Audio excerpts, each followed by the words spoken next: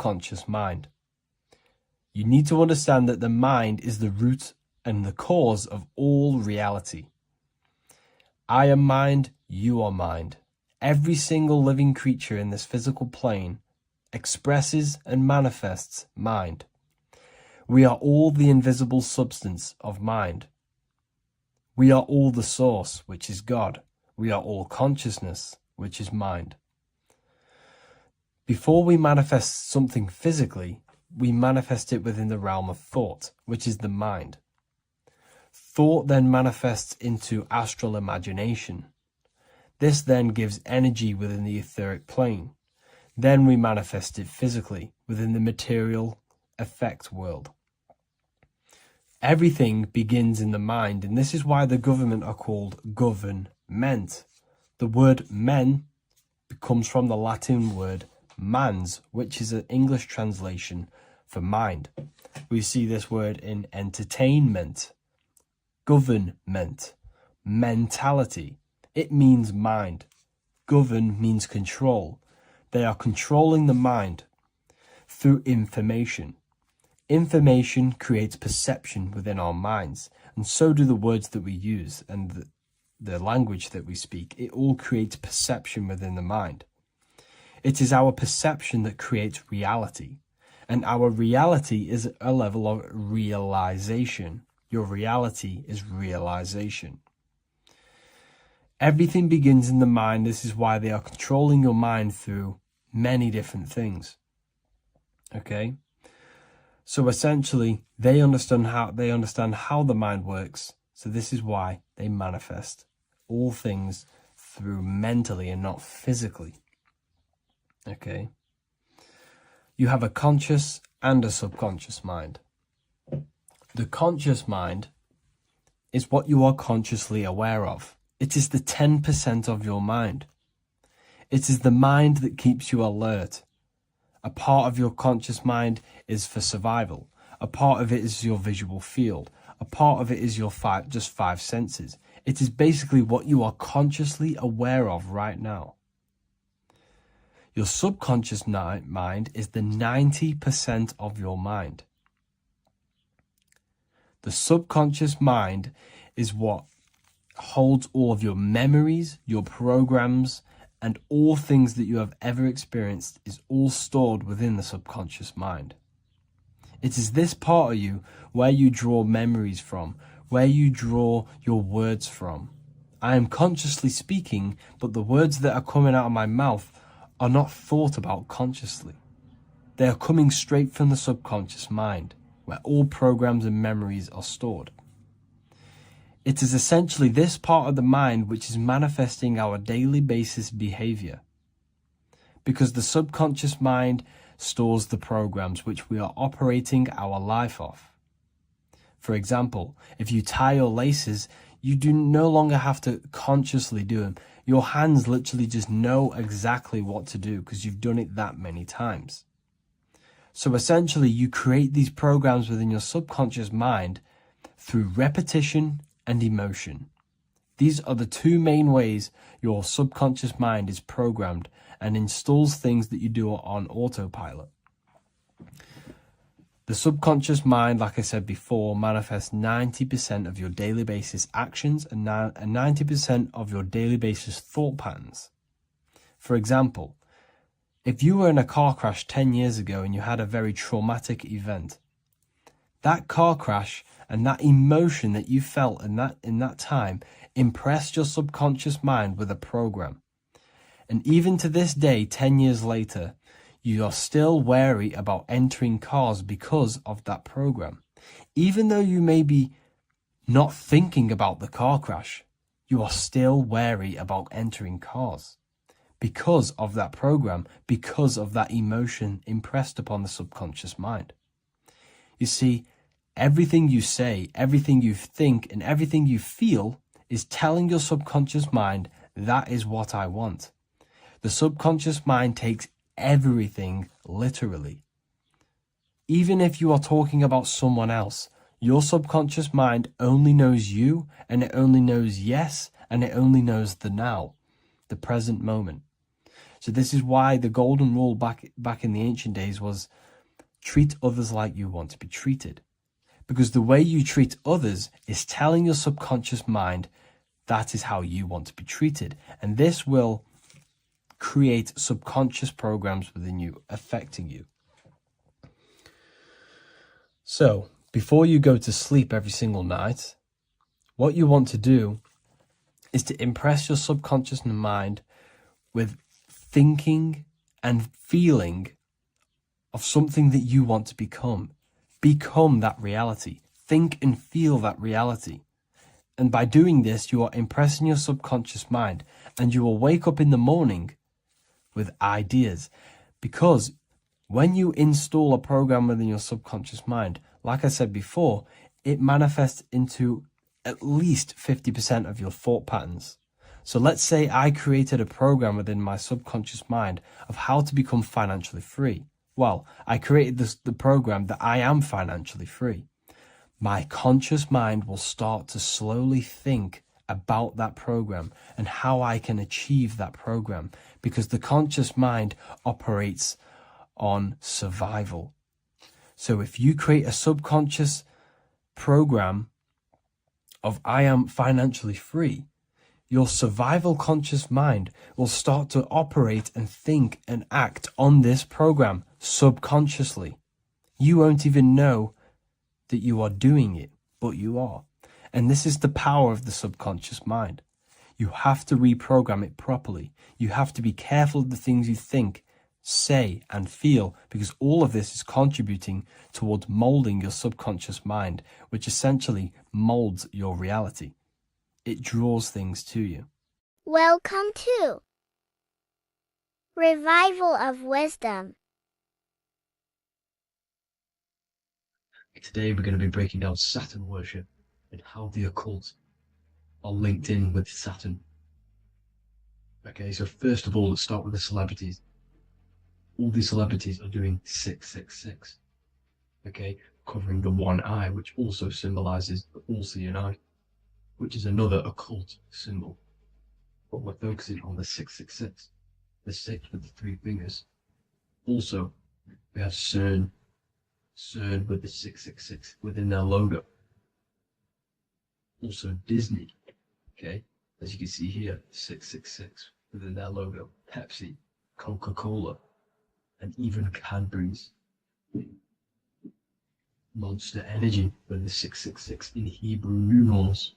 Unleash the beast. So what is 666 to do with Saturn? Because on Saturn, there is on their north pole of Saturn, there is a 6-sided hexagon, okay?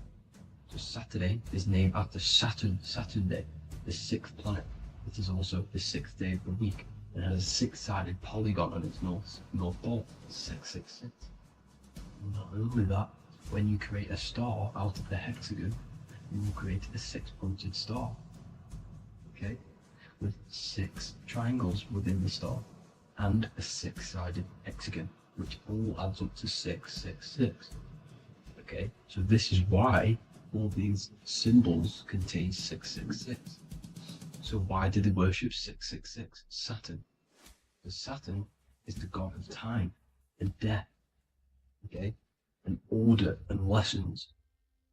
Okay, Saturn is a very cold and dry being. That is the 6th planet from the sun. Okay, Saturn represents the winter, which symbolizes death. Okay, because all nature dies within winter because the sun's not there. So it represents darkness and death.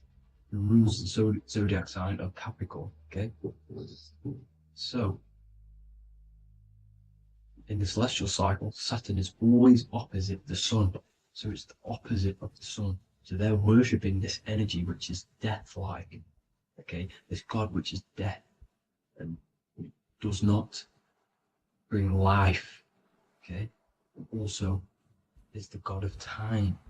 Okay, also in the Roman and in Greek it's called Chronos. Okay, which is just a translation for time.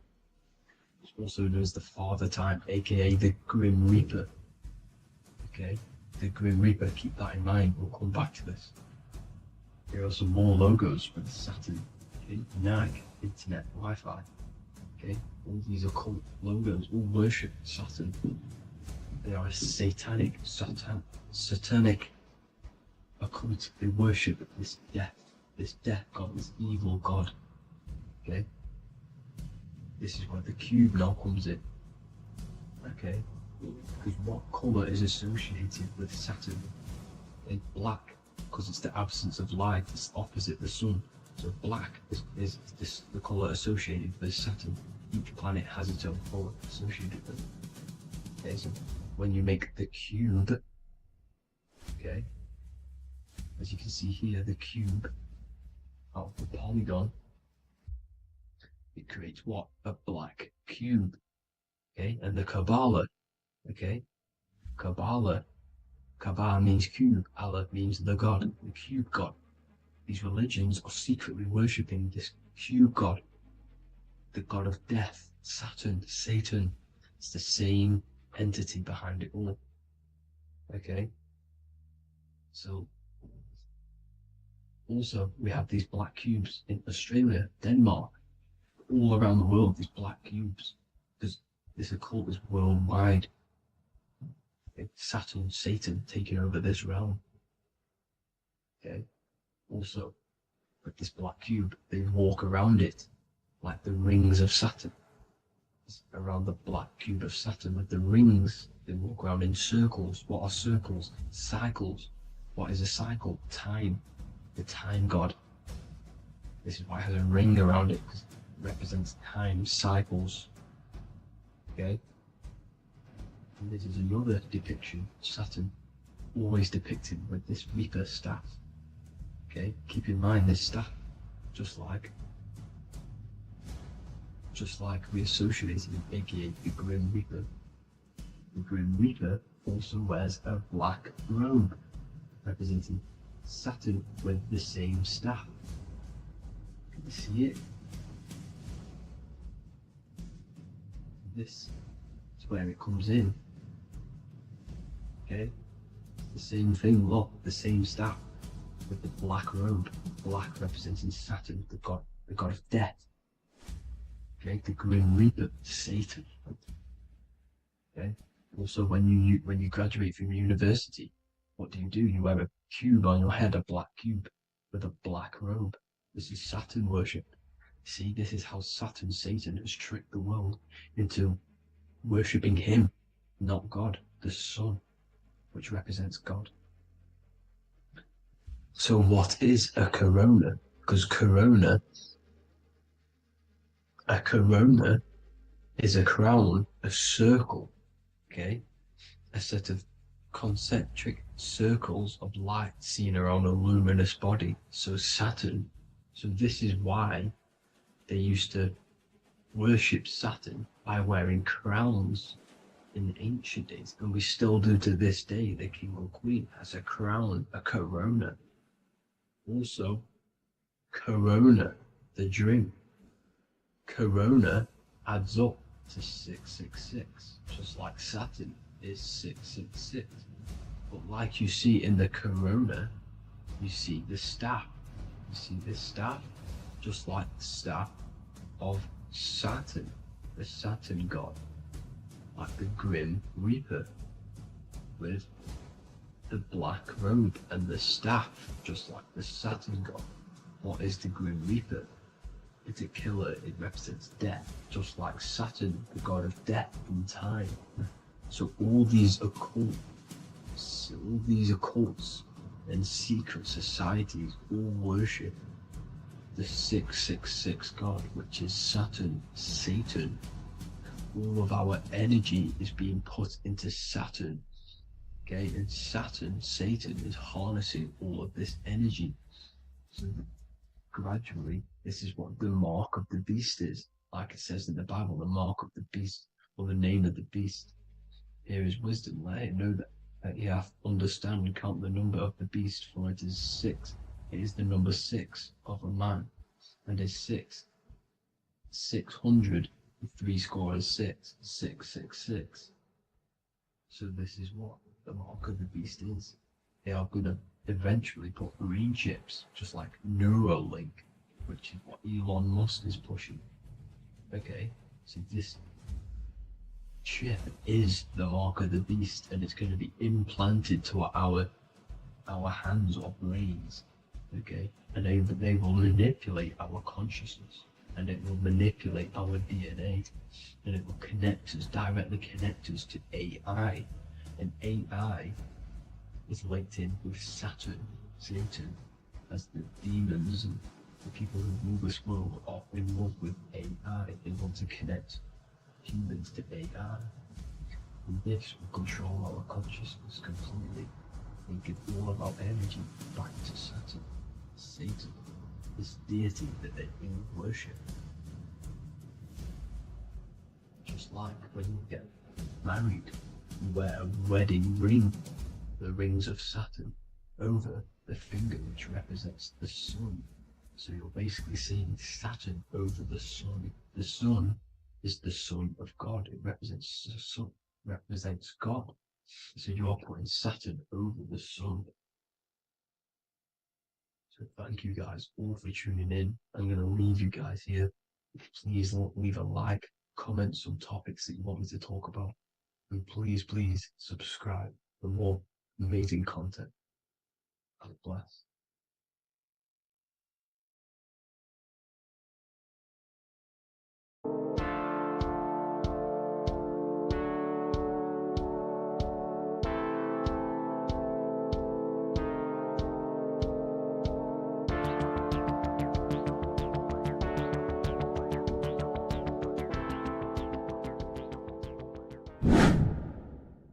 Welcome back, people, to another occult lecture by Revival of Wisdom. Today, we're going to be talking about magic and how it's being used on us for the New World Order. Magic has the word mag within it, which is magnetism. Magnetism is the force. Magic is influencing forces, natural or supernatural forces, and using it for a certain agenda to gain something out of it. Now, magic is not what everyone's being thought. It's not some sort of fantasy thing. It's actually very common, and we all do it, whether you believe it or not. Magic is all to do with the mind. As I said, always say in my lectures, your mind is what creates matter. Your mind is what creates your external world. So it's all about manipulating and planting seeds within the mind, because your mind is a garden, and thoughts and words are seeds which are being planted in that garden. Your life, your physical life, the people you have in your life, your friends, your car you own, the job you have, is all a reflection of the thoughts that you've been thinking in the past. You are where you are in life because of the thoughts that you've been thinking. Therefore, your life is a direct reflection and manifestation of your mind, the Garden of Eden. Okay? The mind is what they are targeting. What you see, say, and hear has a direct effect on your mind. Me talking to you is influencing you. The words I'm saying is planting seeds within your mind. Now it's up to you to consciously act on these thoughts or these words, or to maintain these words. As above, so below, as within, so without. What's inside of me is outside of me. What comes into the storehouse comes out of the storehouse. You have the left, you have the right, you have the up, and you have the down. As above, so below. Whatever is in your mind will be expressed in some sort of way, consciously or subconsciously, spiritually or physically. The mind is what manifests everything. And this is what we need to understand. We need to understand is that the mind is not physical. All things spiritual manifest physical. All things seen come from the unseen. The words you're thinking That everything you have is coming from the unseen. The actions that you do come from the unseen mind. Another expression for as above, so below is you are the universe itself. You are a universe, a mini universe. But just because you are mini does not mean you are the whole thing. If I take a little piece of infinite, let's say there's an infinite light source. Let's say I take a little chunk of that infinite light source. That little chunk I took is still infinite because it's been taken from infinite. You are the universe. Your awareness, your mind is the universe. It's information. You are the universe experiencing itself. This is why we say we are all God. As above, so below. What is in me is outside of me. The sun, the physical manifestation of the sun is your soul. The 12 constellations are manifested in the physical body. The 5 elements are manifested in the physical body. They're manifested in the 5 fingers you have. As above, so below. This is manifested, well, this is a symbolized in Freemasonry and secret societies as the 2 pillars. The mirroring reflection, the reflection of reality, the mirror, as above, so below. What happens in the mind, what happens in the astral, happens in the physical. This is Aleister Crowley. This is all symbolism. This is the 2 pillars with the all-seeing eye and the triangle at the top. Aleister Crowley was a master magician, very powerful dark magician, black magician. There's 2 types of magic. You have white and black, just like the checkered board, the Masonic checkered board. You have white and black, you have good and evil. White magic is influencing natural forces to gain something that will help the collective consciousness, help the collective, help the earth, help other people. Black magic is something you manipulate something so you can get something personal out of it. Doesn't matter if it's good or bad. It's still considered as black magic because you're being selfish. Everything you do should be contributing towards the collective consciousness and helping others. And this is why the ancients lived in a system where everything was in unity. We understood that I am you and you are me. What I do to you happens to me because I am you and you are me. We are the same mind substance on the inside.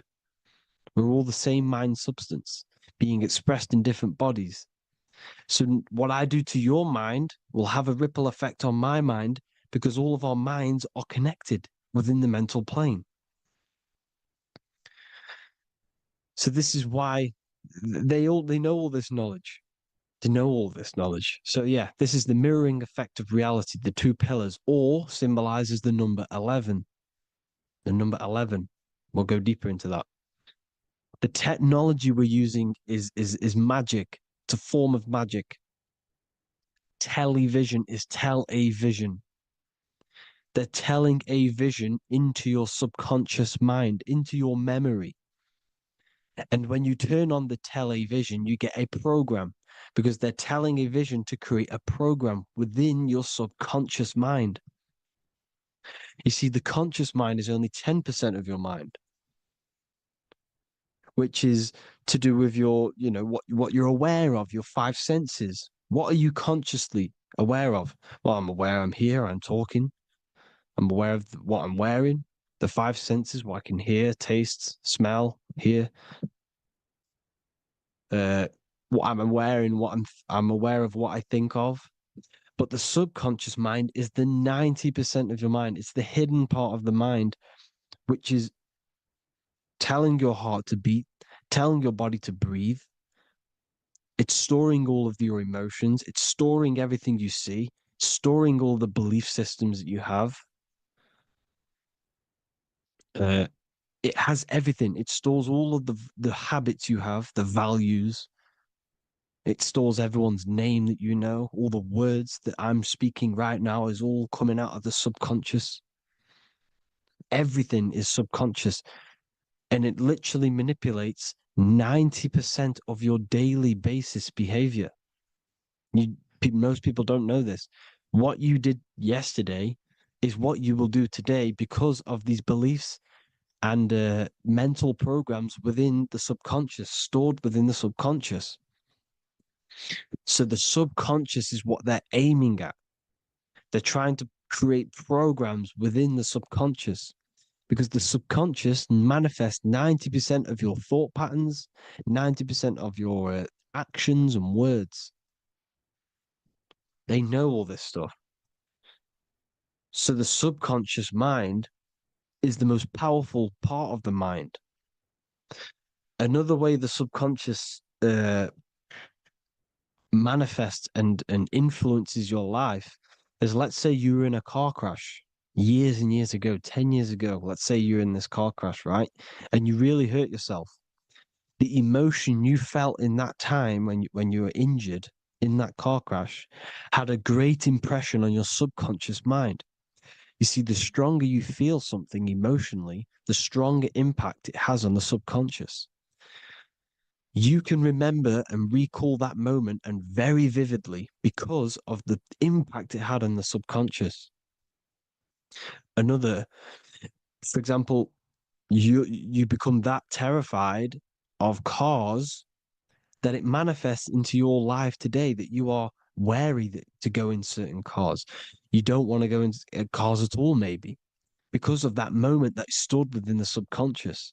And it will manifest into anxiety. It will manifest into not going into cars. It will manifest into depression, maybe. These things, these emotional, very emotional, traumatic events have a great impression on our subconscious and they control your life. This is why you need to meditate and let go deep within yourself and let go of these internal, deep emotions that you may have repressed and keep pressing down and ignoring. But you need to address it and let go of these subconscious impressions you have, which are controlling your life, like anxiety, depression. All of these things are stemming from things that are stored within your subconscious years and years ago, more than likely. Broadcasting. They're casting spells to a broad audience, to news, north, east, west, and south. They're casting spells. No, if you watch the news, everything's red. Breaking news in red writing or the red background, everything's red. Why? Because red's the root chakra, which is all to do with survival. They want to stimulate this root chakra because they want you down there in survival mode. They want you in survival mode because you're easier to control. They control out of fear. And not only they're casting these spells as if, because most of the things they cast in the news hasn't already happened. They're constantly bombarding you with there might be a war breaking out, war this, war that, kill here, kill there, murders. It's impressing, it's casting spells on your subconscious mind. So when the event does turn up in real reality, in physical reality, you're less emotional, you're less surprised. You're not as surprised because you've already heard it before. Your subconscious has already heard it all before. If you never heard of a war and then a war broke out, you'd be going crazy. So they subtly program your subconscious mind through the words, because the words they say is impressing your mind. It has an effect on your mind, which will have an effect on your behavior, your words, your conversations you have with people. They're casting spells to north, east, west, and south on the tell a vision. They're telling a vision by broadcasting, by saying spells. This is why we call it spelling. Even the word, listen, the words we say cast spells. Bless. Oh, bless you. That's be less. The subconscious mind only picks up literal things. You see, when I say bless you, your conscious mind picks that up as, oh, thank you, you're blessing me. But your subconscious picks up as be less. You see? Because the subconscious it has no filter. It's just, it is what it is. Everything is factual in the subconscious. Therefore, if I call you an idiot, your subconscious, my subconscious will think I'm talking to myself and calling myself an idiot, and it will take that as true. That is truth. Everything is truth within the subconscious, and the subconscious manifests your behavior. The devices you, this is the biggest one. Black scrying mirrors, device, the devil's vice, the device. Okay. Black scrying mirrors, black screen is scrying. Black scrying mirrors were used to communicate with spirits within the astral plane in the medieval times. They're probably still, well, they're still being used now by black obsidian mirrors. And look at your phone, it's a black mirror. And there's some sort of, I'm not saying this is facts, but personally, I believe these are portals for spirits and ethereal entities to come into your life, to come into your surroundings. So this is the next big thing: the TVs, your iPhone, your iPod, all black mirrors, and mirrors are very, very powerful. Even just a normal mirror. Mirrors have an effect. Whatever you say into a mirror, what you say is energy. And when you say something into a mirror, you're saying it into yourself. It's an infinite cycle of words of energy because it's being reflected infinite times. When you say something into a mirror, it has a massive effect. You're saying it directly into your eyes, into your mind. So what you say in a mirror should be said with precaution. Never say anything negative into a mirror, because mirrors are very, very powerful ways for you to reprogram your subconscious mind for the good. You can say very positive things into mirrors and it will reprogram your subconscious mind. Okay? Manifesting is all magic. It's all magic. Everything is magic. But consciously doing it is what they're doing. They hid this knowledge. Your phone is magic. It manipulates your mind. The iPhone, I. Okay. See, magic isn't all of this with wands. See, Harry Potter. Okay, that was created to give you this perception of a mystical and amazing form of magic with magic wands and all sorts of stuff like that. Yes, that stuff was true when the collective conscious minds were on a higher level and our belief systems believed in these things, because the universal mind, all of our minds contribute to reality. If the masses don't believe in magic, if the masses don't believe in a certain thing, it's going to have an effect on physical reality.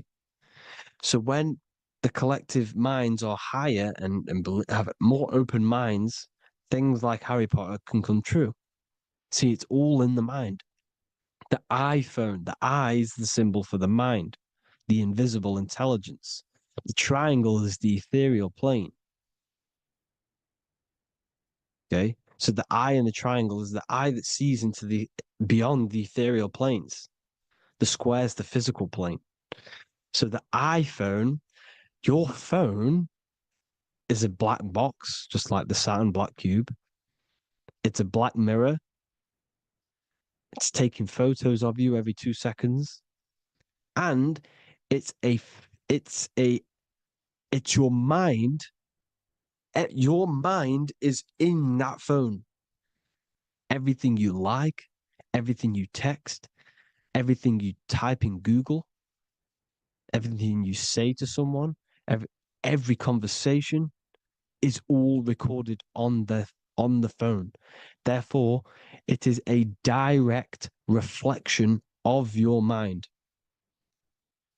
Your mind is imprinted into your phone because your mind, everything you think in your mind, you're manifesting into typing, saying, taking pictures into the phone, and it's collecting it and storing it. And what they're doing, and this is for all forms of magic, it's manipulating the mind. It's all manipulating the mind. Reels, Instagram, TikTok, this is all dopamine. It's all controlling the mind. Every like you get, every follow you get, every share that you get is dopamine within your brain. They're literally targeting your brain and mind. It's all manipulating because what they're pushing through the phones, through the media, through the news, through the televisions is visions and programs. You are the one manifesting the New World Order. They're not manifesting the New World Order. They're giving you the information so you can manifest the New World Order. Everything they say is contributing to your mind. For example, digital money and all the information they put out for you to see is contributing to your enslavement. Your mind is manifesting the New World Order. They know this. They don't manifest it. There's billions of us. We could easily run over them physically, but on a mental level, these people have the knowledge and they hide it from us, and they let us manifest reality because we are the collective. They give us the information which manifests their agenda. It's all magic through the phones, the media, the television. So your phone is a manifestation of your mind. It's a record of your mind. Hollywood, holly tree, holy tree.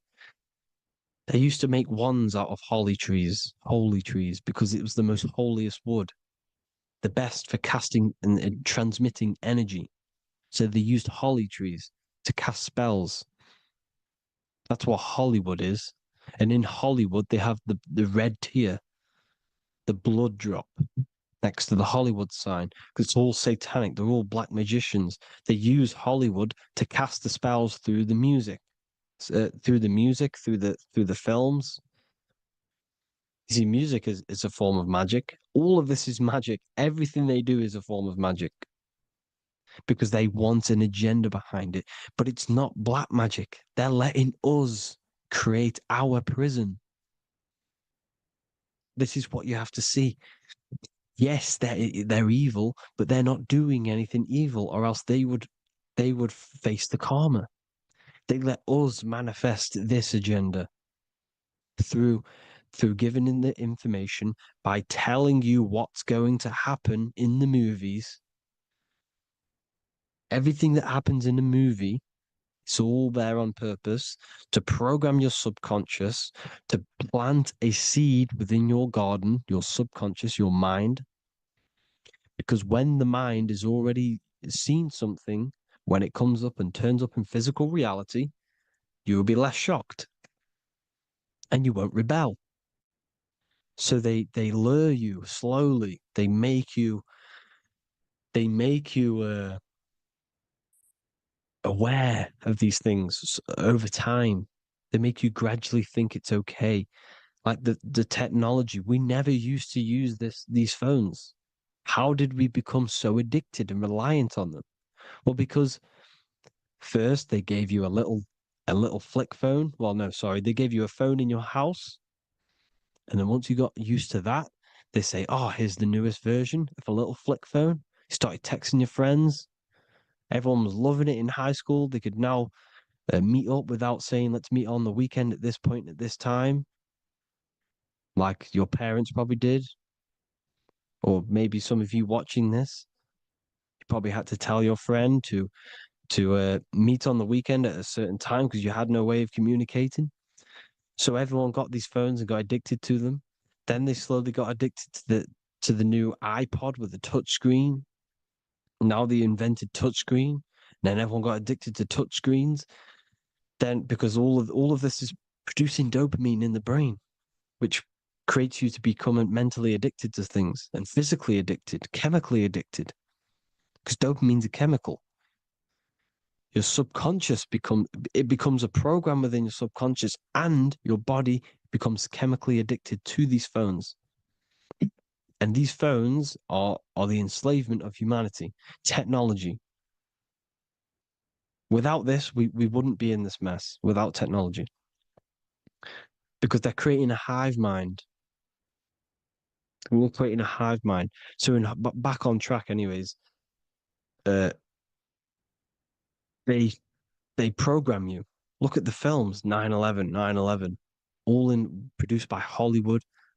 Here's the 11, like I said at the beginning, the two pillars which reflect reality. What happens in the mind happens in the physical. What happens in the astral happens in the physical. Okay, what happens in the physical happens in the mind. It's the two pillars, the mirrors. 9/11. 9 plus 1 is 11. Flight 11 was hijacked. New York is the 11th state.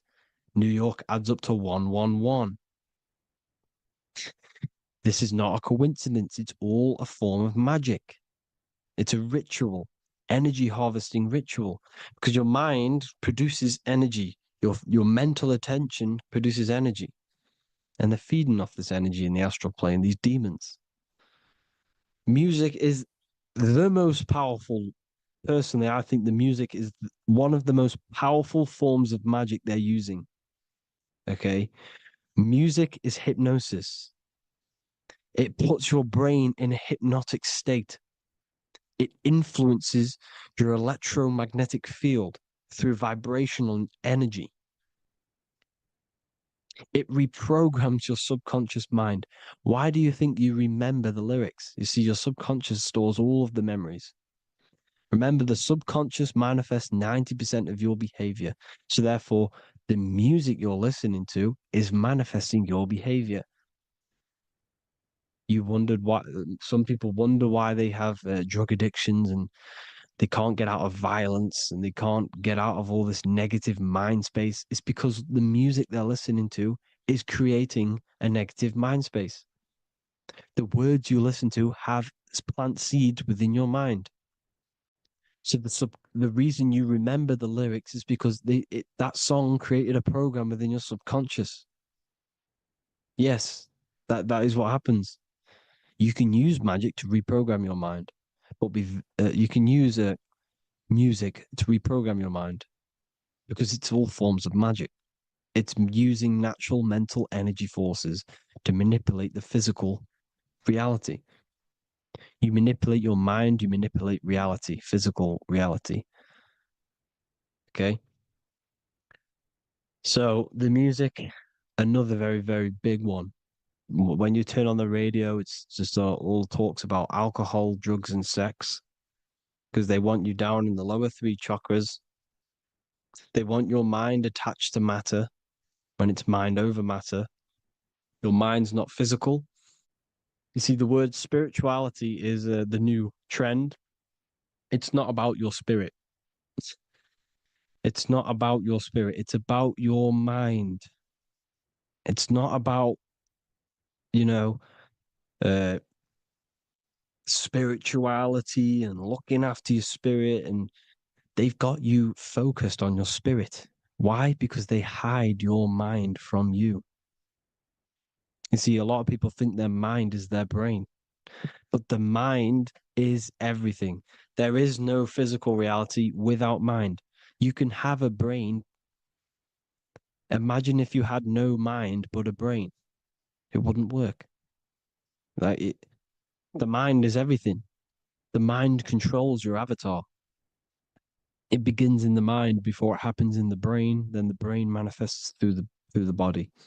The brain's just an electrical computer. So that, you know, they've got people scared, or do I have a soul or not, and all this stuff. Listen, if you have a mind, you have a soul, because you are not the mind. This is why everything is sort of an illusion, because beyond the mind is your soul. But what is the soul without a mind? You can't have a soul without the mind. But if the mind didn't exist, the soul doesn't exist. You are the person listening to your mind.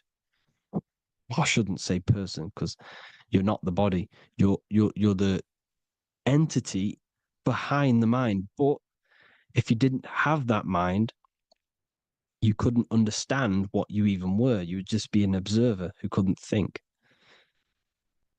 So yes, we all have a soul. If you have a mind, you have a soul. Everything is mind. Everything has mind. Mind creates everything. God is mind. And then manipulating your mind through TV, your phone, uh, every little thing, the school, it's all about the mind, people. Control your mind, you control your reality. Just the last thing, here you go. Aleister Crowley, the dark magician, Kanye West doing the exact same thing because they're implementing magic in the music. Here's the Beatles with Aleister Crowley in the background. Bet you never noticed that. Aleister Crowley was influencing music and placing magic within the music to influence the subconscious. This is what Baal worship was. This is why they kill children. They sacrifice these children. Why? Well, because in order to ascend, in order to raise your consciousness internally, godly, by being good, God, or being in order to be good and raise your consciousness and to get something in the physical world, you have to sacrifice yourself. And what do I mean by that? In order to raise your consciousness and ascend, you have to sacrifice the lower nature of yourself. You know, you got to abstain from having sex to retain your sexual energy, to transmute it, or staying away from some poisonous foods like meat. So, staying away from blood. We shouldn't be consuming other animals' blood. We should be keeping our blood pure. We are humans. We shouldn't consume chicken blood, chicken germs. We are the most divine creatures on this creation. We are the most intellectual creatures in this creation. Therefore, we should keep our temples pure. We are not animals. If you want to associate yourself with an animal, go out in the wild, go and find a wild boar and go and try rip its guts out with your bare teeth, because you can't do it. You're not a cat. You're not a carnivore. Okay? So in order to ascend, you have to kill and sacrifice your lower part of yourself to ascend up to your spirit self, your mind self, the highest version. And the elites don't want to do this. So they sacrifice other things like babies to kill them, to exchange their life over to the astral plane, so these demigods in the astral plane can give them something in return in physical. They don't want to sacrifice their lower self, so they sacrifice other things for exchange, for physical pleasure. But the godly person sacrifices their lower self for their higher self to do good and ascend. So this is what all the Baal worship is, people, and this is why they're doing it. Hope you all had an amazing lecture. If you haven't already, go and get the Book of Wisdom for more information. You know, I don't go into dark stuff in this book because all I do is enlighten people in this book. You can get it in Spanish, English, German, Italian, and French. Worldwide shipping, you can get the PDF or paperback. Or there is also a new one called the Human Health Guide 2.0. It gives you a list of all the foods, grains, oils, and nuts, everything that's alkaline and positive for the body and not man-made and hybrid. It tells you all the products to stay away from, how to fast, how to improve vision, how to improve everything, literally. So the Human Health Guide has been released. If you want that, I'll pull all the links in the bottom of the description. Hope you all enjoyed the lecture, people. God bless you all.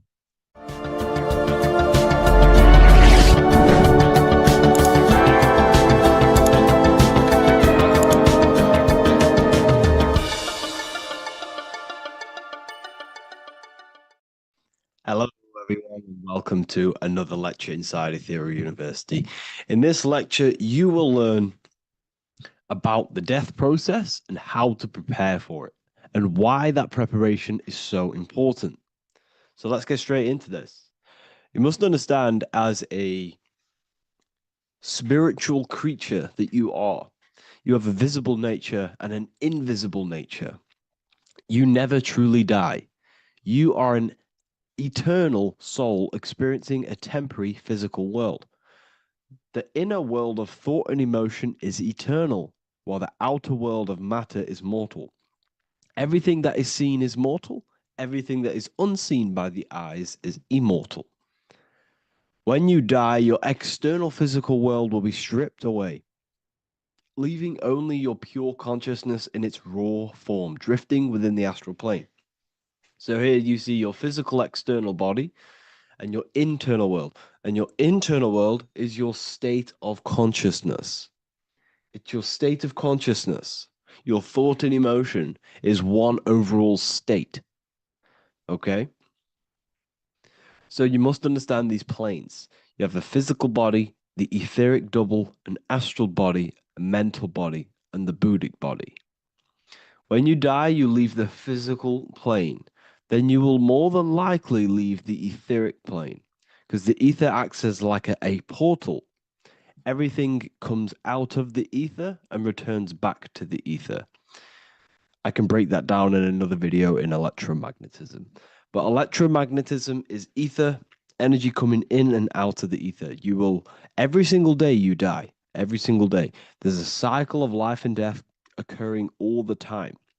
Every single day, you go to sleep, you go back, your consciousness slips back through the ether. And then when you wake up, your consciousness comes back through the ether into the physical plane. Death is just a bigger macrocosm of the microcosm cycle of life and death. So you will return back to the astral, which is the realm of imagination, infinite possibilities. And this is where thought forms start to manifest. Okay, so depending on how advanced you actually are mentally and emotionally, will depend how long you stay in the astral. Now, what we must understand is that there is many different components to the astral. We have the higher astral, the middle astral, and the lower astral. These are all vibrational states. So if your mind and soul is operating in lust, lust, desire, hate, food, physical addiction, smoking addictions, then these are quite heavy. These are quite heavy attachments to your consciousness, and they're quite low level desire, which means they have a low vibration. You will manifest in the lower astral when you're stripped from your physical body. The lower astral is not inherently evil. However, there's just low vibrating things going on there. Low vibration does not mean evil. Okay? So, just like bad doesn't mean evil. Okay? In the lower astral, you are going to see lower astral beings. You're going to see spirits, souls with low level desire. Okay? People who are attached to the physical plane, people that lust, people that do these things.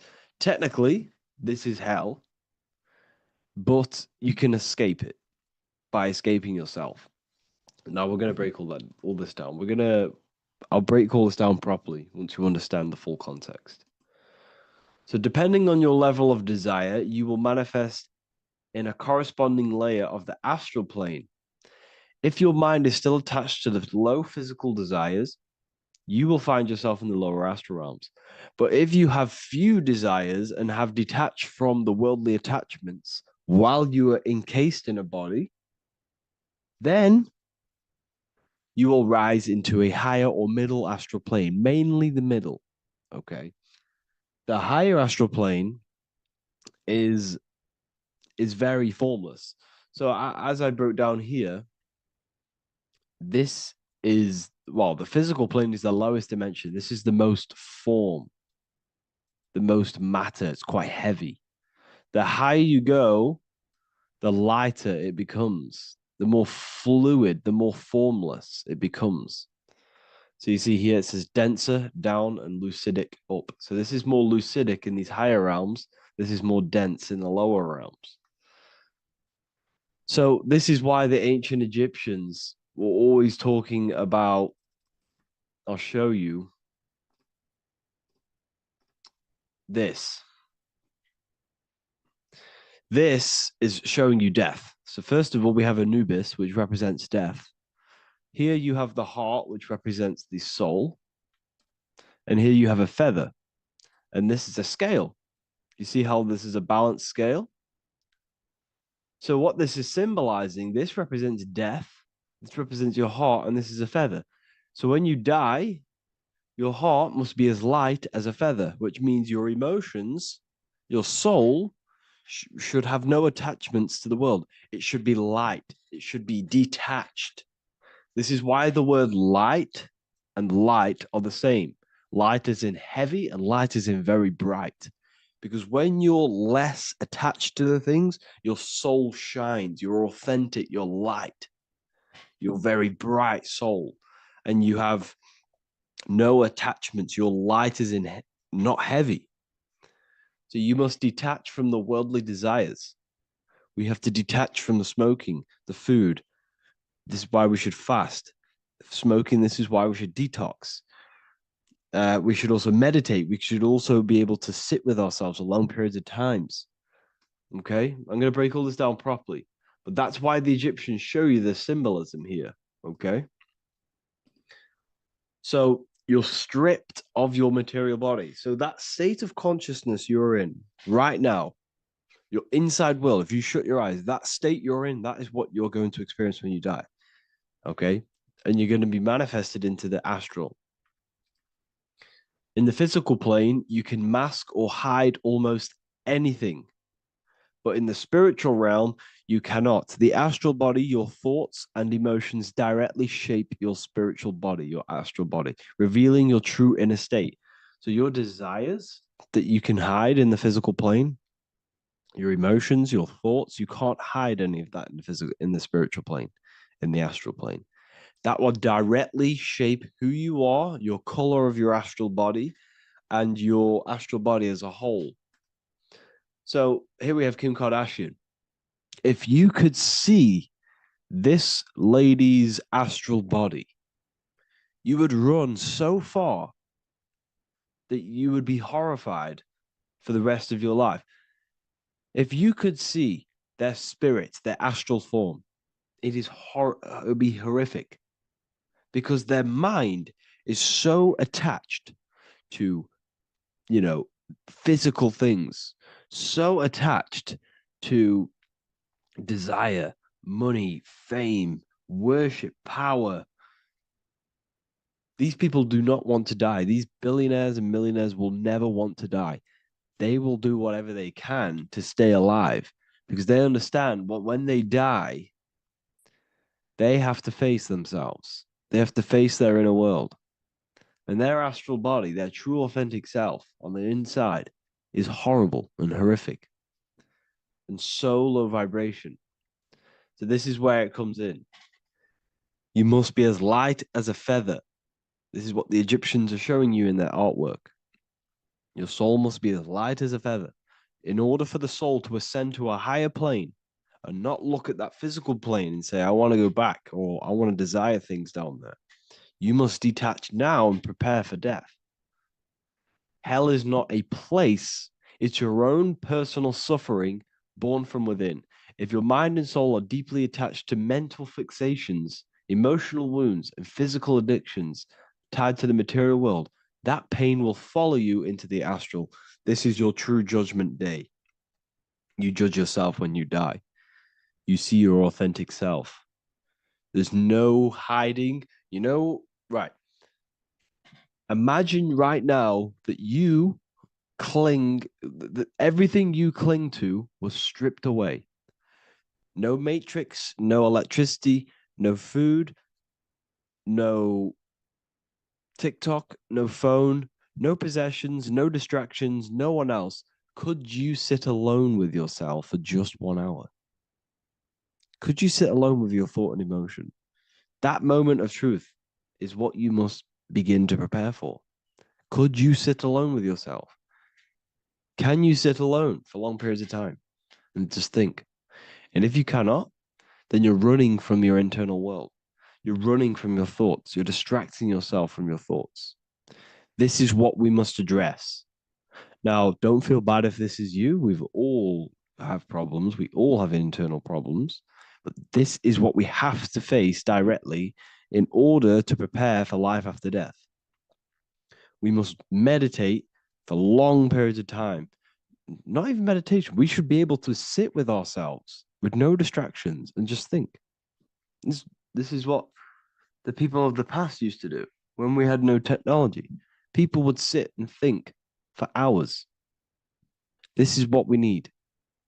Because if you cannot sit with yourself, imagine sitting with yourself with no physical body. That's the level that's going to happen. And we need to prepare for that. The soul and mind must become as light, as weightless, as radiant as a feather to ascend to a higher plane and move beyond the physical life. To rise, they must release heaviness, attachments, burdens, fears, and desires. The lighter and brighter your inner being becomes, the more freely it can rise into a higher state of existence. Ascension is not about going somewhere, it's about becoming something pure, clear, and luminous. Okay, this is very important. Very, very important. We must detach from the worldly things. So, enough of that. How do we do it? How do we attach? How do we prepare? Number one, you must detach from the material things. Start loosening your grip on things, possessions, titles, even identities. They are temporary. Appreciate them, but don't let them define you. Let nothing outside of you define you. Nothing. Your name is not you. Your job is not you. Your reputation is not you. Your bad past is not you. Your good past is not you. Your business is not you. Everything outside of you is not you. Now, what I'm saying is, I'm not saying go full right hand path and never care about anything physical, never care about your family, don't love your family. I'm not saying that. What I am saying, love these things, love these outside things, but do not become attached and do not let them define you. You must be okay with losing anything that is outside of you. You must be okay with that, because you must understand the physical plane it's promised that everything is temporary. Everything is temporary in this plane. So don't ever think it's going to be there forever, because it's not.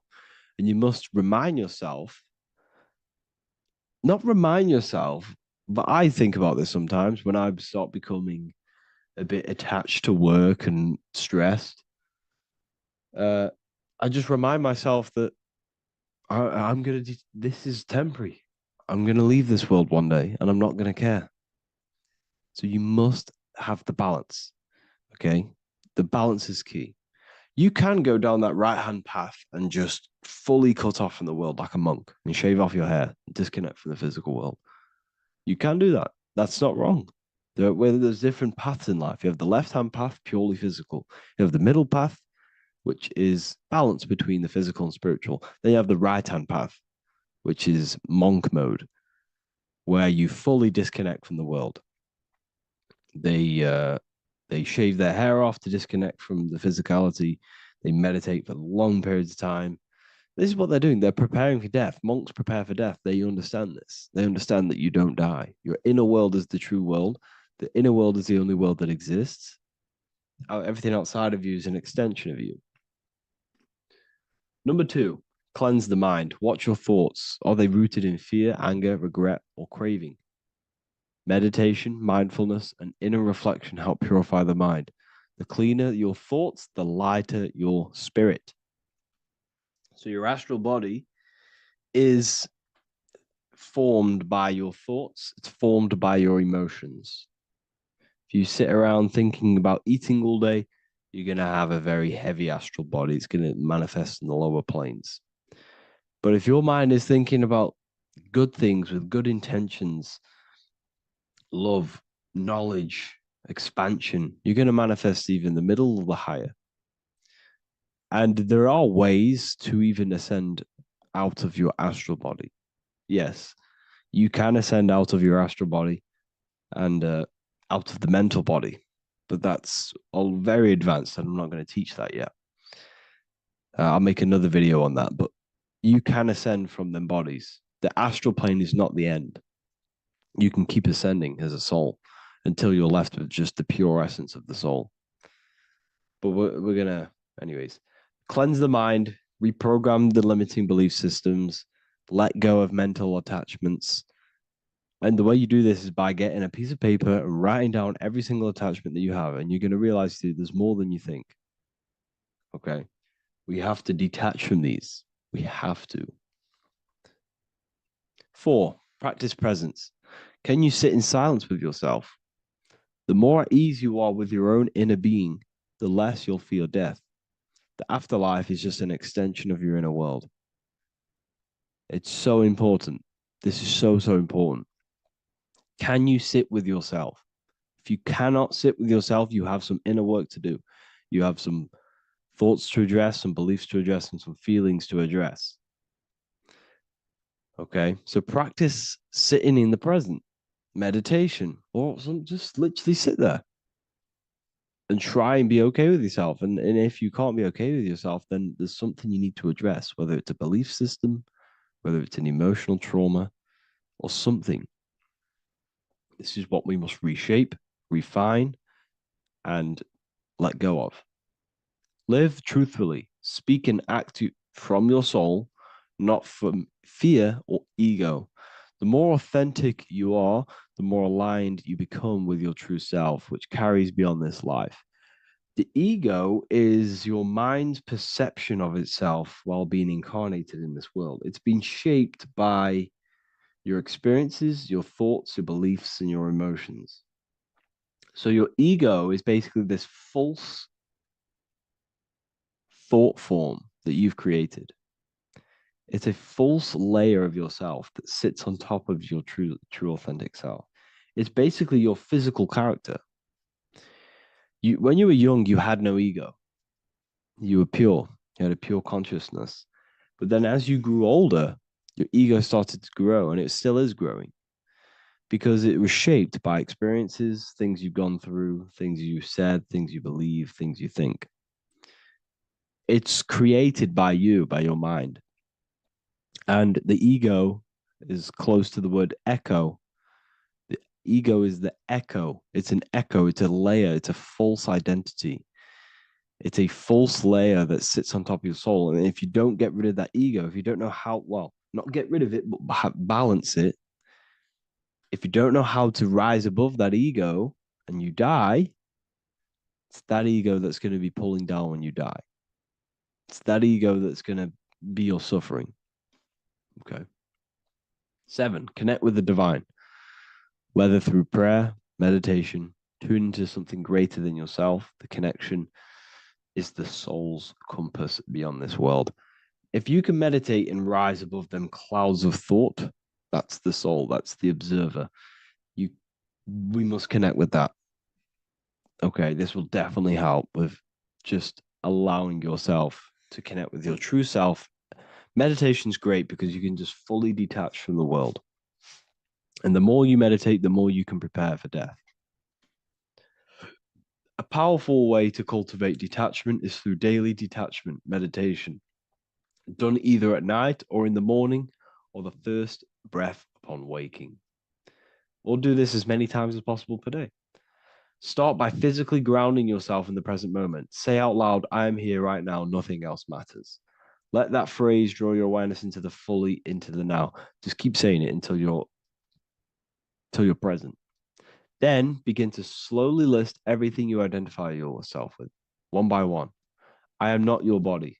I am not my body. I am not my name. I am not my possessions. I am not my house. I'm not my children. I'm not my everything. I am not my thoughts. Release each layer gently. Imagine, if you want to, if you have a good imagination, imagine placing these things into a big box. Placing your body, placing your name, placing your possessions, placing your house, your car, your thoughts, your beliefs into a box, and then shut that box. If you have a good imagination, do that. That can help. And you'll be left with yourself. And you're not even that. It goes even deeper. Eventually, you'll reach the mind itself. Detach from the language that the mind is even using. Now, that's very difficult. And not many people have ever thought about that, and they've ever even been there. Detach from the language that the mind is using. Think about that for a second. Your mind is not what you actually think. It goes very deeper. Your mind is not that little voice. It's that voice that the language is using. So even the language is a spell on your mind. Okay, it's an attachment. Eventually, you'll reach the mind itself, detached from the language it uses, the voice in your head, the need to define. What remains is something beyond thought and beyond words. I can't even describe what's left, because words, once the language is gone, it's purely metaphysical. All I can say it is pure awareness, and it's symbolized. This is why symbols are so amazing, because they can symbolize things that are beyond words. A flame, it's just a flame, and you won't be able to understand that until you've been there. It's just a flame. It's pure cause. Words can't describe it. You'd have to experience it. Connect with this essence daily. This is truly who you are. So this is a great way to detach. We can do these detachments every single day during meditation. This will definitely help over long periods of time. Of course, you're not going to be ready tomorrow for death, but just try and prepare for these things. This is the whole reason people used to meditate. It's the whole reason why people do these spiritual practices, because they understood that this plane is temporary and your soul moves on from this plane. And you'll never truly believe in the soul until you experience it. So I can show you these things, but you must go out and experience it. The soul is real, but you won't understand unless you cast off everything else. Okay. So I hope this video helps. It's a very deep video. I'm going to be making more of these stuff, of more self-mastery. And of course, we've made the self-mastery section now. So I'm going to start filling up this place with lectures. And I think it's a great time to start this, because a lot of people have been asking on how to master yourself, prepare to death. So hope this video helps. See you in the next one.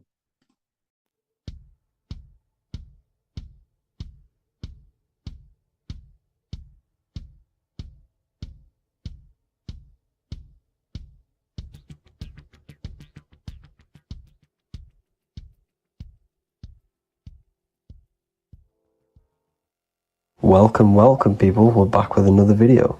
I will now be keeping track of my YouTube and trying to upload every week. In this video, we'll be talking about the chakras. The chakras are the 7 attributes of God, and they are the 7 planets. These are literally vortex portals within us that connect us to these vices and characteristics of God. Each one of these energy centers are a spinning wheel of energy which controls the cells and organs in that particular area of the body. For example, it's literally a mini brain for that area of the body. Each chakra has a vice which you need to turn to a virtue in order to climb up through the system. They work like a stairway system. You have to go through each chakra in order to unlock the one above. This process is turning matter into spirit, as you descended from spirit to matter. Saturn is Satan, that's why it's the lowest chakra, and that's why the devil is red, because red is the lowest vibrational color. When you are in these lower states of consciousness, you are in your animal nature. This is your physical side of your nature, and you are mainly being driven by your animal instincts or your ego. Moving back to your higher self or your spirit self is not an easy process. It takes a while. However, with discipline, consistency, and motivation, you can achieve this, and this is what the ancients called Christ consciousness. Once you have achieved this, it is basically a state of mastery of the mind. You no longer lust for the lower animal nature things. Now, let's start with the root chakra.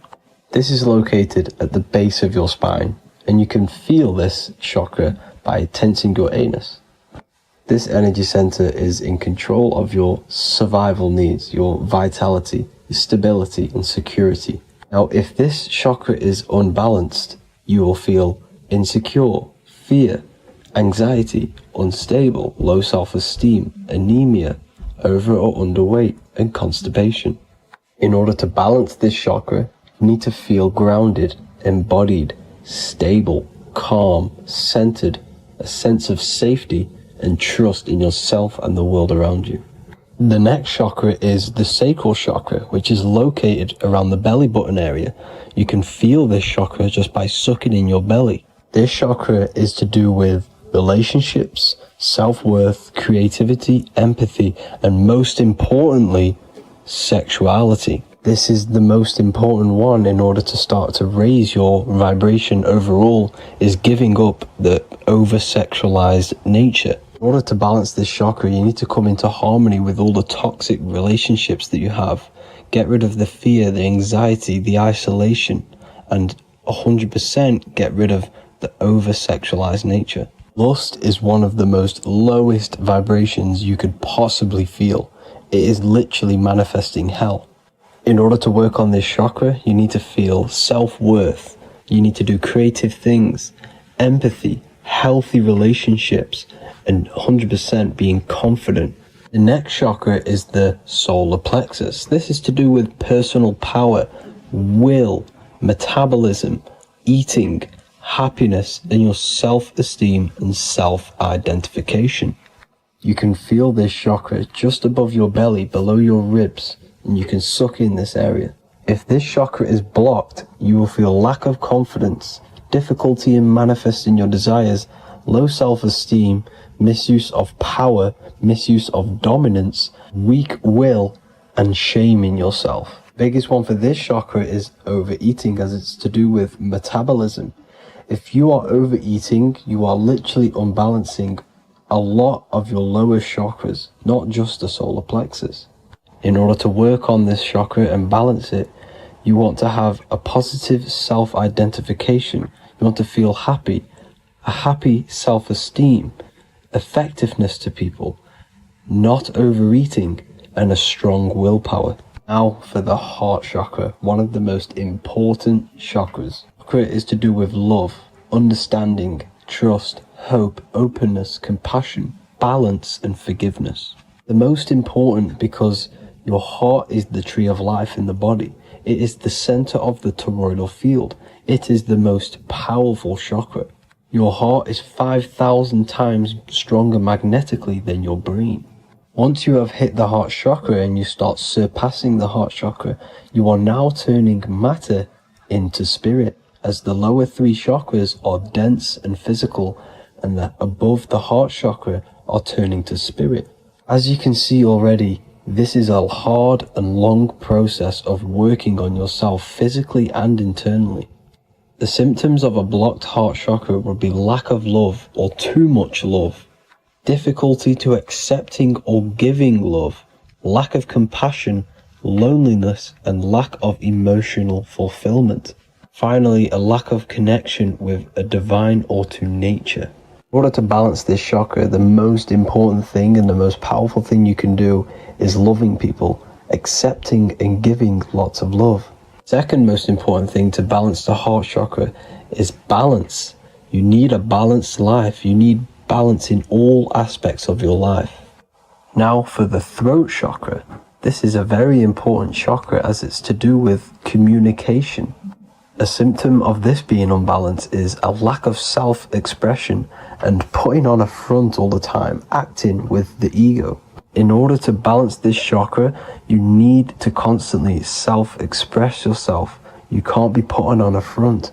That voice inside your head, you have to let it come outward. Don't just block it off with a wall. Self-expression will lead to you gaining friends who actually like you for being you and not these fake friends that you have to put on an ego for. In order to balance this chakra, you need to express yourself, express the word that's within you. Don't be lying to people, don't deceive or be deceptive. The next chakra is the third eye chakra. This is starting to get very advanced and you are coming very close to spirit. Just before we head on, I want to announce the PDF is now available, containing all the presentations I've ever made, all into a condensed 38-page PDF. The link will be below this video for you to access. And if you want to learn how to create reality using your mind, how to attract your desires, how to get out of the situation you are in, the link will also be there for the Manifestation Mastery course. Now for the third eye chakra. The third eye chakra controls the pineal gland, which is your first eye.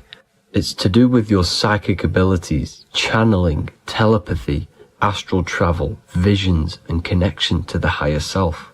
You need all of the chakras aligned to get the full potential out of your third eye or pineal gland chakra.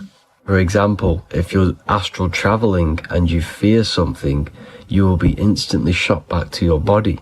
So you need to master all of the chakras before you go on and try and do these higher spiritual activities. Symptoms of the third eye chakra being blocked is lack of imagination, lack of vision, lack of concentration, blocked or clouded intuition, can't see the big picture, and especially overly reliant on logic and intellectual thinking. A good way to work on this chakra is imagining things, vision things, trust your intuition at all times, always follow that inner voice.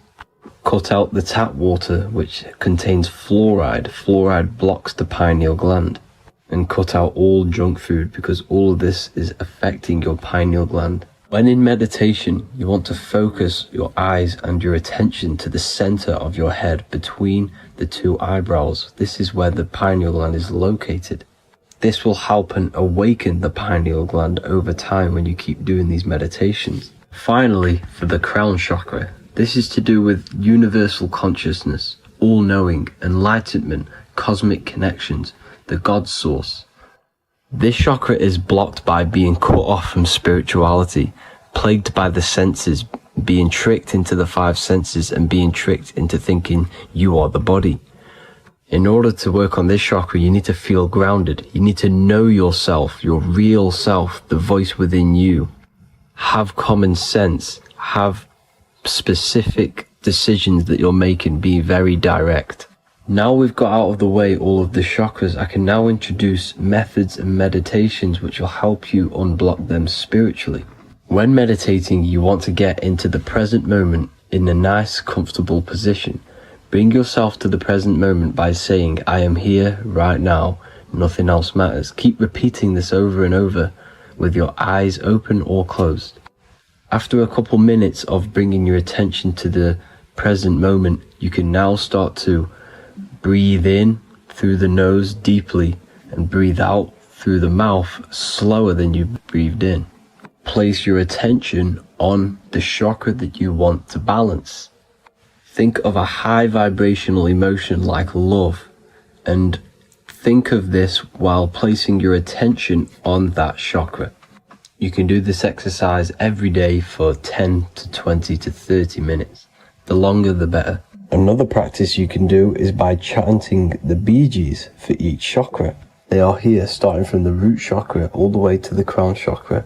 Or you can chant the 7 vowels. There are not 5, there are actually 7. A, E, A, O, U, M. A, E, A, O, This is the proper way of pronouncing the 7 vowels. These are so powerful because these are the only things that exist. It is literally the sound of God. By pronouncing them right, you can actually create a lot of power within you and align your chakras. That's it for this video, people. I'd appreciate a comment and a like to help the algorithm. I appreciate you all. Love and light.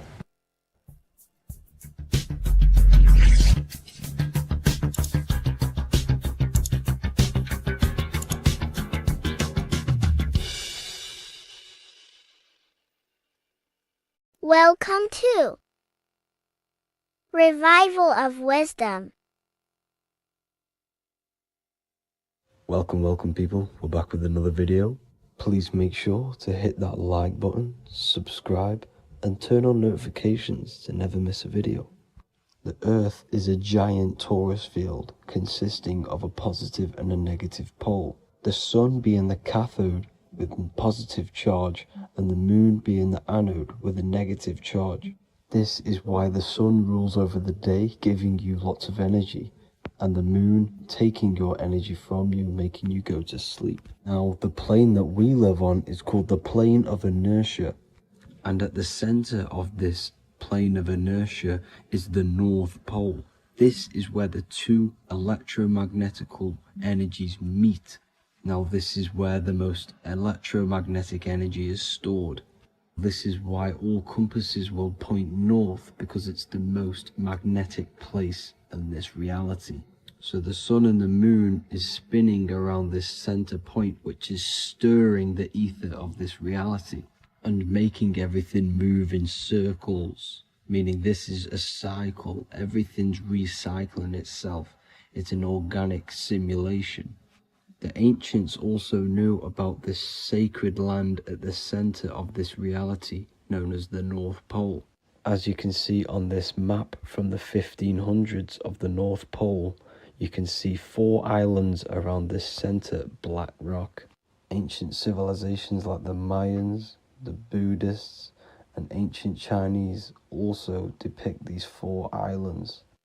The endless symbology of these sacred lands at the center has been going on for thousands of years. These sort of secrets are now kept by the elites, but as always they have to show the truth in plain sight, and this is what they are doing with the Windows symbol and also the Wizard of Oz. Now in the Wizard of Oz, as you can see, there's something called Munchkin Land. Munchkins are these unusually short people. Then on the ancient 1500s map, it says pygmy. And then the pygmy people in mythology are also these unusually short people. Just like Santa and his elves, they come from the North Pole. And elves are these unusually short people. These stories that we are told about Santa and Munchkins are putting truth in plain sight about this sacred land. This sacred land at the center of the earth is where the aurora borealis comes from and is being emitted from this black hole in the center, also known as the black sun. The aurora borealis is the earth's aura, hence why it has the word aura inside of it. It is the life-giving essence to all life within this realm. As this dualistic reality we live in consists of both physical and spiritual, the black sun is like our sun for the spirit. It's our spiritual umbilical cord, connecting us to the spirit realm. And the rising sun is the opposite. It's our sun for our physical 666 carbon suits, known as our human body, our physical aspect. As it states in the 40,000-year-old emerald tablets, deep in Earth's heart lies the flower, the source of the spirit. The flower of life is as thine own place of spirit, and streams through the earth as thine flows through thy form, giving off life to the earth and its children. So the North Pole is the core of this spiritual reality, and the closer you get to it, the more spiritual and lucid it becomes. So the elites have covered this up in order for us to forget the true nature of this reality. And they did this cover-up by introducing the globe model. Nicholas Copernicus was around in the 1400s, and he introduced the globe model. As you can see, he is a Freemason. He depicts himself with a globe and a Masonic compass in all of his paintings and portraits. Galileo was also a Freemason, as you could see in all of his portraits with a globe and a Masonic compass. He was also a massive part of introducing the globe model after Nicholas Copernicus. So yes, the globe model was a spiritual and political move to gain more control over the masses. After the globe model was then introduced, they introduced the theory of evolution by another Freemason, Charles Darwin. See how these two theories go hand in hand? They both degrade humanity and they make you confused of where we actually came from. By hiding the true form of this divine creation and hiding the true power of each and every one of us, they maintain control over the masses. Now this is order out of chaos, known to be the 33rd degree slogan of Freemasonry. Now this is the Masonic cosmology, and as you can see you have the checkered board for the duality, the 5-pointed star for the 5 elements, the 4 corners for the 4 pillars, the all-seeing eye, which is Polaris, the sun, the moon, and the 7 stars. So even Freemasons are taught the flat earth cosmology and the true form of this reality. Now the true nature of the sun, the moon, and the earth is shown and reflected through the Masonic compass. The Masonic compass is the sun, the moon, Polaris at the top, and the black sun at the bottom. It makes sense why all the scientists who introduced the globe model all used the compass and the globe together, because it's truth in plain sight. As I explained in my other video, all Freemasons have to take the oath, so it goes to show, why are we all learning these theories from Freemasons who can't talk about certain topics that they learn about? Why should we believe their theories when they're holding back the real truth about this reality? Now going on to NASA. NASA means to deceive in Hebrew, and they are also funded by the government. They are not a private company. The old owner of NASA, Werner von Braun, on his grave has the Bible verse Psalms 91. The heavens declare the glory of God, and the firmament showeth his handiwork. Now why would the owner of NASA put this on his grave? Seems a bit suspicious to me, alongside with the NASA astronauts are all Freemasons. And not to mention the countless mistakes they've made on their live videos in space stations, the moon landing, and the CGI footage of the Earth, which is obviously photoshopped. Just by tricking the masses that they live on a spinning ball, the elites gain the perception of the masses. Not only does it hide the divine creation we're inside of, it hides the divine spark within you. It hides the creator, the source. And by believing in space and we live on a spinning ball, it makes people come to the interpretation of that we are a coincidence and we do not have any purpose. And of course this is false. When you come to realization that we are all a divine creation and we can create our own divine life in this reality, life becomes more sacred and you start to enjoy little things. The elites want you to believe everything exists only in the 5 senses. They want you constantly looking outside of yourself because they know that will keep you on lower states of consciousness. Now this brings me to our next point. By tricking the masses into the heliocentric model, the elites started to advertise aliens in the movies, in cartoons and magazines in the late 1940s. Now this is subconsciously programming us about aliens and extraterrestrial threats, which then they can use to their advantage. And this is something called Project Bluebeam. They are more than likely going to fake an alien invasion to push this 2040 agenda, which is for one government and one ruling currency. That's it for this video, guys and girls. Hope you all enjoyed. please make sure to leave a like and a comment. God bless you all. Welcome to Revival of Wisdom. What is good, people? Is Revival of Wisdom. We're back with another video. Today we're going to be talking about the importance of Saturn and the occult. Let's jump straight into this. So Saturn is the god of the earth, right? It's the time of God, change, destruction, physical matter. He creates and destroys because the energy of Saturn is the key to crystallization. It wraps things in physical matter, right?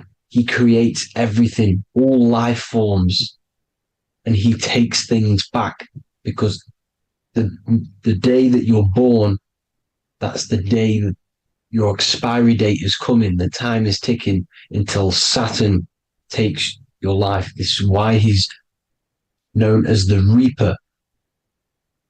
Okay? As he's personified as eating his child here in this ancient Roman painting. As you can see, he's eating the child. We are all children of Saturn, right? He creates physical matter, our physical bodies, right? He's the god of time because he's the slowest moving celestial body. He's the Lord of the Rings, as you can see here. He's the last one on the ring. He's the slowest one moving, okay? So he is the Lord of time, destruction and creation, okay? This is why his name is Saturn, Satan. He's the devil, okay? But I'm not saying Saturn's evil, guys. It's a part of life. Everything lives and dies, right? He's the key to crystallization. Now, as we have the clock here, our god Saturn, or Chronos in Greek, just means time. He's also the god of time, as I've already said. 60 seconds in a minute, 60 minutes in an hour, 24 hours in a day. Add 2 plus 4 equals 6. 60 seconds, 60 minutes, 2 plus 4 equals 6. That's 666. Okay? And as you see on the clock, 6 take away 12 equals 6. 7 take away 1 equals 6. 9 take away 3 equals 6. 6 is the number of Saturn. It's associated with Saturn, right? He's the god of time, of justice. Everything goes back to the Reaper in the end. Everything lives and dies. Now, the artwork of him, he's always got the Reaper staff. You see, it's personifying death. Now, when you see this, the Romans were not saying Saturn was a real person, a real god in human form. No, this is personification. This is what the ancients always did. They personified, just like the Bible. It's all personification. So the personifying Saturn eating its children because it eats, it's the Reaper. No one can escape the Reaper. No one can escape death. Now, Saturn is 666, which is in the Bible, the number of the beast, right? The number of the beast, Satan, 666, right? So on the North Pole of Saturn, you have a hexagon, which makes a cube, right? Now this hexagon, when you join up all the corners, creates the 6-pointed star known as the Star of David, right? In the Jewish religion. Now, as you can see, the 6-pointed star has 6 points, 6 mini triangles, and a 6-sided hexagon.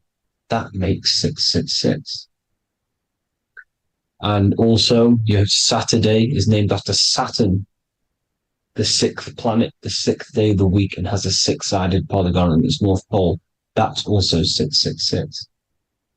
Now, this Star of David, this symbol goes back thousands of years, and it originates from Saturn. It's not the Star of David, right? It originates from Saturn. It symbolizes the physical and spiritual aspect combined into one, which makes us humans, right? Also symbolizes the male and female combined into one. These two sacred energies create the human. We consist of both male and female energy, also known as the Seal of Solomon. And we all know if Solomon was a real person, he talks about communicating with 72 demons. He could apparently, in the text, he could communicate with 72 demons, and this is sorcery. This is black magic. Now, this symbol is associated with hexing people. When you place a hex on someone, that is a form of witchcraft, which a hex is just a curse. When you're cursing someone, this is black magic. Now, the black magician would stand in the middle of the symbol and cast his spells onto other people. Now, this symbol is obviously on the $1 bill, twice on the $1 bill. And it's very, very ancient symbol. And it originates from Saturn. And let's keep going. So the cube. So I've just said how you see the cube on the North Pole of Saturn, right? The cube is limited. It's a 3D shape. It symbolizes limitations to the physical 3D dimension, the third dimension, the physical realm which we are in. Now, as you can see, the color associated with Saturn is black, right? Black is infinite potential. Black is the creation of all things before there was light. Light is born out of blackness, darkness, okay? Now, black is physical matter. And as you can see, the black cube, black symbolizing physical matter, the cube being limited, as the physical realm that we are in is limited. It's not like the fourth dimension where everything can exist in a thought. The third dimension is limited, right? And this is what Saturn is. It limits you to the 3D 666. Your body limits you to your physical body. Now, these black cubes are placed everywhere. As you can see, Australia, Denmark, Manhattan. There's one in New York. As you can see, the Apple have a cube. The Nintendo GameCube. Trump Tower is a black cube.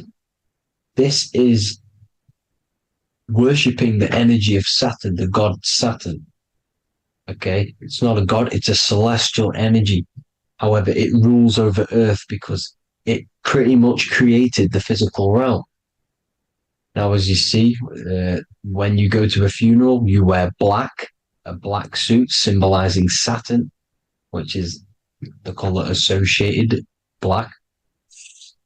And as you see in Mecca, they walk around the black cube in rings. As you can see here, they're stood around in rings, like the Saturn, the rings of Saturn. The Mercedes symbol. You probably wouldn't notice that, but yes, it's Saturn. And when you graduate from university, you wear a black cube on your head. This is all symbolizing Saturn. Okay. Now, as you can see, the Jews here have a black cube on their third eye whilst they pray. Notice how he's shutting his eyes into blackness, darkness, and he's wrapped around a black strap around his arm. This is symbolizing the wrapping of physical matter, of how physical matter wraps things into existence. And as we all know, the Star of David is a Jewish symbol. So he has the black cube and the Star of David, right? So all of these religions are secretly worshipping Saturn. Okay, this is all Saturn worship, Kronos, the god of time and destruction, the physical reality. Now, As you can see, it's symbolized everywhere in all major corporations. Pepsi, internet, that's obvious. NASA, of course, NASA. NASA means to deceive in Hebrew. Universal, Walkers, that one's so obvious. Nike, Toyota. So many different ways they symbolize it. You either see the rings of Saturn or the black cube, as I just showed you here, the Nintendo and the Mercedes, right? It's absolutely everywhere. Now, they also use 666 to symbolize it, as I've just broken it down to you. 666, the World Economic Forum. We all know how they're trying to enslave us into this new world agenda. Google Chrome, CERN, Disney, Coca-Cola, Cadbury's, all of these have 666. Now, every UPS barcode has 666. And even www. Is Hebrew for 666, as you can see here. Monster. It's the same Hebrew letter that means 666. Drake, 6 God. That's his God, Saturn. Why? Because they love physical realm. They love the physical dimension, the third dimension. Because they can rule here through riches. They can build an empire here. It's not like the fourth dimension. They don't want to ascend. They want to stay down here in the physical realm. Okay? Now, this is why they're cloning. They can move their consciousness into other clones to live forever. This technology exists. This is why they love the third dimension. As you can see, all of these sellouts here, Drake, Leonardo DiCaprio, you know, all of these people doing 666 because this is their God. This is their God. They love the physical realm. They sold their souls for wealth and fame in this physical realm. So why would they leave? You see? Now, this isn't all just evil, okay? So you have 7 chakras, right? You have 7 days of the week, 7 solfeggio scale notes. These are frequencies, the solfeggio scale. Now, it's called the Saturn moon matrix because the moon symbolizes your mind, because you're created out of the Holy Trinity, which is body, mind, and spirit, right? That's the triangle, the equal triangle, body, mind, and spirit. Now, the 3 main celestial bodies are Earth, Moon, and Sun. The Earth being your physical body, the Moon being your mind, and the Sun is your soul, hence why it's called solar. It's a solar soul. Now, these symbols are alchemical symbols. So when you're doing alchemy, you use these symbols to obviously symbolize what we're talking about. Now, as you can see, these are all the symbols of the planets. Of Saturn is created out of the moon on top, the moon on the bottom and the earth on top, as you can see here. You see? And this creates the number 5.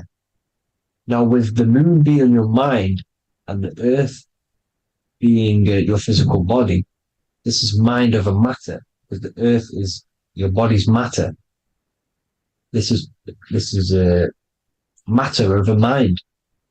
You don't want to be matter over mind. This is low states of consciousness. You won't be mind over matter. You see, to manipulate matter, to create your own reality. Now, obviously, we all know Saturn is associated with the lowest chakra, which is the root chakra. This is to deal with your animal instincts. When you're down here, you identify as the physical body. You don't know anything spiritual. You're pure a physical, you have a pure physical mind. You don't believe in anything spiritual. This is survival mode, consumption. They want you trapped down here, which is matter over mind. They don't want you to create your own reality, which is mind over matter. You see? Now, that's what Jupiter is. Saturn is the moon on the bottom and the Earth on top. But Jupiter is the moon on top with the Earth on the bottom. That's mind over matter, you see? So these chakras are an ascension process from spiritual, from matter, physical matter to spiritual. This is the ascension. This is the stairway to heaven. This is Jacob's ladder. You see? Now, the number 5, which is obviously associated with Saturn as well, which create the symbol for Saturn, created the number 5. You have 5 senses, 5 elements, 5 physical elements. As we all know, Saturn crystallizes everything into physical matter out of the 4 elements. 5 fingers and toes, 5 points of man. Okay, the number 5 is the number of justice. Saturn holds things back. He restrains things from you, makes you learn the lesson. Now, 666 is not all evil. 666 is the atomic structure of the carbon atom. 6 protons, 6 electrons, 6 neutrons, right? We are carbon-based life forms. All life forms are based on the bonding properties of the element carbon. Because Saturn crystallizes everything into physical matter. Now, the Masons symbolize this with the checkered boards. They have the black square, which is obviously matter, as I just said, the black cube. And spirit is the white square, because white is eternal light. White and light, you see. Black is physical matter. Now, this is what we are. The point of our soul is to transmute from matter to spirit, but these are interchangeable. This is the constant cycle between spirit and matter, spirit and matter. High vibrational matter turns into spirit. Low vibrational spirit turns into physical matter. You see? Now, we are carbon-based life forms. This is what 666 is, the number of the beast. When I say we, the physical body is the beast. It's the animal. It's the carbon suit to operate in this physical dimension, in this physical realm. See? It's the vehicle used to operate in this physical realm. But your mind isn't from this physical realm, you see? The brain is the physical manifestation of the soul. Okay? So, as you can see here, the spine is an extension of the brain. Everything goes back to the brain. This is literally what your physical body is. You see, this is the nervous system, and everything reports back to the brain, and everything's controlled from this control center. And this spinal column, at the top of the spinal column, is your third eye, which is known as the pineal gland. And this is the seat of consciousness. It's the center of consciousness. That is your true self, pure consciousness. This body is just a physical body. This body is mortal. This body runs out, but your consciousness lives forever. They don't want you knowing this. This is why they keep you down here in your lower chakra. They want you to believe everything is just physical. They don't want you to believe in the spiritual side of reality. Because this way they can manipulate you, right? They want you matter over mind because they know your mind creates reality. They know your mind is the root cause of reality. You manifest your own reality from the inside out. So this is why they control your perception of reality. They control your information in order to manifest their new world order. You, who are ignorant to knowledge and wisdom, you who are ignorant are manifesting their agenda because you accept their information and their perception of this reality. Now, this is why they tell you the globe model, the heliocentric model, to trap you into physical matter. Now, if you understood about this true form of this realm, you'd understand that there's a spiritual side behind everything. The spiritual side, something has to exist. The root cause of reality is higher planes of existence. It happens in the mind before it happens on the physical plane. You see? They don't want you knowing this. They want you matter over mind, which is the symbol for Saturn. Moon over Earth. The Holy Trinity.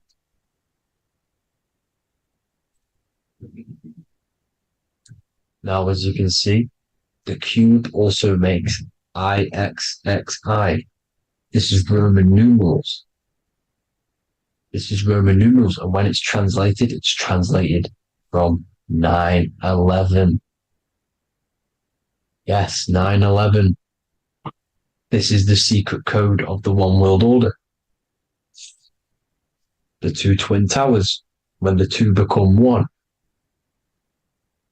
Okay, when the two become one, this is how you reach the higher states of consciousness, the physical and spiritual. Now, as you can see, the 9/11 memorial are two black cubes. It's two black cubes. This is all Saturn worship. Now, I'm not saying that Saturn is an evil celestial body, right? No, everything has a good side and a bad side, right? It's duality. The spirits of Saturn on the dark side are the most evil demonic spirits. Now, these are the spirits that these are invoking through these rituals, right? Yes, 9/11 was a massive ritual. It's a satanic ritual, okay? Now, we all know Elon Musk. Elon Musk is coming with the mark of the beast. And English gematria, this equals 666, right?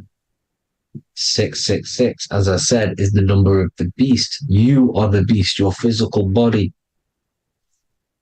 You see how the Bible twisted things up to make things more confusing, right? But it's there. You just have to have the knowledge to be able to read the Bible properly. As we all know, we had this virus. I'm not going to say the name because I'll get flagged. This virus adds up to 666 because this is all part of the New World Order. It's all part of keeping you in this physical dimension. Okay? Now, as you can see here, Novus Ordo Seclorum on the back of his shirt, on Elon Musk's shirt, this is also on the $1 bill, Novus Ordo Seclorum. This means New World Order. Yes, New World Order. This is on the back of Elon Musk's shirt.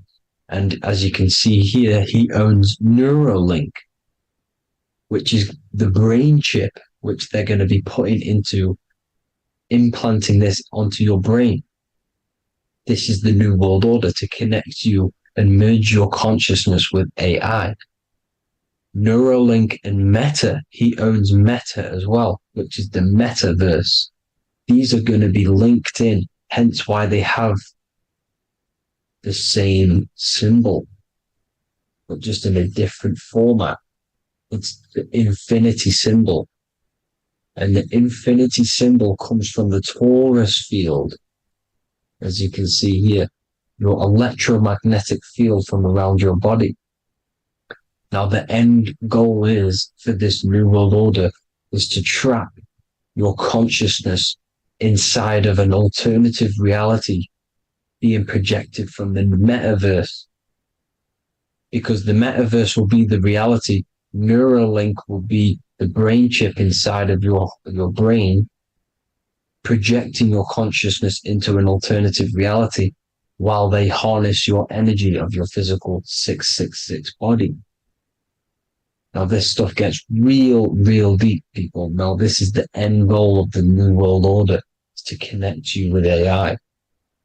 This is why they're trapping you and keeping you in these lower states of consciousness in the Saturn-associated root chakra, so you don't find out about the spiritual side of reality. Because if you knew the truth of this reality, you wouldn't connect to AI.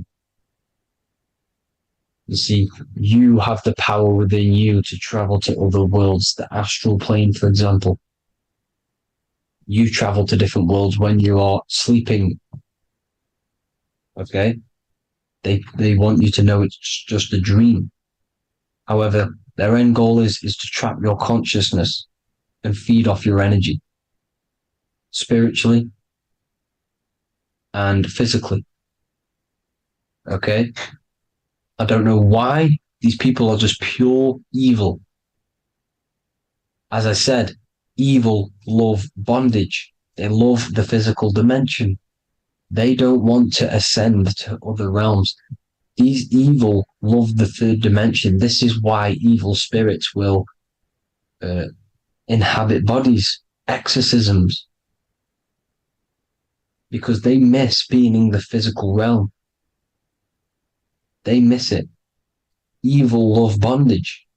So this is why they're cloning and putting their consciousness in clones to stay in this third dimension, to stay as further away from the source as possible. Okay? This is why they're doing it. And this is how it's all linked in. So I hope you all enjoyed this video. Hope you gained some wisdom. Please feel free to join the Telegram. And please leave a like and a subscribe. Thank you all, people. God bless.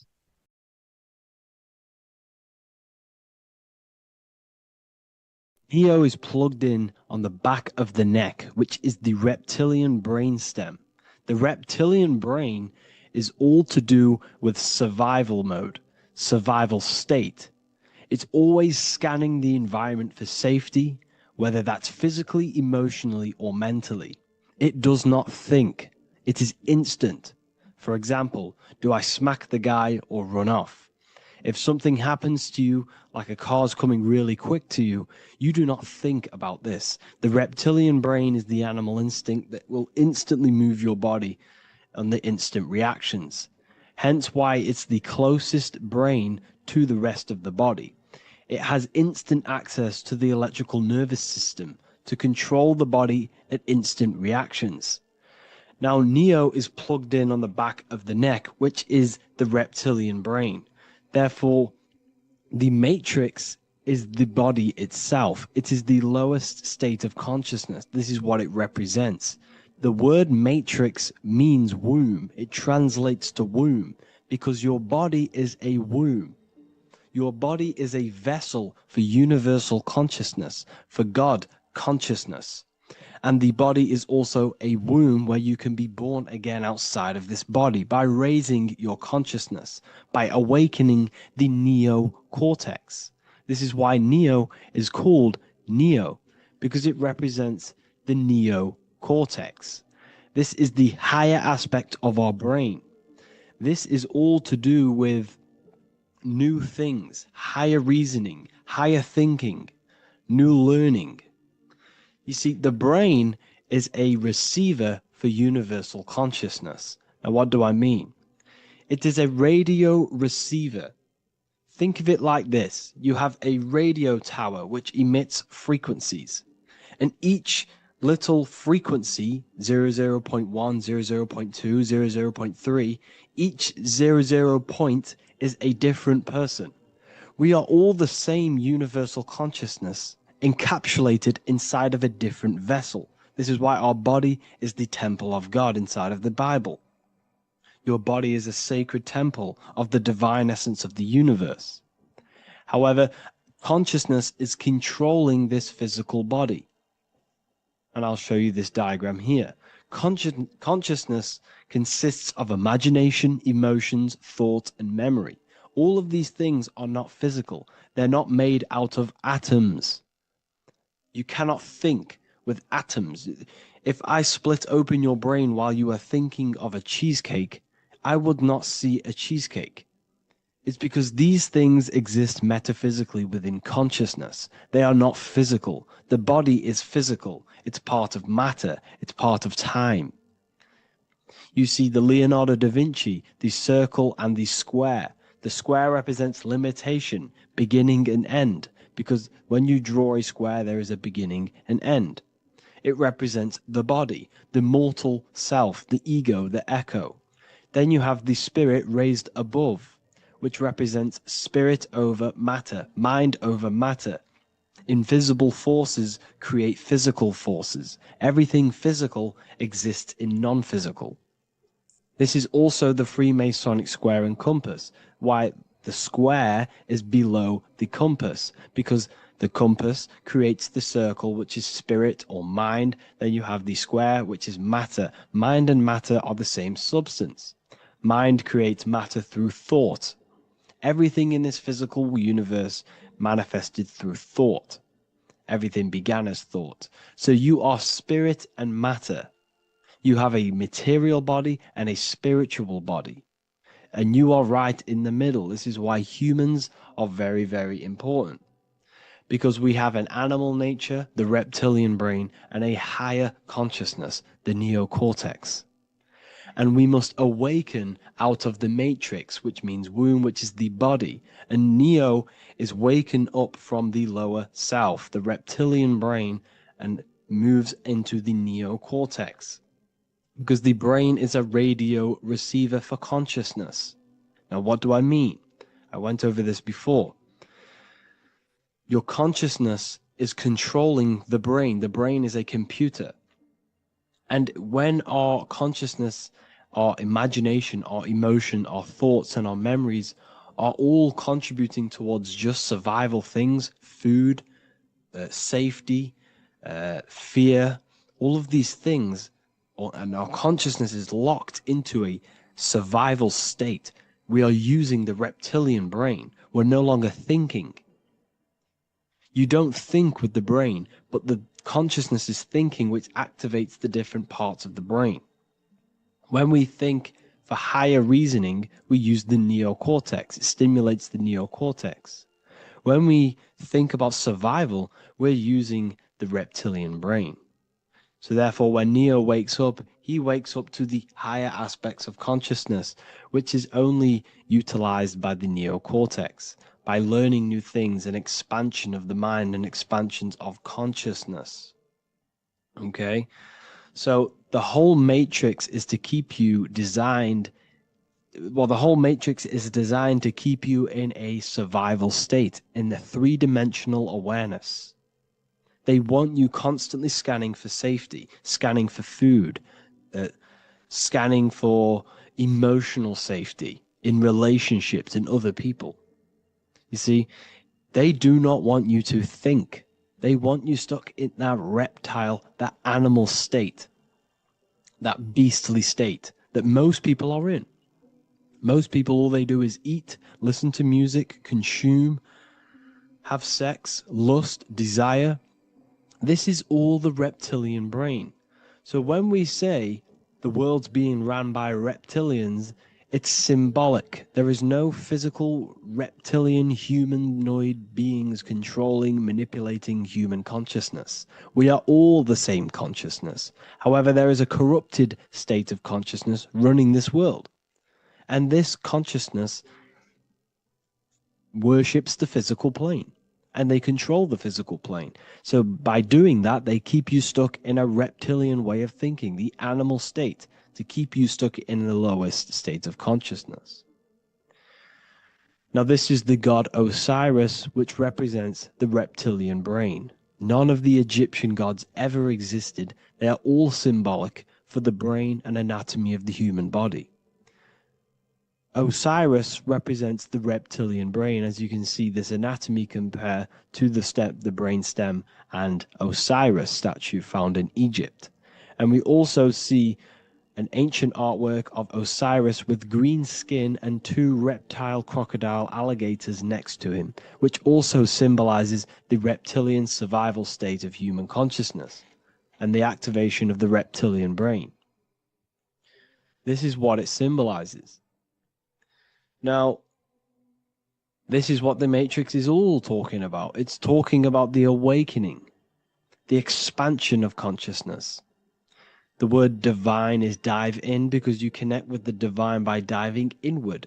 There is no man in the sky going to save you. You must connect with the self. Know thyself. Truth comes from within. All of these things I'm telling you comes from within you. I'm just pointing it out. All of this is self-realization. A lot of people say, well, what are my sources? My sources is knowing thyself, observing thyself, using the neocortex of critically thinking, sitting down and thinking about yourself and having deep realization of yourself. You can realize that your thoughts are not of this physical world. It's quite simple. The brain does not think. The brain does not imagine. The brain does not hold memory. All of these things exist in consciousness, the one consciousness, but we are all fractal, infinite parts of. This is the eye on the triangle, consciousness being given down to the rest. This is separate. Consciousness is separate from the rest of the pyramid. The pyramid is your body. Neo is the one consciousness. This is the Egyptians symbolizing the one consciousness giving Ankh, which is life, to all the different life forms. However, you can see that the central sphere is giving a big Ankh to the humans, because humans, like I said, possess the advanced consciousness, an advanced brain that allows us to turn above our reptilian animal self. For example, we can go against our reptilian lower animal nature and turn to our godly nature. Animals cannot do that. They are stuck in instinct. They are stuck in a reptilian animal way of thinking and operating. Everything they create is to survive. We can turn against our lower nature and create for amazing things like buildings, architecture, technology.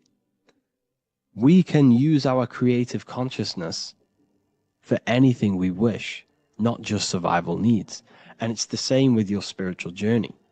You can raise your consciousness beyond this animal state that they try to keep you in through fear, consumption, food, and the reptilian brain.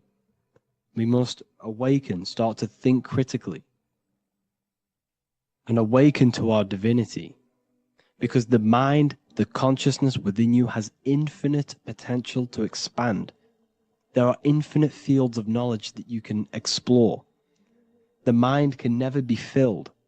It can never ever be full of knowledge. It always expands, and that's why you are alive. That's why you are part of this universe. That's why the science always says the universe is always expanding, because the universe exists in your mind, and the mind is always expanding into new fields of thought, new fields of knowledge and information. And that is your whole sole purpose, of expansion of mind and expansion of consciousness, and the exploration of the mind of God. We are living in the mind of God. You are a thought in the mind of God. You must awaken out of this body.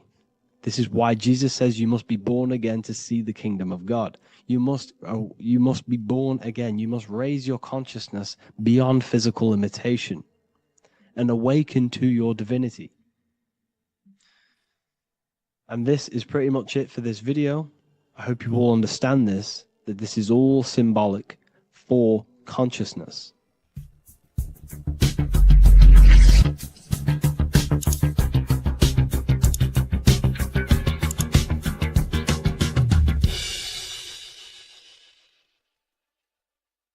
Welcome to Revival of Wisdom. Welcome people, we're back with another video. Please make sure to hit the like, the subscribe button, and turn on notifications to never miss a video. The Vatican is a giant key from a bird's eye view. and it also contains an 8-pointed star. The Anunnaki Sumerian gods also depicted this 8-pointed star. The sky god Anu from the Anunnaki also uses the 8-pointed star for his symbol. And even Freemasons depict an 8-pointed luminary with a ladder and a key. This is symbolizing the key to ascension up to the 8-pointed star, which is Polaris. Polaris is always depicted as an 8-pointed star. Polaris is the standstill star at the very center of our realm, which is perfectly aligned with the North Pole. The Earth is a giant torus field, and at the center is where the most electromagnetic energy is stored. This is why all compasses point to the north. Hence why a compass is an 8-pointed star, because it points you to Polaris, which is the North Pole, the center of this realm. The 8 points of the 8-pointed star symbolize the 8 points in space and time. So yes, Polaris is the portal which you ascend through if you outgrow this consciousness by aligning your chakras. Our earthly realm is a macrocosmic reflection of us, and we as humans are the micro reflection, with the earth containing its 7 chakras as well as us. The North Pole is the 7th chakra, which is the crown chakra. So the key to ascension is held by the Vatican, hence why it's a giant key, because they mislead the masses through their religions, which teaches the masses to look outside of themselves. As stated in the 20,000-year-old emerald tablets, written by the Egyptian god Thoth. On Earth, man is in bondage, bound by space and time to the Earth plane. Encircling each planet, a wave of vibration binds him to his plane of unfoldment. Yet within man is the key to releasement. Within man may freedom be found. So the 7 planets are associated with each 7 chakras. The lowest chakra being the root chakra, which is associated with Saturn. This is why the elites love Saturn and reflect it in all of their symbols, because the chakras are an ascension of spiritual principles, starting from the material and ascending up to the spiritual, the crown chakra. However, evil love bondage, and they are trapping souls in the physical realm by stopping and provoking the ascension process. They do this by abusing the energy of Saturn, and Saturn is associated with the lowest chakra. The lower 3 chakras are associated with survival mode, which keeps the consciousness in a constant state of fear and only aware of its surroundings. Once you start to ascend up your chakras, you become more consciously aware of spiritual deeds. And this is the process of returning back to your true spiritual form. Going back to Polaris and its connection to ascension, Kanye West symbolizes this on his music video 24. As you see him rise up into the sky, you see an 8-pointed shape around him, which symbolizes the 8-pointed star, as you see the beam of light. And even NASA symbolize this in their Space Delta logos, a bear holding a key with an arrow up to Polaris, the 8-pointed star. Here's another NASA logo of an arrow from the Earth to Polaris. The series Lock and Key on Netflix is all about portals and doorways, and they have the Kundalini energy as one of their keys. Kundalini energy is the energy which rises up the spine, the 33 vertebrae, and activates the third eye, The third eye is the spiritual gland, which connects humans to other spiritual realms. We are not the body. Our spirit, our soul inhabits the body. We exist physically, spiritually, and mentally. Therefore, we are multidimensional. The intellectual and spiritual inhabit the body. Therefore, this is just an avatar within this timeline. However, within each and every one of us, we all have the key to releasement, as says in the Emerald Tablets. This releasement is ascension up until higher states of consciousness. As stated in the Emerald Tablets, man is in process of changing to forms that are not of this world. Grows he in time to the formless, a plane on a cycle above, and another one saying, man is a flame bound to a mountain, but we in our cycle shall ever be free.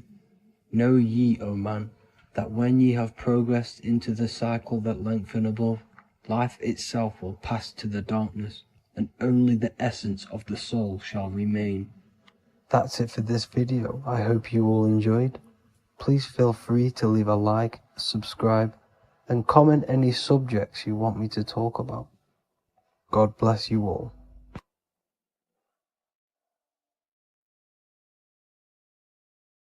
Welcome to Revival of Wisdom.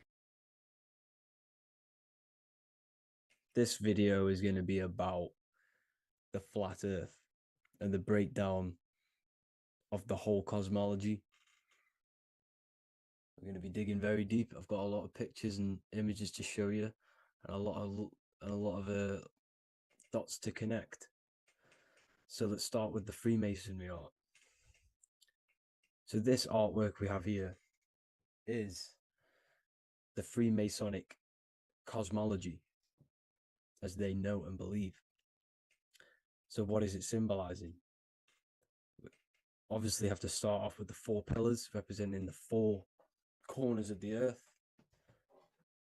The 4 corners with duality. You see, there's everything on earth. There's good and evil. Good, evil, positive, negative. Good, bad. This is the checkerboard. This is what it symbolizes. Okay. Obviously, we have the sun, the moon. The sun gives you energy. It's the anode.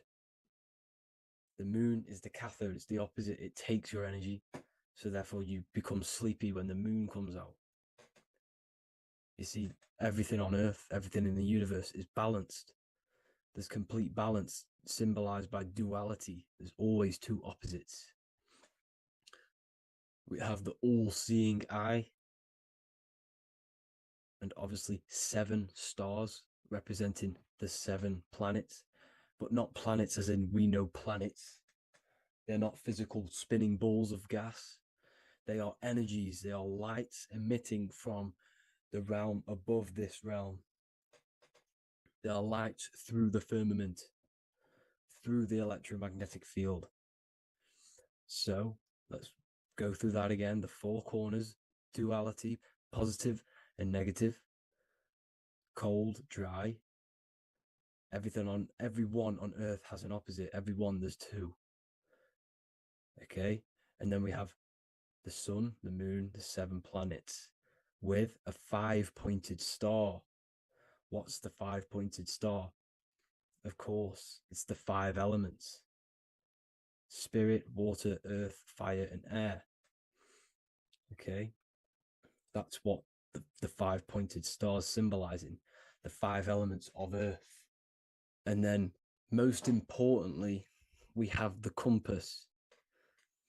The compass is very, very important, hence why it's in the center.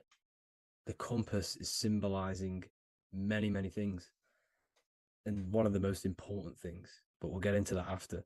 We have a boat with water outside of the earth. So we have a boat on water, symbolizing the waters separated by the firmament, the waters above, separated by the firmament from the waters within the firmament, the earth. So this is what it's symbolizing. So the compass, what's the compass? This is where the compass comes from.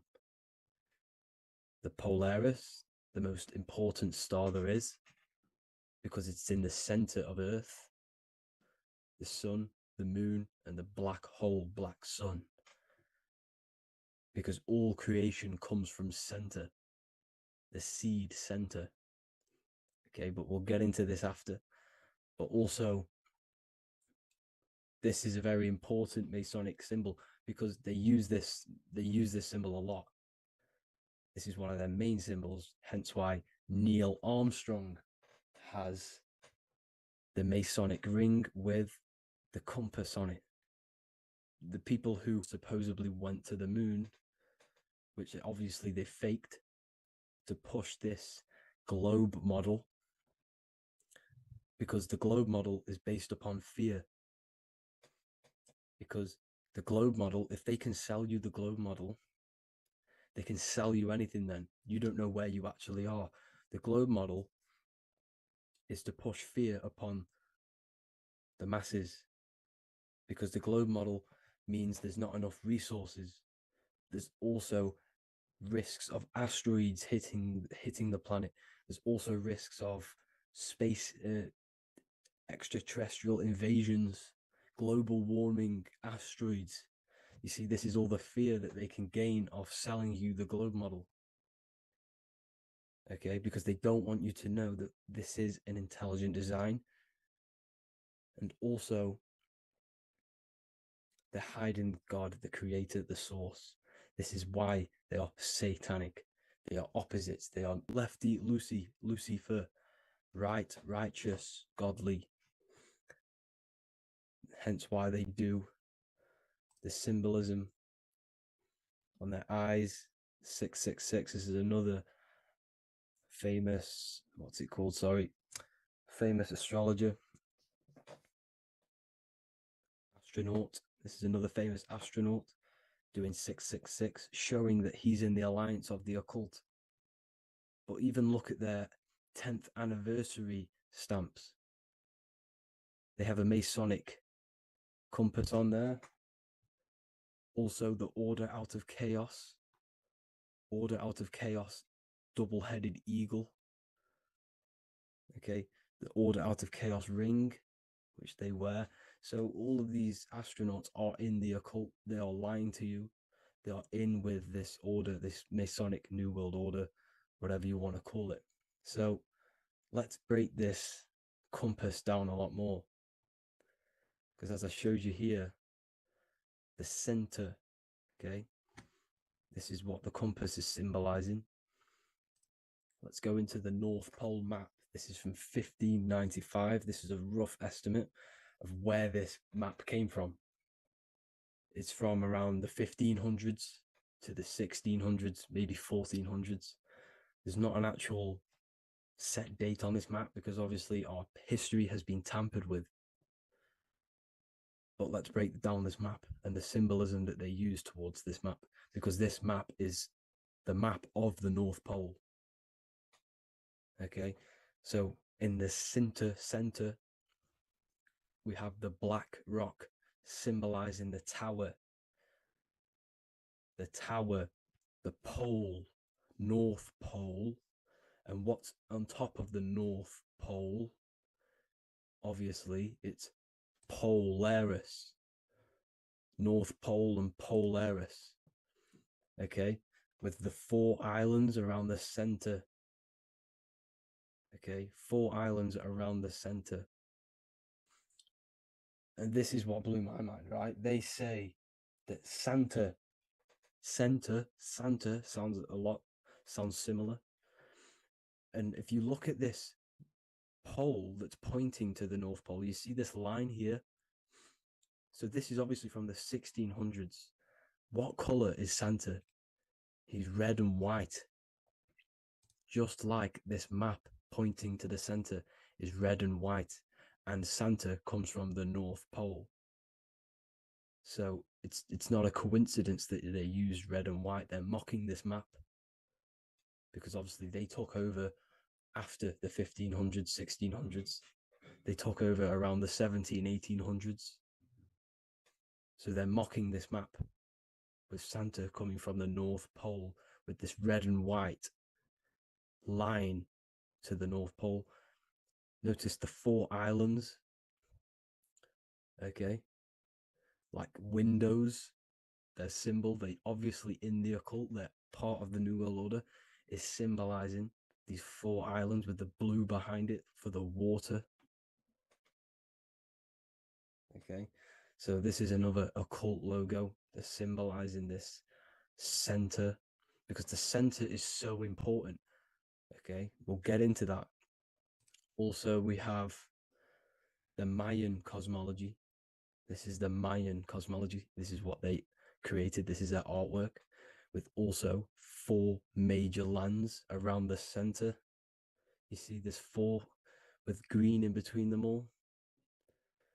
4 major lands with the underworld. You see this underworld is also symbolized by the Masons with the coffin of the skull and bones, the deceased, the dead. Okay, so this is also mentioned in the Book of Enoch. Okay, and it's called Sheol. Sheol, the underworld. Okay, and in the Book of Enoch, it says all spirits of the dead go to these hollow places, that they'll wait until their appointed time of judgment. And it also says in the Book of Enoch, there are 4 hollow places underneath. 4, as above, so below, representing the 4 islands. As above, so below. That's where that could link in. Okay. The Book of Enoch is very important because it was found in a cave thousands of years ago, and has a lot of truths about this realm and about this world we live in. So let's go back to the Mayan cosmology. So the ancient cosmology, they all must have had some sort of communication. They must all be at peace with each other, because all of their cosmologies link together. See, the Greek, Babylonian, Indian, the Celtic. Okay, they're all linked in together. They all knew that they were in an enclosed system with an underworld and obviously a firmament. Okay, so this is what they all knew. They all must have had some sort of communication. They were a lot more advanced than us. They knew the center of the realm. Okay, and obviously the United Nations flag also symbolizes their center. You see how it has like a grid with a circle around the center.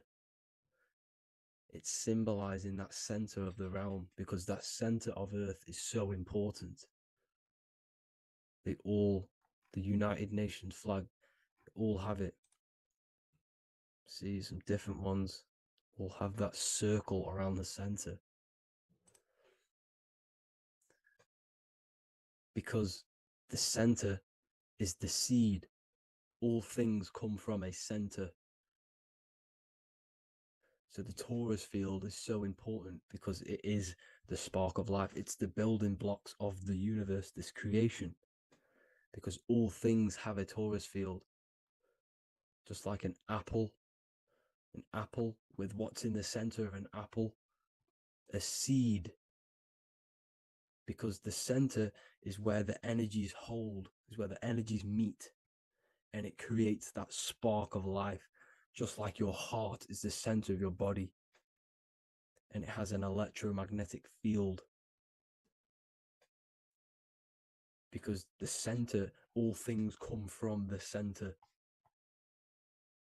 So this is why the North Pole is so important, because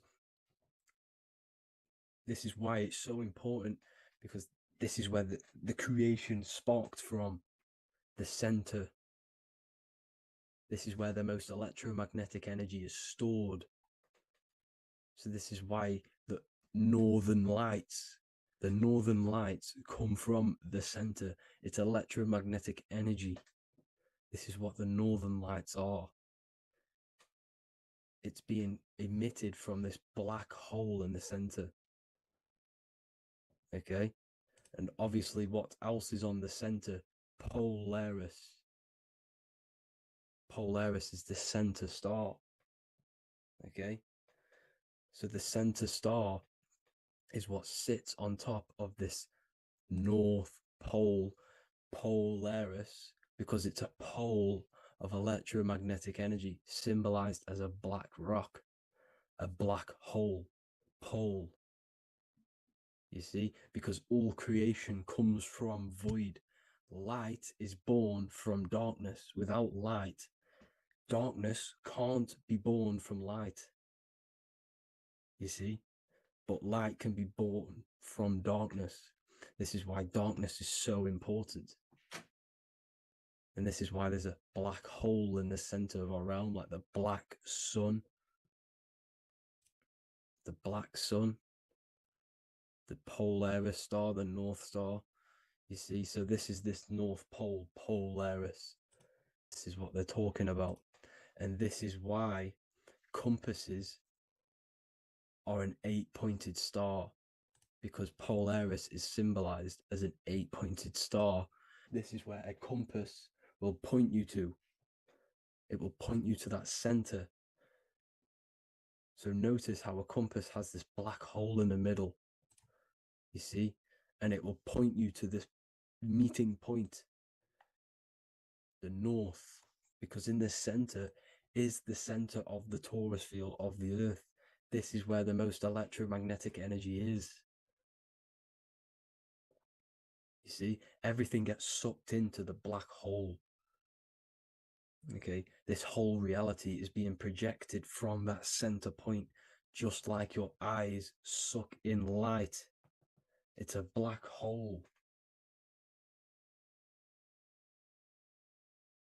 Your eyes suck in the light of this light being emitted from this center place, this electromagnetic energy at the center, which is the seed of everything, of everyone. You see, just like an apple has the seed in the center in darkness, because in the center of the apple, it's dark. It's black. It's pitch black. But that's where the seeds are. That's where the life is. But Polaris is so important because it's that center star which lines up. It is the pole. It's the top of the pole of the torus field. So Polaris would be here at the very, very top.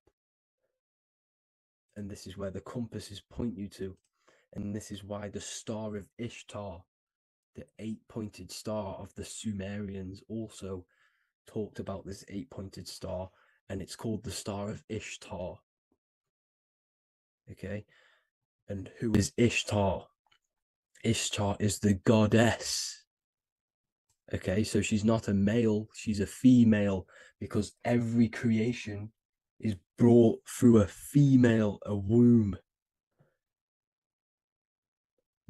Every single human on earth is brought through the womb, the sacred feminine energy, and the womb is pure darkness. There's no light in a womb, just like the center of our realm. There's no, it's a black hole. Okay, and guess what? She's the god of fertility and sexuality. She is responsible for all life. Okay, so the star of Ishtar is the star of Polaris, which is symbolizing the responsibility for all life, the center of our realm, the black sun, the black hole. Okay, so this is what that god of Ishtar of the Sumerians is talking about, the goddess, the womb, the seed of creation. So this would be the portal, more than likely the portal in and out of our realm, because it's the top of the torus field. And what's above this realm is the heavens. So this is where you get sucked in from the heavens. Your soul gets sucked in and brought onto this plane of existence called Earth. These are some space NASA symbols. Look how much Polaris symbolism there is. And notice how it's at the center. You see this circle? This is like a half circle. And at the center is an 8-pointed star of Ishtar. It's the same thing. It's Polaris. It's at the center. And notice on some of these, look, this one is a bear holding the key and an arrow pointing to the Polaris star, so that they hold the key to Polaris. And another one with like a demon holding a key to the what? Polaris on top of him. Also an eagle, which is a Masonic symbol. The eagle holding a key on top of the center. You see, and notice how there's an arrow going up to the Polaris and an arrow down, as above, so below, to Earth. So you can go out to Earth, out of Earth, and into Earth through Polaris. And the eagle holds the key. You see? The eagle holds the key, just like this. This demon dragon holds the key to Polaris. And look at this one, Earth, with an arrow up to Polaris, an 8-pointed star. So Polaris is more than likely that portal which the Anunnaki used, the Sumerian gods used, because the Anunnaki symbol is also an 8-pointed star. Okay? And like I said, that center is the seed of creation. The center is the black hole. Okay, just like your pineal gland is at the center of your brain. The pineal gland is at the center of your brain. And that's what connects you to that spirit realm, to the source. That's it for this video, guys. Thank you all for tuning in. I hope you all learned something today. Please leave a like, a comment, and please subscribe to the channel for more content.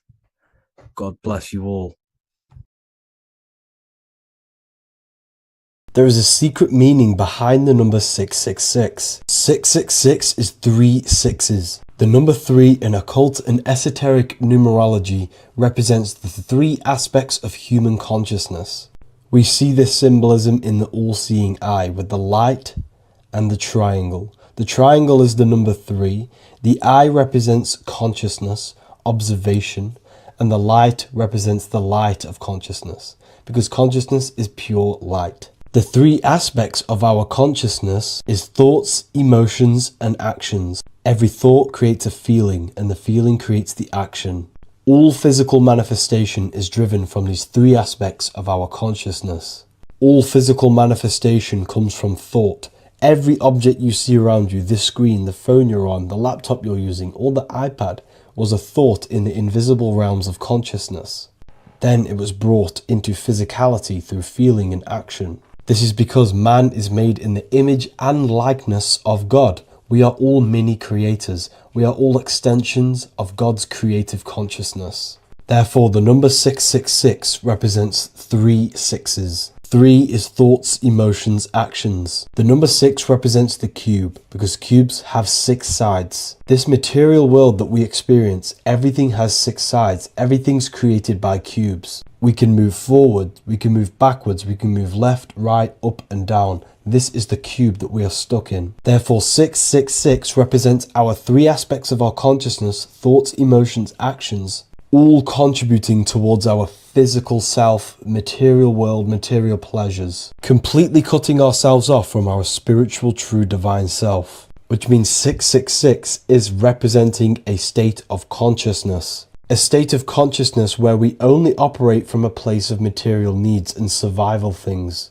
As humans, we possess a physical material body in the physical material external world, but we also possess an invisible inner world, which is what we call spirit. When we disconnect ourselves from our inner world, we become lost in this materialistic way of thinking and acting, which can lead to no life purpose, a feeling of emptiness and voidness in our hearts. Humans possess the ability to transcend our animal instinctual natures and turn to the divine mind, to the spiritual inner world. It is our inner world that is projecting our outer world. The outer world is just an effect of our inner state of consciousness. It's important as we go through this human life to not lose ourselves and look for our validations outside of ourselves. The external world is simply just a mirror, mirroring with mathematical precision what happens inside our consciousness. When we change our inner world, we produce effect in the outer world. To get back on track about this number, this represents when we are lost in our material self and we are completely cut off from our true divine self. The devil is always having goat horns, which represents a ground animal. This is the lower animal self of man. He's always red. The frequency of red is the lowest vibrational color, and it also represents the root chakra. This is all to do with survival mode and our physical needs and physical self. Red represents chaotic and intense emotions like hatred and anger. This is why the devil is always red, because it represents anger and an uncontrolled state of emotion and consciousness. You see, we've been taught in the church and all through religion indoctrinations that the devil is an external deity which influences humans. And in fact, this is nothing but a metaphorical story. The devil is a character which represents an aspect of the human mind, the lower aspect of the human mind, a facet of our own consciousness and psyche. The voice that we have in our head that tells us to do these negative things is not an external deity pushing us to do something bad. This is an aspect of our own mind. Jesus and Satan are just two characters which represent the two voices that we have in our own consciousness. In fact, the word devil was never present in the early Gospels. Instead, what was mentioned was a spirit of evil. A term spirit of evil was not meant to denote a specific deity or being, but rather any force of negativity, whether it manifests as a destructive thought, emotion, or action. The spirit of evil represents the darker sides of our mind, the part that leads us astray and brings forth negativity in our lives. The reason why they want you to believe in a devil is because they don't want you taking responsibility for your creations. They don't want you to realize that the external world is truly a mirror of your inner state of consciousness. Instead, when something bad happens in your life, you blame it on some external devil or Satan who tempted you. Everything is your creation in your life. When you realize this, you take full control and you begin to reshape your external world by changing your inner state of consciousness.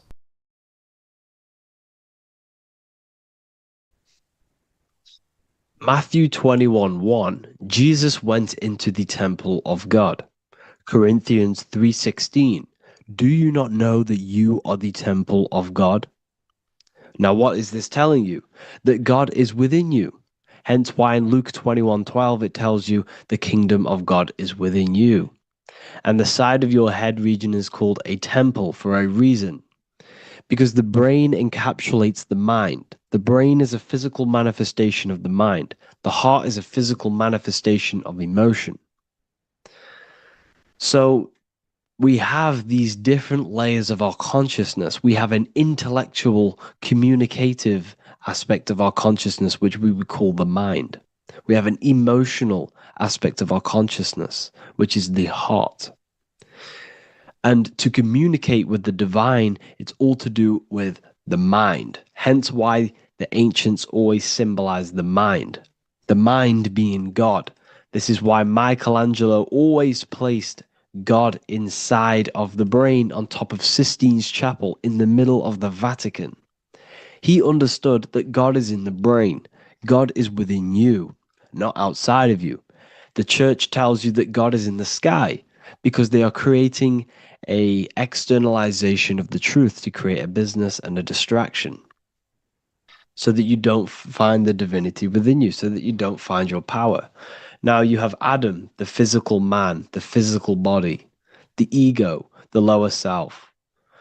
And he is resting. He's not trying to reach to God, but God is reaching because the higher consciousness within you is always trying to communicate with you. It's always trying to wake you up to your divinity. But the lower mind, the lower self, Adam, the physical self, is always in ignorance of truth, always in ignorance, and stays in a materialistic way of thinking, which is the lower animal self. And this is what we call a sleep or an NPC. This is the lower mind of man. But all you have to do is to move your finger to touch God. You have to look within yourself, within the brain, meditate, and you can find God. This is why in the Bible we see many references to the human body and anatomy to truly connect with God. Kings 6:8, the door to the middle chamber was in the right side of the house, which is the right hemisphere of the brain. The middle chamber is the pineal gland, where the seat of your consciousness is, but the seat of your higher consciousness is, the mind. And they went up the winding stairs, which is your spinal column, into the middle chamber, and out of the middle chamber into the third. So they went up the winding stairs. This represents raising your consciousness up the winding stairs. Your spinal column acts as a stairway of consciousness. Depending on what sort of consciousness you are operating in, depends on what part of the spinal column you are using. Because the spinal column ascends and descends consciousness. What do I mean? If you are in a reproductive way of thinking and you're always thinking about sex, you're jerking off all the time and you're always eating, all of your brain's power and your mind's power is being descended into the lower aspects of the spinal column, which represents hell, the physical state of man, Adam, the ignorant state. We're basically living off low-level pleasures like an animal. And the stairway to heaven is your spinal column. They went up the winding stairs into the middle chamber, which is your mind, your pineal gland, and out of the middle into the third stage of consciousness, physical, etheric, astral.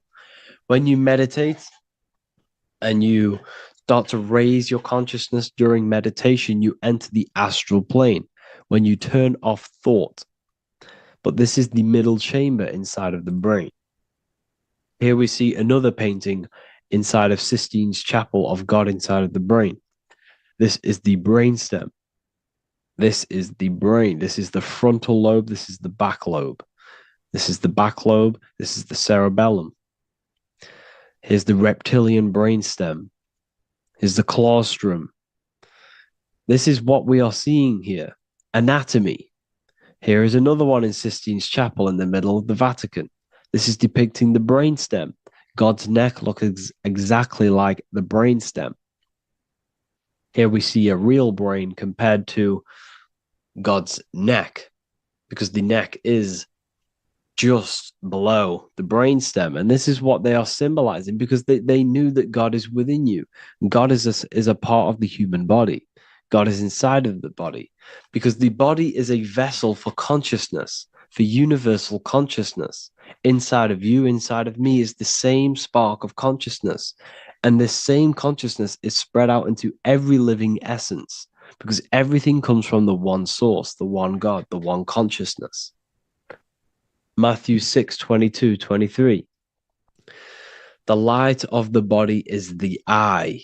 If therefore thine eye be single, thy whole body shall be full of light. Practicing the single eye. What is this? This is meditation. This is entering within yourself. So the Bible's telling you to practice the single eye. But if thine eye be evil, thy whole body shall be full of darkness. What does this mean? If your consciousness is in an evil way of thinking, if your mind is filled with an evil, negative mind space, then your body shall be filled with darkness, with evil, with negativity. Because negative thoughts destruct the body. Positive thoughts heal and regenerate the body. So he tells you to The light of the body is the eye, your consciousness, the inner eye of consciousness, the eye that lets you see. And what do I mean? You look with your two physical eyes, but you see with the inner eye. What you see is perception. You look with the two eyes, and what you see is perception. You are seeing, you are understanding, and that's what consciousness, the mind, gives you. Consciousness or the mind is the force that allows you to be a human being, that allows you to understand things and interact with things and make decisions. It's an infinite intelligence. See, the mind is not the brain. This is a big confusion with people. Hence why the eye on top of the pyramid is separate from the bottom half of the pyramid, because the consciousness is separate from the body, the eye, the all-seeing eye. It represents the observer, the eye that sees into this body, into this world, into this. You are the perceiver. You are the invisible spirit within the body. Theologians 4:17. After that, we are still alive, and our left will be caught up together with them in the clouds to meet the Lord in the air. You don't meet the Lord in the physical air. Okay? This symbolism of the ancient Christian artwork is showing you this is symbolic. These things never happened. There's no man in the sky. Moses didn't go on a mountain to meet with God. The air represents the mind. This is why you say you're an airhead when someone's very stupid. Earth is your body. Water is your emotions. Fire is your spirit. Air is your mind, the invisible mind. So Anton Mengs, an ancient Christian art worker, is showing you anatomy of God in the clouds. But this is the anatomy of the human body, raising yourself to the mind and turning the mind inwards on itself during meditation. And that's how you meet the Lord in the air. You meet the Lord in an elevated state of consciousness.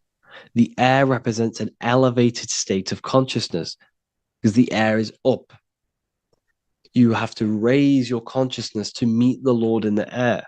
This is why Moses went on a mountain to meet with God. The mountain represents elevation of consciousness, raising the mind up the spinal column, taking all of the mind's attention away from the reproduction and the physical aspects of self and raising it to the brain and turning off the brain and going inward into the air. It's talking about raising consciousness. It's allegorical. It's a spiritual, metaphorical text. The side of your head's called a temple because inside that where that temple is, right in the middle of where you call the temple, is the inner chamber, the open room, the holies of holies in the Bible, or the land flowing with milk and honey, or Mount Zion. There's so many different names for the brain, or the upper room where Jesus meets his 12 disciples, the 12 cranial nerves in your brain. This is the temple of God. Your body is a temple of consciousness. It encapsulates the consciousness. It encapsulates the mind and soul. John 10:30, Jesus states, I and the Father are one. Psalms 46:10, be still and know that I am God. He's talking about the I am within you, not within Jesus. Everyone refers to ourselves as I. I am God. When you say I, you're referring to the highest aspect of yourself, the aspect that is above all thought, above all emotion, and above all things. When you say I, you're referring to your pure awareness, your pure consciousness, the highest aspect of yourself. And anything after I is egotistical. I is God. The letter I is the Roman numerals for one, because there is one God, one consciousness. The letter I is one line, just like the number one. Matthew 6:3-4, take no thought. Therefore, take no thought. Take no thought. He says this 5 times because you must turn off the 5 senses and take no thought to connect with God. Be still. This is telling you to meditate and know that I am God. The I am within you. I and the Father are one. I and God are one. You, who you think you are, is a completely wrong. The body is matter. Your name isn't you. Your job isn't you. Your reputation, your trauma, your memories, your friends, family, worries, bills, interests, dislikes, goals, passions, anything to do with the thinking mind is not you. Who you think you are is a part of your thinking aspect of consciousness. But once you remove thought, you are no longer your name. You are no longer your body. You're no longer your reputation. You are the I. You are pure awareness, pure consciousness. Pure consciousness. And this pure consciousness has latched on to this name, this job, the body, and your traumas. Your pure consciousness has attached itself to this character who you're playing in the physical world. And this is essentially who you think you are, but you are not. You are the I, you are the self, you are pure awareness. So, in order for you to detach from these things, you must learn how to detach from your name, your job, your reputation. And you do this through meditation by turning off the thinking mind. Turning off the thinking mind allows other aspects of your consciousness to open up. What do I mean? Your whole life you've been thinking, and all of these thoughts has attached you to this physical body. You haven't allowed your consciousness to open up. And you can only do this by taking no thought. That's why Jesus tells you, take no thought. When you turn off the thinking mind, other aspects of your consciousness starts to open up. Other aspects of your being can open up. And this is how you have astral project. This is how you do all these mystical things and things to do with consciousness. It's taking no thought. Imagination, emotions, thought, and memory are all to do with consciousness. These things are not physical. You can't touch thought. You can't touch emotions. You can't touch these things because they are not a physical thing. So you must turn off these things for other aspects of your consciousness to open up. Okay? So essentially, the Bible is a metaphorical, astrological, numerological, metaphysical, spiritual, encoded text that talks about human anatomy, spirituality, and the true nature of the human experience. Everything they teach you in school is to make you think that you are this body. Everything they teach you in church is the externalization of the true teachings of Jesus. Jesus was telling you to meditate. Jesus was telling you to practice the single eye. Jesus was telling you to look within yourself and find God. He wasn't telling you to pray to him. Mark 16:19, he was taken up to heaven and sat at the right hand of God, the right hemisphere of your brain. John 21:6, cast the net onto the right hand side of the boat and ye shall find fish. Fish is understanding. The boat is your body, your brain. Cast your awareness into the right side of your brain and you will find understanding, because the right side of your brain is all to do with the creative aspect and the intuition and the spiritual sides of your consciousness. This is why God is here.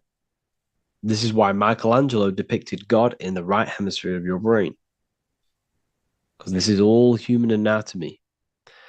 And I speak about all of this in the brand new Book of Wisdom, Volume 2, which is now available. The start of the revolution has begun. This book is truly going to change the way people see the world.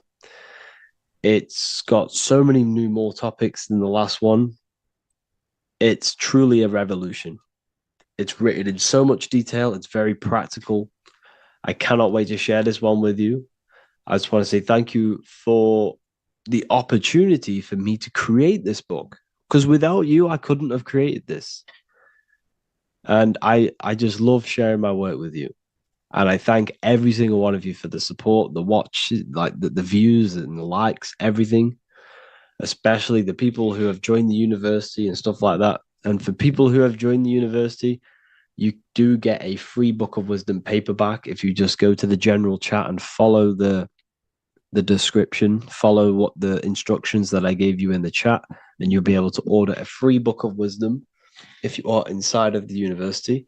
Plus, you get all of my other books, 2 books, and over 45 occult books on occult and esoteric things.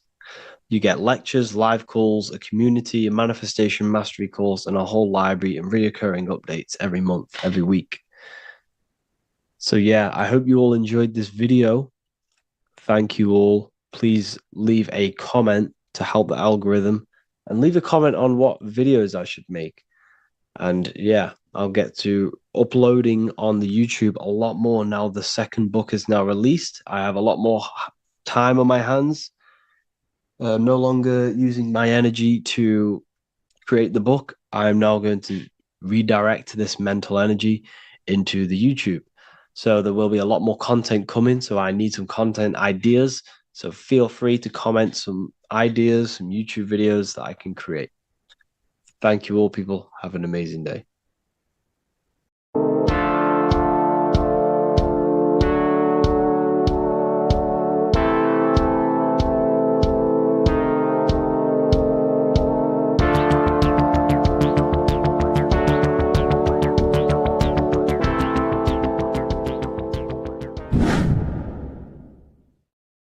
Welcome back, people. We're back with another video.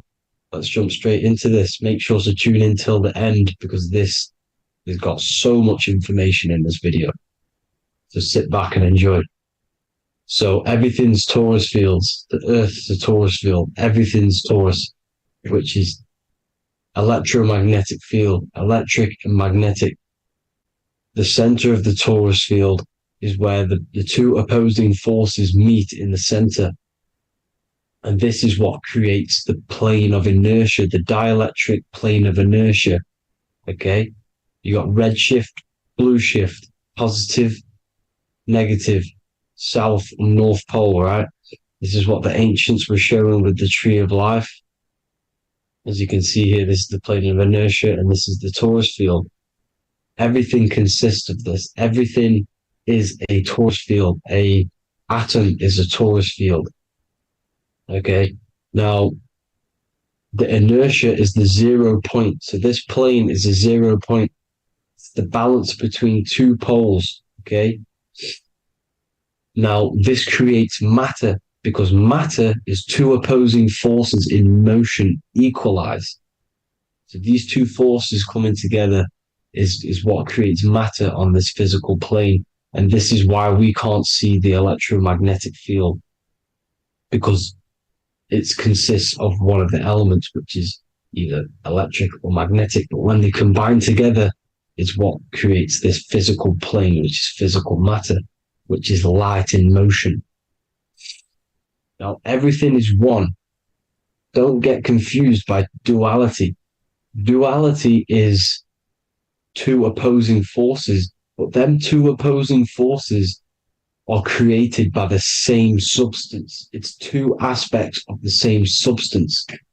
So, for example, water and ice are the same thing.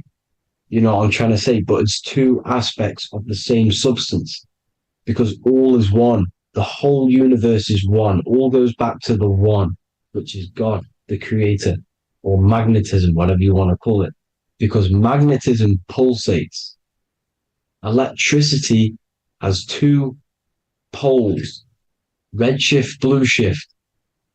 Okay, so red shift, blue shift is electricity, and electricity vibrates, and all vibration always comes back to a standstill point.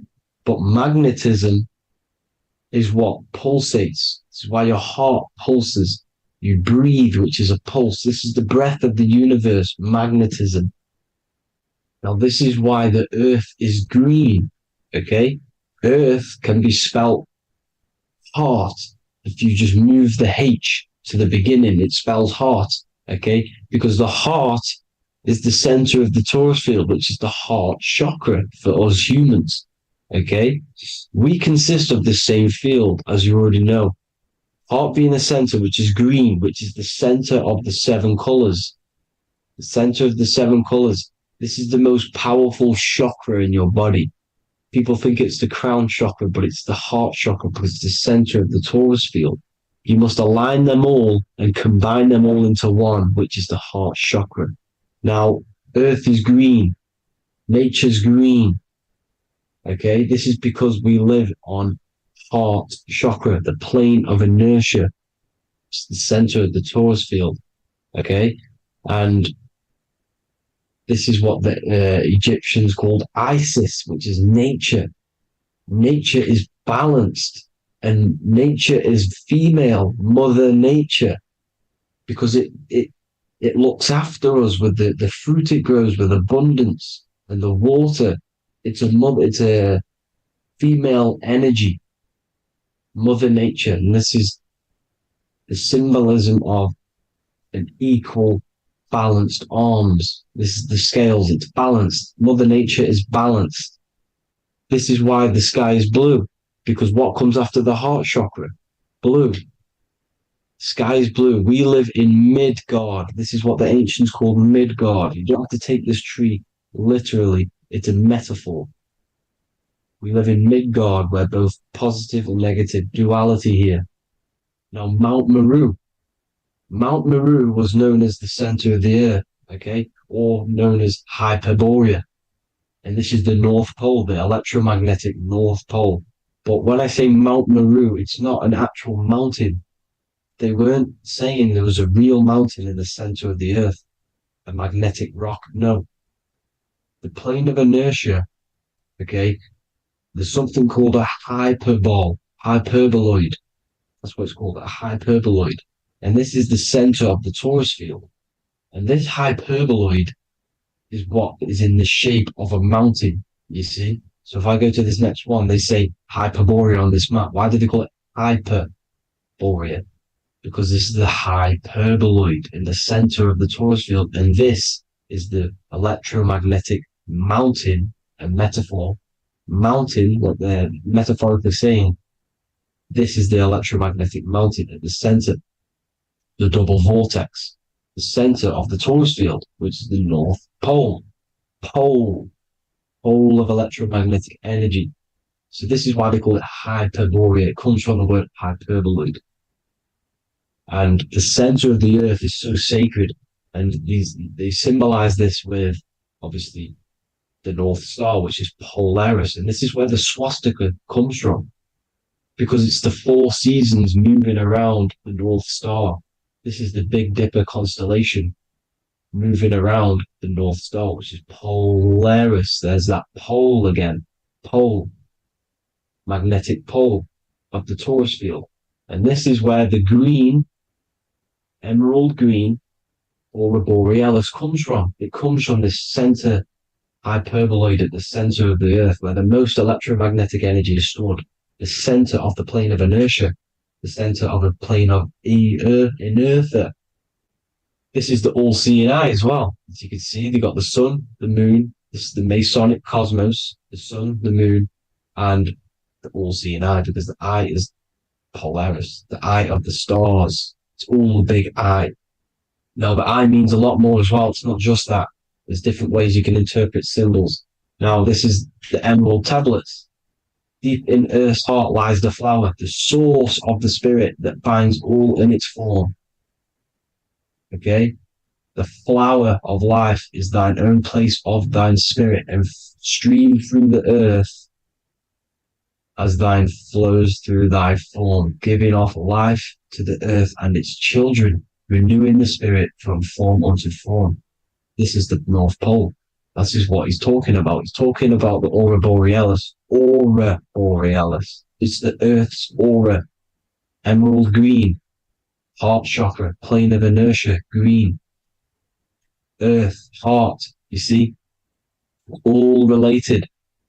Now, there's many symbolism of this. So much symbolism of the ancients. The 7 layers of heaven. 7 layers of heaven, which are the 7 planets. Okay? these planets are the solar system.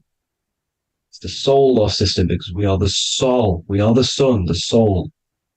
And we're inside of a solar system, which is the 7 planets. That's why there's 7 layers of heaven. Okay? The rings of Saturn, the rings of the planets are moving around us. Okay? So this is what the ancients were depicting in their cosmology. Now this is the Hebrew cosmology of the earth. This is the Mayan cosmology of the earth. You see, it's all an enclosed system. We live inside of a giant torus field. All is atum. It's what the ancients said, the ancient Egyptians said. All is atum. Atoms are torus fields. Don't be tricked by the modern science today with the current model of an atom. It's completely wrong. They're hiding the torus field. They're hiding the electromagnetic field, which is in everything. Absolutely everything is in motion, and motion comes from this field.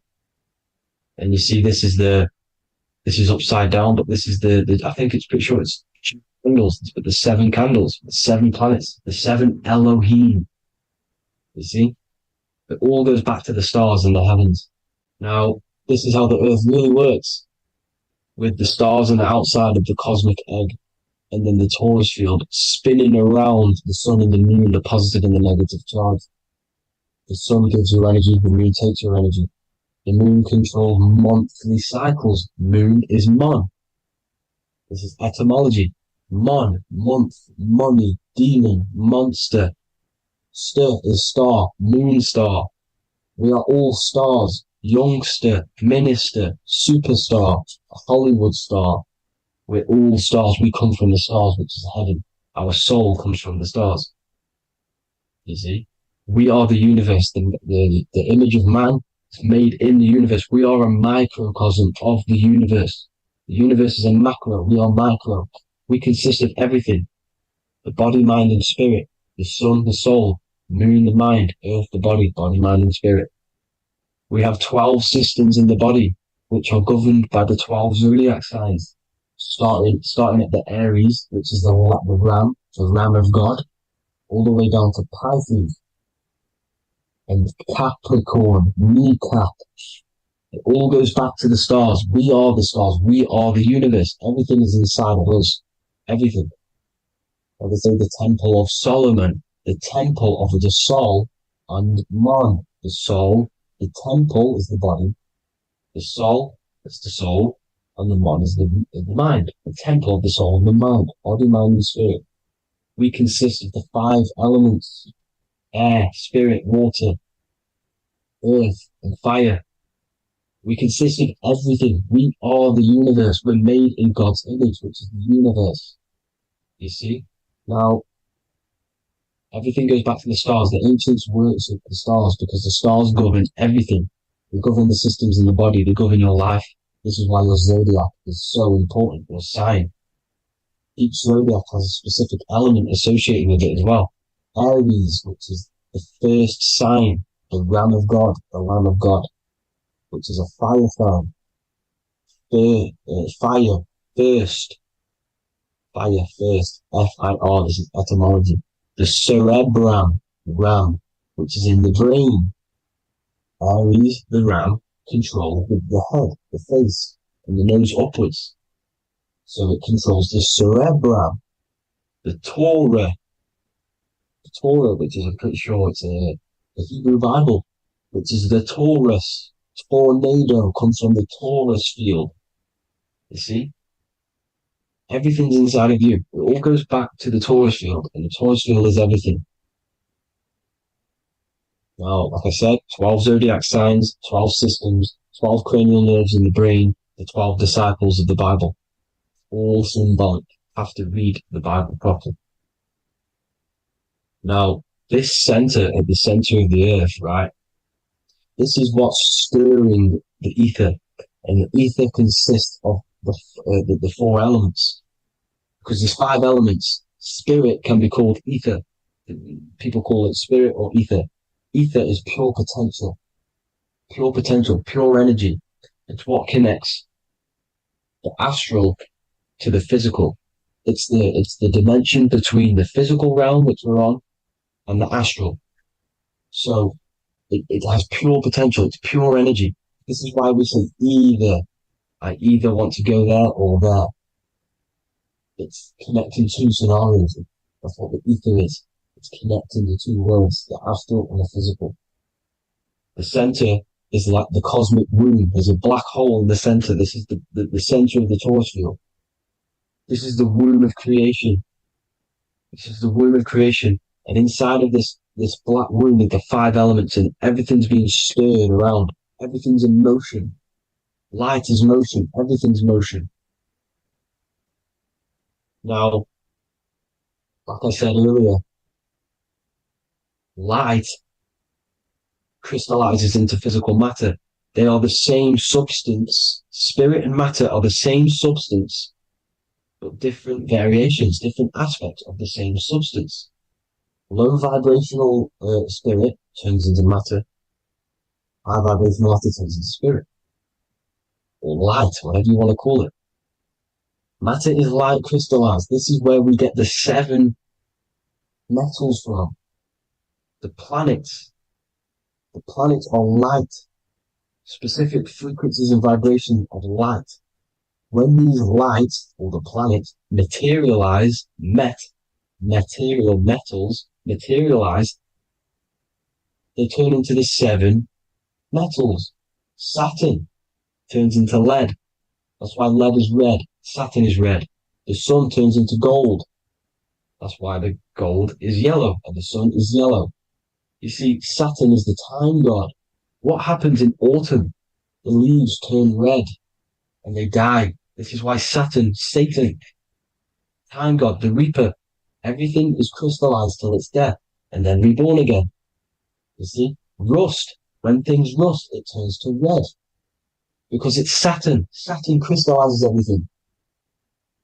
He's the reaper who comes around in winter. You see, he's Satan. Jesus and Satan, the sun and Saturn. They say we live in a solar system. The solar system. I think I've already just broke this down. The 7 planets are the 7 chakras. Everyone already knows this. But I'm going through it anyway. But this is where we get the 7 planets from. And the 7 metals. You see, all the ancients knew it was an enclosed electromagnetic system. It's not a spinning ball in the middle of space, people. They want you to believe this so you get stuck in this material world. Because if you believe everything's material, you can never affect this plane effectively. You can never create your life effectively. You don't understand the planes of existence. Because the mental plane is a higher plane. And it breaks down and it controls the planes below it. The mental plane, hold on, I've got it here for you. The mental, the astral, etheric, and physical. Etheric connects the physical to the astral, but the mental is what's above them all. You see? Now, it's important to understand this. It's important. However, the ancients always talked about the enclosed system. Only NASA, which is introduced around the Roman times, not NASA, but the globe Earth was introduced around the Roman times. Okay? By these Masons. These Masons introduced this because they wanted to take over the minds of the masses and control them. These people worship the physical realm. They know how it works. They know the ins and outs of it. They know how to do the magic. They know how to do it all. They understand it all. That's why Masonry have to take the oath. The oath of not speaking. You're not allowed to speak about anything you learn about in Masonry because they're discovering the truth about your mind and how it creates reality and stuff like that. So this is the Masonic cosmology, the 5-pointed star, the 5 elements, the checkerboard for duality, positive and negative, the 2 aspects of every substance. This is another ancient painting depicting the firmament, the stars inside the firmament, the sun. You see, the ancients worshipped the sun because it's so important for sustaining our life. It's the only reason we're alive is because of the sun. But then people think it gives you cancer today. They brainwash you to think the sun gives you cancer when it's the number one source of all life. They want you to believe it's a big, spinning, dangerous ball on its face. It's not. It's here to give us life. It's God's Son. That's why Jesus is known as God's Son. It is the Son of God. God created that to sustain us. You see? So it's important you understand the true cosmology of where you are, because if you don't know where you are depleted of all of your morals. You're depleted. You're demoralized. You're lost. You don't know where you are. You don't know where you exist. Okay? Once you accept the globe model, the heliocentric model, you will subconsciously think that you come from nothing. This is why they implemented the evolution theory just after the globe model was introduced by Charles Darwin. Charles Darwin came in after the globe model. He's a Mason. He was another Freemason, and implemented evolution where we came from monkeys, because they want you thinking less of yourself so they can manipulate your mind. You see? They want to manipulate your mind, and they have done since you got here. Since you came through that portal, you were manipulated from that day to believe this, believe that.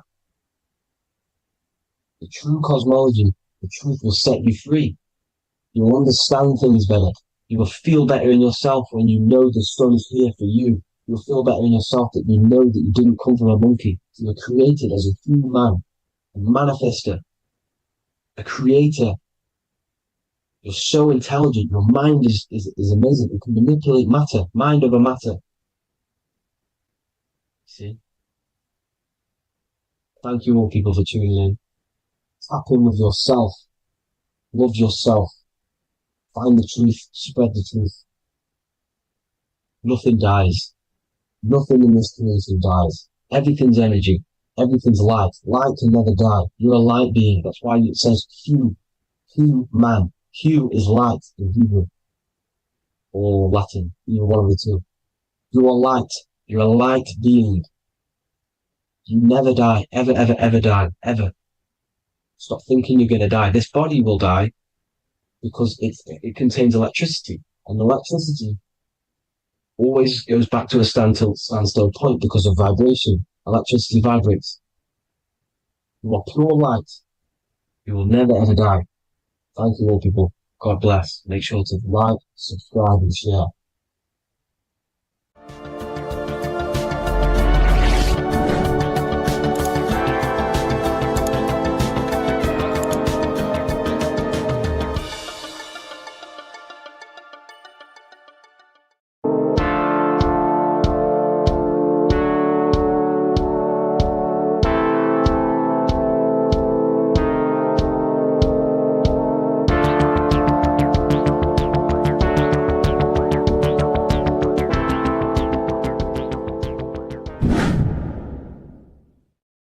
What is good, people? It's Revival of Wisdom. I hope you're all doing well.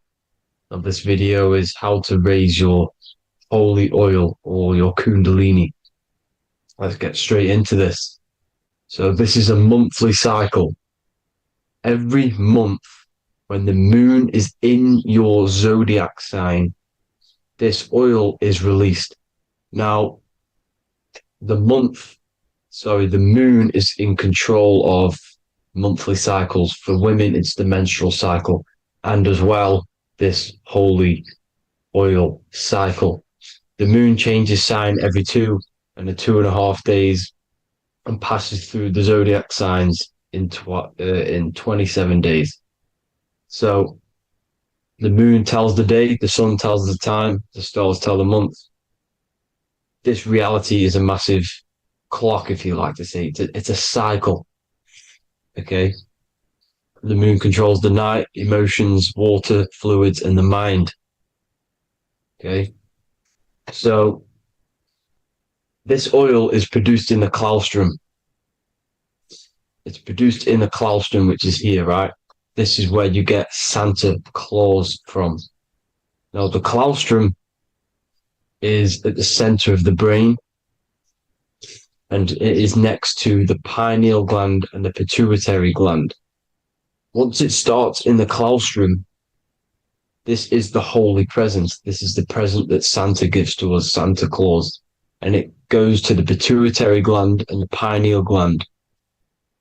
And what's connected to the pituitary gland and the pineal gland is the Ida and the Pingala. The Pingala is the pineal gland's nerve, which is the honey, which is the positive charge, electric. And the pituitary is the Ida nerve, which is the magnetic charge. This is the milk, the land flowing with milk and honey. This is the brain, the heaven, heaven, okay? And it travels down the spine using these two nerves, these electromagnetic charge. And this is what the ancients symbolized with the two serpents wrapped around the spinal cord, the Ida and the Pingala. And this travels down to the sacrum or the solar plexus. Okay.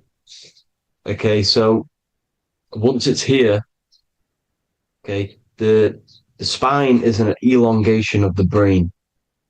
So the spine is pretty much the brain. It's an extension of it.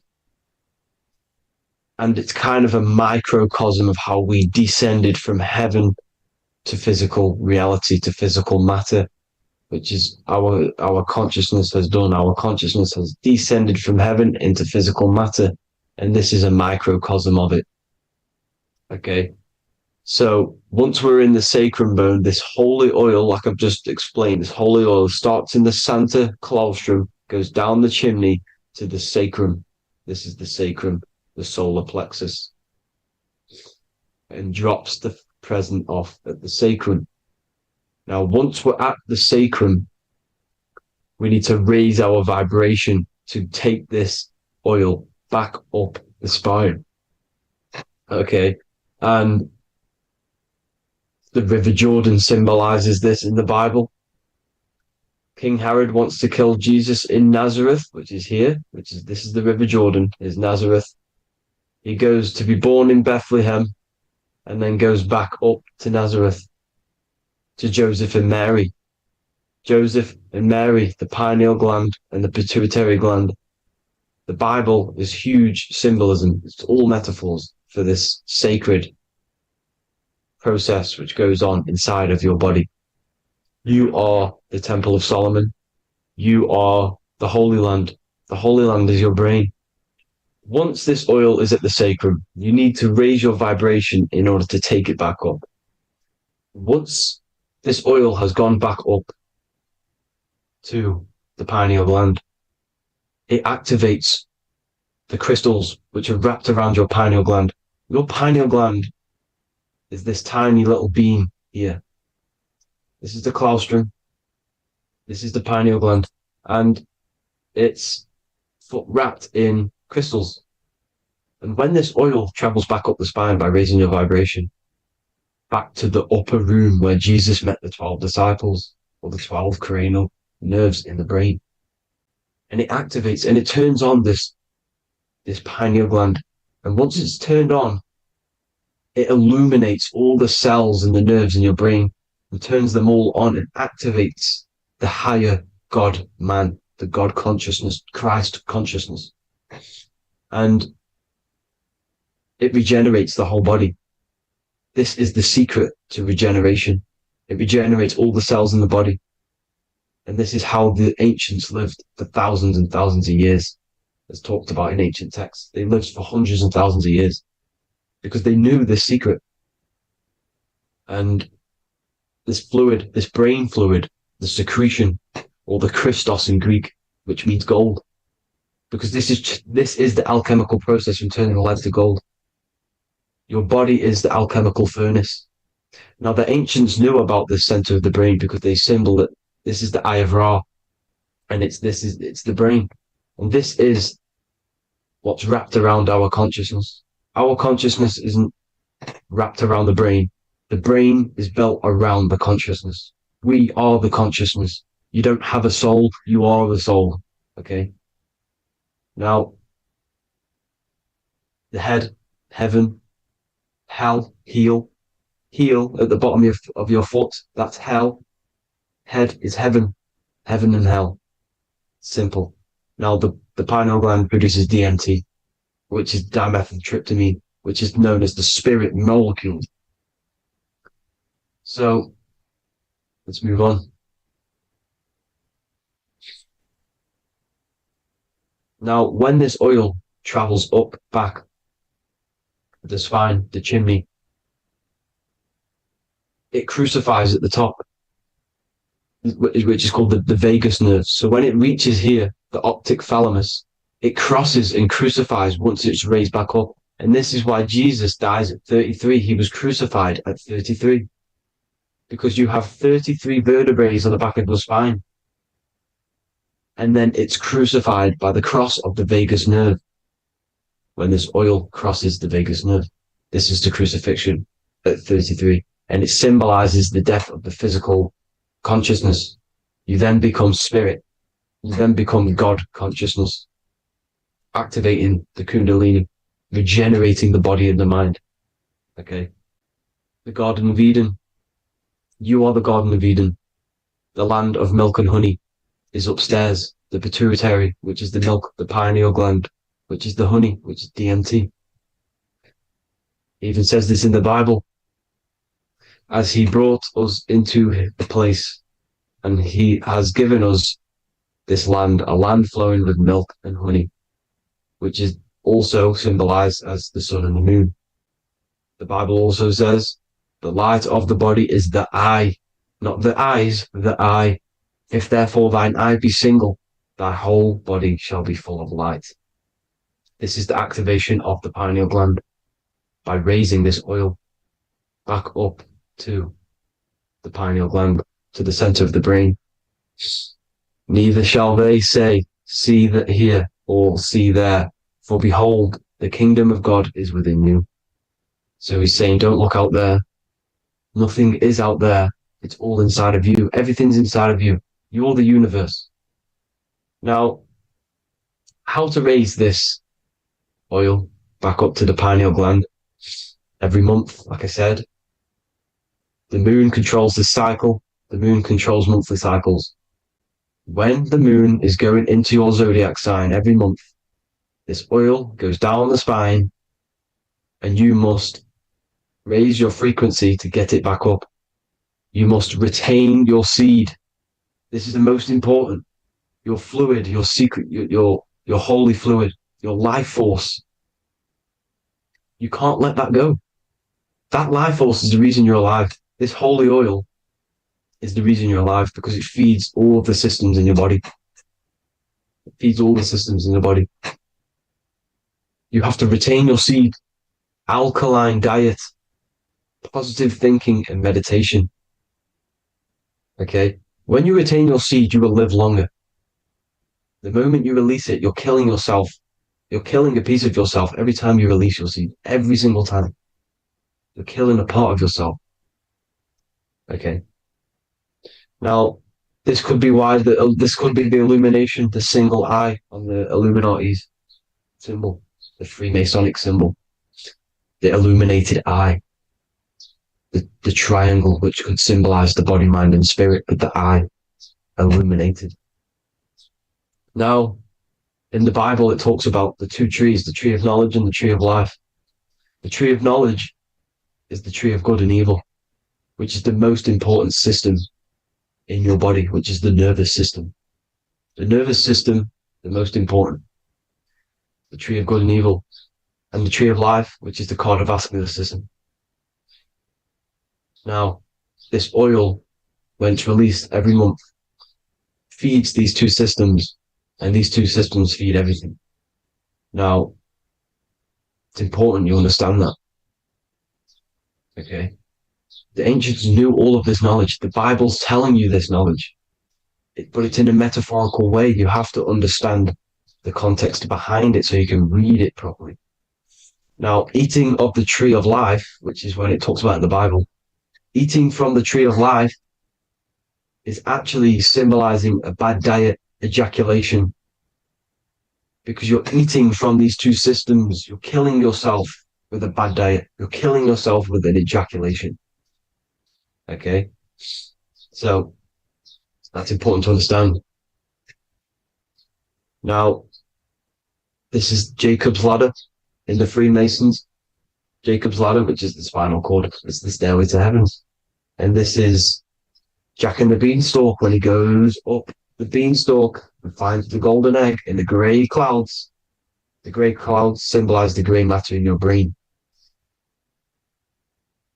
Now, the Garden of Eden talks about the 4 different rivers in Garden of Eden.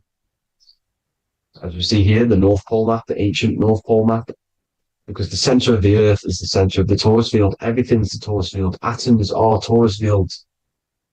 Everything's torus fields. You are the universe. Everything is within you. The North Pole is your spinal cord. This is why they say Santa Claustrum comes from the North Pole. This is the North Pole. And the Santa Claustrum is the center of your brain. Now, there's 4 rivers which come from the Garden of Eden. There's the blood, the Christ oil, which is the oil we're talking about, urine, and saliva. These are the 4 sacred oil, 4 sacred fluids in your body. And these are constantly abused in today's society. These secret societies are targeting these fluids. Okay? This is why porn is free. They sexualize society through Disney. Go and look at some of the Disney movies. There's so many subliminal messages which sexualize these children because they want you sexualized. So you release your seed, which is one of the holy fluids in your body, especially your semen, your sexual energy. So important you retain this. So important because it's your life force. It keeps you alive. Okay. Now, let's recap on this. If you want to raise your oil every month, you can't just retain your seed for the month. You have to retain your seed forever. Don't just do it for a couple of days. Have to do it. It's a lifestyle. You want to become God consciousness, you got to do what it takes. It's hard in this society because this society is it's designed to kill you pretty much. It's designed to keep you in these lower states of consciousness with all the bad food, the chemicals in the food, the chemicals in the water, the sexualized TV programs, sexualized adverts, sexualized TikTok and apps, videos, subliminally stimulating you. Because that is your weakness, sex. It's your weakness. Now, you have to retain your seed, meditation, and an alkaline diet. Why alkaline? Because acidic is low vibrational. This is the color spectrum. And what's the highest vibrational color? Violet. It's the lowest, red. You have to have an alkaline body in order to raise this oil. When you drink, when you have a bad diet, when you drink alcohol, when you smoke, this destroys the oil. It destroys the oil in your sacrum and it can't be raised again, can't be raised up. This is why it's so important.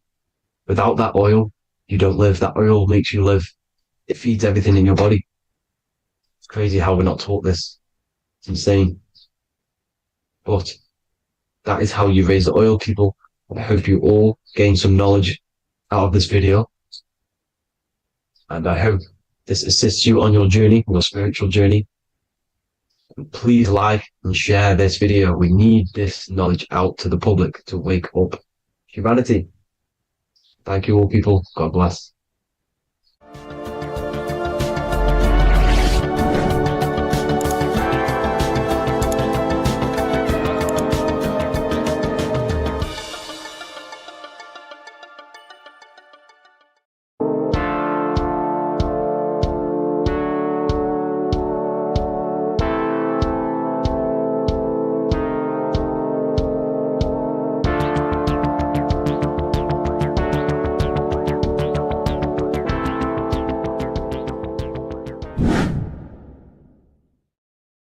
What's good, people? We're back with another video. This is going to just be a quick video. Manifestation, magic, bending reality.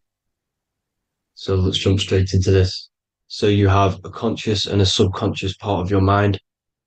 The conscious is what you're conscious of, what you're actually doing, where you can choose or not. However, the subconscious is the part of your brain which is automatic. So all of the systems in your body, like the digestive system, your heartbeat, these are automatically being ran, and you do not have to tell these systems to do anything. You do not have to consciously tell your heart to beat. It's automatically doing it, and this is what the subconscious mind is controlling. It's like the dark aspect of your brain or your mind. It is the way bigger aspect of your mind. Okay, it controls all the systems in your body. Okay, and this is where all of your programs are. So when you're in it from your childhood, what you've learned in school, all of these things are being kept in your subconscious, maybe traumas and stuff like that. So the subconscious is the female aspect, and the conscious is the male aspect, because the male is all about action and doing, and the female is more about creation, creativity, intuition. So you have a right and a left hemisphere of your brain, and these are obviously male and female.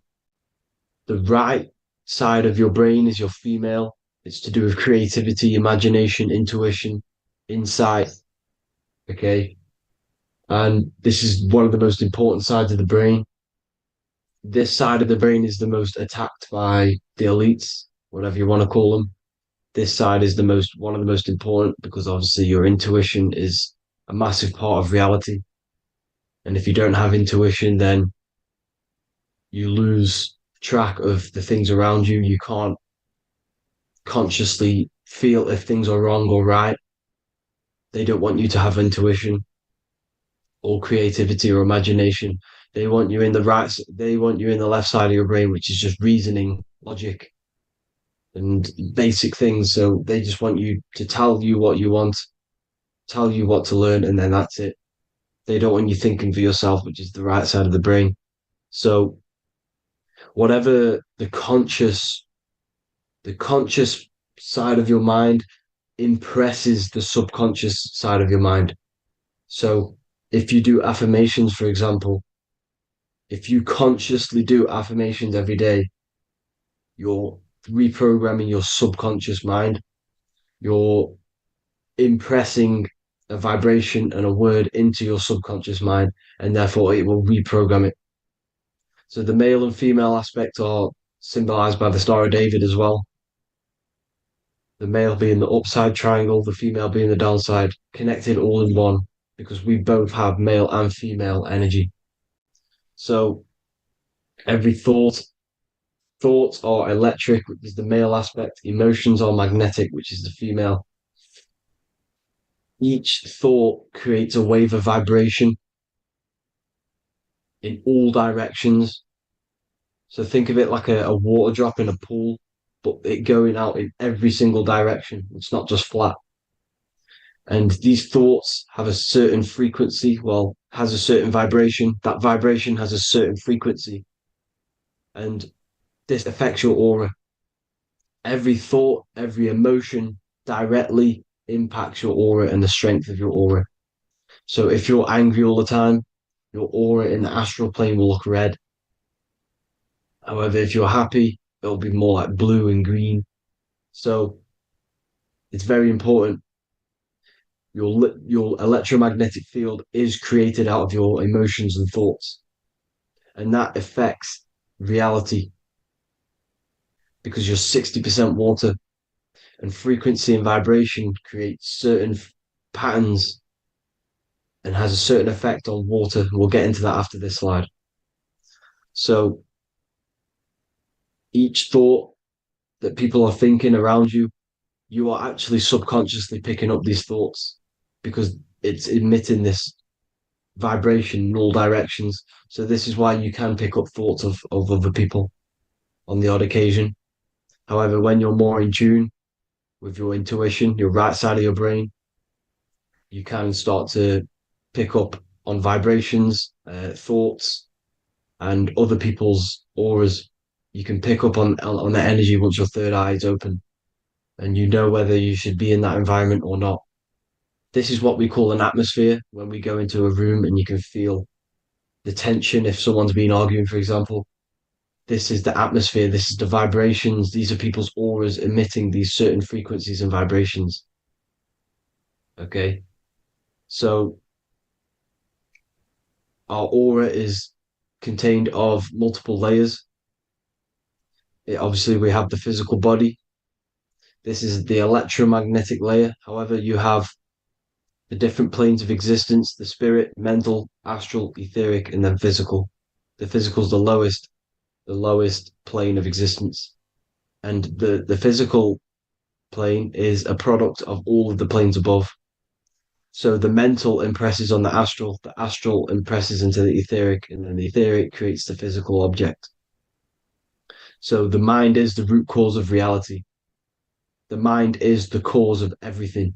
Your consciousness is pure cause. There's no effect. Everything you see in this reality is the effect. Everything that you experience is the effect, because the root cause was the mind. The decisions you made you experience that certain experience. And that decision was created on the mental plane. And this is just pure thoughts. And thoughts are things. If it exists in your mind, it is a thing. It's a certain frequency. So if you have a certain level of thoughts, if you're thinking positive, for example, you're going to have a strong aura, you're going to have a higher vibration. And that attracts like. Like attracts like when it comes to thoughts and vibrations and electromagnetism. So if you're thinking positive all the time, speaking positive, doing positive, you're then creating a higher vibration, and that's going to attract people on that similar frequency to you. Everything is electromagnetism, frequency, and vibration. Everything. You see, so this is why, for example, if I put my hand to a TV screen, if my finger was the same vibration as the TV screen, it would go straight through it. However, the particles in my hand and the particles on the TV screen are two separate vibrations, and this is what causes the friction to stop and not my finger to go straight through it. So, like I said, when you don't feel the vibe of someone, when you don't feel right, you don't really get along with someone, this is a vibration. Your vibrations are not matching, they're not similar, they're two complete different vibrations, and they're not aligning properly. So music has a massive part on this. Music is a massive, massive tool for the elites because music is frequency. And in 1975, the musical instrument are all tuned to 440 hertz. So Spotify, Apple Music, most of the music on YouTube is all set to 440 hertz. And 440 hertz is not divisible by 3, 6, or 9. And when you can't divide a frequency by 3, 6, or 9, it's not a natural frequency. As you can see here, this is 432 hertz. This makes a nice geometric pattern. However, 440 hertz is a distorted pattern.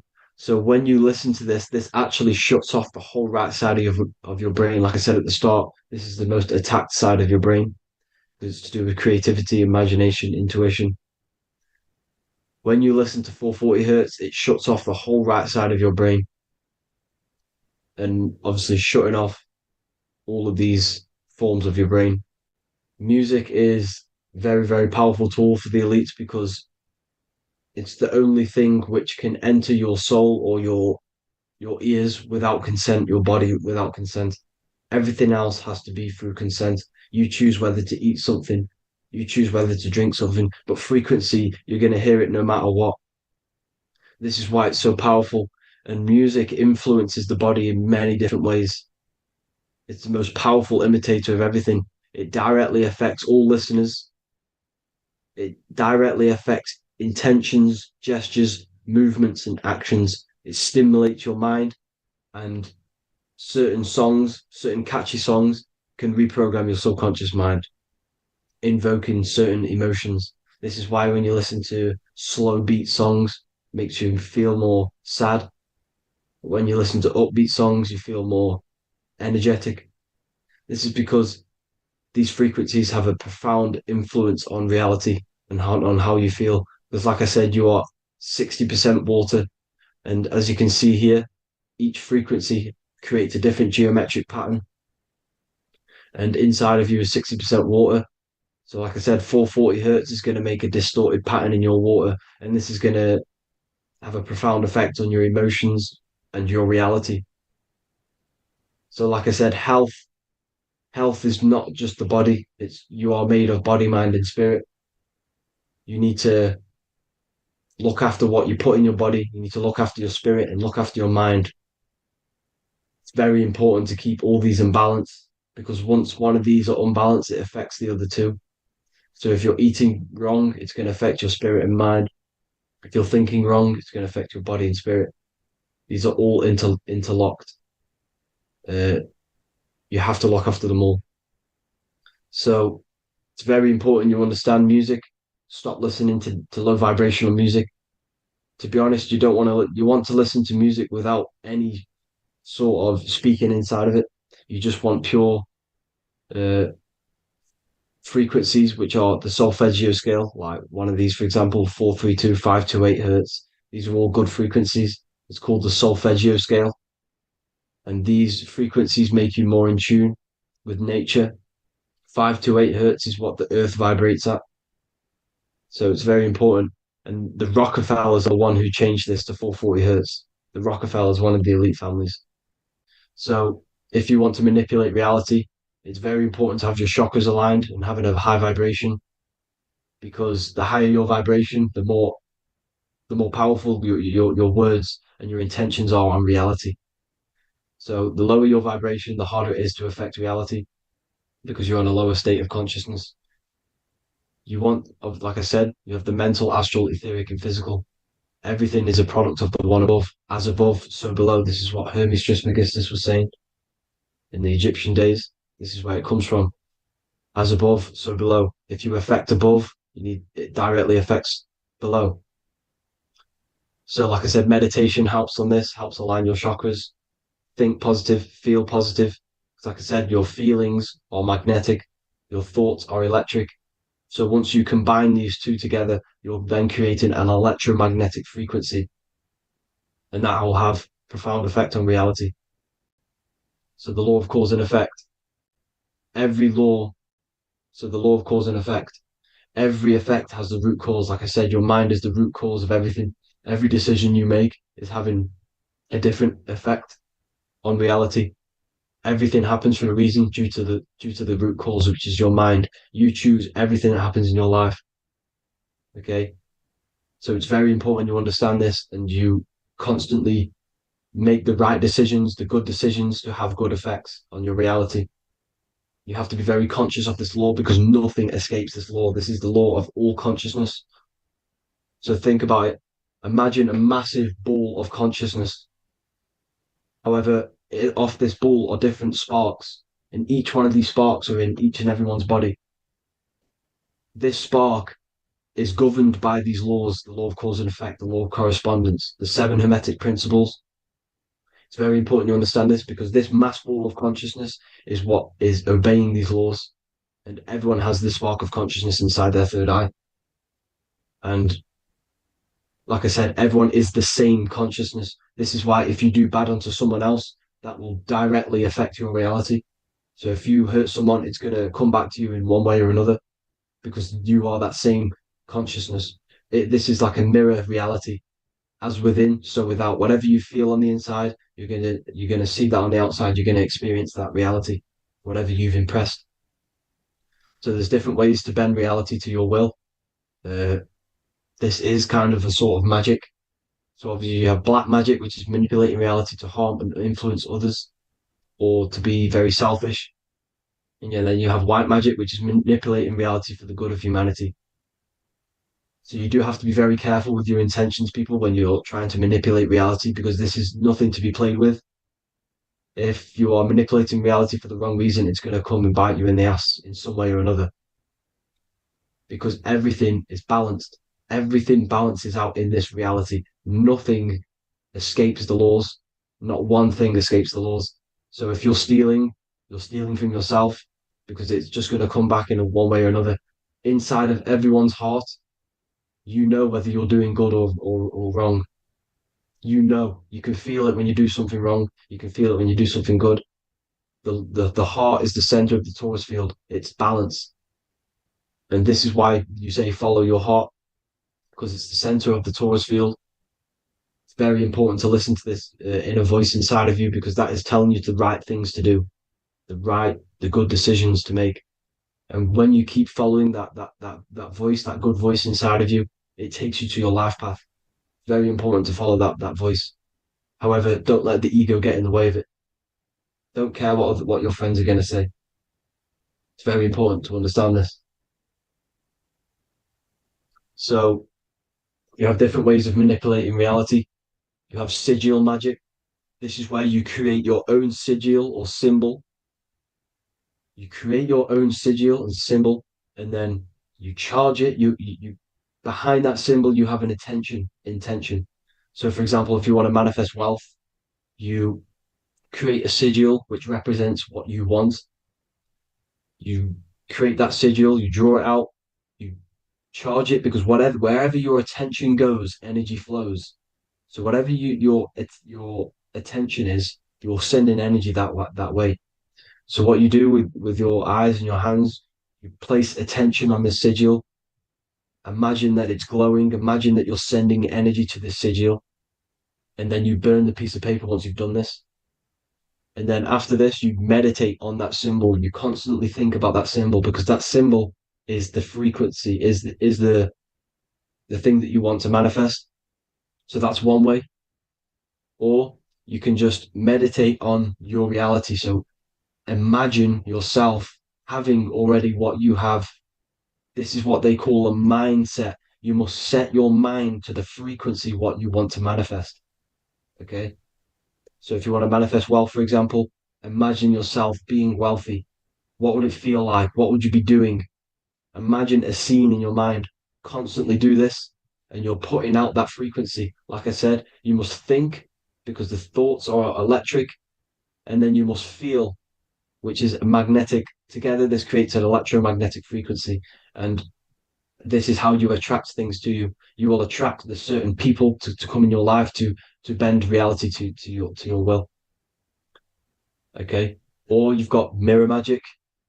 Stare yourself in the mirror, because a mirror reflects light. It also reflects energy. So you've got to be very careful with what you say to a mirror.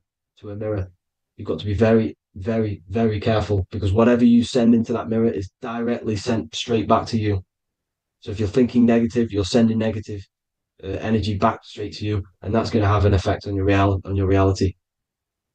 Affirmations are very important, because your words are frequency, your words are vibrations, and each word you say has a certain frequency. If it's positively charged, it's going to affect you positively. If it's negatively charged, because like I say, your brain and your mind is like the director of energy.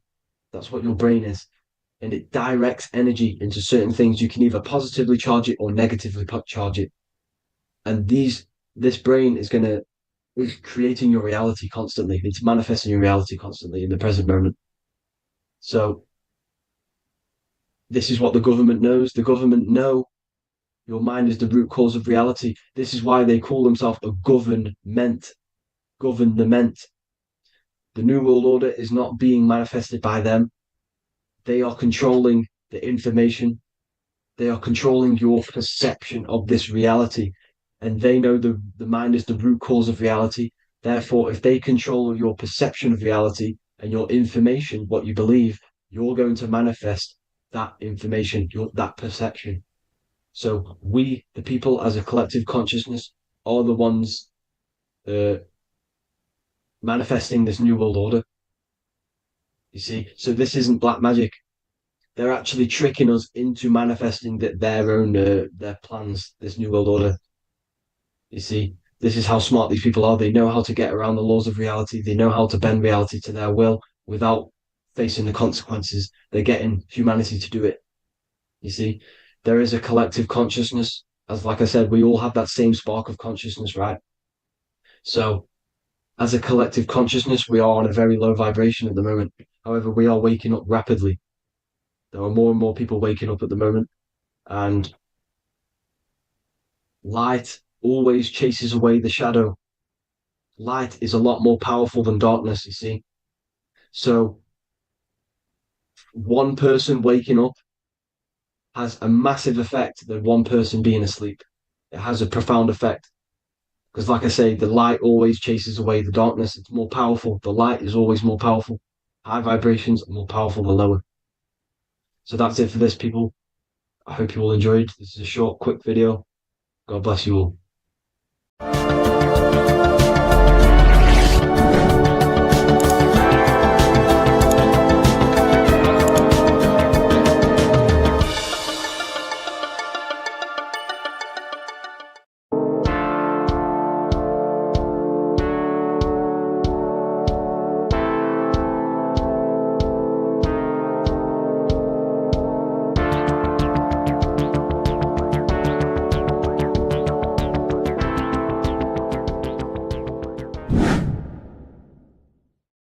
What is good, people? We're back with another video, and this is going to be talking about the connection between the micro and the macro. You know, you are the universe. Everything is inside of you. So the first thing you need to understand is that the law of mentalism, we are a thought in the creator's mind. Everything's being thought into existence. We have a spark of this mind, this same mind of the creator. And everything is a state of mind. Particles or atoms, whatever you want to call them, are a mental thing. They're a product of the mind. Everything's thought into existence. Thoughts influence everything. Thoughts are energetic effects which send out waves into the quantum field around you. And your consciousness is actually the universe experiencing itself, expressing itself, and viewing itself. So we are the creator, but viewing itself in separate bodies. And this is why they call the material world the world of illusions, because everything's separate here, but we all forget that we are all one. We've all been brainwashed to think we're all separate, but we're all one. We're all the same mind, the same consciousness, everything. So everything's created out of toroidal fields. God created the toroidal field. That's the only thing that exists because atoms are toroidal fields. And it's the basis behind all creation. As you can see it in the owl's eyes, it creates the infinity symbol. And this was the apple. That apple is a toroidal field. And the toroidal field is made out of dielectricity, which is ether.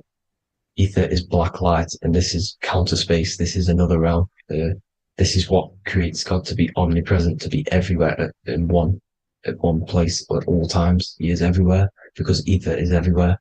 And ether is infinite potential. It connects everything together, and that's what energy moves through. It moves through the ether, and that's black light. Everything is light, as it says in John 4:2. God is light. Everything's a vibrational state of light. So the torus field is made out of dielectricity, ether, black light, magnetism, which is white light, which is the center of the toroidal field. And magnetism radiates, it has no vibration. And then when white light splits, it turns into electricity, which is physical material, and that has a vibration. This is the Holy Trinity, the sun, the moon, Saturn. Saturn, the god of materialism. If you've watched my videos on Saturn, you know that Saturn is crystallizing everything into physical matter. And that's why his old name was El. The ancients called him El. And this is why we get L electricity. This is where L electricity comes from. Because L electricity is only a product of the physical world, which is redshift, blueshift, Adam and Eve. And this is what creates the redshift, blueshift is what is a product of magnetism. When magnetism, white light splits. And this gives us vibration. And this what creates the toroidal field, which is the basis of all physical creation. The sine wave is created out of the magnetic wave and the electric wave. The electric wave is the blue wave, and the magnetic wave is the straight wave, which is radiation. This is vibration frequency. So the magnetic wave is straight, and then you have longitude and amplitude, which is depth, which is dimension. You see how the electric wave has depth and a dimension. This is why you get the cross. This is the cross of Earth. This is the symbol of Earth, of bondage, of physical matter, because it consists of magnetic wave and depth, which is electric wave. And this is where you get the sun cross or the Earth cross, whatever you want to call it. It's the cross of physical matter, and the ancients knew this. This is why they used that symbol. red shift, blue shift, which is the toroidal field, is the basis of all creation, physical creation. And this is why you have the police siren is red and blue. The Matrix movie, red pill, blue pill. You have red blood and blue blood in your body. The Democrat and Republic, the two parties, red and blue. Like your taps on your taps, you have a red and blue tap. One's generative, and one's destruction. Fire, destruction, water, generative. So this is the basis of all things. And electric wave has dimension, like I've already said, depth, material, and it's measured in hertz. It's measured in hertz because it hurts you. It decays because the electric wave has a vibration, and vibration always has to go back to a standstill point. This wave cannot go forever, but the magnetic wave will go forever. It's radiation. Magnetic is radiation. It radiates forever. It pulses. But the electric wave will at some point come back to a standstill point, and that's why it hurts. It decays. That's why our physical body decays, because we contain of electricity. This body is an electric body, and it will return back to stillness like a guitar string. If you vibrate a guitar string, you pull it, it will vibrate, make a sound, and then go back to a standstill point. It's the exact same with every single toroidal field within the body. It will decay, and this is why our bodies decay, and everything in creation decays. So we're born into sin. The sin of Eve. The sin of Eve is us biting into the tree of knowledge of good and evil, which is the systems in the body. And the sin of Eve is biting into the sine wave. We bit into the sine wave. The sun moves in a sine wave. Our DNA is a sine wave. Time is a sine wave. Everything in this creation is a sine wave. This is why the dollar bill is a sine wave. Magnetism and electric waves in one. And this is the sun doing its sine wave, which creates, when you go bowling, it kind of creates that pin that you hit over. That's the pin of the sun. The zodiac sign is a sine wave because the zodiac sign is an expression of the toroidal field, because magnetism unfolds into 12ness. And that's why you have 12 zodiac signs, 12 systems in your body, 12 cranial nerves in your head, in your brain. So if you can imagine this, see where my pointer is. Always starts with Aries. Aries is the head. It's the first thing that's created in the womb. And this is Aries, the ram. And this is why it's called a cerebrum in your brain, which is the first thing that creates when you're in the womb. And what's the element of Aries is fire. Fire is the first element. F-I-R, first, because it's the first thing on the wheel, the first expression of energy. As you can see here, my pointer, this is the center of the toroidal field. It would go Aries, Virgo, Capricorn, Pisces, Scorpio, Cancer. Then we go back to Libra. Libra would be center. But you see how the toroidal field is the expression of the 12 energies. That's what the constellations are, the energy expressions of the toroidal field. So it would go outwards, starting from Aries here, all the way back to Pisces, which is beyond the bottom half. But Libra would be the center. That's why Libra is the equinox. It's the equinox. Libra is when it goes from summer over to autumn. It's the equal. It starts to transition into the winter side. Equinox, equal, which is Libra. And that's why Libra has the two scales. It's symbolized with the two scales. That's because of, the sun moving over. It's being judged. It's equal now, but then it's going to tip over into the winter. That's why Libra is here, the center of the sine wave. And like I said before, magnetic energy unfolds into 12ness. Magnesium is number 12 on the periodic table. It's the sacred number. And this is why the scientists are NASA is trying to bring in another constellation to destroy the holy science of astrology. So Aries rules the head, which is Mars. Taurus rules the neck, the lower head. Gemini, the two twins, which is your lungs, your two twins, your arms, two twins. Cancer, the breasts, or the chest area. Leo, the heart, which is the sun, which is fire, the center of the toroidal field. Virgo, the belly, which is the intestines. Libra, the kidneys, the two scales, the kidneys, balancing out everything. Scorpio, the sex organs. Sagittarius, hips and thighs. Capricorn, I've missed that out, which is the kneecaps. Capricorn, kneecap. Aries, which is the ram, which is the cerebrum in your brain. And then Aquarius, the calves and the ankles, and the Pisces, the two fish, the 2 feet. So everything corresponds, as you can see here. This is an ancient way of depicting it, of the folded human. And this is everything. Each constellation rules that part of the body, gives energy to that part of the body, makes you do certain things. So magnetic energy unfolds into 12ness, electricity unfolds into 7s. That's why when you get electric, the light spectrum that we see, it consists of 7 colors. Why we have 7 planets. The 7 planets give us our 7 metals and the 7 solfeggio scale frequencies. So the rotor, this is the rotor, and rotor is an anagram for Torah. The Torah, which is I think it's the Hebrew Bible. Don't quote me on that, but it's one of the holy books, which is the Torah, the Taurus. Everything goes back to the Taurus field because it's the basis of all creation. So the chief cornerstone, it says in the Bible that the builders rejected the chief cornerstone. The chief cornerstone, you are the builder. You decided to incarnate into the physical world, into the electric world, El, the world of El, Saturn. When you are created in the womb, it takes you 9 months for you to be created. So, for example, if your parents, if you went into the womb here, it'd take you 9 months. So let's say you're born in Scorpio. So you'd go back 9 months, 1, 2, 3, 4, 5, 6, 7, 8, 9. You consist of all of these 9 energies because it takes 9 months or however long you took to be born. Some people are born earlier. You'd have to find out how many months you were in the womb for. But you consist of these 9 energies, and each constellation has a cell salt associated with it. And these cell salts are vital for your health. And your cells and the optimal health of your body. So the chief cornerstone that you rejected is these 3 cell salts, these 3 constellations.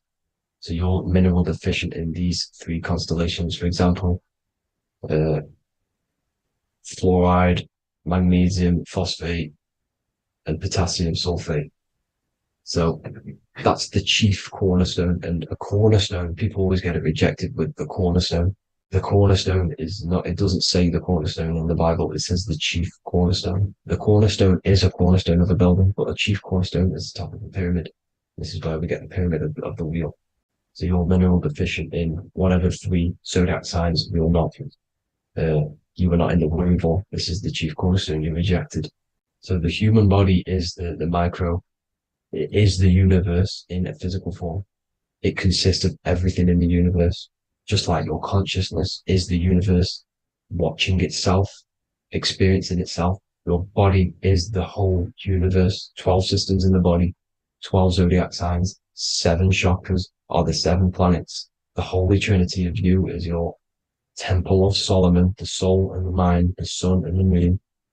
You know, everything is in you. You consist of everything, all the energies, everything. Heaven and hell. Heaven and hell is a mind state. It's a state of the mind. Head, H-E-A, which is heaven, and the heel, the bottom of your foot, is hell. And the bottom of your foot is the soul. So they're basically saying, well, it's wordplay. They're saying that your soul is in hell because, you know, with the elites being in control. So they call the bottom of your foot the soul, trying to say that you're in hell. The Christ is in you. And this Christ is Greek for what? Christos.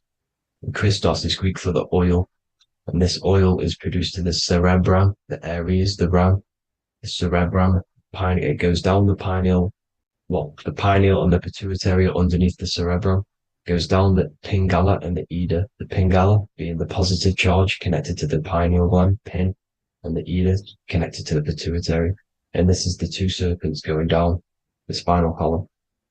And this is why Jesus goes from Nazareth to Bethlehem, and then Joseph and Mary are waiting for Jesus in Nazareth.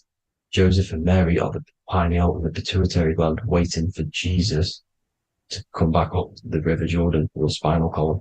So this is the oil. This is the story of Santa as well. Santa comes from the North Pole. Why? Because the North Pole of the Earth is the center of the toroidal field, and the North Pole of you is your spinal column, which is the North Pole of the toroidal field. The North Pole. He comes from the North Pole. This is the North Pole. This is the South Pole of the toroidal field. Comes from the North Pole, which is your mind. and he goes down the chimney and then back up the chimney. This is the chimney. And he drops off the present, which is the Christos, the oil. And this is why Jesus is crucified at 33, because he crosses over the vagus nerve at the top of your spine. When this oil comes back up the 33 vertebrae, these are vertebrae here. When it goes up the 33 vertebrae, it gets crucified at 33 because it crosses the vagus nerve, and he's crucified on a cross at 33. This is the story behind Jesus and Santa. The Ark of the Covenant in the Bible is the two hemispheres which cover the vital parts of your mind, the brain side, which is the cerebrum, the pineal, the pituitary, etc. So the two hemispheres are the two angels, the Ark of the Covenant. This is the Ark of the Covenant covering the two vital parts of your brain. So these are the optic thalamus is another part, and it protects the Christ oil, which is inside at the center of the brain. See, the Bible is all a massive metaphor about yourself, because you are the universe. You are a microcosm of the universe. Your consciousness has experienced itself, and the universe experiencing, and your body is the whole universe. Your head's heaven. So Moses crosses the Red Sea. These are the two hemispheres of your brain. This is the corpus callosum, the Red Sea. So he's pretty much saying that he's uniting the two hemispheres of your brain, because most people in this generation are stuck in the left brain, which is just logic, reasoning, science and maths, writing. And this is what school teaches you to do. It keeps you stuck in your left brain. And you want to cross over to you want to cross the Red Sea, which is the corpus callosum, to the right brain, which is awareness, art awareness, creativity, imagination, intuition, insight, using the higher mind, creativity, imagination. If you don't have intuition, then you can't read energy, you can't pick up on bad things. This is what Moses is symbolizing by crossing the Red Sea. And it's also the upper room where Jesus met the 12 disciples. 12 disciples are the 12 cranial nerves in your brain. It doesn't just represent the 12 zodiac signs, the 12 disciples. It symbolizes many different things. It's like I said, energy the universe consists of 12ness. So you have 12 cranial nerves in your brain, and that's the 12 disciples as well. And they want you stuck in your left brain, which is the five senses, materialism. So they say in the Bible that Satan blinds the mind. Satan is Saturn. If you've watched my videos, Satan is Saturn. And you consist of the Holy Trinity, which is the sun, moon, and earth. The soul, moon, the soul being your sun, the solar, the moon being your mind, the earth, your physical body. And Satan blinds the mind. Why? Because we enter a soul system. This is a soul system, not a solar system. And Saturn is the Lord of the Rings, which is the outer ring. When your soul enters the soul system, your soul starts to materialize. It hits Saturn. Why? Because Saturn starts to materialize you. You take on the 7 virtues, which are the 7 planets, which are your 7 chakras. And to get out of this soul system, you must get out of your lower nature, your animal nature, which is lust, desire, greed. The number of the beast, 666, which is Saturn, Satan. So you enter the soul system, you take on the 7 energies, which you turn into physical matter. And this is your descension from heaven to all who say hell. And then you must raise back up from matter to spirit. They say Satan blinds the mind. Why? Because your mind gets materialized. Your soul and mind get materialized. And when you get materialized, it's an intense experience. You lose the divinity within you. You forget the divinity. So Satan, which is the first planet, the first energy you take on, the material body, he blinds the mind. He makes you forget everything, your divinity. Then you must remember, ascend up Jacob's ladder, the 33 vertebrae, to heaven. And this is a microcosm of the macro, because you will ascend back up to heaven if you do this, when you leave your physical body, when your body decays. So when it talks about in the Bible, completely destroy them, the Hittites, the Amorites, the Canaanites, all the ites, this is what God says to the Israelites. It says completely destroy them. It's basically symbolizing saying destroy your lower nature. The Canaanites, cannibals. We're under a Canaanite system now, which is cannibalism. And this is flesh eating, lust, greed, all the demonic stuff, all the lower vibrational stuff, you know, the lower nature, eating, sex, and survival, the lower three chakras. You must get out of these lower three chakras and return back to spirit, which is heaven, which is spirit, love, being holy, being truthful, being passionate, going back to Satan blinding the mind. All of the planets are made out of these three symbols. Satan blinds the mind. And that's why Satan's symbol, this is the symbol for Saturn, Satan, the symbol of Saturn is the cross, which is physical matter, the earth, over the moon. The moon is your mind. So the Saturn symbol saying matter over mind. He blinds the mind. Satan blinds the mind once you enter the soul system. And you must remember, in the Bible, it talks about the Genesis, which is Eve, the sin of Eve, which is biting of the tree of knowledge. The serpent, which wraps around the tree. It says the serpent placed himself on the tree. Well, the serpent is the spinal column. It's the serpent telling you eat from the tree of knowledge of good and evil, which is your nervous system. And eating from the tree of knowledge of good and evil is doing bad things. For example, over sexualized, overeating, eating the wrong food. That's eating from your nervous system. It's decaying you, and it's preventing you from achieving the God self, the God consciousness. This is the symbolism of, you know, the tree on the serpent, telling you to eat from the left brain, with the left brain being the sinister. Sinister is Latin for left. That's sin. Sin is left. And left is lefty Lucy, Lucifer, right, righteousness, right, God, godly. The tree of knowledge of good and evil, which is your nervous system, because it determines good or bad. You know, that's the only thing you experience in this world is your nervous system. And then the tree of life is the cardiovascular system, and the Garden of Eden is your body. So that's it for this video, people. I hope you've got a greater understanding of how you are the universe and everything is inside of you. Just keep in mind you are the universe experience in itself, and your body is a reflection of everything. The 12 constellations, the 7 planets, everything's inside of you. This world is an expression from the inside outwards. You can't affect the outside world to manipulate reality. Everything's inside of you. I hope you got a greater understanding of this. God bless.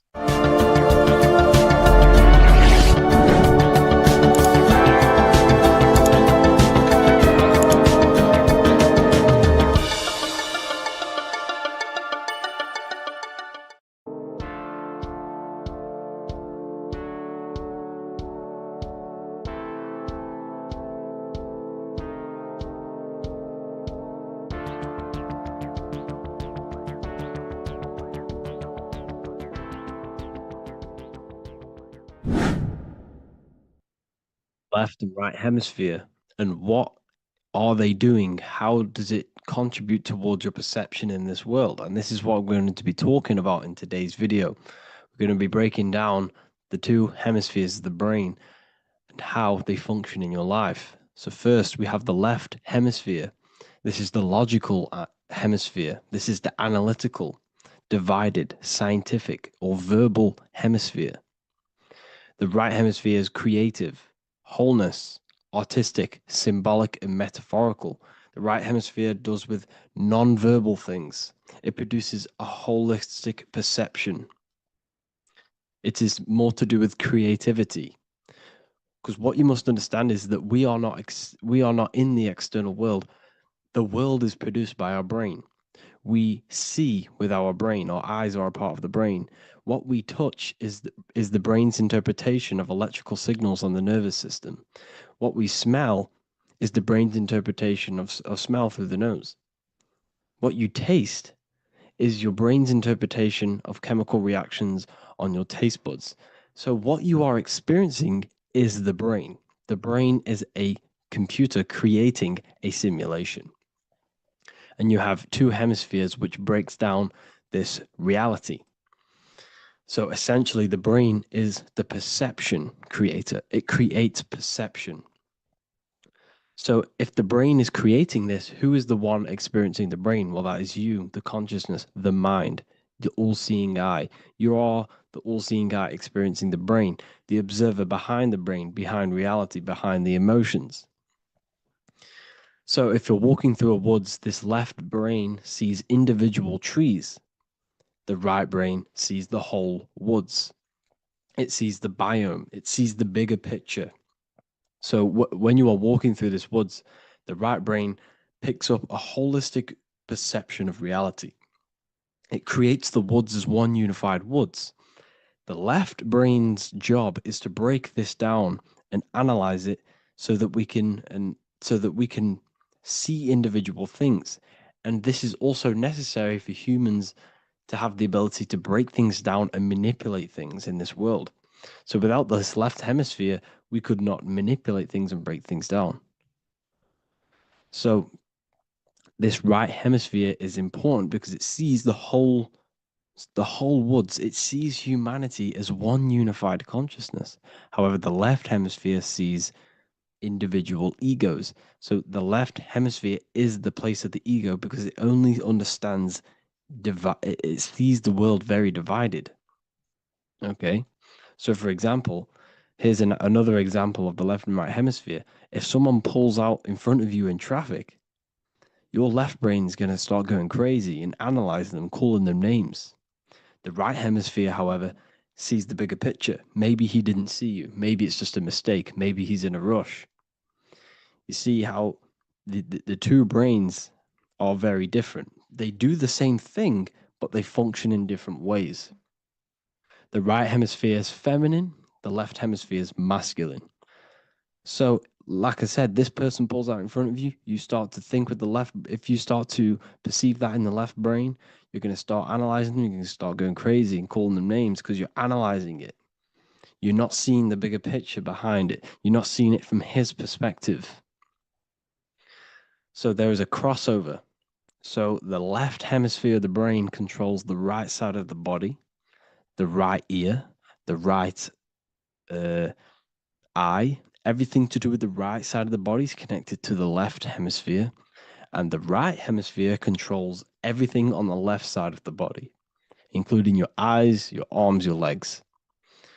So everything is crossed over, and even your visual field is crossed over. So this is your visual field, as you can see here, and even the left side of your visual field goes to the right brain. There's a crossover. No one really knows. There's not really a reason for this. However, this is how the human body is designed. As we all know, the human body is the most advanced piece of technology on the face of the earth. They cannot replicate the human body. And they tell you it has no creator. This is crazy. People are that brainwashed, they can't even understand that their body is the most advanced piece of technology.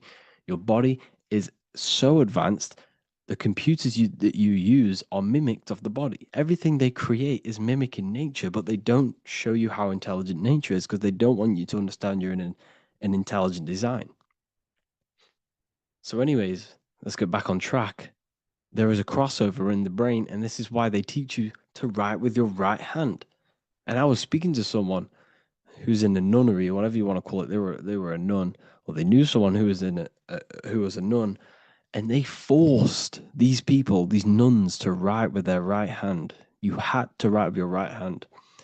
This is why, I'd say at least 70% of the world or 80% is right-handed and right-legged, because they taught us this to activate the left hemisphere more because of this crossover that happens in the body. So when we are using this right side more, we are using that left hemisphere more. Why? Why are they doing this? Well, they also called it writing. Writing is a spell, to cast a spell on you, to use that right side of the body so that you use this left hemisphere, because they want you to see the world as a divided perception. They don't want you using the right hemisphere, using that left side of the body to activate the right hemisphere to see the bigger picture and see how everything is all one and everything is created. This left hemisphere domination keeps you from seeing the connections between everything, because that left hemisphere analyzes, it breaks things down. So when we are left hemisphere dominated by using the right side of the body, We are essentially seeing everything as divided. And this is why so many people will not understand my work, because my work connects dots and connects fields of knowledge, and makes you see the bigger picture. So people who are left hemisphere dominated will see my work and think this guy's crazy. But everything, it's all about activating that right hemisphere. So they called it writing because every word you say is molding your mind in some sort of way. The things you see is molding your mind. Everything you take in through the five senses is molding your mind. And language is a massive spell, especially the English language. They called it writing so that you use that right side. It's a spell because your subconscious mind picks up everything you say. And 90% of your daily basis behavior and thought patterns is produced by these subconscious programs within the subconscious mind. Essentially, your conscious mind is only the 10% of you. The conscious mind is just what you're aware of, what you're wearing, how you're feeling, what you're thinking. That's your conscious mind. The subconscious mind is controlling every system in your body. It's telling your heart to beat without you being conscious of it. So essentially, this is what they're programming. They're programming this system in the back of the mind, which is controlling everything through the words. And this is what spells are, because it's all about creating perception in the subconscious. So they want you to use that right side more. I truly believe the ancients, they were balanced. They used the left and the right side of the body. They didn't have a stronger side because they understood this science of the body and how the body works. So this is actually called phonetics. It's not etymology. Etymology is the study of root words. Phonetics is the study of how words sound similar. The way words are spoken. So phonetics, phone is why we call them a phone, because you speak into a phone. So this is write and writing, to use that right side to activate the left hemisphere more. So your hands are a manifestation of your brain. The left hand is the right brain, the right hand is the left brain. And as a child, we were always taught that when you place your hands together like this is the size of your brain, which is true because your hands are a part of your brain. They're an extension of your brain. Every part of your body other than your brain is an extension of the brain. Everything's working and feeding back information to the brain because you're experiencing the brain. So another trick that you can do, or another exercise, is looking in the mirror and closing one eye at a time. If you close your right eye, if you take your top off, for example, you'll analyze your body if you close your right eye because you're using that left hemisphere. Sorry, other way around. If you look at yourself through your right eye, you'll use that left hemisphere, which will analyze yourself. You'll see individual body parts. If you close the right eye and use the left eye, you'll see your body as a whole. You won't really analyze it. This is how you can analyze yourself using these two hemispheres. So this whole system is created to keep you thinking logically and to restrict you from creating and restrict you from understanding symbolism, allegories, metaphors, and teamwork. They want you stuck in a logical way of thinking and a logical way of seeing the world. This is why when you go to school, you are told exactly what to do. You're told to think this way and no other way. You're told to do orders, do this. It's a very left-brained system because if we all started to open up this right hemisphere, we'd all see, wow, everything is all one, everything's all connected. And this is what my work is doing. I'm showing you everything is one. The physical world is an illusion of duality, but everything comes from the one source, the one mind. The universe is a giant mind. I am mind, you express mind. We all possess mind. Behind the physical body is the same mind consciousness. And we are all expressions and fractals of this infinite consciousness called mind. And this is what they don't want us to figure out, is that we are all just one consciousness expressed. It's an infinite consciousness. It's even in the squirrel, it's in the dog. All of these different animals, they're just different bodies, but behind the bodies is the same consciousness, which is mind. That's what the pineal gland is. The pineal gland is not the mind and it's not the third eye. The third eye is your mind. if you have a closed third eye, it just means you have a closed mind. If you have an open third eye, it just means your mind has expanded from beyond physical things through astral projection and mystical experiences. This is how you gain an open third eye. It's just an open mind. A mind that has astral travel, that has explored the realities within the mind. So everything they do is to keep us in a divided state. Divide and conquer, right? That's their motto. All to keep you thinking how everything is divided. Everything they've done is division. Postcodes, countries, everything is divided. Like football teams and all this stuff. It's also a natural process when you grow up, because as you grow up, your brain is constantly analyzing the world. So this is sort of a natural process of how you become more left hemisphere dominated, because your brain is always analyzing. And unless something awakens you, you can awaken that right hemisphere where you can start to see the bigger picture. Even the music, all tuned to 440 hertz, shuts down the right hemisphere of the brain. 440 hertz, Spotify, Apple Music, the radio. Every time you turn on the radio, it's tuned to 440 hertz. This was specifically tuned. It never used to be tuned to this. It was in the 1950s. It was changed. The standard music tuning was changed to 440 hertz because it shuts down that right hemisphere of the brain. They don't want you thinking, seeing the world in this way and perceiving things as one. And I'm going to show you. It tells you this in the Bible. Cast the net onto the right-hand side of the boat and you will find the fish. What was Jesus saying? This is, you see, people read the Bible and they don't understand it. If the Bible is not talking about you, then it has no meaning. The Bible, everything you read in the Bible is about you and how it can better your life. It occurs to you. So if Jesus says, cast the net onto the right-hand side of the boat, this is an allegory. The boat is your body. Cast the net. It's the awareness, the perception onto the right hemisphere of the brain, and you will find the fish. What's fish? What do fish do? They swim deep in the ocean. It represents the knowledge. Deep knowledge.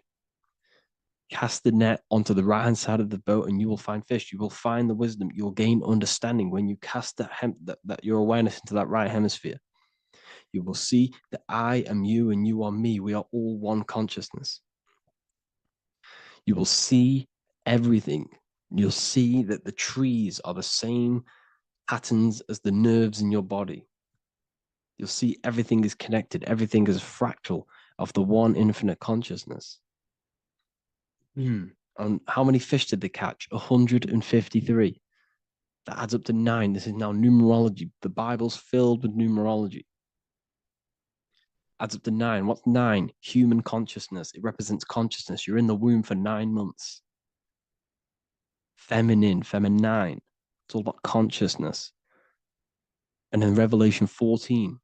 And I looked, and behold, the Lamb standing on Mount Zion. That's the spines, the mountain.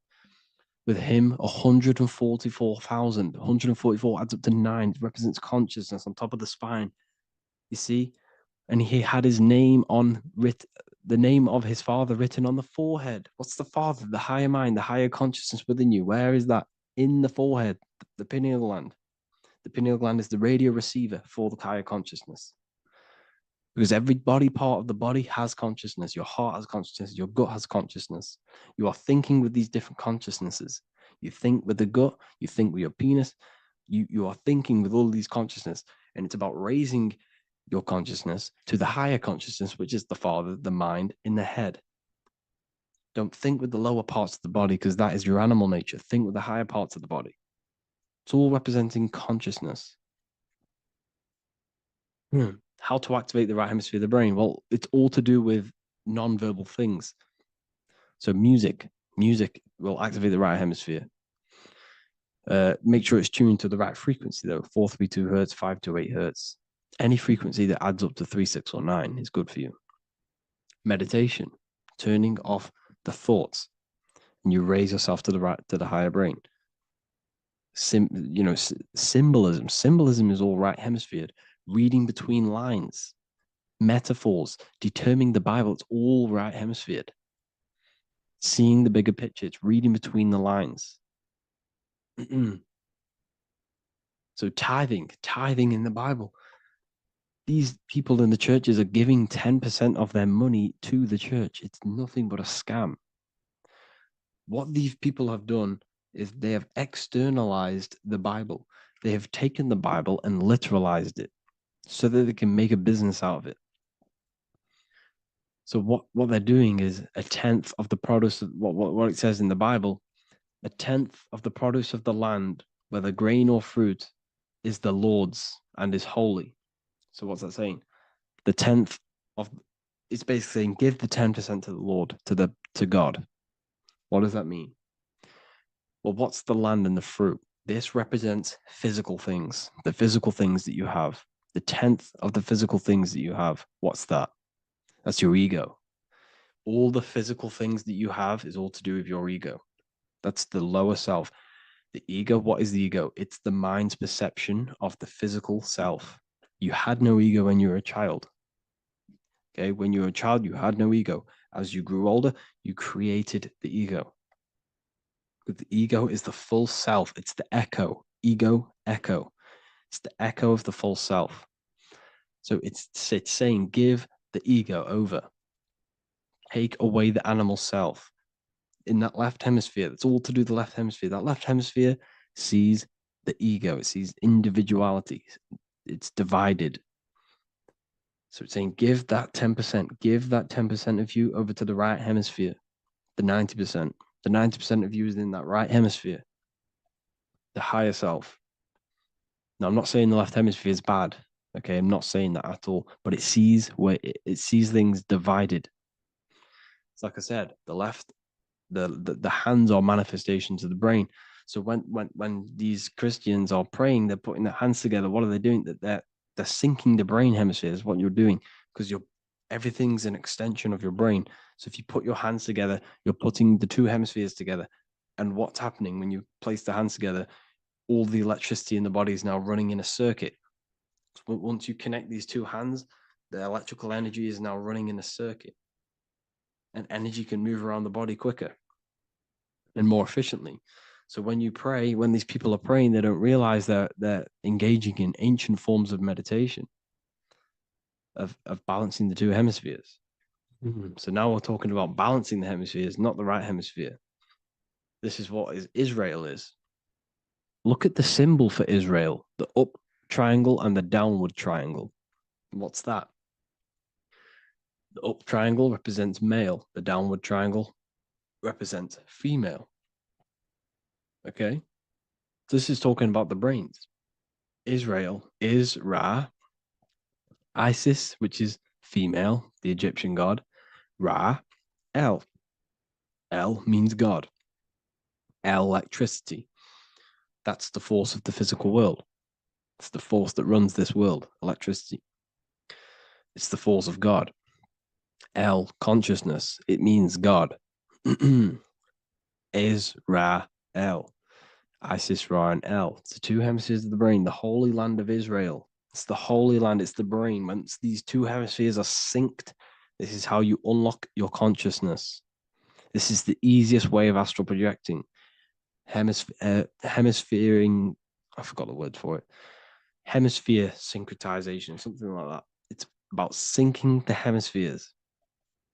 This is how you unlock your consciousness. Once the brain is running as one electrical system, this is how you balance the two masculine and male opposing energies. Once these opposing energies are no longer in war with each other, the brain, they come together to work as one. You unlock your consciousness. You are born again. What happens when a male and female have sex? It creates a new child. It becomes one. You are born again. Once the two hemispheres of the brain, you are born again. You can then have an out-of-body experiences. So this is why the symbol of the Holy Land, Israel, is the up and down triangle back combined together, because it represents unification of the male and female, unification of the hemispheres. You're born again. You unlock consciousness. and you can get this for free. It's called the Gateway Tapes on my website. Basically, it's a audio track from the government, and they did this in the Gateway Experience. It's a CIA document, and what they do is there are different forms of meditations you go through. I think there's about 5 waves of meditations you do, half an hour each one, and it will teach you. It will sync your hemisphere, because what does it do? They understood that playing one frequency into one ear and another frequency into the other, they understood that the right ear is connected to the left hemisphere, the left ear is connected to the right hemisphere. So when you play 2 different frequencies into both ears, what happens? The brain picks this up, the 2 hemispheres of the brain picks this up, and it syncs it. It syncs these 2 hemispheres, these 2 frequencies together. So now the brain is working as one to sync this frequency. So this is how you can sync your hemispheres, through listening to these frequencies. Okay, you can get them for free and do the meditations yourself. This will definitely help you. This is an easy way to astral project. So it's all about syncing the hemisphere and seeing reality from a unified perception. We should all aim to get out of that left hemisphere. I'm not saying don't use it, but we should now start to see. We should not start to read between the lines of the Bible, read between the lines of the symbolism they're showing. Study symbolism, study allegories and myths. What are they trying to tell us through these allegories? And, this is how we start seeing things in a better way.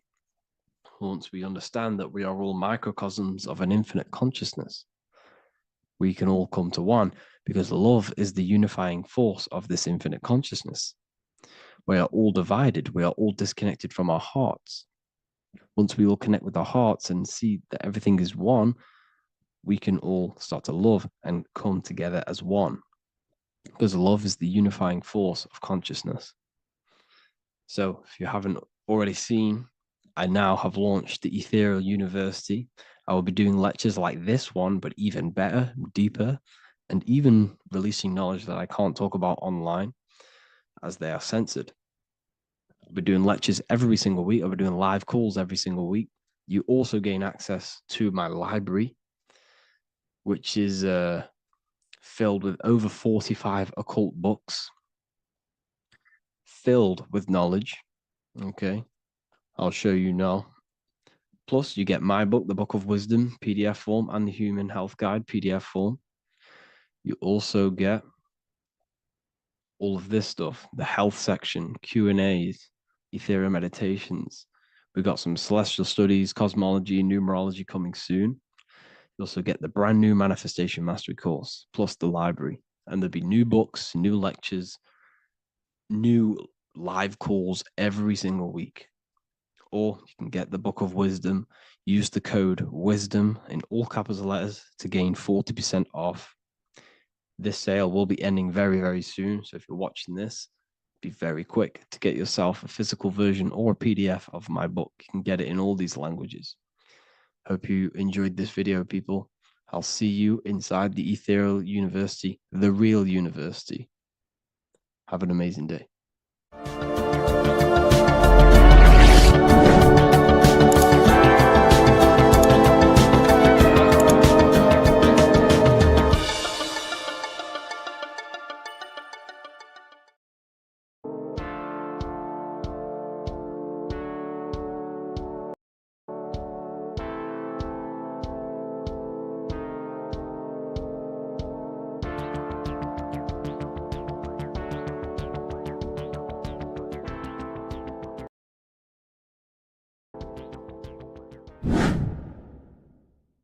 What is good, YouTube? Today we're going to be talking about the astral plane and how the cosmology fits into the astral plane. Okay, so first let's go over the astral plane and go over the different layers of reality so that you can understand reality more.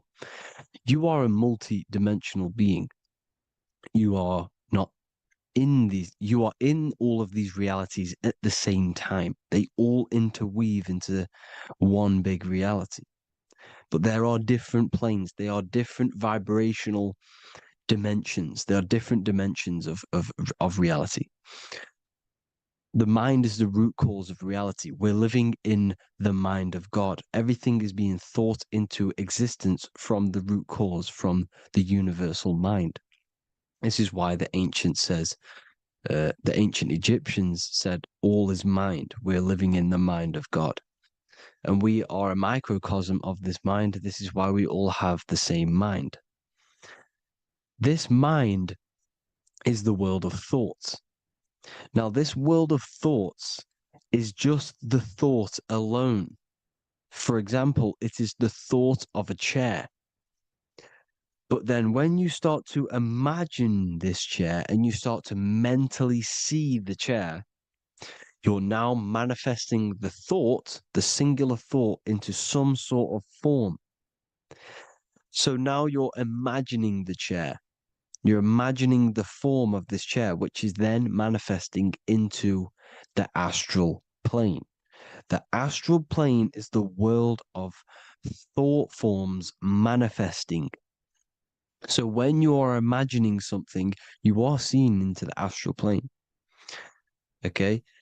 Your third eye, it is an eye because it sees the astral plane.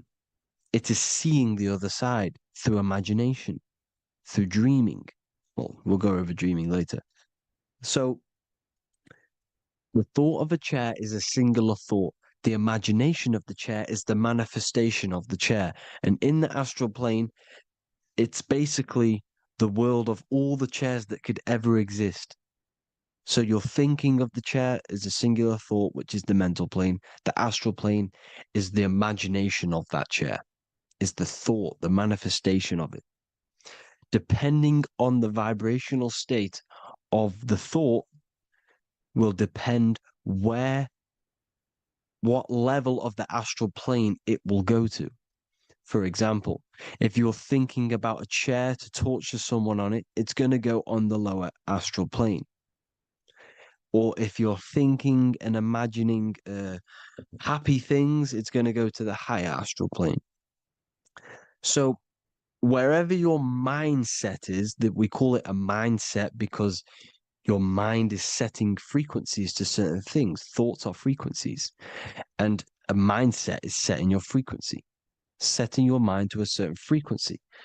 So when you set your mind to a certain frequency and you imagine something in that frequency, you're going to match everything in the astral plane that are on that similar frequency, just like you would in the physical world. Because we're all in these worlds right now as we speak, but we can't see them with the two physical eyes. We can feel it though. When you're around someone and you've just met a new person, for example, you can feel their vibration. And if you're not on a similar vibrational match, you will not get along with that person, or you just won't not get along, but you won't connect with that person because you're on two opposing frequencies, not matching. And this is something that you can't see, you can only feel because it's the astral plane. It exists within the astral plane. Everything in the astral plane is made out of vibrations. So if you do astral project, and if you already know how to astral project, you will see beings and people and things that are on the same frequency as you. This is why before you astral project, you need to sort your vibration out before you astral project, because you are projecting your consciousness into this. It's the mind. The mind is the bridge. It can move between realities. You are a observer. You are a observing soul which observes different realities. And the mind is the bridge between all of these different realities. The mind can choose. If you want to project into the astral, you set your mind to it, you can. Okay? So let's not get off track. The lower astral plane is where demons are. The higher astral plane is where heavenly beings are. Heaven and hell are kind of a real thing. The etheric plane is a powerful substance, the ether, the fifth element that they don't tell us about.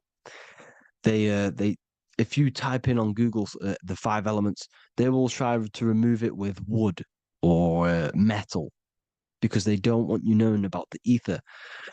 Ether is the energy double behind all physical objects. So the ether is very important. It is the fifth element. It is part of the physical world, but it's also part of the astral world. It is on either side. You see how they're showing you the truth in the language. Ether and either are the same word. The ether has 1 foot in the astral and 1 foot in the physical world. It's a substance that connects the physical to the astral world. It is the either. It's on either side of reality. It's on the other side. Other, either, same word. Ether is connecting the physical to the astral plane. It's the world of frequency. Frequencies, EMFs, torus fields are in the etheric plane. It is the energy plane. It's where energy moves through the ether. Okay. So then you have the physical world, the world of effect. Everything you see in the physical world is the effect of the higher planes. Each plane is a product of the plane above. So, and it melts into each plane. The physical plane is the lowest plane, it's the most densest, and the highest is the most fluid. This is the most fluid, this is the most dense. This is where we get the saying, as above, so below from. As above, so below comes from the different planes of reality. And magicians understand this. This is why magicians always say as above, so below. Because they understand if you manipulate the higher planes of reality, you manipulate the lower planes. Because the astral plane is a direct copy of the physical world, but in the astral plane. It is mirrored. The physical world is mirrored in the astral plane. They are both the same world, but just different vibrational states of the world. Kind of. It's hard to put this in words, people. So just try and understand. The astral plane is the double. It is whatever happens in the astral plane happens in the physical plane. This is why magic works. This is why demons work. This is why spirit communication works. Because if you manipulate the higher planes, you manipulate the lower planes. As above in the astral, so below. Leonardo da Vinci showing you to look up, pointing up. You got to look up. He's telling you to change the mind, you change the physical world. You change your emotions, you're on the astral plane, you change the physical world. You change your reality by changing the higher planes. This is the Masonic 11, the two pillars. This is the 11 also symbolizing the two hemispheres of the brain here. But the 11 symbolizes the two mirrors. 11,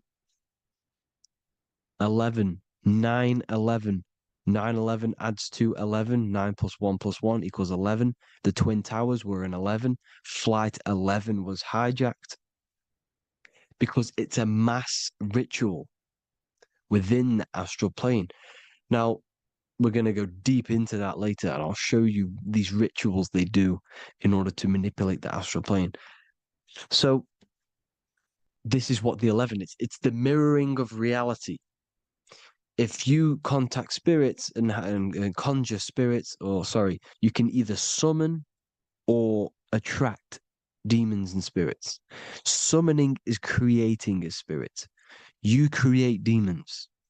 Okay. Like I said here, the mind is the root cause of reality.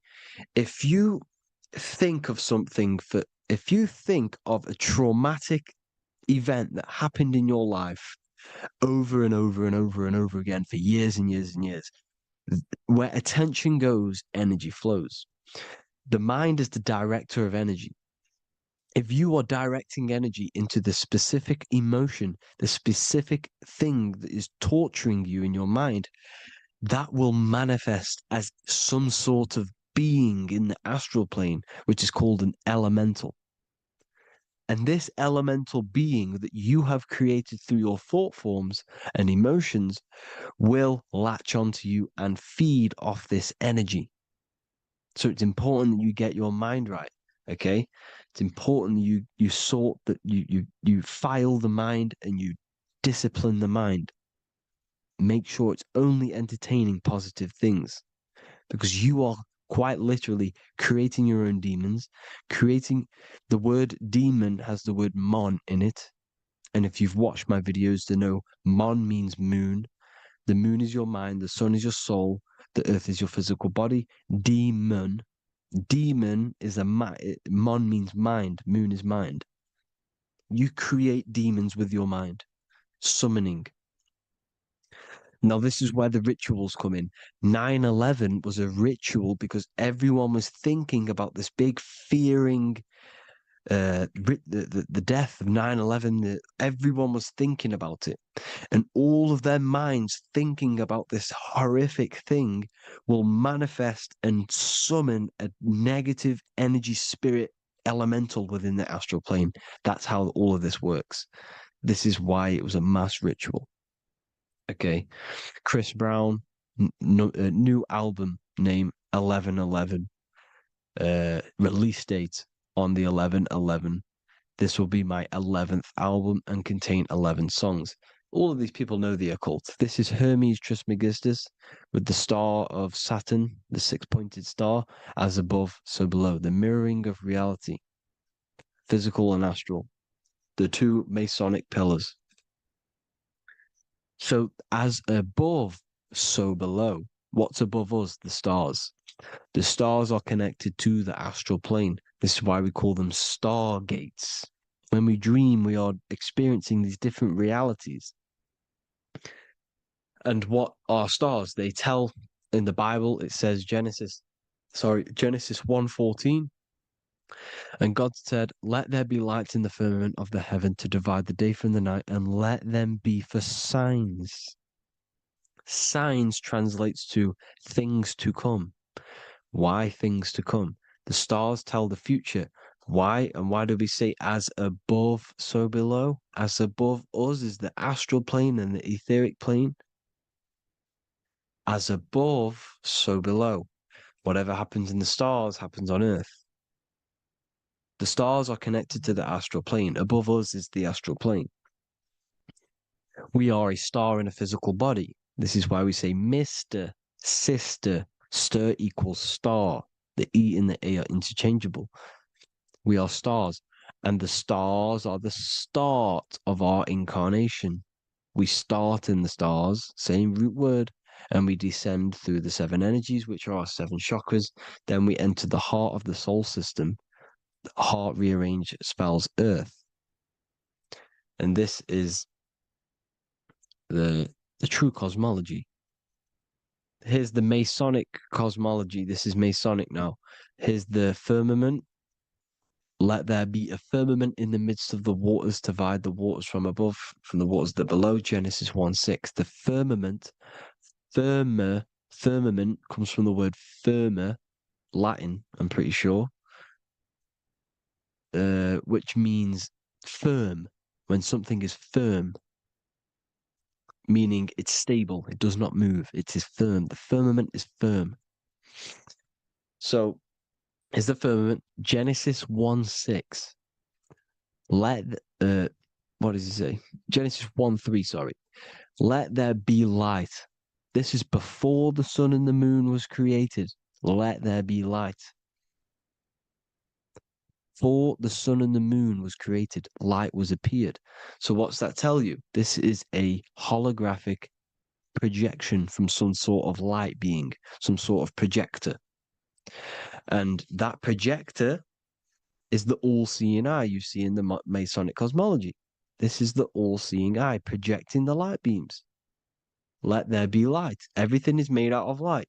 The universe is created out of light waves. The torus field is one unit of light. The light projecting this reality is Polaris. Okay, the famous all-seeing eye. Now, what else? Then we have after let there be light in Genesis 1:16, and God made the two great lights. This is the sun and the moon, electric, magnetic, male and female.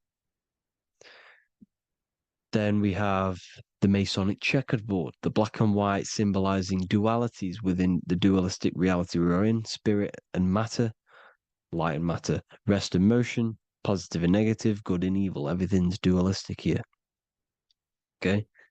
And it's a dance. The universe is a dance between flickering of white and black light, which is the Taurus field. We're not going to go over that, but this is all connected to the astral plane. This is the true cosmology. The astral plane cannot work on a spinning monkey ball in the middle of space. Does not work. Cannot work. It's impossible. Okay? Impossible. So even in the Quran, it says, Allah has made the earth for you as a carpet, flat. Quran 15:19. And the earth we have spread out like a carpet, set there on mountains, firm and immovable. It is immovable. In the Quran, it also says 65:12, it is Allah who has created the seven heavens of the earth. The seven heavens meaning the seven layers of heaven, the seven planets. And Psalms 104:5, he set the earth on its foundations and it can never be moved. Never. So here you see in Isaiah 40:22, he sits enthroned above the circle of the earth and its people are like grasshoppers. He stretches out the heavens like a canopy and spreads them out like a tent to live in. We live in a tent. This is the tent. The projection of light. Here you see an ancient picture here. Here you see the ethereal barrier, meaning the firmament, the etheric barrier. And here you see his head popping out. Why is his head popping out? Because your head is heaven. Your heel is hell. Your head has access to the astral plane. This is why your head is heaven. The pineal gland, when stimulated, has access to project itself, project consciousness into the astral plane. Here you see another ancient picture here with the Masonic Royal Arch, with the zodiac here, the zodiac on the top, arching, because there's a firmament above us. Here's God in the brain. Consciousness is God. Here you see the Masonic Royal Arch, symbolizing the firmament. George Washington above the Masonic Royal Arch. These are the stars. This is Polaris projecting reality. Here's ancient churches with the dome. Polaris projecting reality with Jesus. Disney World is under the dome. The seven layers of heaven, ancient paintings, all depict if you go and look at the ancient paintings, they'll all depict the firmament, the arch above us. This is where we get interesting. The Masonic Royal Arch has the 6-9, which is Cancer. The constellation Cancer, which is 6-9 is associated with portals because CERN is the 6-9. Okay, CERN is opening portals. They're trying to create a portal to the other side.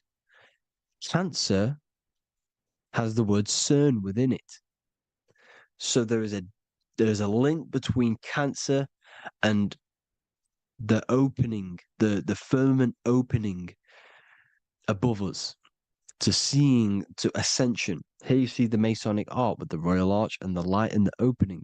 Here you see the light and the opening. This is the opening of the firmament. Here's the Hebrew cosmology with Sheol, the underworld, and the opening. So Cancer is definitely some sort of portal in and out of this reality. I'm just connecting dots here. Now, we're going to go change a bit now. These celebrities that you are seeing they have not sold their soul to Satan, okay? They have not sold their soul to Satan. Satan is a demonic, low vibrational energy that has been summoned over the thousands and thousands and thousands of years of evil occult arts. So since Babylon was summoning this demonic energy, and this demonic energy in the astral plane will grow and grow and grow. It has no form. It has no physical form. Okay? But you can see it in the rappers. If your third eye is open, you can see clearly that these people are demonic. You can sense the energy that they're manifesting. Selling your soul is not what you've been told. It is gaining, because your soul is pure love, okay? Your soul does not want to do anything bad. So when you sell your soul, you're gaining physical gain, you're gaining physical wealth, for example, like for these rappers, they will be given millions of pounds because the people in control of the music industry, which is the dark occultists trying to brainwash the masses, the people in charge, they're dark occultists. They understand Satan and the energy. They are satanic energy, which has been summoned in the astral plane. They see that they have influence over the masses, so they will go to them and say, "I will give you this amount of money forever if you manifest this satanic, demonic energy through the music and through social media to blind the masses, to brainwash the masses into this demonic energy." Because when you listen to music, music is frequency. Whatever you listen to, you become that frequency. So if you're listening to these people, they're throwing energy, this demonic, satanic energy that they sold out to. Sold, soul, same word. When you sold something, you've got your soul involved. They have exchanged money, physical gain, so that they manifest this satanic energy within the astral plane and through the music, through the videos, through social media to keep us in this vibrational frequency, in this low state of consciousness. This is what it actually is. It's not, you're not selling your soul to some sort of devil. This satanic energy has no physical form it is formless in the astral plane. It's a summoned energy. Now, the root chakra is red. This is why the devil is red, because it symbolizes the animal nature of man. When you are operating off your root chakra, you will kill, you will fight, you will do anything to survive, because it's all about survival mode in the root chakra. They want you keeping in that fighting mode, that surviving mode, so that you are manifesting this low vibrational frequency, this satanic energy, this demonic red energy. This is why the devil is red. And the devil has a tail with the red arrow pointing down because it symbolizes your light body. This is your Merkaba. Your Merkaba is your light body. Mer equals light, Ka equals spirit, Ba equals body. Merkaba, this is the devil's tail pointing down, the descension, your heel, up to your heel, hell. Ascension to heaven, head. You see, this is the all-seeing eye with the illumination coming off it, your head, when you're illuminated. The Merkaba is your celestial sphere to portray different planes of reality. It is the vehicle of ascension. It's your light body. It's in the word Kabbalah, Kabbalah, Ka, spirit, Ba, body, La, light. Same thing, Kabbalah, Merkaba. Same thing. It's all about the light body. This light body sees different realities. So when you see the goat in the music industry, it's this satanic summoned energy that's been summoning for thousands of years within the astral plane.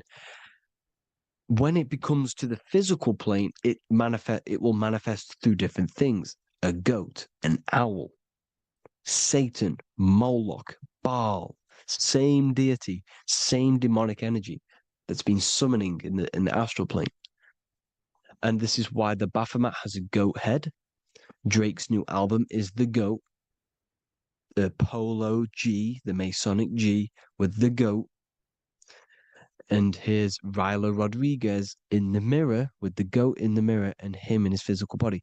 It symbolizes, the mirror symbolizes the astral plane because he's manifesting the goat, the demonic energy. He's sold out to the demonic energy, and in the physical plane, he's his physical body.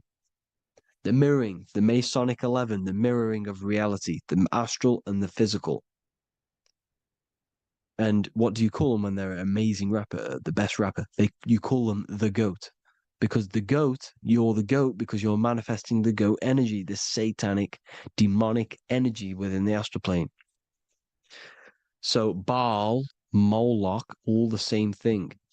Because in the astral plane, if you want to gain spirits to come to you and communicate you in the physical world, if you want to communicate with spirits, you have to gain their attention. You can either gain their attention or come together and agree to create some sort of being, which is Satan. Okay. You can, like I said earlier, you can create these beings, you can summon them or attract them. One way to attract them is sacrificing. In order for you to become God, man, to turn to God, you have to sacrifice your life. You have to sacrifice, not drinking, not doing things, not doing anything demonic, not doing anything bad, not eating meat. You have to sacrifice yourself to become the light. However, if you want quick, instant gains in the physical world, you can sacrifice something else to communicate with these spirits because these demonic energies feed off demonic energy, your demonic energy. So these dark occultists will give away babies, they'll sacrifice, torture babies so that they gain, so that they can communicate with these spirits for physical exchange. Yes, you can do this. These powerful spirits, these powerful demons can give you powers. They can give you certain things. And this is what they are doing. They're summoning and attracting these demonic energy. This is why, trafficking is one of the most, Balenciaga.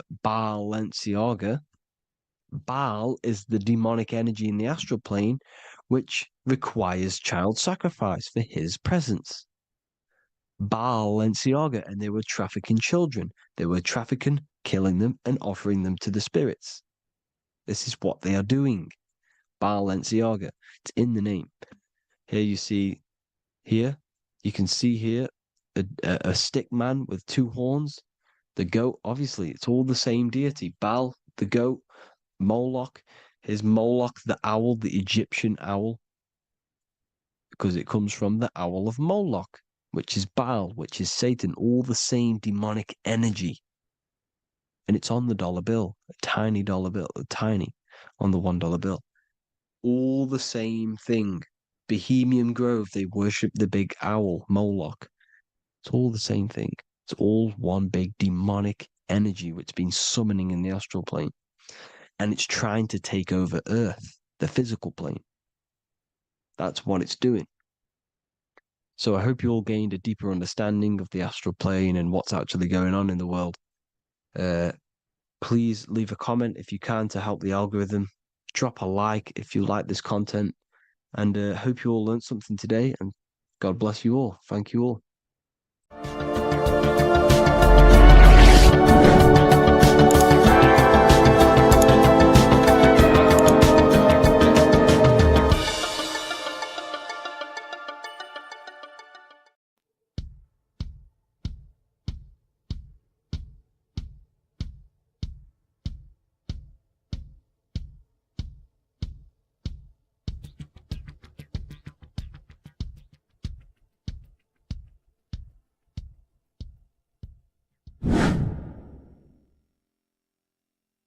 What is good, people? How are we all doing? Today we're going to be talking about the different planes of existence, the occult side of the world, things they don't teach you in school. And of course, you can only find that on this channel, so welcome. So you need to understand is that your consciousness moves through these different planes of existence, these different states of consciousness, which make up all of you. Okay? They are all interlocked planes. They are all interpenetrated into each other. They are all one. They melt into the plane above and below. You see? Each plane is a product of each plane. As above, so below. Now, the higher you go, the more fluid, the more dreamy, the less dense it becomes. The lower you go, the more denser it becomes, the more solid it becomes. The lowest plane is the physical plane, which you are obviously aware of. You are inside of the physical plane now. But while you are in this inside of this physical plane, you are indeed inside of all these other bodies, which you have not awakened yet. You have to awaken these different bodies. You have these bodies. Okay? It's like a ripple effect. And the center is the most dense, the most solid. This is earth, heart, the heart of the ripple. And the lower you, the further you go out from the center, the more dreamy, the less fluid, the more fluid, the more less dense it gets until you're one with the all. You see? And this is what it's like. This is what this system is. It's like a ripple effect. Now, let's jump straight into the planes. First, you have the physical plane, made out of 4 elements. 5 elements. The ether is the mother of the elements. It's the womb of the elements. It's the 5th element. And it gives birth to the 4 other elements. 4 is stability. Tables have 4 legs, and this is why the ether gives birth to 4. Because it's the foundation of the physical world. Fire, earth, water, air. They are not pure. Each one of the elements melts into the other one. For example, earth and water both share cold. Water and air both share wet. You see, they compose of each other. They melt, they mold into each other based off the vibrational state of the ether. That's what it is. The 4 elements are the vibrational states of the ether. Okay? So you have the 4 physical elements making this, physical world. It's the lowest world. It's the world of effect. This world, whatever you see, whatever you experience, it's the effect. You can't change anything by manipulating this world. You got to manipulate the higher worlds to affect this world, you see? As above, so below. This is the lowest plane. It has 3-dimensional. It's the 3rd dimension. Space, height, and thickness. That's all it is. Front, backwards, upwards. You see, it's 3-dimensional. We cannot perceive the hidden side, which is the interior of this existence. We cannot perceive the interior from our exterior view. We are looking into this world. Okay? This is the exterior view. We can't see what's inside of that. That's the 4th dimension, which is the next one. It's the most gross and dense plane. 4 states of matter, the most slowest vibrational molecules exist in this plane. Above this plane, you have the ether. Okay? The word ether and either are the same thing because either connects 2 scenarios in languages. I either support Manchester United or Liverpool. Either is connecting them 2 scenarios. The ether is doing the exact same as you can see here on the planes of existence. It connects the astral world, which is very important, to the physical world. It's connecting these 2 worlds. So it's the ether. It's the ether. The ether is pure potential. Energy flows through the ether. It is pure energy, pure potential. Okay? The physical body is an exact copy of the etheric counterpart body. So every physical object has an etheric energy double. It's like a blueprint of that object. Every single object has an energy double, and that's the etheric double. Okay? The etheric body determines the shape of our physical body through its lines of force. All through life, it rebuilds and restores the physical body. Physical problems show up first in the etheric body because as above, so below. You manipulate the higher planes, it will manipulate this plane. And this is why sorcery works. Contact with astral plane entities. We'll get into that a bit later. So the reason why we can't see this plane, this energy world, which is all around us, which we are inside of right now as we speak, is that the molecules that compose it are further apart than those of the physical plane, making it invisible to the two eyes. That we can't perceive it. Our eyes cannot physically suck in that sort of information, and our brain cannot decode it. This is why, they brainwash us with all these programs to keep us asleep, to keep these other bodies we have asleep, so we don't find out about these other bodies, and is to make you believe that everything's just a material. Only the material world exists. They don't want you to know is that everything that you see is a result of something you cannot see. As above, so below. There are realities within this reality. This is what I'm breaking down now, these different planes, on how this reality works. So your etheric double is your energy body. You can see here the physical, etheric, astral. Astral is your spirit. The ether is a part of the physical plane. It's like just above the physical plane, but it's still part. But then the astral plane is completely separate. It's another plane, but they're all interlocked. Don't think they're apart. They're all interlocked. They're all one. They all melt into each other. The chakras that we have are inside of our etheric body. They are our sense of organs which tune us to the fourth dimension. These 7 chakras connect us to the astral world, the fourth dimension. Okay? They are points for the flow of energy from the universe / 7 planets, because the 7 chakras are your 7 planets, and the 7 planets are connected to the astral world. They are feeding these 7 senses in our body. They connect us to the universe, to our etheric counterpart, and then to us, supplying the physical body. Because the energy comes from above. As above, so below. These 7 senses, these 7 etheric chakras, are being supplied with energy from the universe, the 7 planets, the solar system.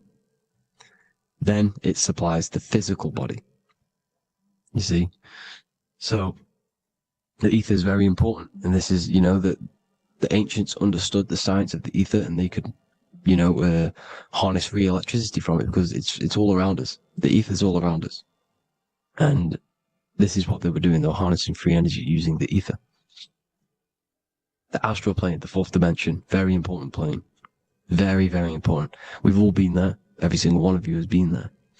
Okay? The fourth dimension is unseen of what we see. It's the interior of the exterior that we see.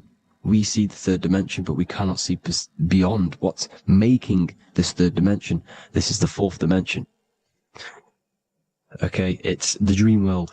This is where you go when you dream. Okay? This is where you go when you dream. It's the place of disembodied spirits or ghosts, entities, whatever you want to call them. When you hear ringing in your ears, that is not tinnitus. That is an entity around you. Okay? That is an entity around you.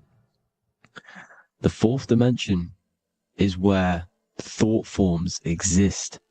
Mental images. Thought forms as in what you see in your mind when you think of an image, because the mind is the highest plane of existence. Mind is the highest plane of existence. And it manipulates all of the planes below. So it goes the mental plane, then the astral plane. So the thought is in the mind, the mental plane. That just the thought alone, no image, but then the form depiction, the thought form exists. It manifests in the astral plane as a sort of image, an entity, a living conscious being. So this is why thoughts are things. You see, thought forms exist within the fourth dimension. So when you imagine something, when you are, for example, right now, look into your hand and imagine there's an apple in your hand. If you can see that, you are seeing into this fourth dimension. You can only see into this fourth dimension using the mind's eye, not the 2 eyes, the mind's eye. When you shut off the 2 eyes into darkness, the third eye opens. The mind's eye is open. And you can see, this is astral travel. You got to work on astral travel. And you will see this astral plane, this fourth dimension. And there are 3 different sections to this astral plane. Higher, middle, or lower. So yes, there is a kind of a heaven and hell. And a middle, Midgard. Heaven being the higher vibrational entities manifesting higher vibrational thought forms existing there, the lower vibrational thought forms existing in the astral plane. But these thought forms are beings. You can create these beings. They're called elementals. Okay? If you entertain specific thoughts for long enough, this will plant a seed and it will grow. If you keep, so for example, you have a bad feeling or whatever, what's a good example? Unforgiving someone. You keep that energy inside of you for long enough, it will manifest on the foot in the fourth dimension. You entertain that thought long enough, it will manifest. And it will create an etheric body, and it will be an entity which will harm you. It will feed off you. This low vibrational energy. Your mind is so powerful. It creates thought forms, and these thought forms can take consciousness, can take bodies, etheric bodies. Now, that's why it's very important that you master your mind, master your thought patterns. So this fourth dimension is the astral world. So when you have a nightmare, this is the lower astral plane. You're in the lower astral plane. Whilst this physical body rests at night, your consciousness, you awaken this other body, your consciousness goes inside of this other body, whilst the physical body lays asleep. You see? So it's all inside of you. This is what you need to understand. You just haven't awakened these bodies yet. You can awaken them. You just got to awaken them. Okay? The next is the mental plane. This is the mind, the source, pure cause, pure motion, the most less dense, the most fluid. No form. There's no form to the mind. Astral plane is the first plane where a form takes existence, pretty much. The mental world has no form. It's pure mind, pure intelligence. Thoughts alone exist here without any images or manifestation. The most fluid, the most dreamy, the most causal plane. All of the rest take the effects of this plane. That's why it's mind over matter. Your thoughts they create vibrations. Each vibration is vibrating on a specific frequency, which creates mental images, creates effects down here on this physical plane. This is why it's so important to master your mind. Master what you think. Master your mind. It's the hardest thing to master. You could conquer the world, but it's probably harder to conquer your own mind than to conquer the whole world. I can promise you that, because the mind can play tricks on you. You got to listen to that inner guide within you that will constantly manifest the good things. So anyways, people, hope you learned a lot from this. Please work on trying to activate these other bodies. I will maybe do another video on trying to activate these bodies if you wish. Please comment down below if you would like to see that. And have an amazing day. Please like, subscribe, comment down below any video ideas you want me to do, any information you want me to spit. Thank you all. Have an amazing day.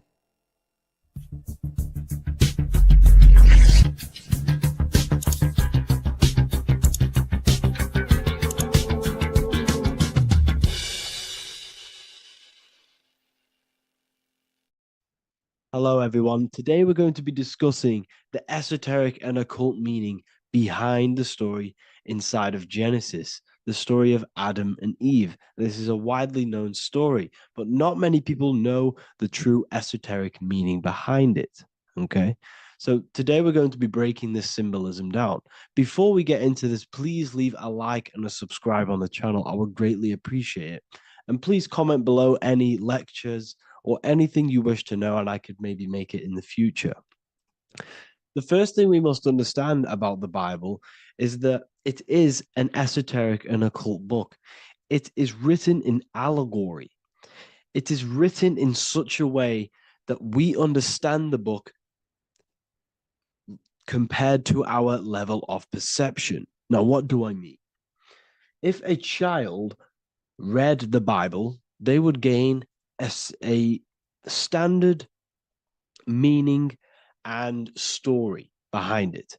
They would gain a normal interpretation of the book, of being good, praise God, and be a good person. However, me, who have studied the occult and esoteric and symbolism for a very long time, when I read the Bible, I see a deeper meaning. I can read between the lines of the allegories, which means the Bible is written in such a genius way that it speaks to your level of intelligence.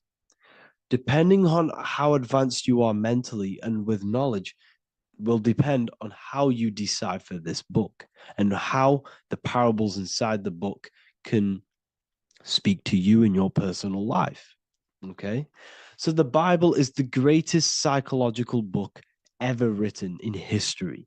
This is why it's known as the greatest story ever told. It's a story.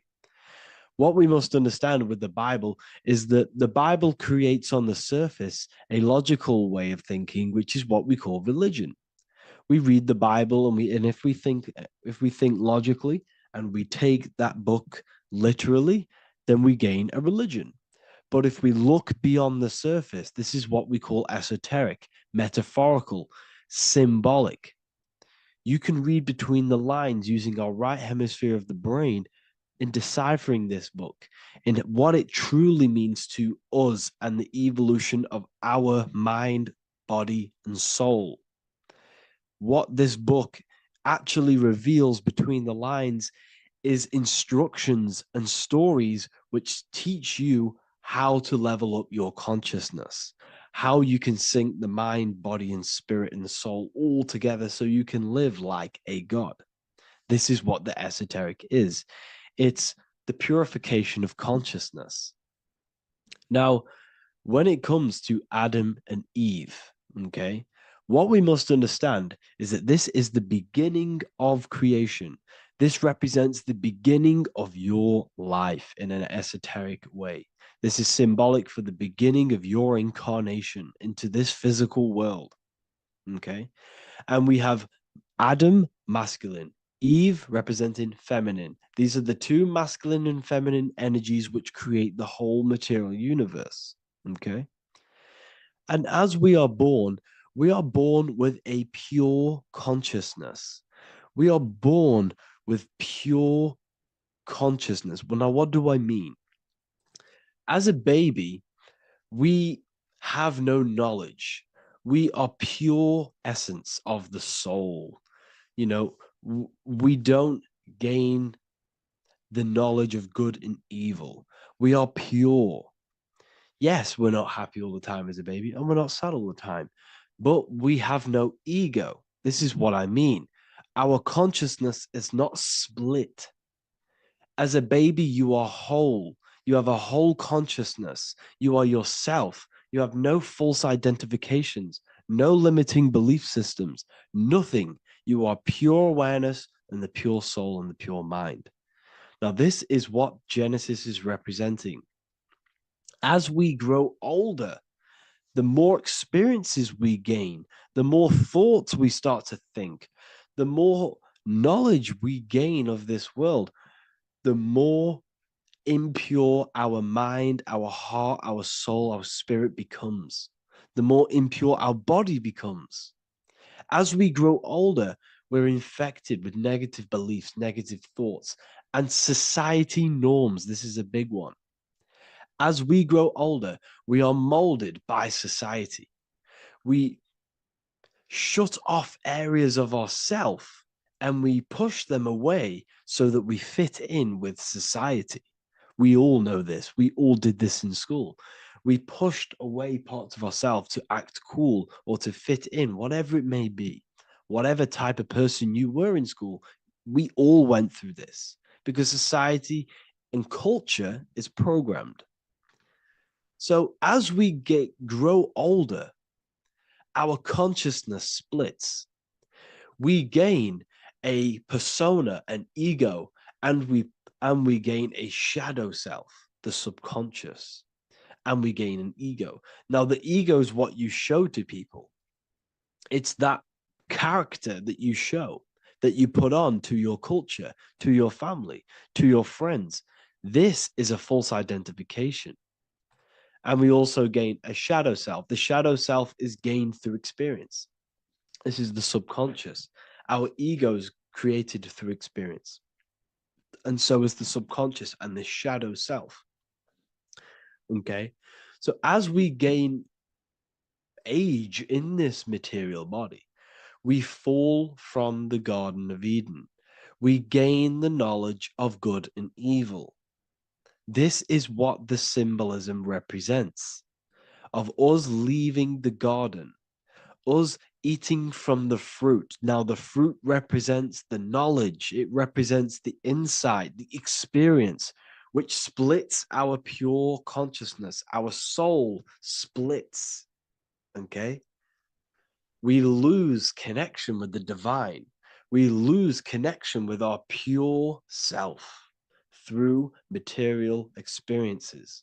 We may lose ourselves in material experiences. We may lose ourselves in lust and material gain, wealth, and all of these lovely things that the material world offers.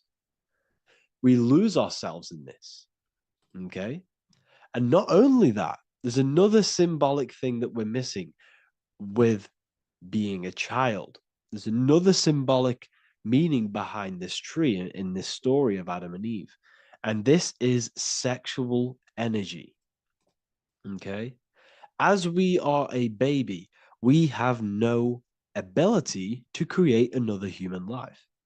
We have no sexual urges. We have no desire for the material things as a baby. Nothing. As we grow older, our sexual energy cultivates around the age of, it's like 10, maybe earlier for some people or later for some people. This is what we call puberty, when our sexual energy activates.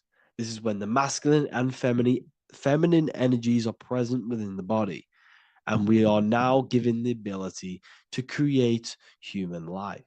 We're now given the ability to bring in a soul into the material world. Now, this is what we believe and know in the esoteric world. That is what sex is. You're bringing a soul from the astral into the physical. Okay? So, as you grow older, you gain this ability to use the power of creation. You gain this force within you that allows you to open a portal in the astral and bring in a soul to the material. Now, this power can be misused. This power is very powerful and should not be misused. In occult and esoteric teachings, we teach and learn sexual transmutation, how we transmute sexual energy into different areas of our life so we can grow and create. Because sexual energy is creative energy. It creates a whole new human being. So if we retain it, we can transmute it into creativity. So this energy is kind of corrupting us as well. And now I'm not saying growing up is evil, all this thing is evil. This is a natural cycle that we must go through. The soul of us must go through this cycle so that we learn, so that we overcome it, so that we gain mastery of ourselves, so that we expand ourselves. I recommend you watch the Evolution of Consciousness lecture that I did on my YouTube. An amazing lecture. Talks about the evolution of consciousness and how we're on a never-ending cycle of life and death and expansion. So leaving the Garden of Eden is symbolic. You see, Eve represents emotion. She's feminine. Adam represents action. That's why he bit the apple. You see, Eve takes the apple and tempts Adam because she's the emotion. She's the sexual desire. And Adam eats it. He releases. He misuses the power of his creation. He misuses his consciousness because of material illusions and material desires. This is natural, okay? As we grow older in this life, our soul has to experience sin. We have to experience negativity. We have to experience evil, okay? And we have to misuse this power within us to learn about it so we can overcome it and gain control over it.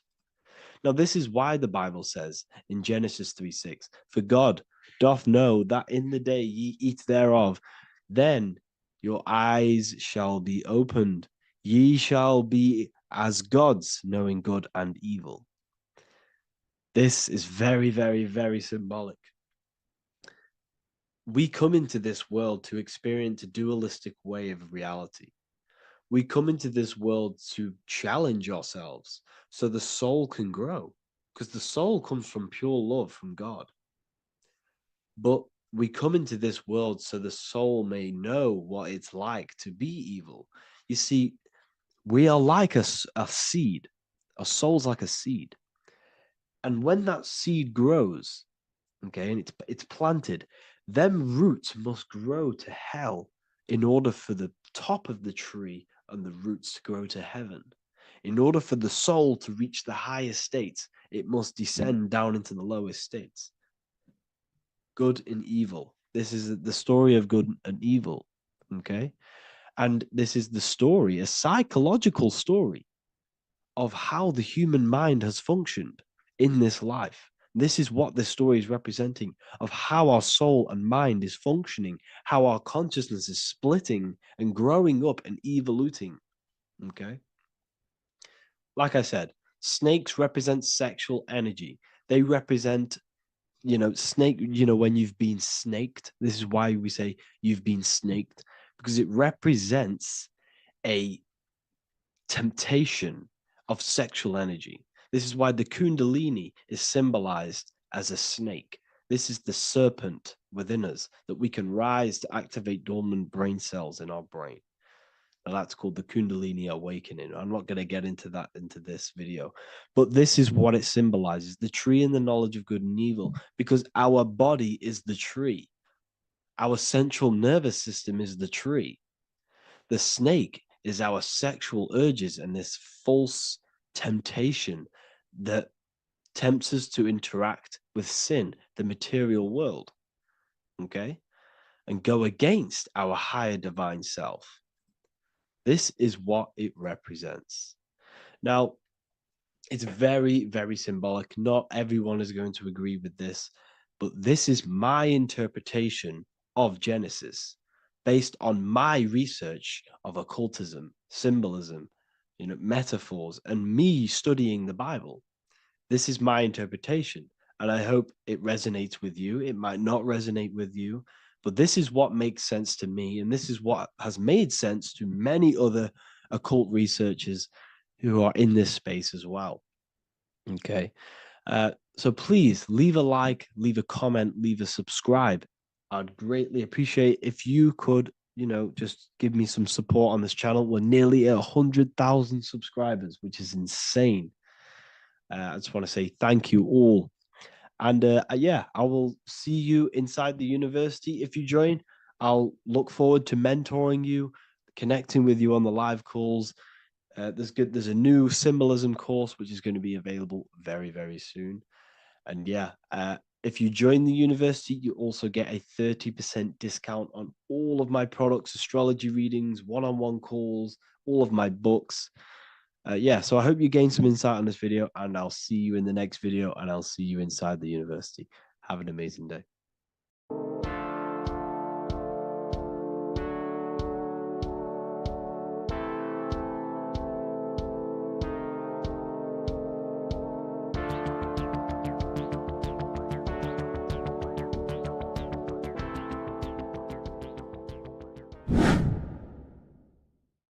What is good, people? It's Revival of Wisdom. Today we're going to be talking about Saturn. I've done this video in the past. However, this video is going to contain a lot more in-depth explanation of Saturn. So the 33rd degree Mason, Manly P. Hall, said, Saturn is the key to crystallization, physical matter. Light is matter, matter is light. They are interchangeable. Low vibrating light turns into matter, high vibrating matter turns into light. And Saturn is the god of this world, this physical world. He crystallizes light into matter. This is symbolized as the Masonic checkered board, matter and spirit, matter and light, light and matter. He's also the god of time, destruction, Justice, he creates and destroys, because all things in time die. He creates and destroys you. So, because we live in this physical world, which is the electric world, this is why we say electricity, because it comes from the root word of El, Saturn. They used to call Saturn El, E-L. This is why we used to say Elohim is God. The real God of this world is Saturn, but it's being hid. This is being hid. Jesus is Saturn. All of this is Saturn. It's all Saturn worship. It's the real God of this world, So, physical matter is a result of two opposing forces equalized on the plane of inertia, because everything is created out of electromagnetic toroidal fields. And these two poles equalize on the plane of inertia, which gives you planet Earth, plane of inertia. The plane of inertia is what Saturn is. It's the ring around the center of the plane of inertia. Thank you to Walter Russell saying, physical matter is a result of two opposing forces on the plane of inertia. This is what Walter Russell says, so please check out his work. He's got many books, many books on light and electromagnetism and stuff like that. So I advise you to check him out. So the torus field gives you the binary code 0 and 1, the female vagina and the male phallus. This is the code for this world. Saturn crystallizes physical matter. Now Saturn is the most outermost layer of the 7 layers of heaven, where it says in the Quran, it says, Allah, it is he who created the 7 layers of heaven. Saturn is the outermost layer. He's the top. He's the most high. So when we say the most high, we're referring to Saturn. He's the most high before the firmament, before the stars. So Saturn is the god of this world. He's the Lord of the Rings. He wears the crown. The crown is the rings. Crown, Kronos. So the planets are luminaries, they are lights, they are beings, they are energy, conscious energy. And we're in the heart of the solar system. Saturn is the outermost layer. He is the one of this world. He's the god of this world. Now, on the North Pole of Saturn, you have the hexagon. Add up all the sides, it creates the 6-pointed star. Or it can be created as a cube. The cube is very important. The 6-pointed star is very important. 6 points, 6 triangles, 6 side, 6, 6, 6. Black cube adds up to 6 in gematria. Now, what did I say in the beginning? Saturn crystallizes the physical world. He creates physical things out of light. You are a light being. This is why we say human. Hue means the light spectrum. Hue, man, we are light manifested into physical forms. Human. And we are incarnated through Saturn. Satan, same thing. The number of the beast is 666, and the 666 comes from the 6.6 triangle, 6 sides of Saturn, 666. We are all known as carbon-based life forms. Carbon, the atomic structure of carbon, is 666, 6 protons, 6 electrons, 6 neutrons. We are materialized into our physical bodies through Saturn, through the number of the beast. These bodies are the beast, it's the animal. The divine, the Christ, is the consciousness within, because you are a physical, spiritual being combined into one, hexed into one. Hexagram. This is a hexagram. You're hexed into physical matter, spirit and matter, light and dark, combined into one. Now you contain of the mark of the beast, the mark of your body. Your body's the beast. It says in the Bible, Satan, who is the god of this world. This world. There are many different worlds, but this world is run by Saturn, and it says that in the Bible. Saturn is Satan. It's the same thing. And look at the crown of thorns are wrapped around the heart. The soul is in the heart. The mind is in the brain. The soul is wrapped around the rings of Saturn. You're wrapped in physical matter. This is what it's showing you. This is symbolizing the rings of Saturn wrapping you. And the cross on top is the cross of the cube. The cube, the black cube of Saturn, unfolds into a cross. So Satan, who is the god of this world, Corinthians 4:4 in the Bible, Satan, who is the god of this world, has blinded the minds of those who don't believe. Satan blinds your mind because the god of this world materializes you and he blinds your mind when you incarnate into physical matter. When you enter this soul system, not the solar system, you hit Saturn first. He materializes you. And look at the symbol for Saturn. This is the symbol for Saturn. All of the planet symbols are created out of the Holy Trinity. The Earth, Moon, and Sun. Body, mind, and soul. The Sun is your soul, the Moon is your mind, the Earth is your body. Your body's made out of the 5 elements. The Sun is your soul because the Sun is life force. Gives life to everything. Your Sun is a soul. Your soul is the sun of your body. The Moon is the mind. The Moon is the moon of your body, the mind of your body. Intelligence. So all of the symbol of the planets are created out of these. The Saturn symbol is created out of the Earth cross, matter, and the Moon crescent, moon, mind, matter over mind. This is why Satan, who is the god of this world, has blinded the minds of those who don't believe. He blinds your mind. Look at the symbol, it's showing you. The Saturn symbol is matter over mind when it should be mind over matter. So we descend into a soul system, into our 666 Saturn carbon suit bodies, and we are matter over mind. Then we have to move up the spine to go back up to spirit, to mind over matter, where you manipulate your own reality.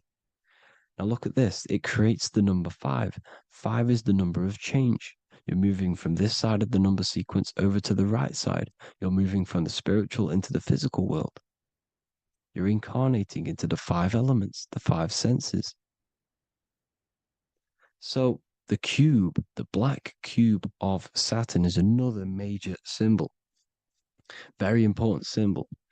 Here you see the cube, and the color black is associated with Saturn because Saturn's associated with death. He creates and destroys, light and dark. Death is associated with black, spirit, because you can't see spirit, which is blackness. So the black cube is black because Saturn rules the nighttime, which is dark, blackness, and he rules the winter, which is death, blackness. So Saturn is the black cube.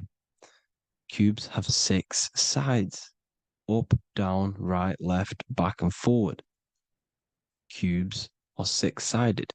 Everything is 6-sided inside of this creation because you're incarnating, you're materializing, crystallizing into the cube, the world of the cube. Everything's a cube. Everything's got 6 sides. Here's Leonardo da Vinci showing you that you're in the cube. Leonardo da Vinci did this famous painting. You're in the cube, you're hexed into physical matter, where you're incarnated into the 3rd dimension, the 3-dimensional world, which is a cube, 3D. And black cube adds up to 6 sides of the black cube.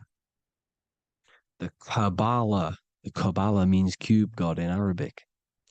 And look at what they do. They worship the cube, the black cube, and they stand in rings like the rings of Saturn. Australia, Denmark, Manhattan, Santana all have these black cubes. You go to New York, you will see the black cube there as well.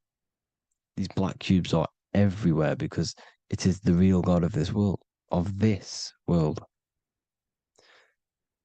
So look at the cross. The cross unfolds into the cube.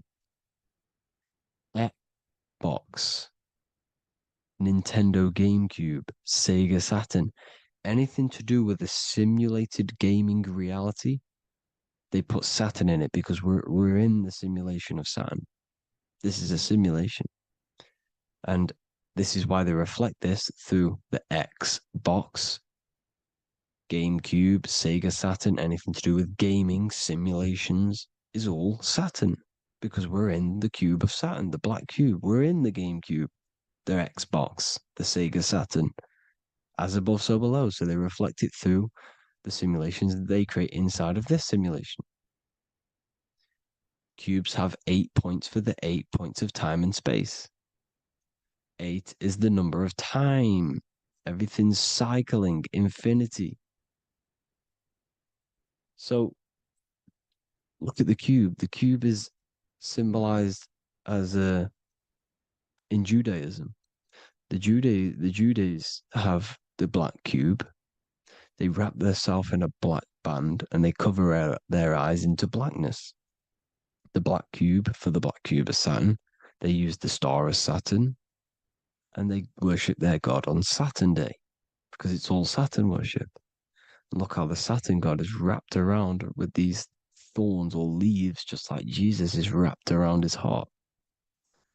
And Jesus on the cross is us on the cross. We are in the cross. We are in the cube. The cross is the cube. And the cross is even in the Saturn symbol. This is another symbol for Saturn. There's two symbols. You got this one, the one I've just broke down. And there's this one. This is the cross of Saturn, the cube god, the simulation, the GameCube. Now, Chronos is another word for Saturn. Chronos means time. When you clock into work, you go to the Chronos machine. Well, I did anyway. And I tap my card on the Chronos because Chronos is time. Anything to do with time is Saturn. He creates and destroys. Look at the artwork of Saturn with the sand, the time. Look at this, how he's cutting off the baby's wings. He's crystallizing the spirit into matter. He's cutting off your wings.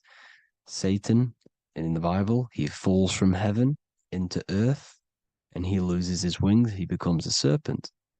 You see, it's all symbolic for us. We are the fallen angels, fallen angles of light. We're fallen angles of light. We are light beings. Now we're fallen into physical matter. Saturn's chopped off our wings. He's chopped off our spirit wings because when you astral project, you can fly. You will fly around. He's got the Reaper staff here, always depicted with the Reaper staff. Now look at the clock. Saturn Day is the 6th day, the number of the beast, 666. Look at the clock. 6 take away 12. 12 take away 6 equals 6. 7 take away 1 equals 6. 8 take away 2 equals 6. 60 seconds in a minute, 60 minutes in an hour, 24 hours in a day, 2 plus 4 equals 6. That's 666. Everything's 666 because it's time. Saturn. All goes to Saturn. He's the god of time. We're in time now. We're in time. We're in the time, which is God, the god of this world, the god of time. Now look at this. The Reaper is also depicted as the Reaper with the staff, the black cloak, black symbolizing death, spirit. Judges wear black because Saturn is the law. He's the god of this world. He's the law. This is why they wear black cloaks. When you graduate from university, you wear a black cloak and a black cube on your head. You've been hexed. Funerals, you wear black because it's all to do with Saturn, Father Time, Father Crystallization. Now, Saturn, here's another one of him cutting off the wings of a child. Because he cuts off the wings. He creates and destroys your body. We're in the electrical world. Everything that is electrical vibrates. All vibrations have to come back to a standstill point, which is death. This is why your body dies. Your atoms stop vibrating. Corona. Look at the crown. The crown is the corona. Corona means crown. And look at this is an alcohol brand for beer. You can see the staff of Saturn in the symbol with the moon crescent. Corona, which is the crown, Saturn, the crown on Saturn, the rings. And then you've got the staff. It's all Saturn worship.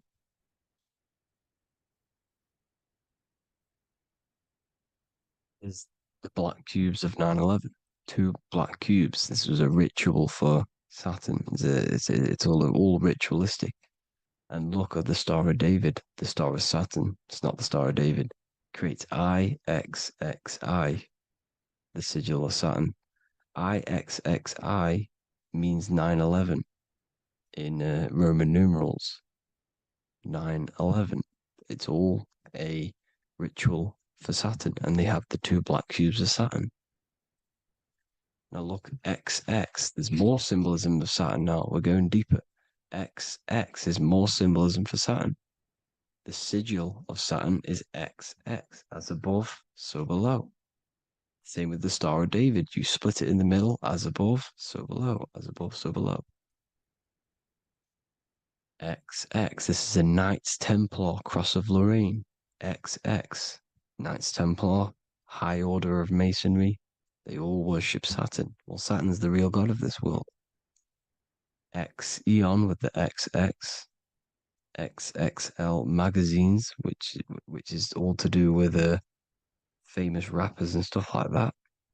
When you die, you put XX on the eyes because it's Saturn. He's the Reaper. Is Jesus with the XX crown with the thorns around his heart, around his soul, with the cube on the top, the cross cube. Lil Uzi Vert with the XX Cross of Lorraine. Jay-Z with his alcohol brand, XX Cross of Lorraine. The X Factor with the rings of Saturn. All Saturn worship. The seal of Melchizedek is also Saturn. This is the cube. This symbolizes the cube with the 8 points for the 8 points of space and time. And this is the cube. It's another ancient symbol for Saturn. Here you see the star of Saturn with the Melchizedek symbol around it, which is all to do with Saturn. Here you see an altar, the Holy Grail, the Melchizedek symbol on it, and they're worshipping it. This is why we wear rings, wedding rings for the rings of Saturn. It all goes back to Saturn. Earrings. The 8-pointed star of the ancient Sumerians is all Saturn. It's all Saturn. So the ancients, the symbols of Saturn goes on forever. It's in all of the major corporations. You can see it everywhere, the rings of Saturn. Toyota is an obvious one. Internet, Nike, Target, Sega, Saturn. It's all Saturn worship. All Saturn worship. Because he is the real god of this world. Here's Kanye West's album with a Saturn here. Here's Michael Jackson's album saying X escape. There's the X again. The X escape. You have to escape this reality. Maybe that's what he's pointing at. Here you see it on the dollar bill. The star of Saturn. Here you see it again on the dollar bill. So that is it for today's people. I hope you all gain some insight on Saturn. Please like, comment, and share if you can. Subscribe if you like the channel. Please have an amazing day. God bless.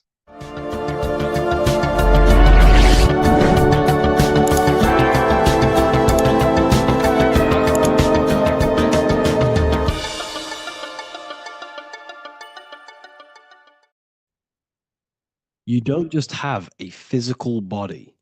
You have a physical, mental, spiritual, and emotional body. Each one of these aspects are a body of its own. Body does not just refer to a physical substance.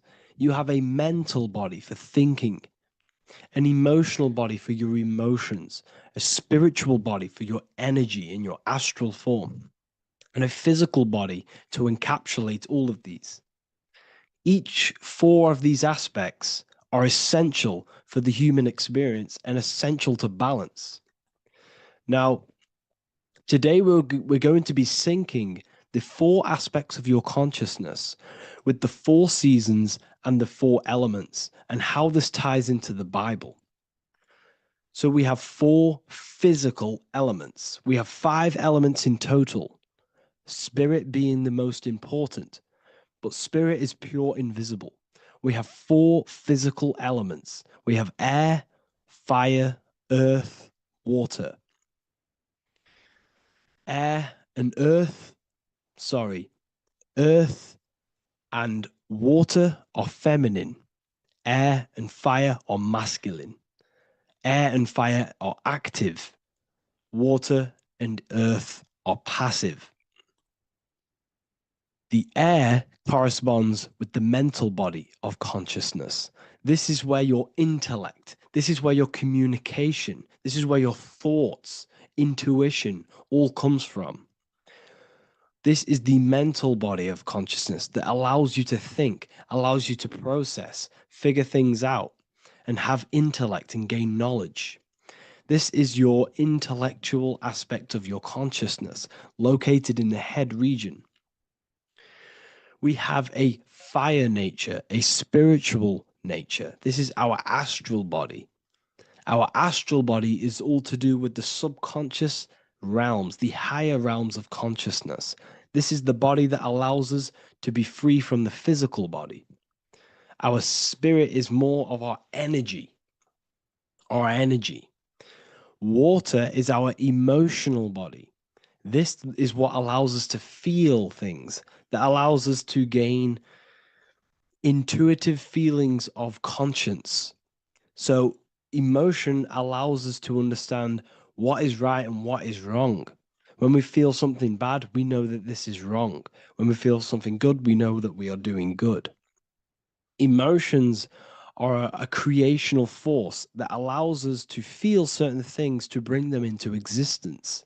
Our emotional body is a creational force and should not be reactive, and they should be controlled. Most actions are stemmed from emotions. Actions bring thought into physical existence. Emotions are the driving power. They are what drives your actions. The thought, then the emotion, then the action. Earth is your physical body. This is your physical state that allows you to take mind and emotion into action, into fruition, into physical matter.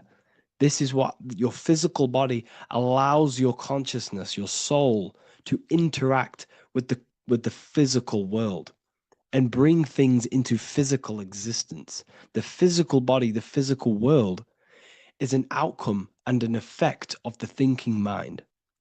All physical substance comes from the thinking mind. The pen, the phone you're holding, the microphone I'm speaking into, all began as a thought in the thinking mind, then it was brought into physical reality. Earth is the most dense. So it goes in this order: body, emotions, spirit, mind. The higher you go up, the more lucid and fluidic it becomes. The lower you go down, the more dense and dull it becomes. Air is the mind, fire is the spirit, water is the emotion, earth is the physical body. So this is why you are a microcosm. You have these 4 things within you. You contain of these 4 elements, which correspond to the 4 bodies of your consciousness, the 4 bodies of the soul. You are the soul. You are the spirit. So this is why in Theologians 4:17, it says, caught up together with them in the clouds to meet the Lord in the air. You don't meet God or the Lord in the physical air, in the clouds. This is clearly a parable. A human being cannot go up to the clouds and meet a mystical man in the clouds. This is obviously a parable, a metaphor. The air is your mind.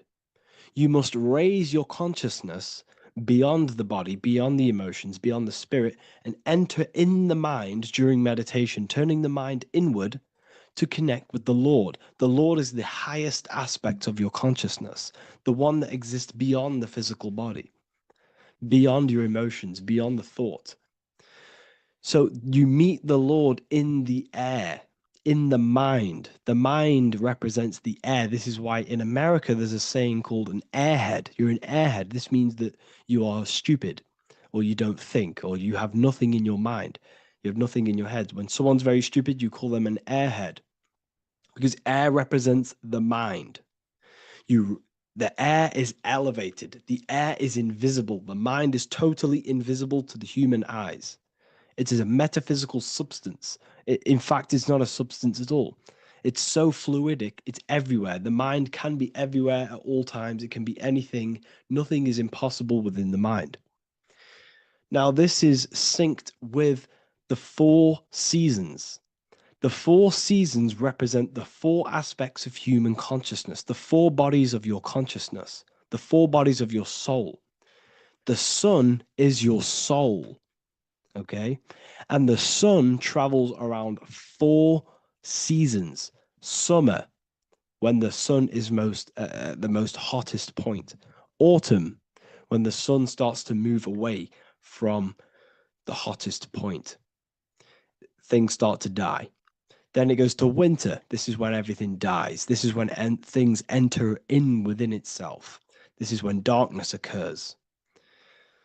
Then spring. This is the reignition of the sun. This is when the sun starts to bring back the warmth back to the summer. You have 4 seasons, which correspond to the 4 bodies of consciousness. Fire is the spirit. This is when you are passionate. This is when you are taking action. This is when you are fiery. The sun is blazing. You're taking action. You're very passionate. You're very spirit. You're in the spirit. Autumn is water, emotion. This is when you start to become very reflecting. This is when you start to feel emotional, because in autumn there's lots of water. This represents the emotional body of consciousness. Winter is the mind. This is air.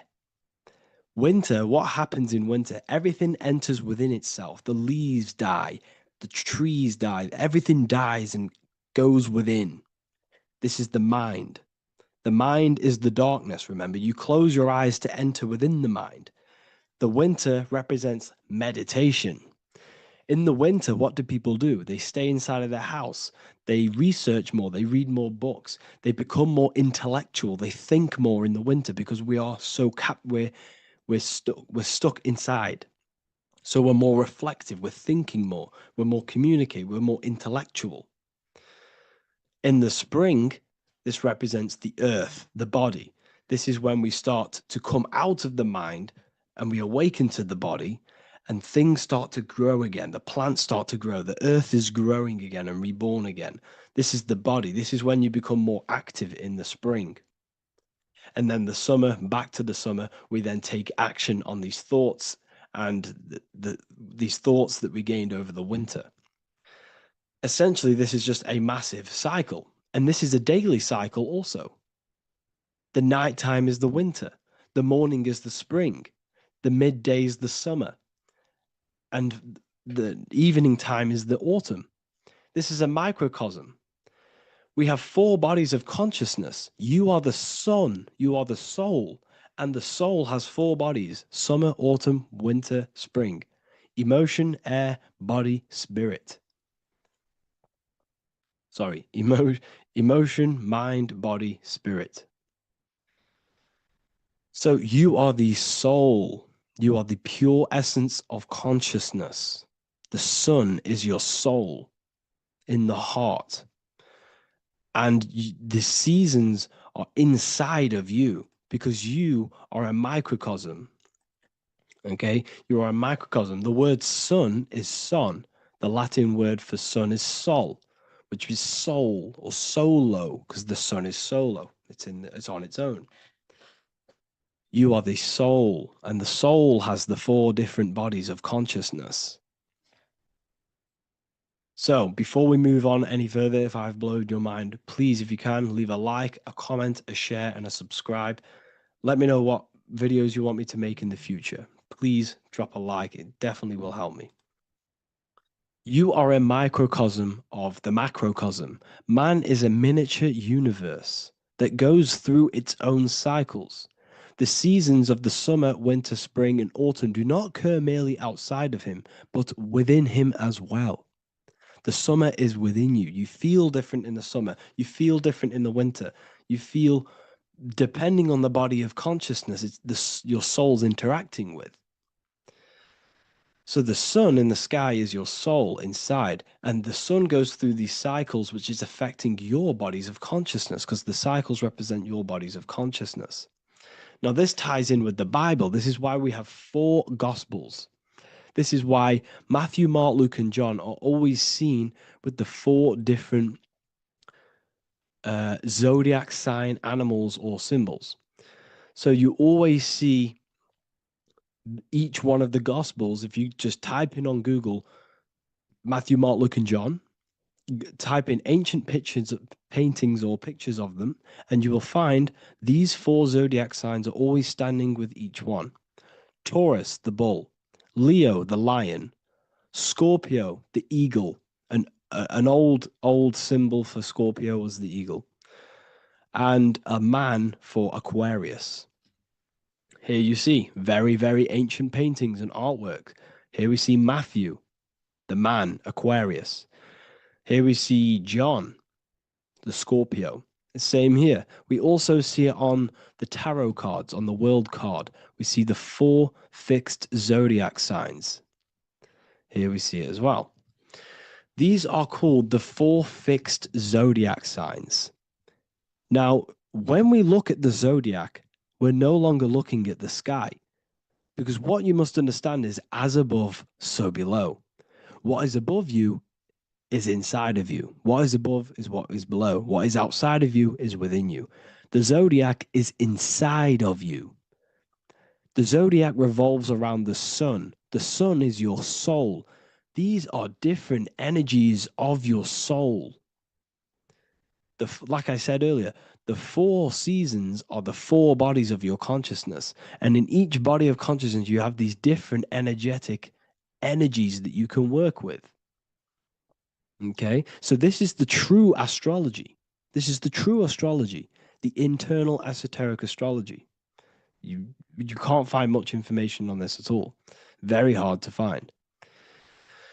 So what we're looking at are the 4 bodies of consciousness. Obviously, when you look in the middle of each, when we look in the middle of each season, spring, the middle of spring is Taurus. The middle of winter is Aquarius. The middle of autumn is Scorpio. The middle of summer is Leo. These 4 signs are known as the 4 fixed signs. Okay, Scorpio is fixed. It's the middle of autumn. Scorpio is a water sign, emotion. Aquarius is the air sign, the mind. Taurus is an earth sign, the body. Leo is a fire sign, the spirit. This is why we see Matthew, Mark, Luke, and John with the 4 fixed signs of the zodiac, which represent the 4 bodies of consciousness. Leo, the spirit, fire. Luke, Taurus, earth, body. Matthew, Aquarius, air, mind. John, Scorpio, water, emotion. Each gospel is depicting Jesus and showing Jesus in each gospel. Each one of these gospels is showing and depicting Jesus according to the different body of consciousness. In John, this is when Jesus starts to turn water into wine.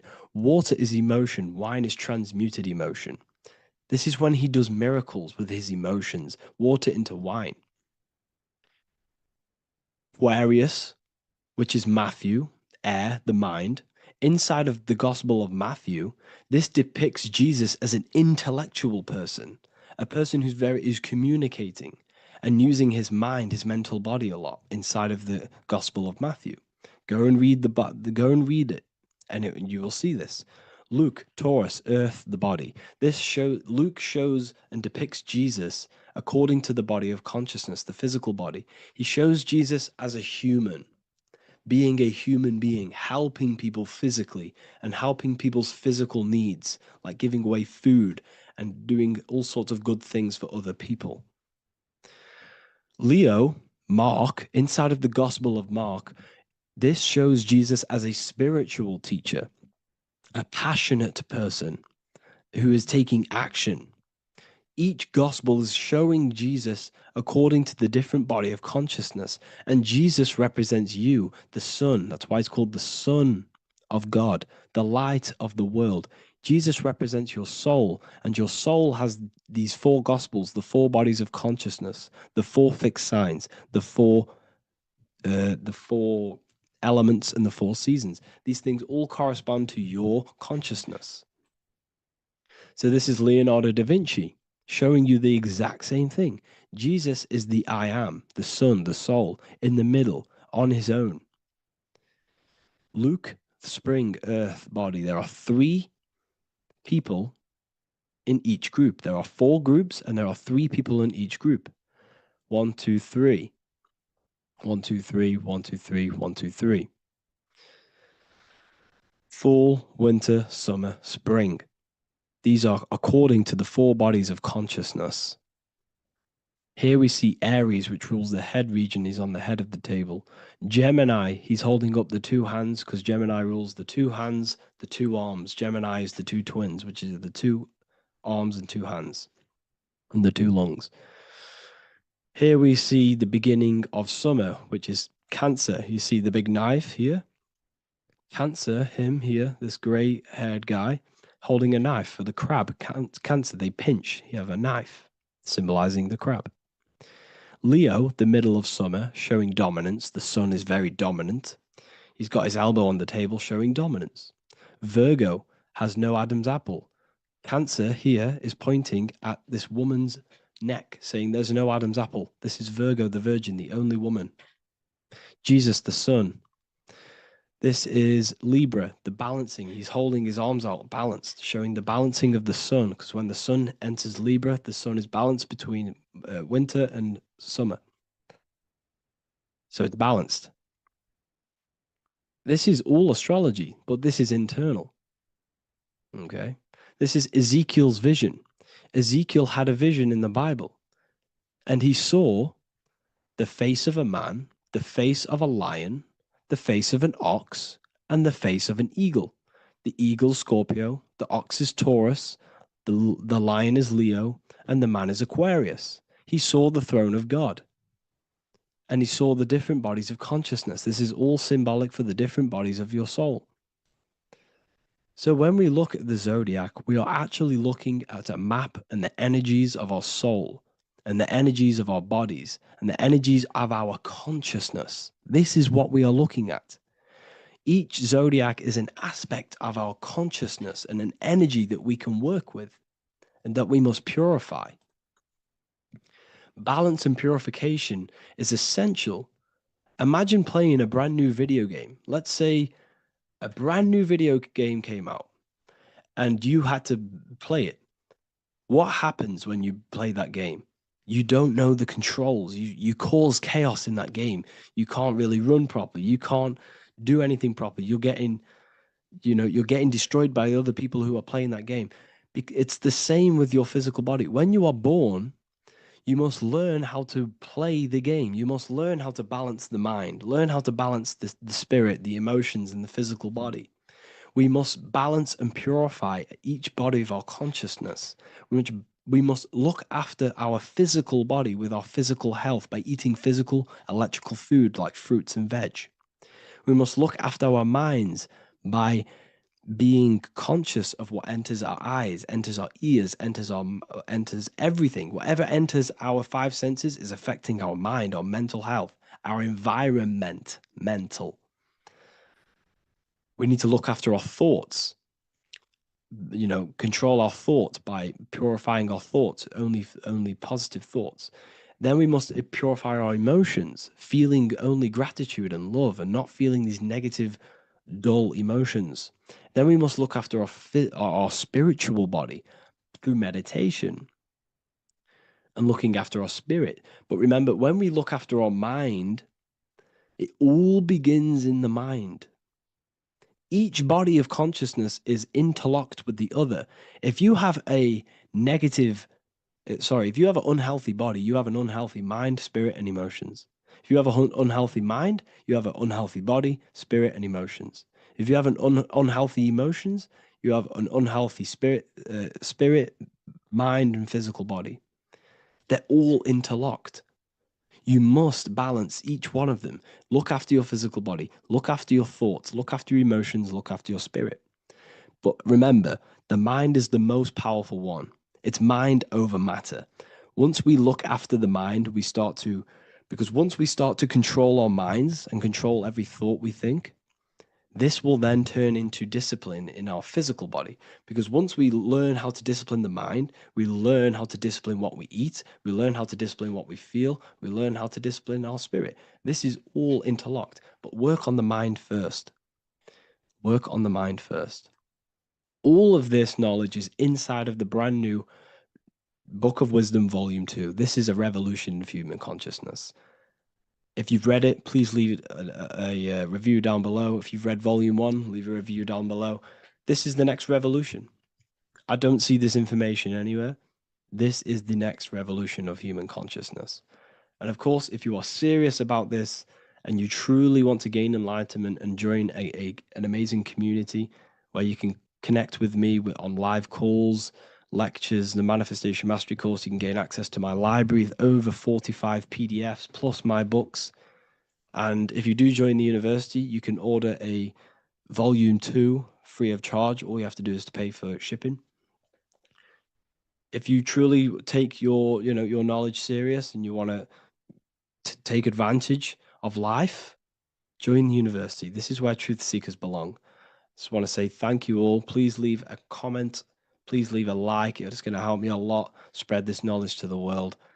And yeah, share this with a friend and subscribe. Thank you all. So depression doesn't actually exist, and in this video I'm going to show you how depression is actually a choice. And I'm going to give you some solutions on how to deal with it. And this is probably going to change your life forever just by doing this alone. Okay, so the first thing you need to understand about depression is that it exists in your conscious mind. It exists in your thinking mind. So what is inside your thinking mind? You have your body, your name, your reputation, your trauma, your memories, your family, your worries, your interests, your bills, your passion, dislikes, goals, right? Most people identify their lives with this. They identify their lives with their thinking mind. They think they're their name, their job, their reputation, their memories. But this is not who you actually are. Who you actually are is the observer of that. What happens if you stop thinking? What is left? You're left with unconditioned consciousness. You're left with the self, which is what we refer to as I. We are the consciousness, not the thinking consciousness. You are not these labels. You are not your thoughts. You are not your job, your name, your reputation. Okay? And the reason why I'm telling you this is because it's very important, is that we are something beyond this body, beyond this name, beyond our thoughts. We are the consciousness. So depression exists inside of the thinking mind, the conscious mind. Okay?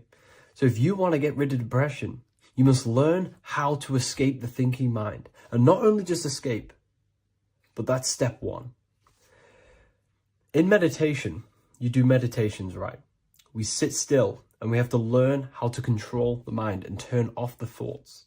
And when we turn off the thoughts, depression goes out the window because there's no thought present in your mental field of consciousness to be depressed. Okay? You must understand, who is the one suffering from the negative thoughts?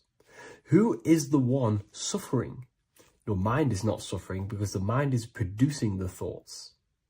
Your body's not suffering from the negative thoughts.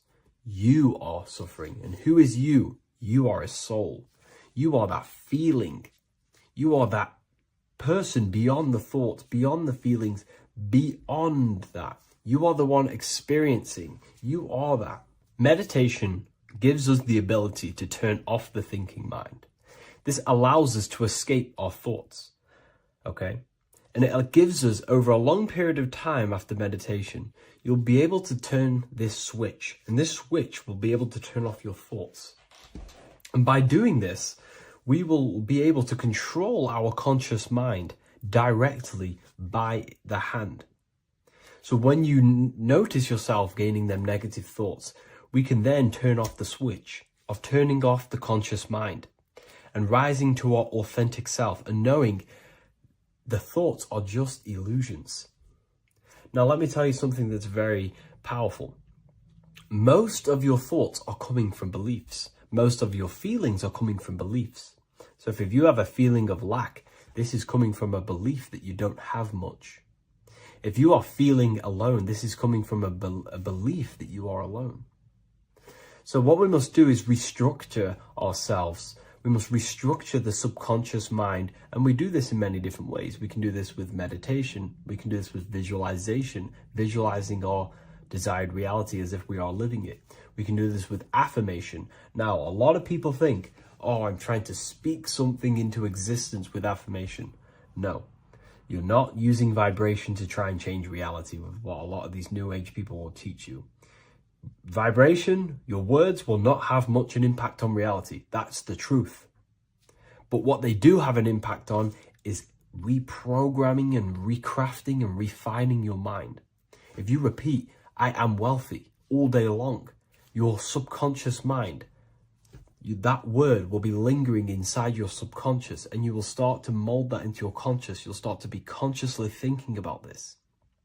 Most of your thoughts are coming from your subconscious. So if you want to get rid of depression, you got to figure out the trigger. What are you depressed about? What are you feeling? What are the beliefs that are making you feeling and thinking this way? And that's what you must restructure. You must restructure your subconscious mind through visualization, meditation, and affirmation. You do these all the time. You do these every single day, and you will slowly, if not surely, restructure your subconscious mind. While by doing the practice of meditation, you'll gain the off switch as well. Sometimes depression comes from not living in your authentic self. You're not doing the things that your soul is telling you to do. We all know what we should be doing at all times. I don't care what you have on. We all know we should be doing something. We all know that we have these, there's a higher aspect of our mind that tells us, oh, we need to be doing this, but I'm actually sat here on my phone. Oh, I shouldn't be eating this, but I'm doing it anyway. There's always that higher voice. And that is the voice that has to be connected to. And when that voice, when your body's not acting out the voice of the soul, then the soul becomes sadder, and suffers more and more and more. There has to be a connection between the soul, the mind, and the body. They have to work in unity. Okay? So I hope this video helps with depression, with whatever you're going through mentally.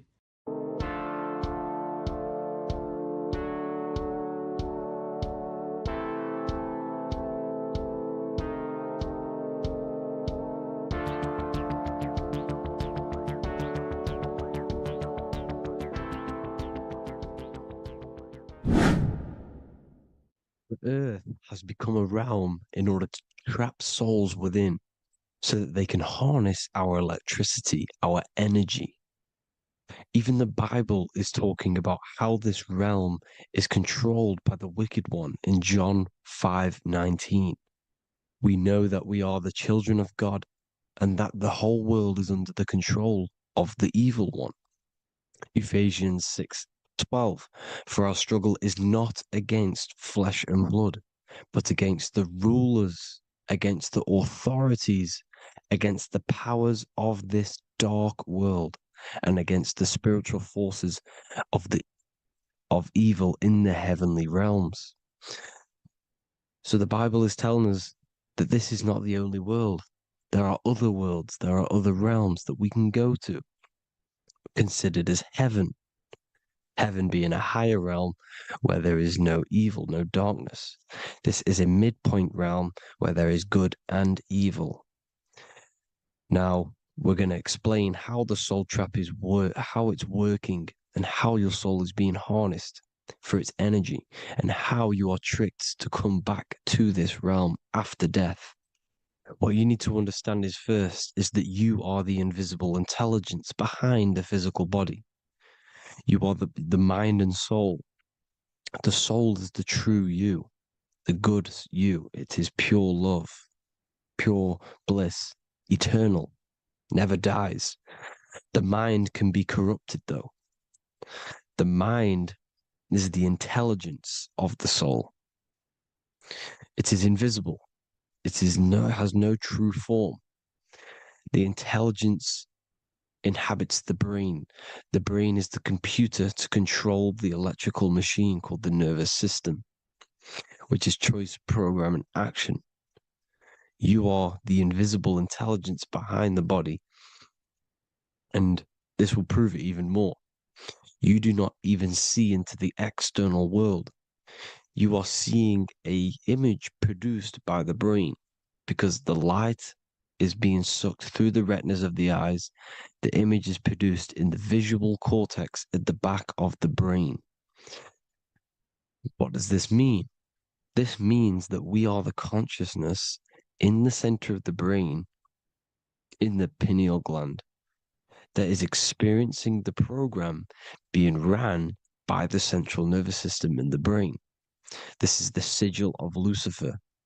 Lucifer in Latin is Lucy.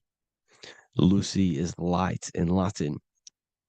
Lucifer is known as the light bearer. This is how the eyes work, people. It's not a demon or a devil. The sigil for Lucifer is how the eyes work and how the left eye is controlled by the right brain. The right eye is controlled by the left brain. There is a crossover. It's the same with the body. The left side of the body is controlled by the right brain. The right side of the body is controlled by the left brain.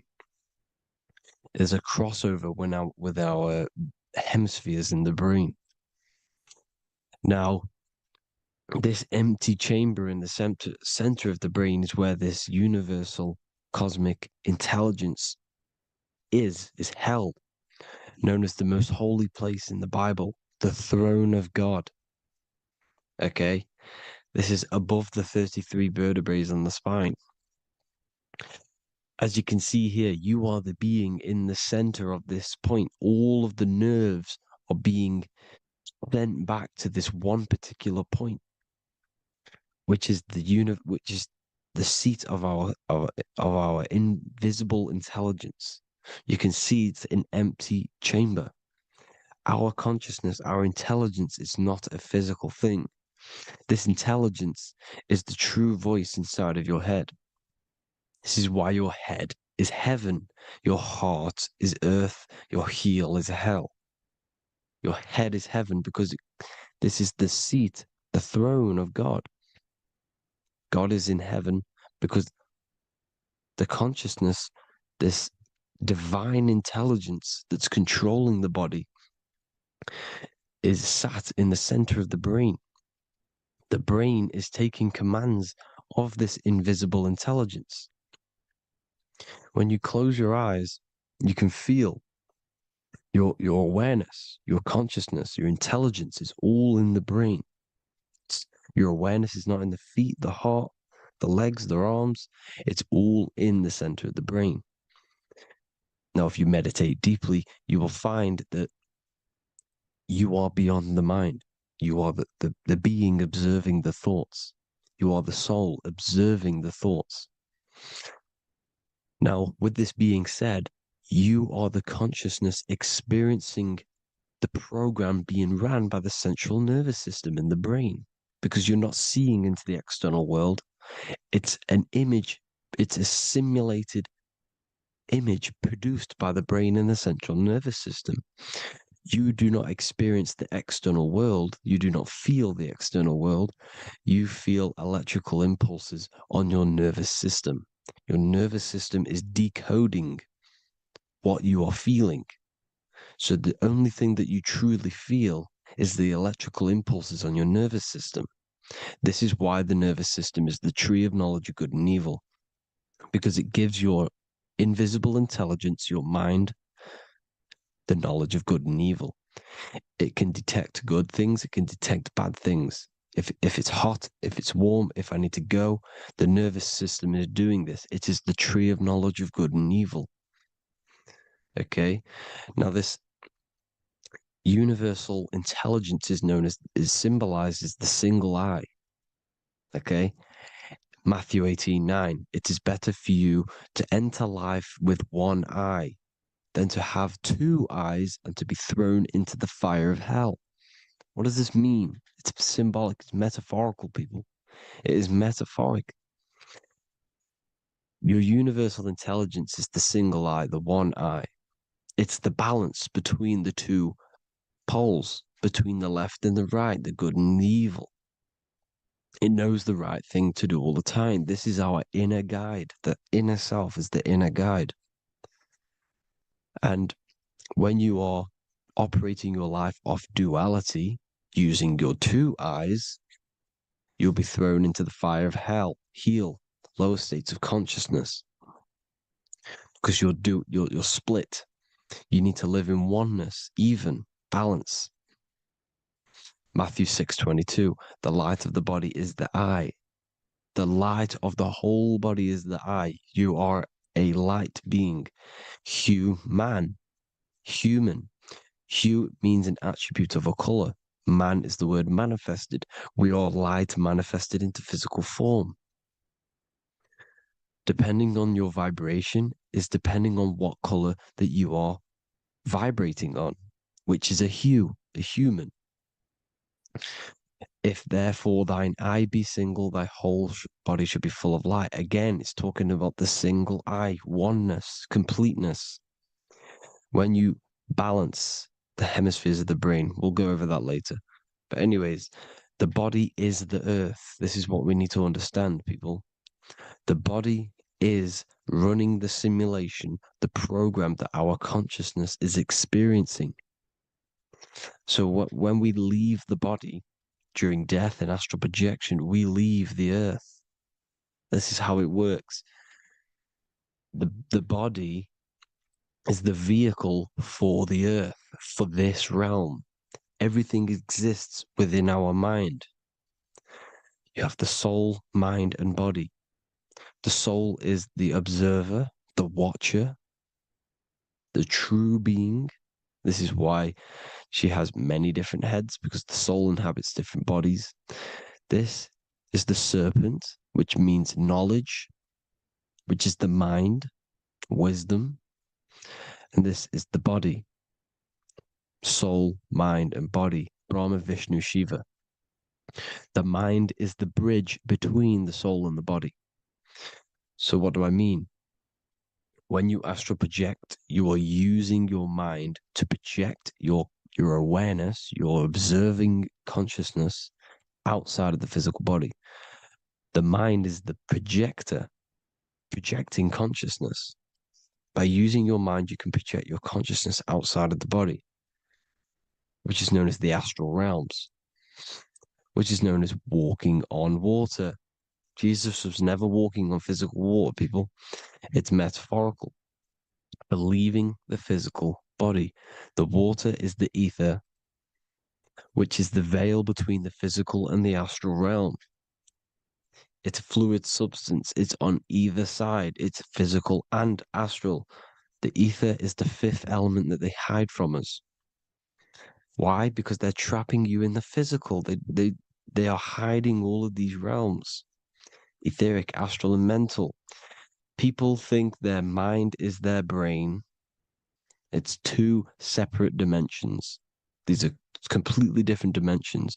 The mind is way more intelligent. The mind is formless. There is no form to the mind. You can think anything you want. You can manifest anything you want within your mind. It is not a physical object. The physical realm is being controlled by the mind. Everything's being controlled by the mind. Everything exists within the mind. This is why the Egyptian says the universe is mental. So when we project our consciousness outside of the physical, we go to the astral. The ether is the water that Jesus is walking on. This is the veil between the physical and the astral world. The word together has ether within it because it joins the two worlds together, together, the astral and the physical. The word either is ether because the ether is on either side, physical and astral, physical and spiritual, physical and non-physical. In the astral realm, the mind can manifest anything we want. We incarnate to restrict our minds. This is why Saturn, if you go and watch my video on Saturn, how Saturn is this simulation, okay? Our minds can manifest anything we want in the astral plane in the click of a finger. However, when we incarnate in matter, we now have to labor for our manifestations. This is why Saturn's known as the great teacher in astrology, because he teaches you a lesson. When your mind incarnates into matter, it's teaching your mind a lesson, the knowledge of good and evil. This is why the Bible says, you shall be gods and know the knowledge of good and evil. When you incarnate here, you have to know the knowledge, you need to know the knowledge of good and evil to become a god.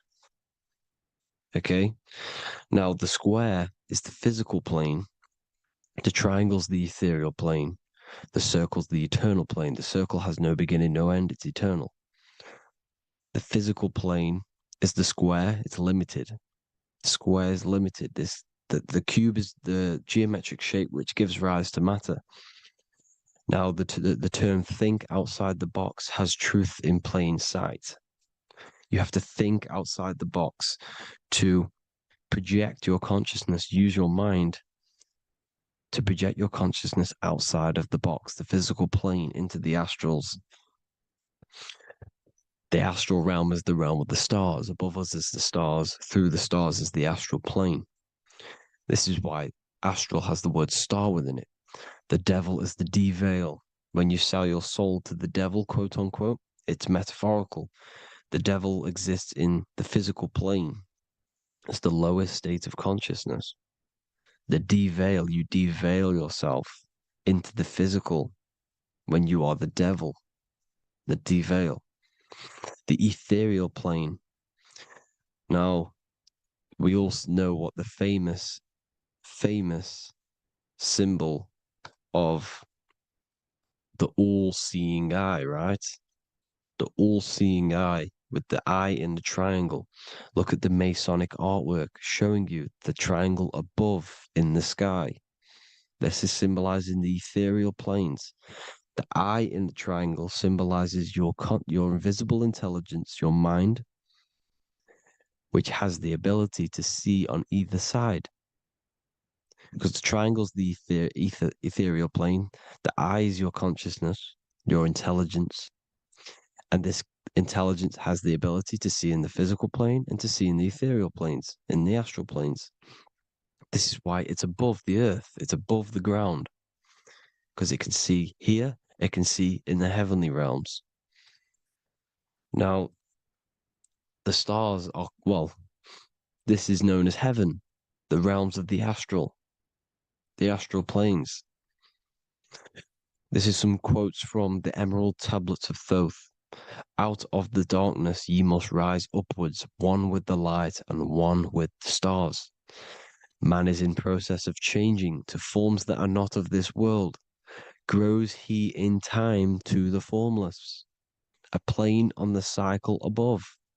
So there's other worlds. The Bible's telling you there's other worlds, there's other realms.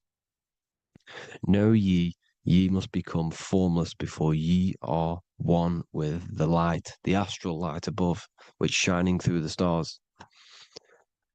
Not of the earth are ye, earthy, but a child of the infinite cosmic light. You are the invisible intelligence controlling the physical body. The body's not you. It's the vehicle that your soul lands in when your mind projects your consciousness into that realm. Free from the body, I flashed through the night. Unlocked at last for me was the star space. Wow, that's powerful.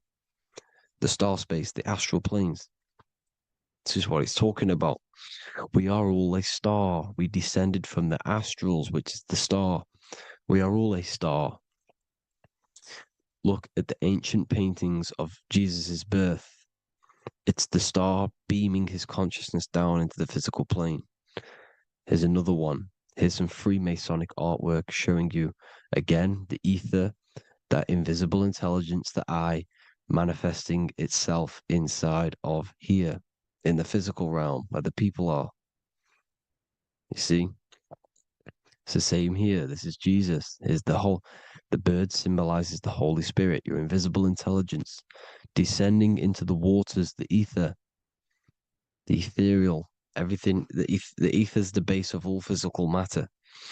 Here's Truth in Plain Sight. Mr. Bean, the famous TV program in England, in the UK. He begins the program like we all begin the program for falling from the stars. He falls down with a beam of light. And this is Truth in Plain Sight. This is false. The aliens don't exist. They're a lie, alien.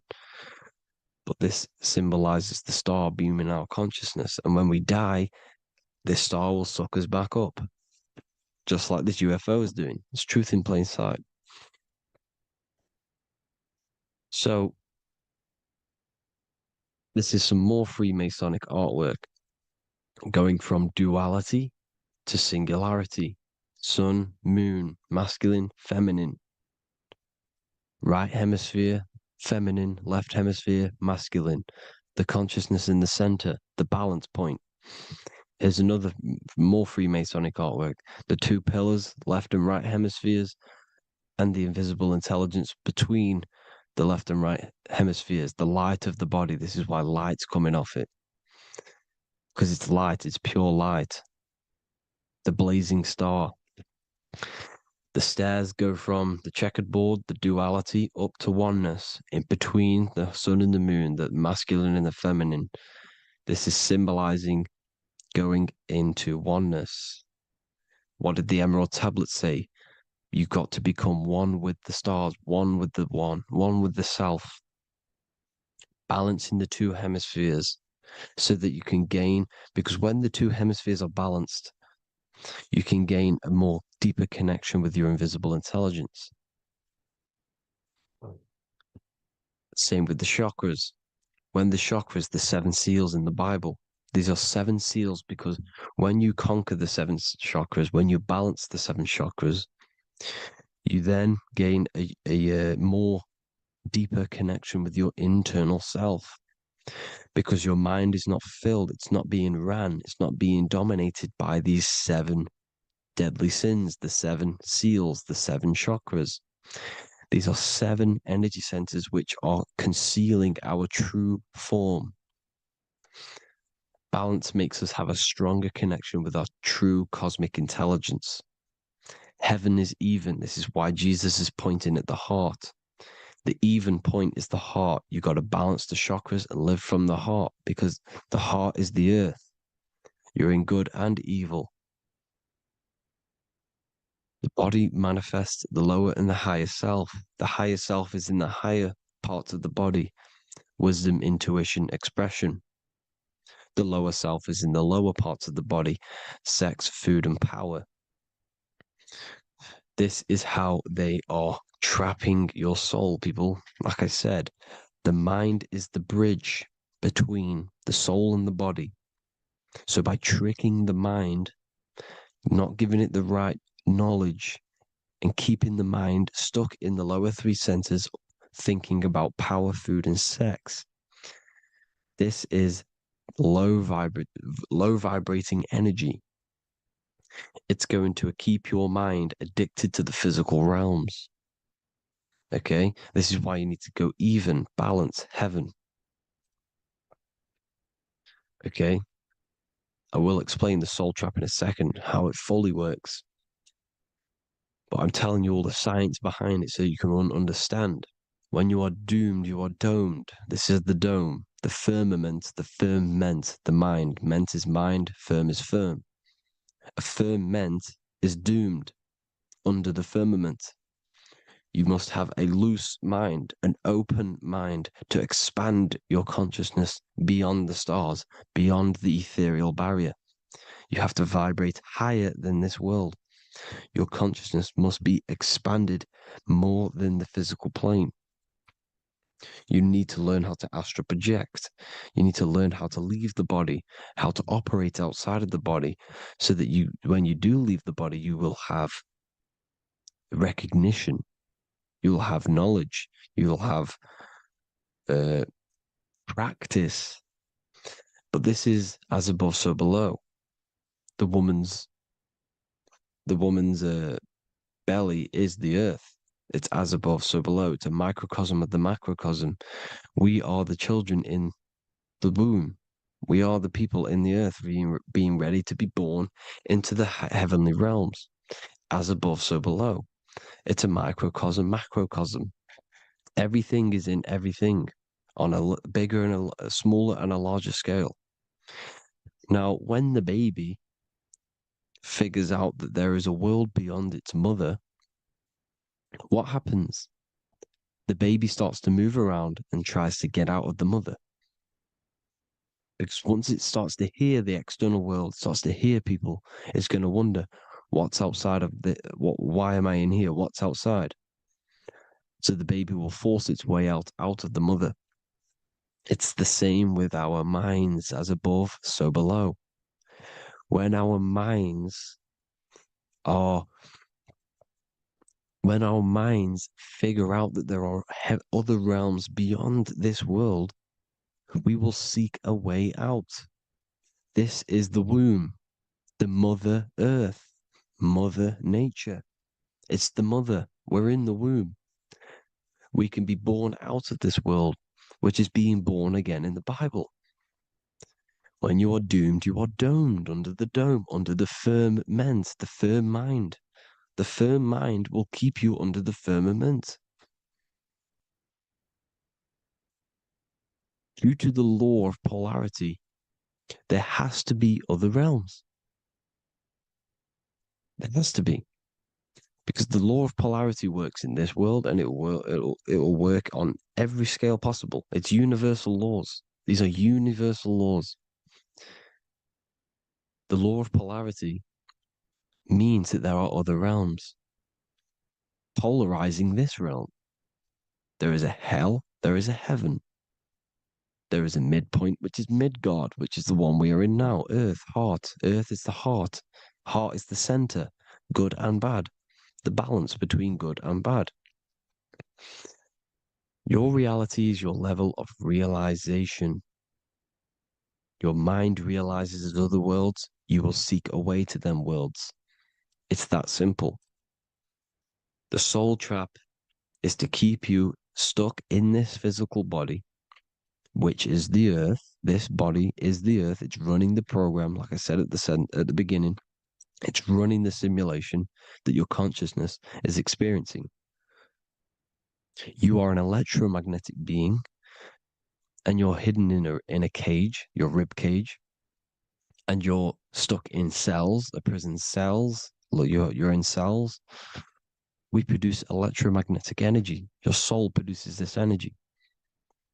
And by trapping your consciousness inside of this physical realm, they harness this energy within the astral realms. They're using you to manifest demons, because your mind creates demons through emotions and mental thought energy, which is a whole nother video. I can make a video on that. You're manifesting everything for them because they're trying to create a hive mind. This is why they want everyone to believe in one belief system, one government, one belief system, one religion, because they're creating a hive mind. This hive mind will manifest and be summoned within the astral planes, because the mind manifests the astral plane. The astral plane is the realm of imagination. The mental plane is the realm of just thought alone. The etheric plane is the energy. The physical plane is the matter.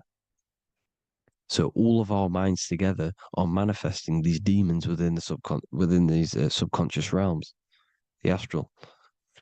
Now,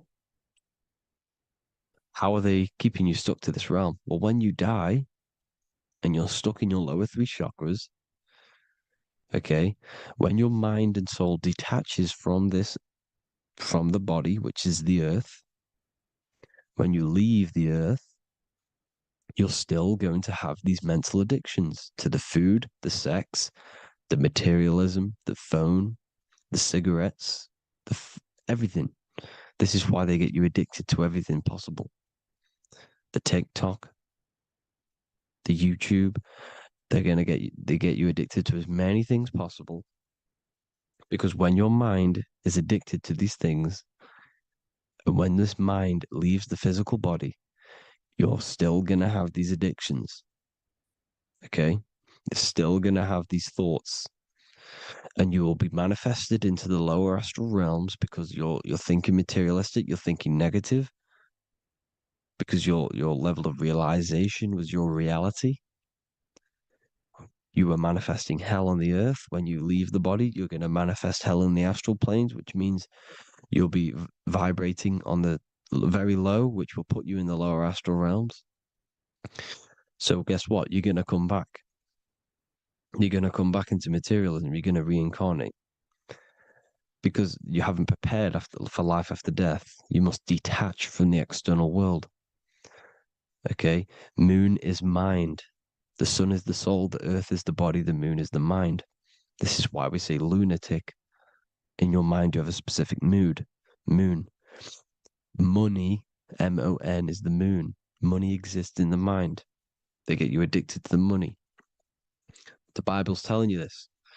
Do not conform to the pattern of this world, but be transformed by the renewing of your mind. It's telling you. Of this world, but be transformed by the renewing of your mind. Who knew that the Bible was this deep? Matthew 16:26, what good will it be for someone to gain the whole world yet forfeit their soul? James 4:4, don't you know that friendship with this world means enmity against God? Therefore, anyone who chooses to be a friend of this world, of the world, becomes an enemy of God. John 4:4, dear children are from God and have overcome them, because the one who is in you is greater than the one who is in the world. It's talking about the invisible intelligence. It's greater than the physical world. John 2:15, do not love this world, nor the things it offers you. Because this world will create you to, if your mind has attachments to what this world offers, sex, money, and power, pretty much, you will reincarnate here. You will come back here. Because when you leave the body, your mind will still have these addictions. Do not love the world, nor the things it has to offer you. All of this is in my newly published book. The paperback versions are now available. Finally, for all the people who have been waiting, the Book of Wisdom. All of this knowledge is inside of the Book of Wisdom. The paperbacks are available. There is worldwide shipping. You can get it anywhere, pretty much, any country. My new website, it's amazing. There's going to be some amazing products coming on the new website. But I thank you all for the support. Before I leave, I need to explain what is going on with the soul trap. Like I said at the beginning, the mind's the bridge between the soul and the body. The body's the realm.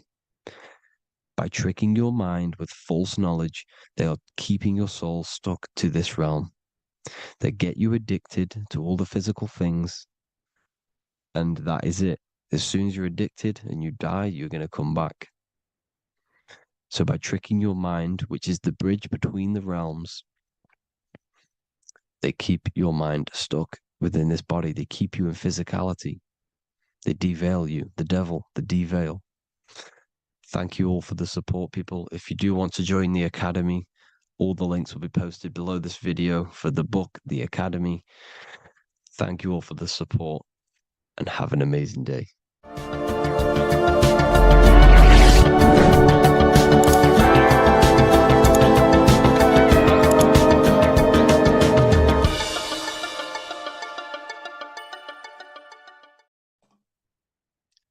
So this is known as the bag of the gods. This symbolism is widely known, but no one knows what it truly symbolizes. We see this in ancient Sumerian artwork. We see this in the Mayans' artwork. We always see this bag with the gods. What does this actually represent?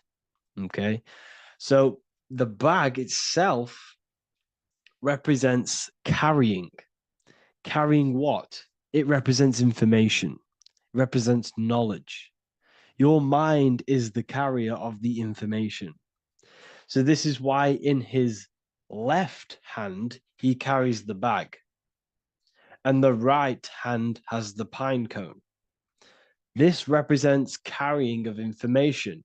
Why is it a bag? A bag can be passed on to someone else. The information can be taught to someone else. This is the information of activation of the pineal gland or higher consciousness of humans.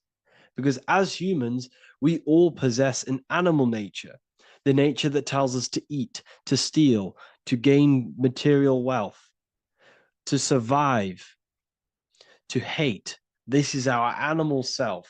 This is our animal behavior. But we also have a divine nature of consciousness, which we have access to, the higher planes of consciousness, the planes that manipulate this material world and create all things in this material world. The human mind has access to. The animal does not. The animal has no idea he exists. The animal has no inner dialogue, but humans have the inner dialogue. Humans can create infinitely. We can expand our minds infinitely into new realms of thought. So we have this higher divine nature and a lower nature. This bag of the gods is basically just representing the knowledge they possess of higher consciousness, of the higher aspect of life. Okay? Which is the activation of the pineal. The pine cone. The pine cone is in his right hand. The right represents wisdom. The left represents intellect, knowledge. Knowledge and wisdom are two separate things. Wisdom is applied knowledge. It's a feminine aspect. Knowledge is just gained information that you know, which is masculine. So in his right hand, he holds the pine cone. The pine cone can be opened and shut. The shut pine cone represents the asleep human being, the human being that exists in his lower nature, that just basically survives, lives on eating, consumption, material lust, living in chaos with his emotions, living in a place of hell. This is the animal nature. Then we have the awakened human, the one who has consciousness of himself, the one who looks within himself, the one who knows there is more to him when he looks in the mirror. He is far more than just the physical body. He is a divine spiritual being, a divine being who has limitless potential of creation into the material plane. So this represents the awakened. This represents the asleep. This is why he carries the pine cone in his right hand. It represents applied knowledge. This is the information. This is the intellect he possesses.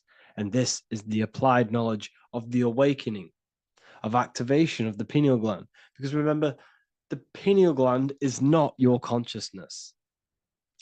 The pine, pin, pineals, the same root word.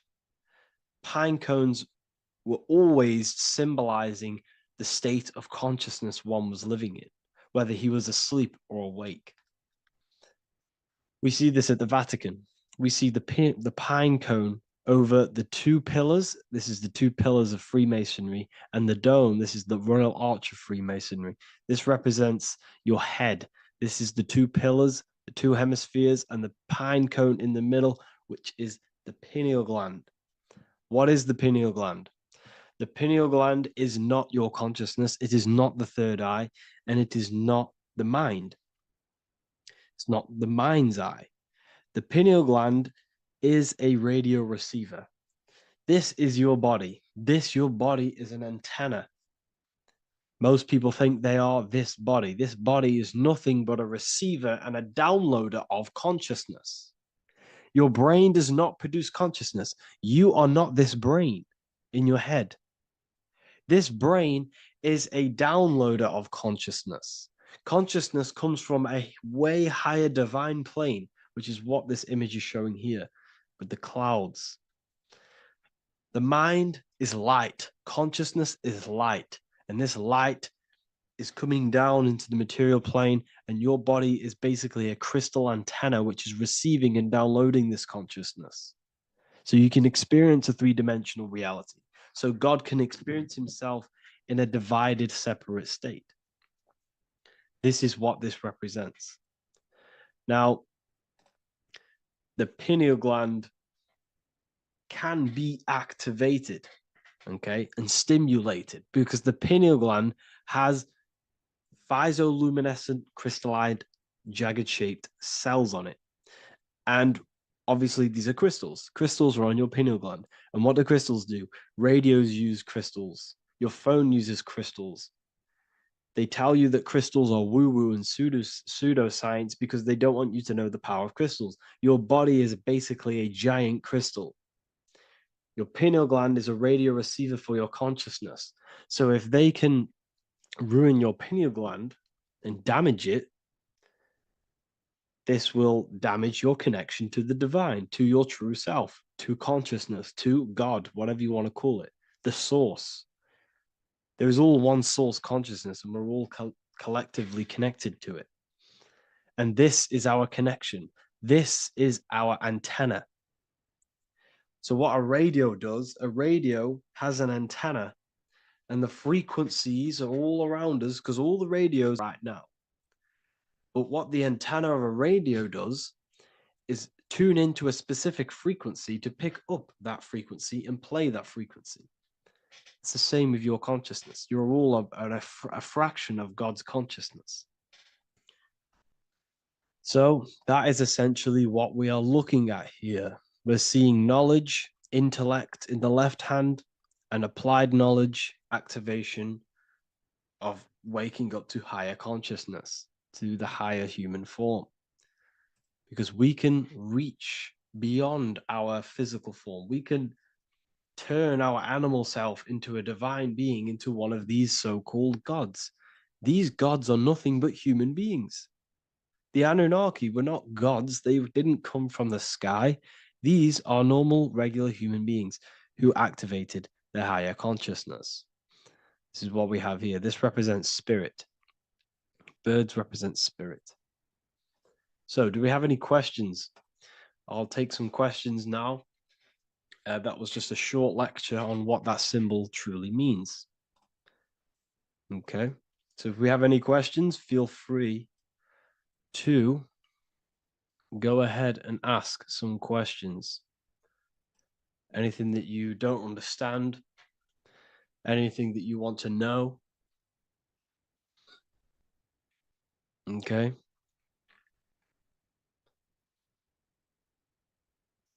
So base reality would be where source resides. Yes, the base reality is your consciousness. Are these lectures available in the university? There's a whole section, basically inside the university, there's a whole section with like over 30 long form lectures like this. So the base reality is where the source resides. Yes, the base reality is your inner world, your consciousness. That is the only thing that exists. Your outer world is just an effect of your consciousness. Your consciousness, everything that has gone on within the mind and emotion is pushed outwards into your reality. You have thought and felt your way into your external circumstances. Your life is a direct correlation of every thought you thought in the past. Therefore, your inner world of consciousness is creating and molding your outer world.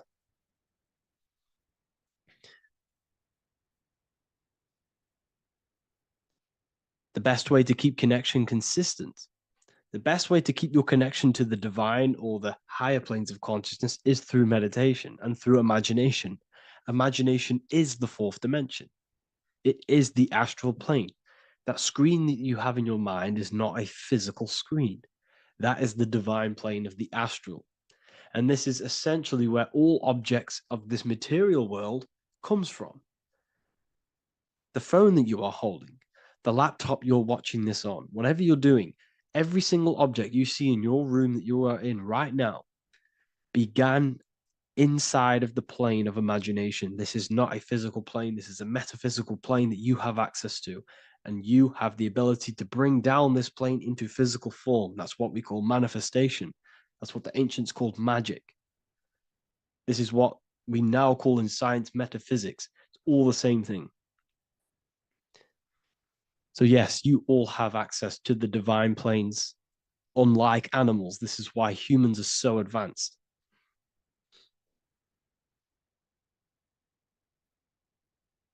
Okay. Is the pineal able to constantly activated, or is it just a temporary experience? I don't fully understand that question, unfortunately. Maybe you could word it in a different way. The real meditations on the university, legit, y'all, yes. In order to connect to consciousness, you need to sit in meditation and turn off your feelings, and the feeling of unity will come. Do I understand correctly? Yes, that is correct. So when you sit in silence and in stillness,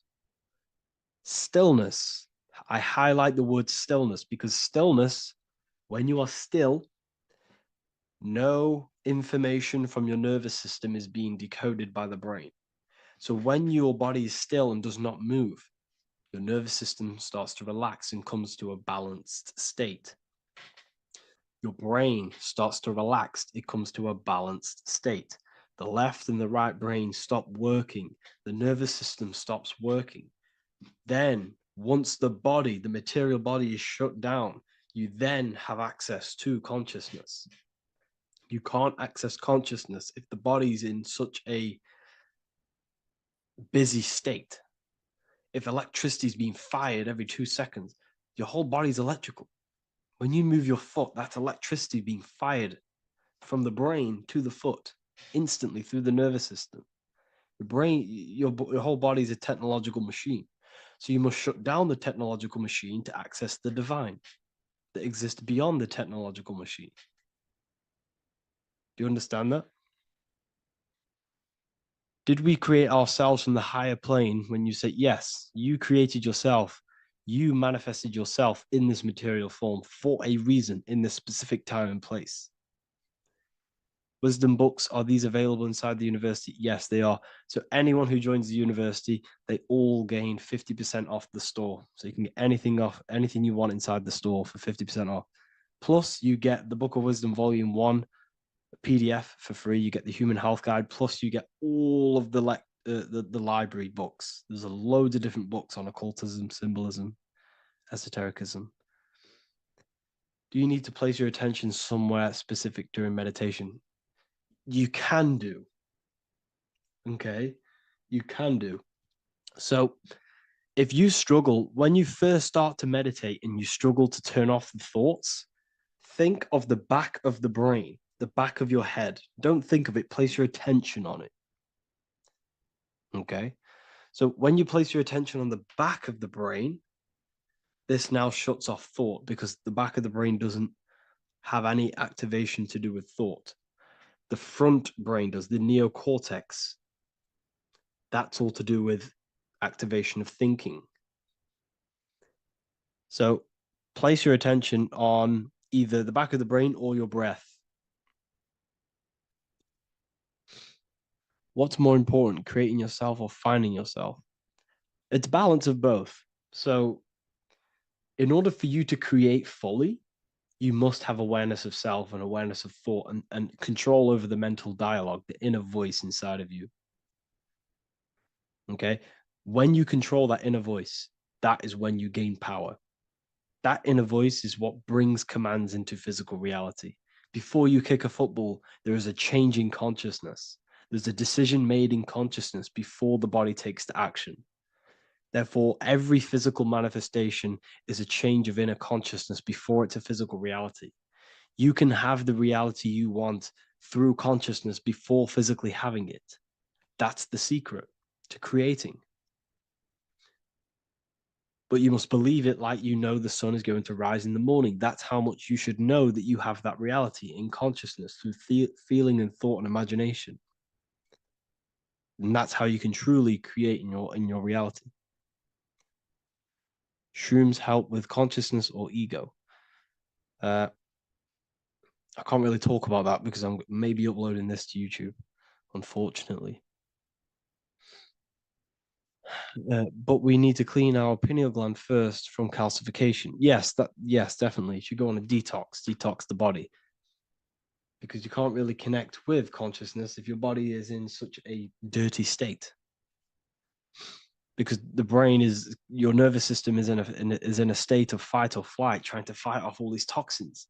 So when you meditate, you're probably going to be having thoughts all the time because your brain's firing, your nervous system's being attacked through toxins. So you must detox to have a true connection with the divine. Your diet plays a big role in your spirituality and mentality. What is the most optimal food for pure consciousness? Fruits and vegetables. They possess consciousness. So when you place them inside of you, they're syncing with your consciousness.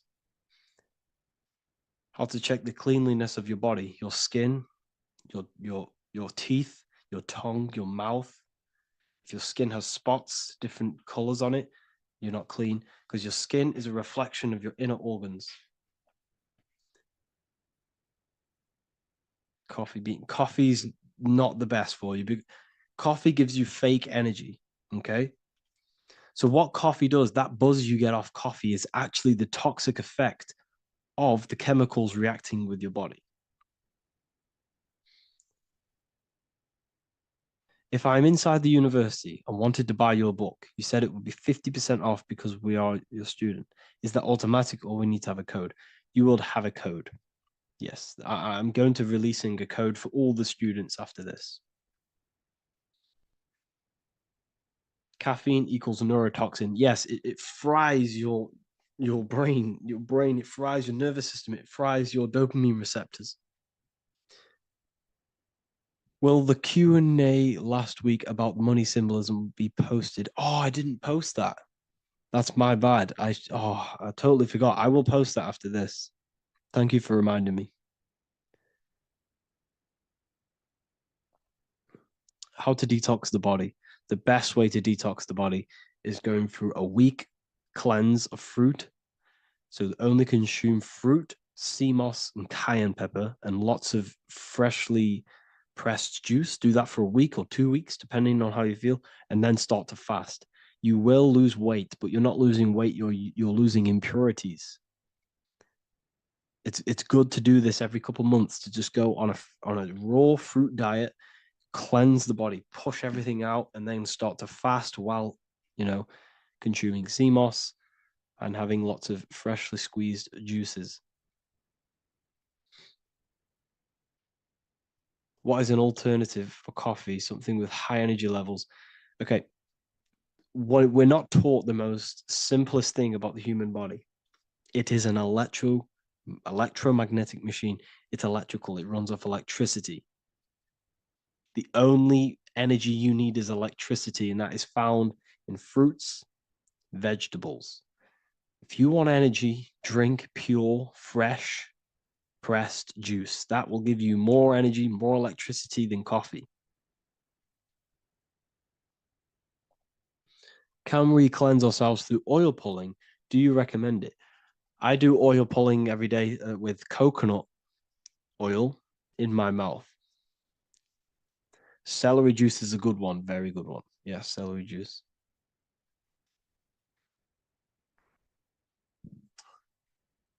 Any more questions? What kind of music do you listen to when lifting? For me, rap, hip hop push me work harder, but I know it's terrible for my subconscious. Yes, very. At least you're aware of it. You should be definitely try and stay away from the hip hop music. Try and stay away from anything that's talking about anything negative because it's all programming your subconscious. And your belief system is your reality, people. Your belief system is your reality. Okay. So look after your subconscious. That's what's controlling your actions. 90% of your actions on a daily basis are controlled through your subconscious beliefs. Okay. I listen to a lot of Pastel Ghost. I listen to a lot of let me get my playlist up. It's all like background music for TikTok. Do you know what I mean? Like Pastel Ghost. That's mainly what I listen to. That sort of music. I don't know what it's kind of called. I don't know what that genre is called. Does anyone know what that genre is actually called? Because there's not much words in it. The reason I listen to it is because there's not much words in it. And, it helps the subconscious. And I just love that music.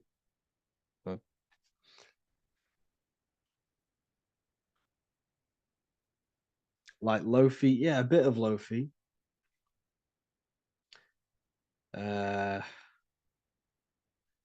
Most people won't even know this type of music.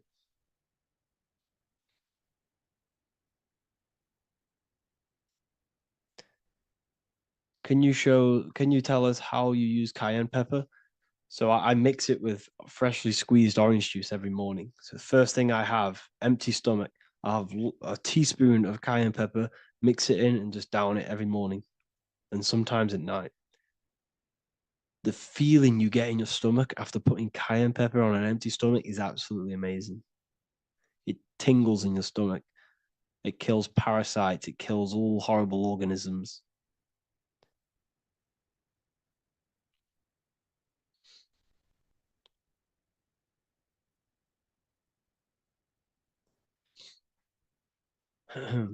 Mix it with hot water. Yes, hot water and key lime water. That I bet that's powerful. If you mixed warm water with key lime with cayenne pepper in first thing in the morning, I can imagine how powerful that is. I've never done that, but I'm going to try that. Do you use sea salt? I don't know what to think about sea salt, to be honest. I try and stay away from it. I don't know whether it's good, don't know whether it's bad. I'm kind of mixed on it, mixed information. I've heard people have benefits. I've heard other people say stay away from it. So I don't know. I just stay away from it. I'm not too sure on it.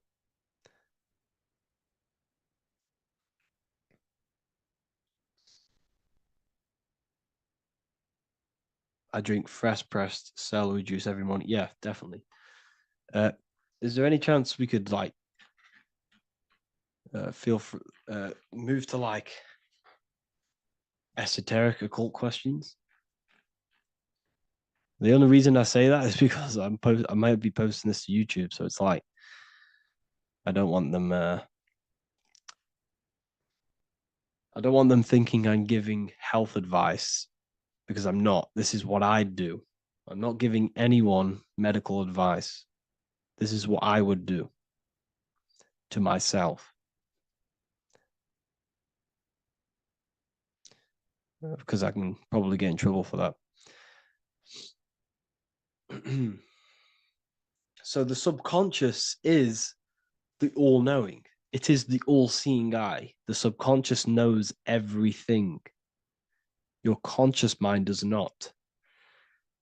Your subconscious knows every single cell in your body. Your subconscious is making your heart beat. It's talking to your heart. It's talking to every organ, every cell in your body is being connected and spoken to by your subconscious mind.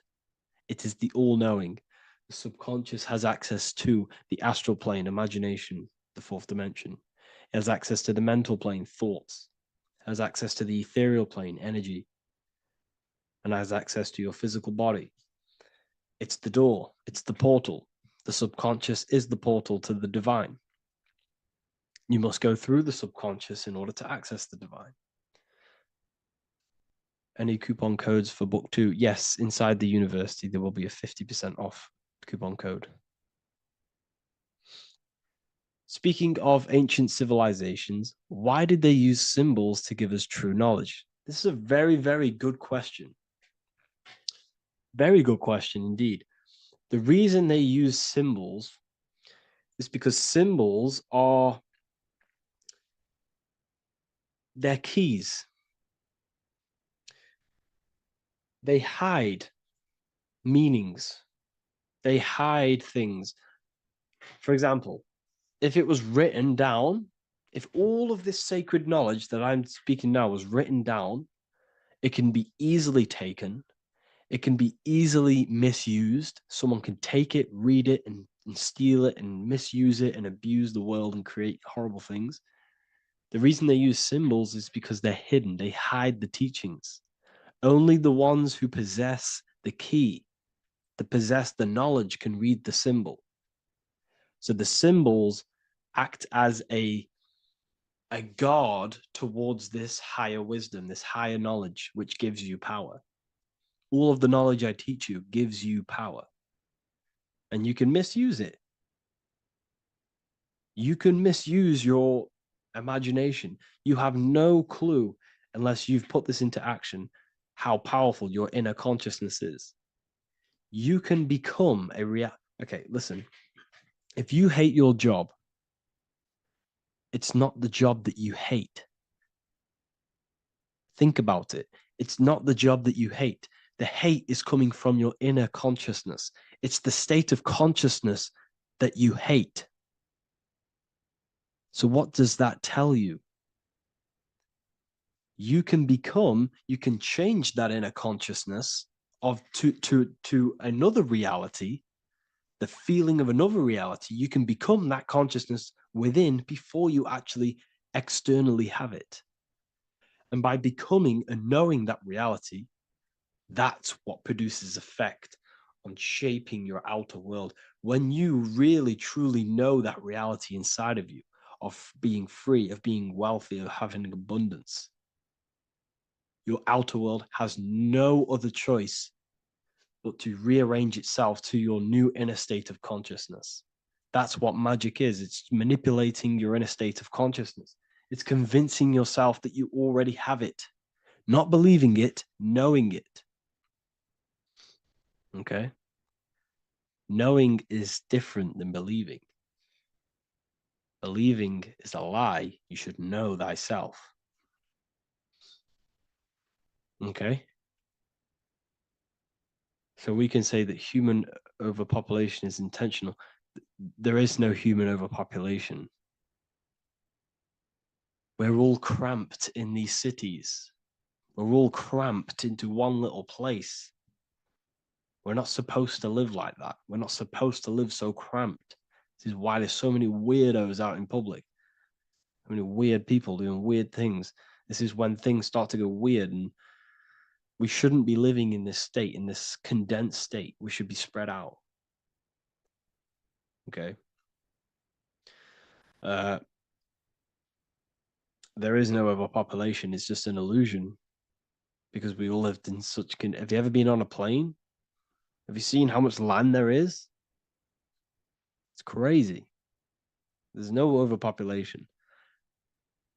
And how many people do they say there's in the world? There's not that many people in the world that they say. I think it's like 8 billion. I think they say there's 8 billion people. There's not 8 billion people. There's probably more like 2 billion. And the reason I say that is because I have a friend who only has like 300K followers. That's a lot of followers, okay? And he gets recognized everywhere he goes. And he's into all this stuff. And he says, listen, the population is definitely not 8 billion or whatever they say. I think it's like a couple billion. It's probably more like a billion. How to properly manifest intentions. Thought, emotion, and imagination are the key. You must know that you have that reality. Don't believe it. Become that reality within your consciousness. All day long, as much as possible. Feel it. Imagine it. Say it. And have zero doubt. How to have zero doubt.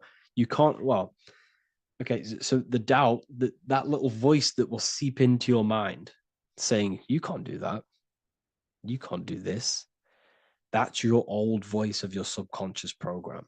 Listen, the reason why most people fail in life is because they have trained their subconscious that they will fail. They have told and believed that they will fail. The reason I will succeed for the rest of my life is because I have trained my subconscious to say, I will win, I will succeed, I will solve any problem.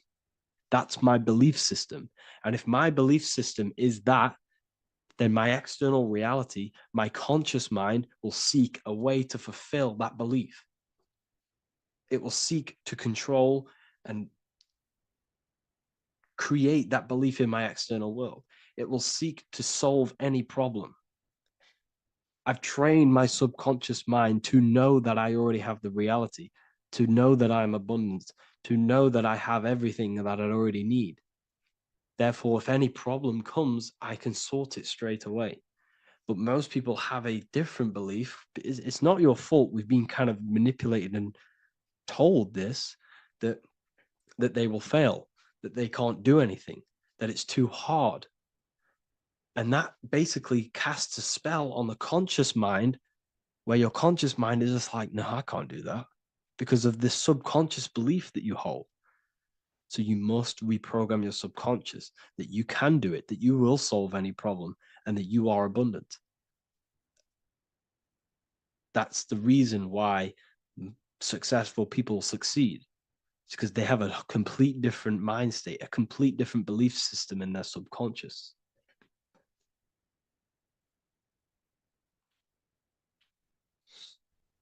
Do you offer mentoring? Yes, I do offer mentoring, but it's mainly for people who want to grow their online presence, and for the amount of value and transformation that I can place into your life, and the time that, well, the price of my time, it will be a higher price tag. But your life will completely change if you join my mentoring. Because I will transmute your life. I will transmute your mind, and I will transmute your whole reality. Because I could tell you exactly what you need to do. How to have super genius power pulling information from the source. Okay, so you can do this. I talked about this in Book of Wisdom, Volume 2, if you've read it. This is a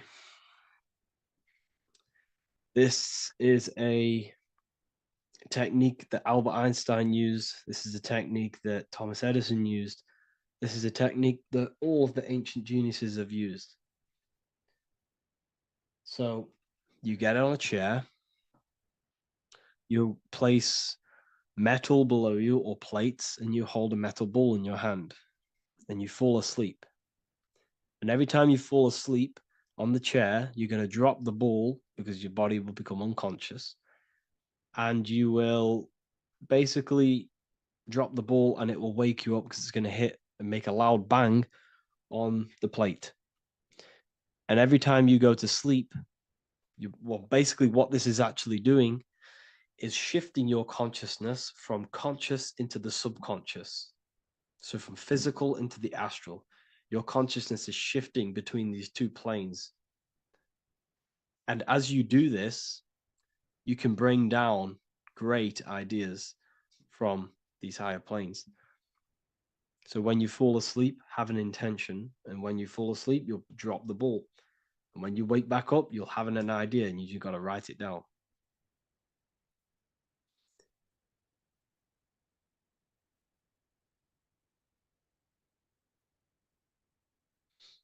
how to balance chakras. Don't focus on balancing your chakras. Focus on the mind. The mind is the cause of the chakras being blocked. If you have a blocked throat chakra, this is a problem in your mind, not the chakra. You see, the chakras are a result of the mind. You transmute the mind, you can transmute the chakras and cleanse them.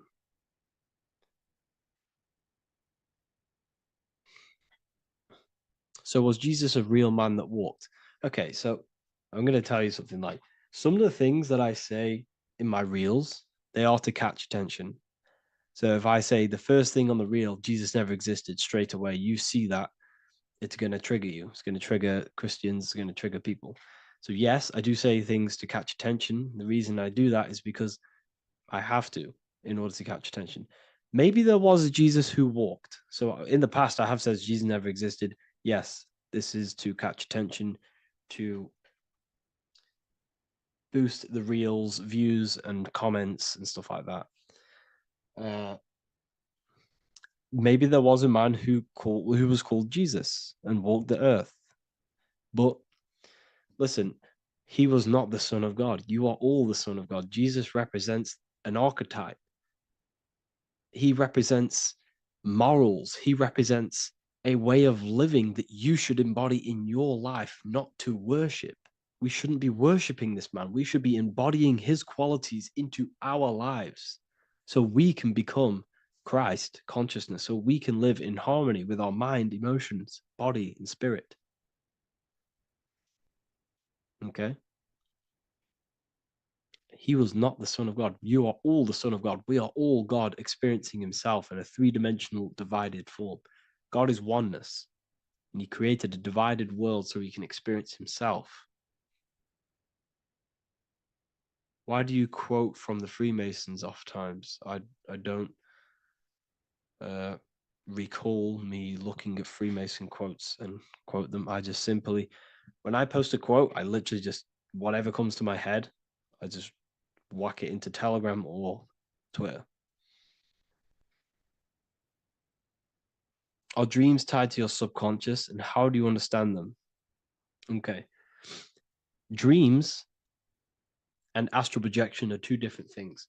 Astral projection is your soul leaving this plane into the collective consciousness, into the collective mind, the collective astral plane. But dreams are basically the astral plane, but it's your personal astral plane in your personal subconscious.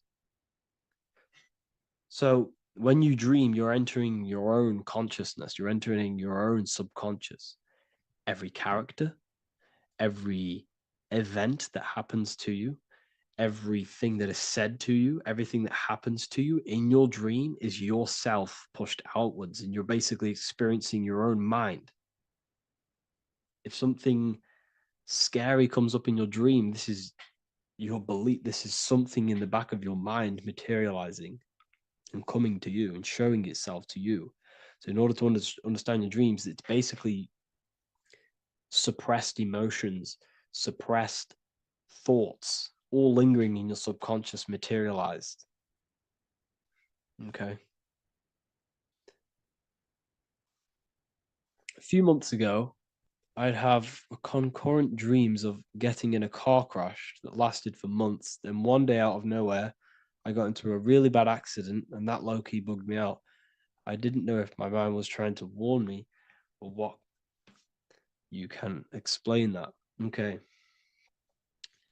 If you are having dreams about having a car crash, this is a belief. Okay, so let me tell you something. Let's say you're a drug dealer, okay? And you live in fear every single day of the police coming to you. This dealer every day is worried, he's scared, and he lives in fear of the police getting him. He was believing it.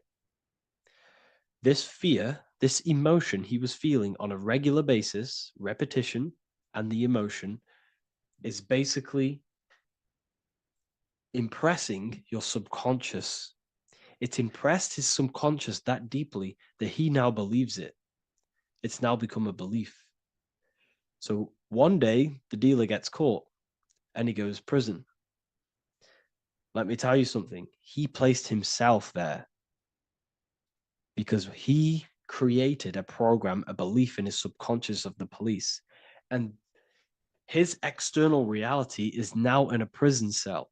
But that prison cell is just an external manifestation of the prison cell of fear he installed in his subconscious mind.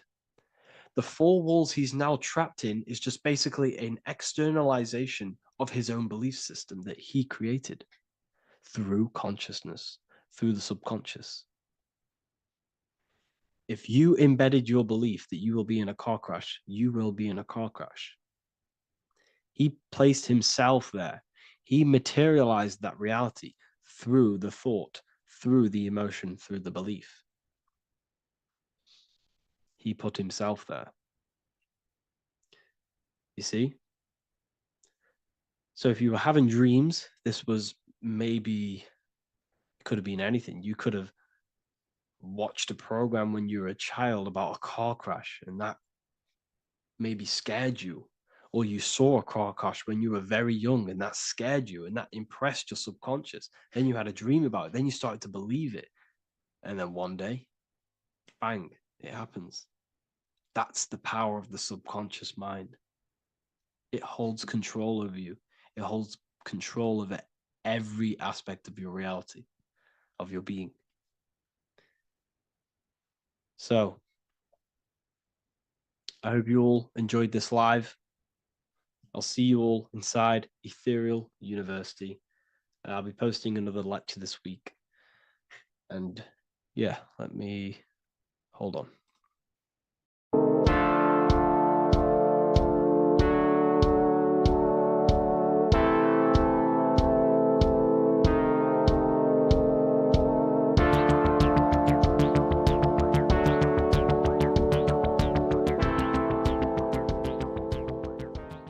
Welcome back everyone to another video.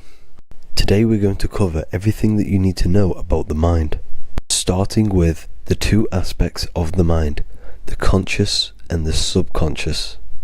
The male aspect of your mind is the conscious. This is the 10% of your mind.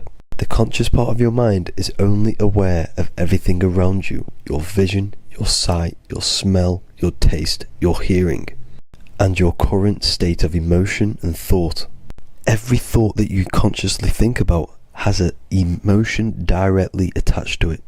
That emotion is then impressed onto the subconscious part of the mind. The subconscious part of the mind is the female aspect of your mind. It is also a whopping 90% of your mind. Subconscious mind is controlling all of the subconscious processes which happen within your body. For example, your subconscious mind is controlling your heartbeat, your digestion of food, and all of the things that you do not have to tell the body to do. It is the hidden part of our mind which is controlling all of the hidden things. The subconscious mind is like a recording supercomputer. Everything that you have experienced in your life is all recorded and stored within the subconscious mind. One of the most important things about your subconscious mind is that it stores your mental programs. Everything in the subconscious mind manifests into behavior and actions within the body. Your daily basis routine and habits are all mental programs within your subconscious mind.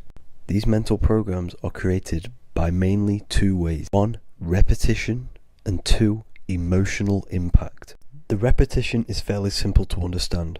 The more you do something, the more it impresses onto your subconscious mind and becomes a program. That program will then manifest into your behavior. However, with the emotional programs, they work a bit different. The stronger that you feel an emotion, the stronger it is impressed onto the subconscious mind. And then that emotion becomes a program. For example, you had a very traumatic moment happen when you were a young child.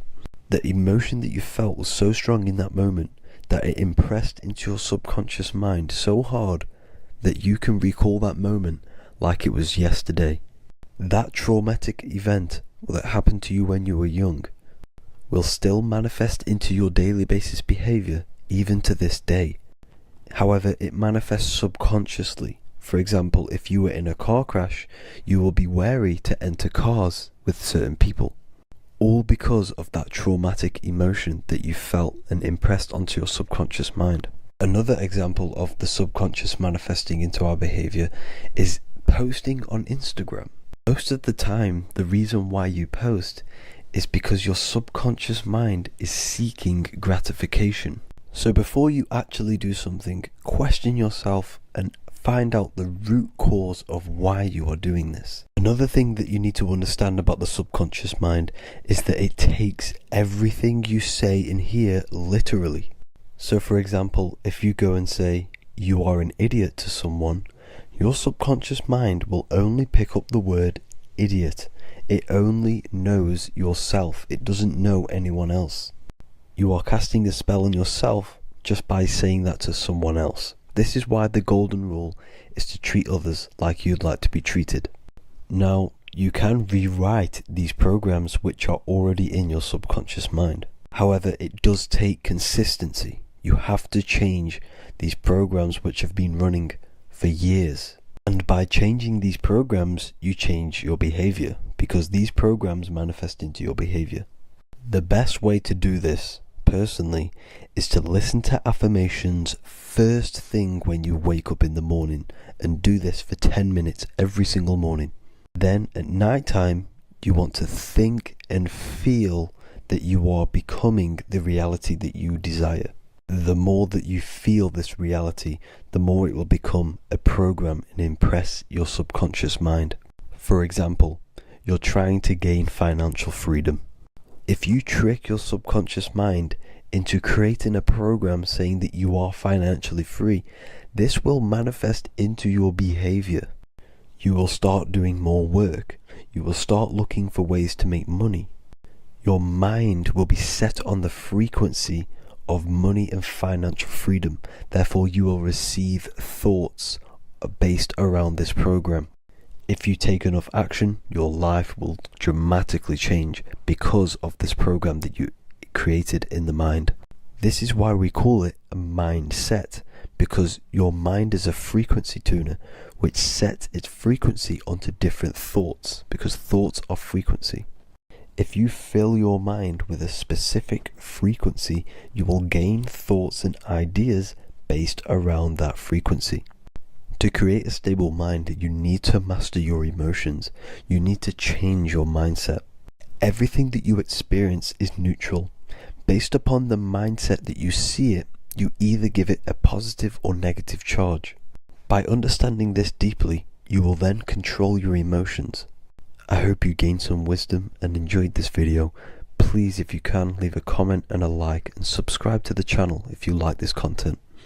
Love and light to you all.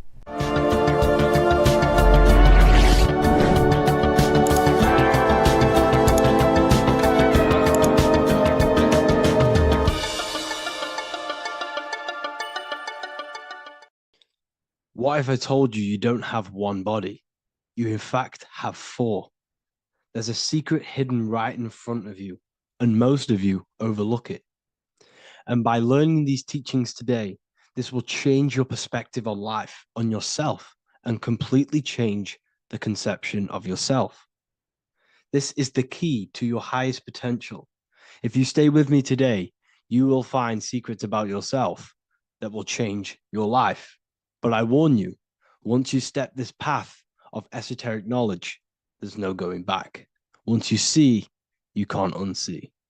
So stay with me, and we will discuss the four bodies of your soul and how you can master yourself to reach your highest potential. The first thing we must understand is that there is a sun. And just like the sun gives life to the earth, there is this life force within the sun that gives life to all matter. We must understand that matter itself is dead. It has no life potential. It has no ability to create or destruct anything. All of the life comes from above, from the sun, from the life-giving power of this infinite energy source we call the sun. No matter what model you believe, the sun still gives power to this physical realm, giving life to all of the crops, giving life to animals, giving life and growth to all things that the rays come in contact with. This is a macrocosm process. We must understand the teachings of as above, so below. This means that the macrocosm repeats itself in a microcosm form. Now, what do I mean? Humans are made in the image and likeness of God. You are a miniature version of God, a spark of the divine consciousness made in human form, in physical form. Just like the sun gives life to all physical matter and growth to all crops on the earth, your soul is a miniature sun. And your soul is giving life to the body. Your body is a miniature earth, which also goes through the cycles of the 4 seasons of the sun. We feel different in each one of these seasons. It's because our body does not only go through these cycles externally, but these cycles happen within ourselves, within consciousness. Your soul is the sun. The sun you see in the sky is an externalization of your soul. Your soul is the life force. You are the soul, not the body. And like the sun gives power to the earth, the soul gives power to your body. So first, let's look at the etymology of the word sun. The word sun comes from it's a Latin word solis or sol, which means the sun. Sol then became soul, sun, soul. And in fact, S-O-N and S-U-N in the old etymology dictionary mean the exact same thing. They are interchangeable. So when we look at the symbol of the sun, we look at a circle and a cross, which represent the 4 aspects of the sun, the 4 seasons of the sun: summer, winter, spring, and autumn. These are the 4 states of the sun. Like we said, this is why we get this symbol. You have the 4 states of the sun, which represent the 4 bodies of the soul. Now, this is where we get deep. Like I said, the sun you see in the sky is a macrocosm of your soul, an externalization of your soul. Just like your sun has 4 seasons, the 4 seasons within us are the 4 bodies. Our soul is incarnated and split into 4 sections. We have a mind, we have a physical body, emotions, and spirit. These are all interchangeable and they are all linked. In ancient alchemy, we have the exact same symbolism of the 4 stages of alchemy. But in this case, they're symbolized as the 4 elements: earth, water, air, fire. In this ancient alchemical symbol, we have the pentagram, with the top one representing the soul, ether. Our soul then has the 4 bodies, with the human here. We have the man, the eagle, the bull, and the lion. We see this on the tarot card, the Wheel of Fortune. The man, the eagle, the bull, the lion. We see this in Matthew, Mark, Luke, and John. The lion, the bull, the man, and the eagle.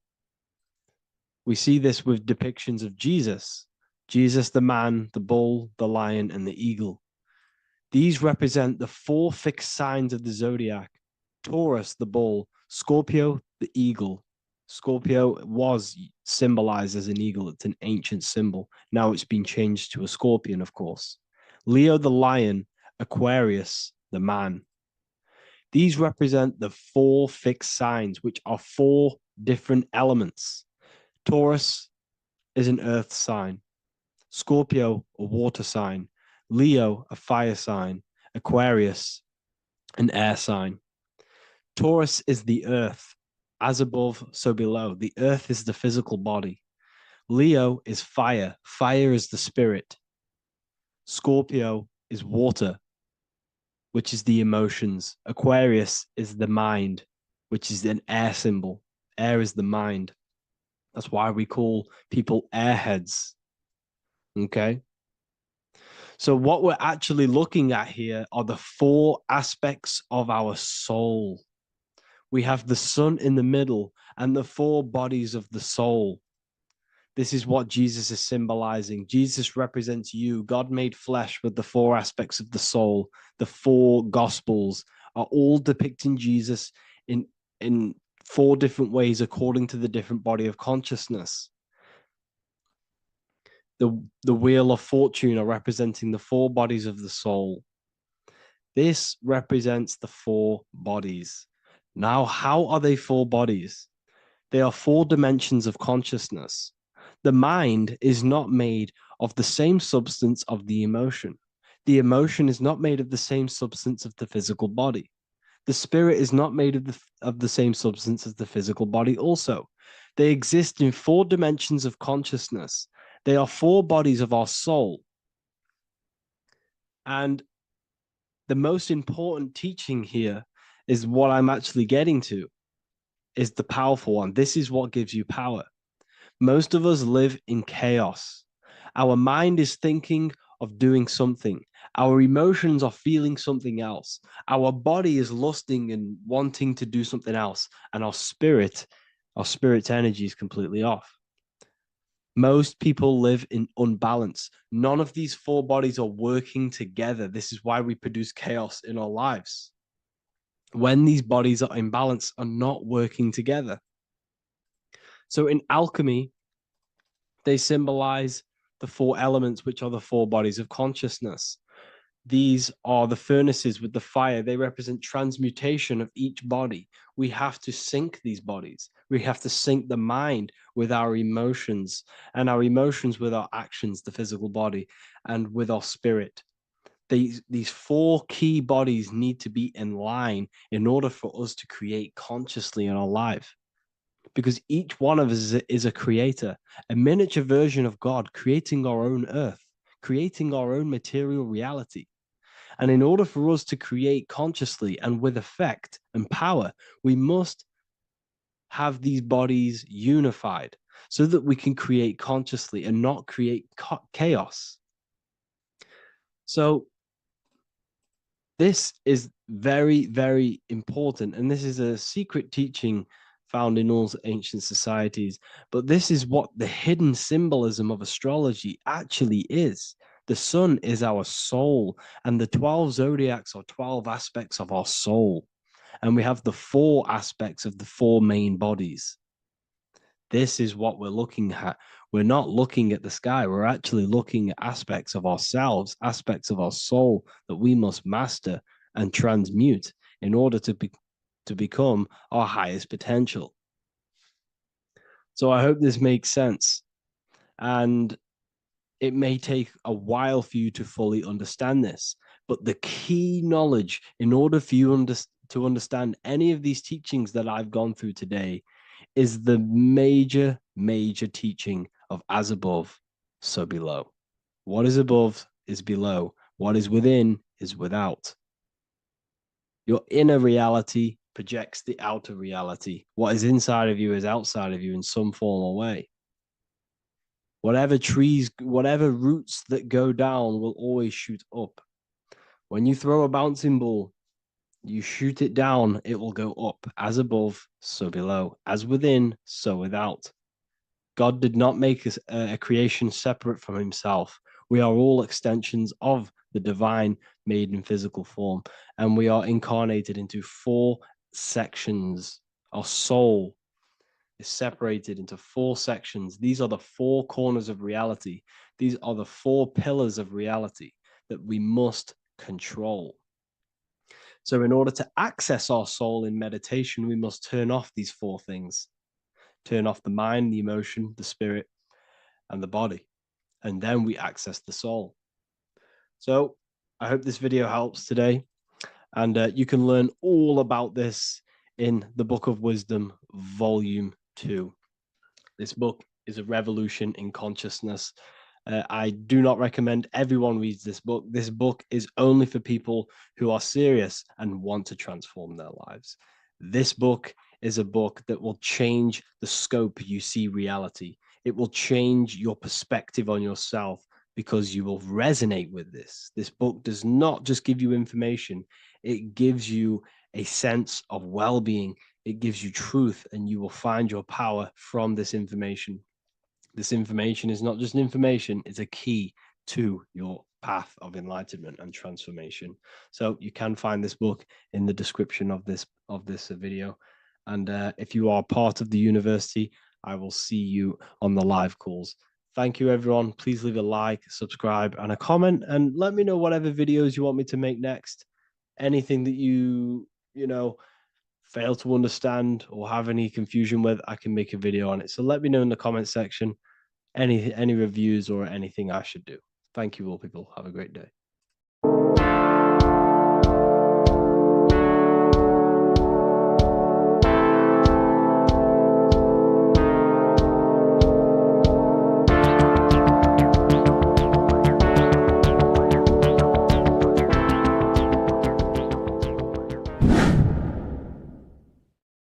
What is good, people? We're back with another video, and today we're talking about the chakras. Let's jump straight into this because I know there's been a lot of requests for this video. So let's jump straight into this. So you have 7 chakras, right?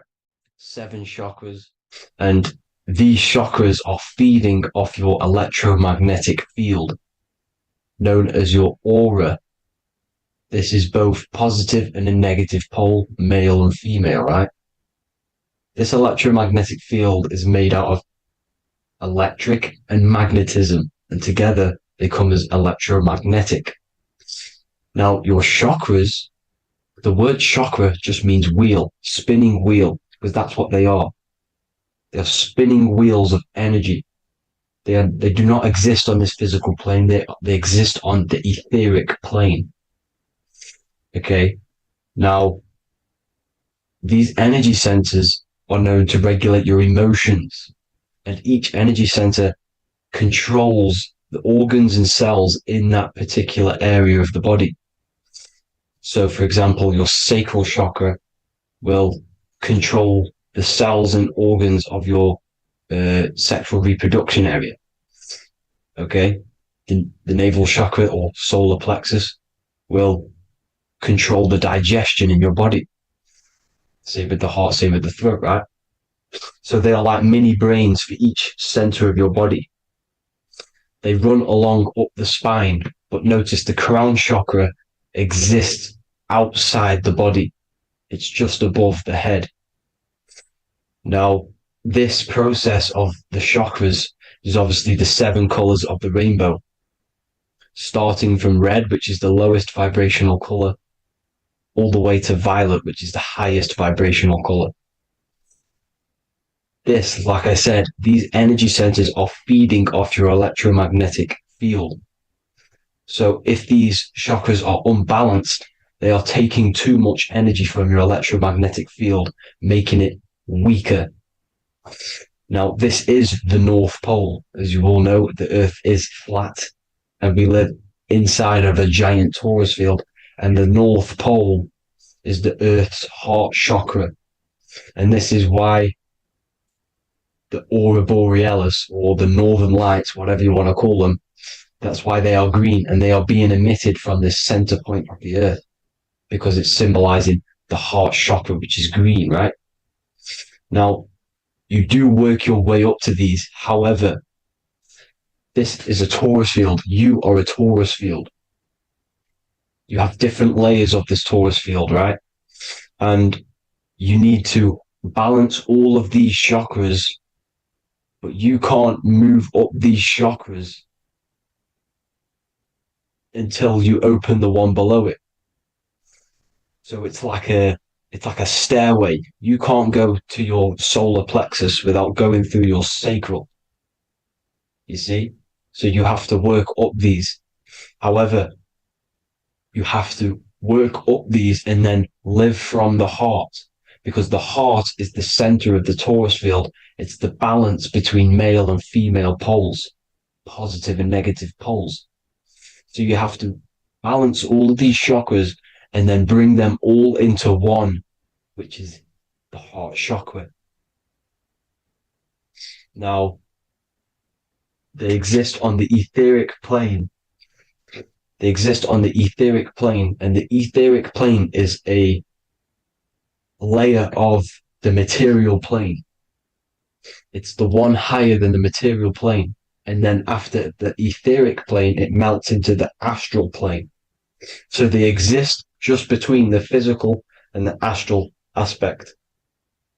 Now, this is the yin and yang matter, which is the lowest root chakra, physical matter, and then to spirit, because high vibrational matter turns into spirit, low vibrational spirit turns into matter. So they're interchangeable. This is the yin and yang. Now, when you see ancient paintings with the halos, you see this is like a toroidal field coming out the top of his head, you see, with a halo. This was symbolizing in the old days, in the ancient days, that they've aligned their chakra, they've reached Christ consciousness, which is God consciousness, right? Now, this electromagnetic field is the apple that we bit out of in the Bible, because you see that apple is a torus field.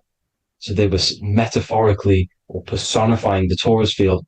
That's what the Bible is. It's a massive personification. It's all metaphors. You have to read it properly. It's got a greater meaning behind it.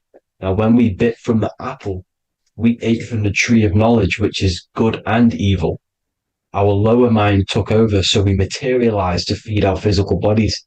We materialized through Saturn. That's what Saturn does. Now, if you don't understand that, go and watch the video previous to this one called Occult Secrets of Saturn.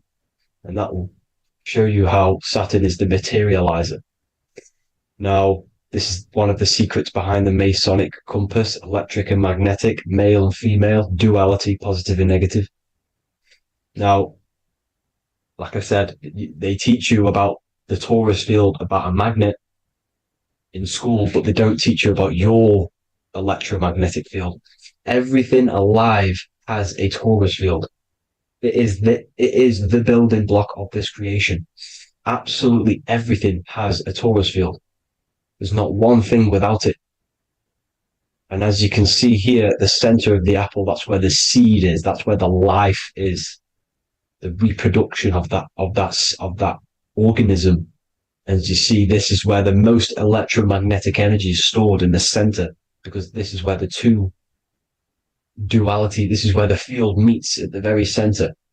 This is why the seed is at the very center. Now, your spine is a elongation of the brain. The brain is heaven, and the bottom of the spine is hell. So this is Saturn, which is the root chakra. The 7 planets are associated with each chakra. Moon equals mind. Okay. Now, Saturn is physical matter, as I've just explained. This is the lowest vibrational color. And they want you trapped down here, which is your hell state, your animal nature, your physical nature. They want you to identify as the physical body. They don't want you to reach these higher states of consciousness. Okay? Now, in the brain, you have 12 convolutions. Now, this is what they were symbolizing in the Bible with the 12 disciples. And obviously in the Bible, it says the upper room where Jesus met with his disciples. This is heaven, the brain, the higher states of consciousness. Now, this is your North Pole. This is Jacob's ladder. Okay. This is why you have 33 levels of Freemasonry, because it's symbolizing the 33 vertebrae, which are these little things here on the back of your spine. Because once the Kundalini energy from the bottom of your spine rises to the top, this is when you get enlightenment and opens your third eye. Spiritual enlightenment.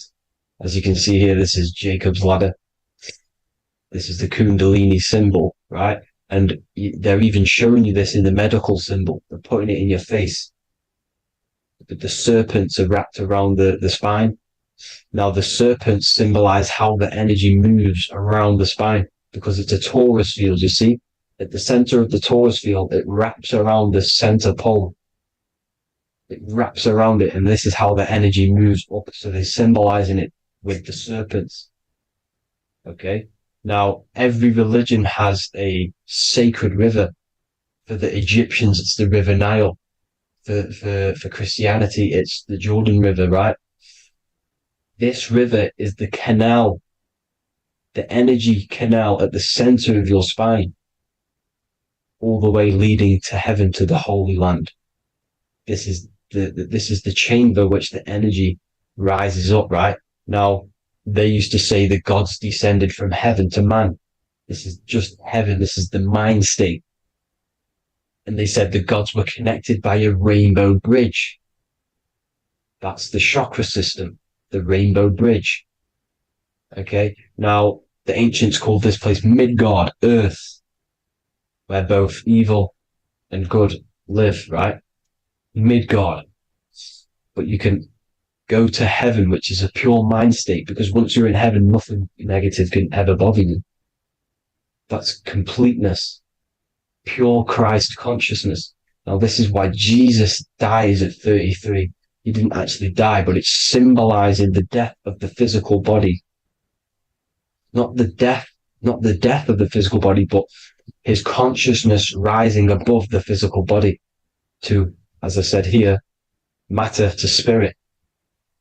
Matter died off and he came spirit consciousness. This is symbolized by the 33 vertebrae, which is obviously the 33 levels of Freemasonry. And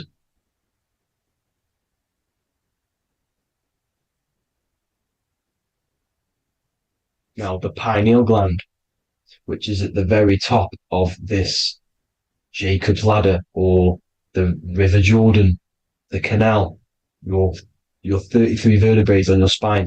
This is where the pineal gland sits, right? At the very top, at the center of your brain. Now, there's multiple ways this was symbolized. The Eye of Ra, which is used by the Egyptians. Now, this pineal gland is the seat of consciousness. This is where your consciousness is stored, right?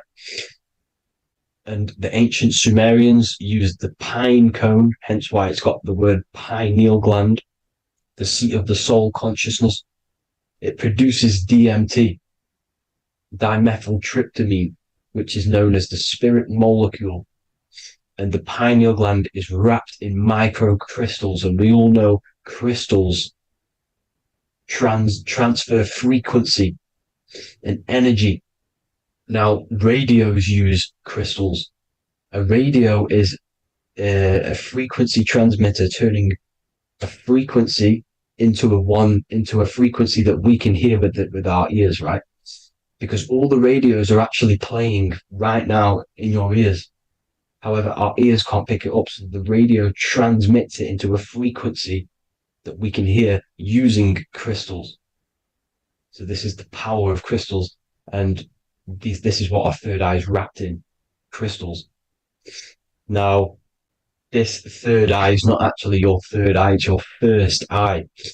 When you're being materialized in your mother's womb, this is the first gland that is produced, and everything's built around it, because it is the consciousness. It is your consciousness. Your consciousness never dies, ever. It's an eternal essence. It lives forever. You never actually die. Only the mortal body dies. Now that's what we call life. Life is abided by time, and time is change.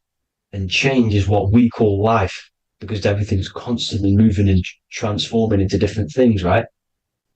Now let's not get off track. The pine cone is obviously, this is in the Vatican here. The pine cone is symbolized as the pineal gland, pine. And this is the opened pine cone. The opened pine cone means, or symbolizes, the awakened man, the awakened third eye. But the ones here, which the Sumerian gods are holding, these are shut pine cones, symbolizing the unawakened man. But let's not get confused, people. These gods were not gods. They are human beings just like you. They reached Christ consciousness. They are nothing more special than you. They just had the ability to reach Christ consciousness. And obviously their knowledge was far more intelligent than ours, far more advanced than ours. They knew the truth about this reality to the depths. Now, the ancient Hindus had a goddess called Kundalini, which is said that she descended by the means of a ladder or a cord from heaven, which is symbolizing the spinal cord.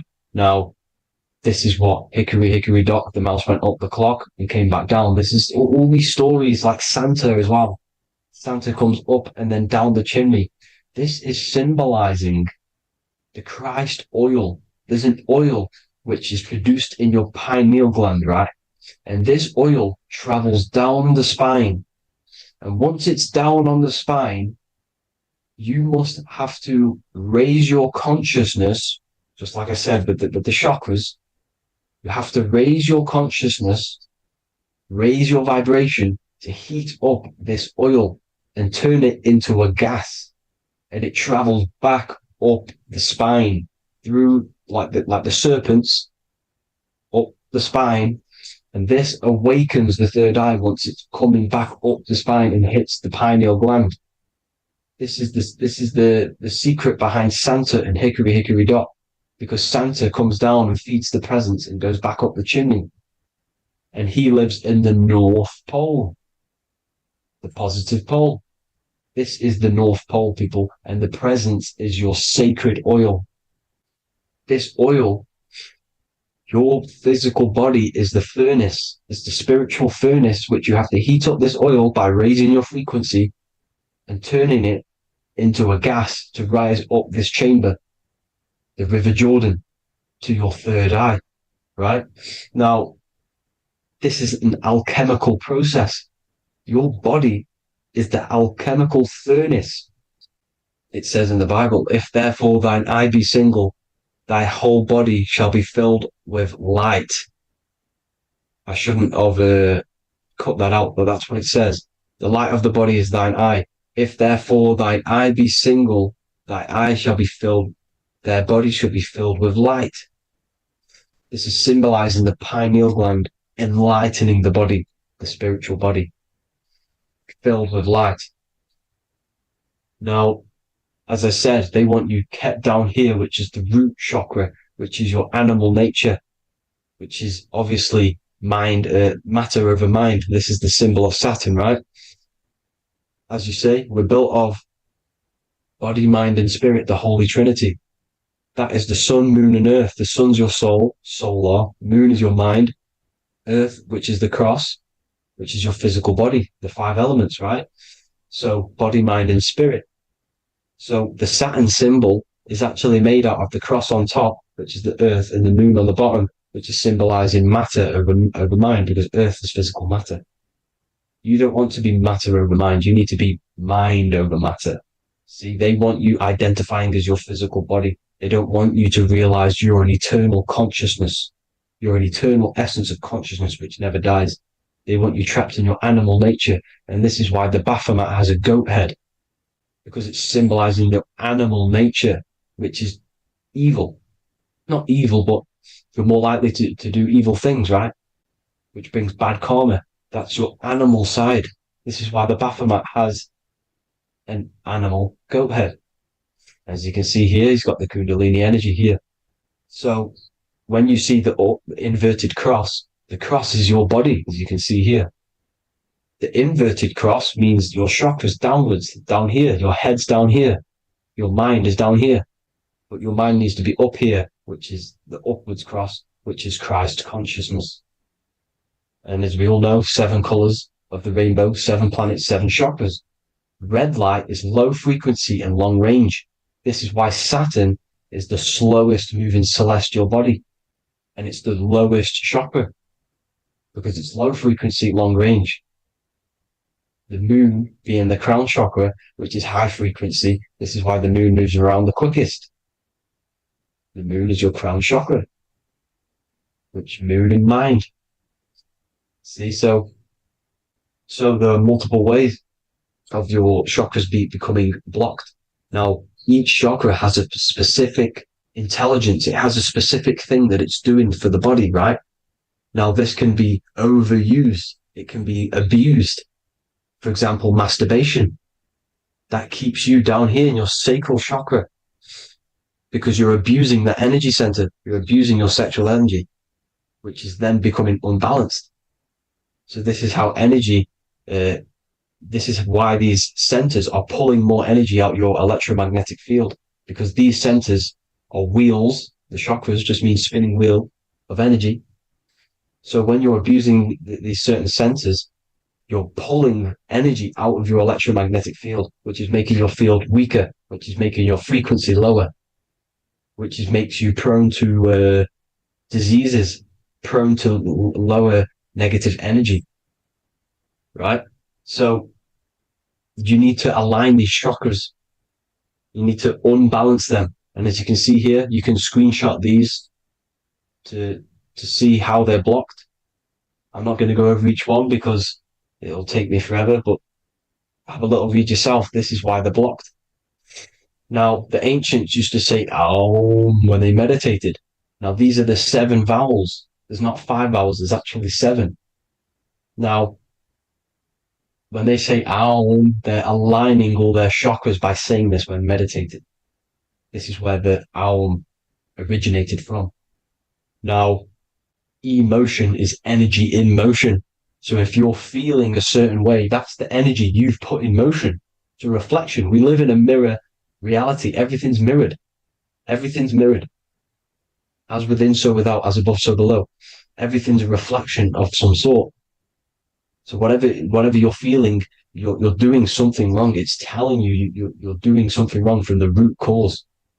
Because your energies are the effect. You're feeling the effect of something you've caused. The law of cause and effect. Nothing escapes it. Now, the Jehovah's Witness believe that exactly 144,000 faithful Christians go to heaven or be resurrected, right?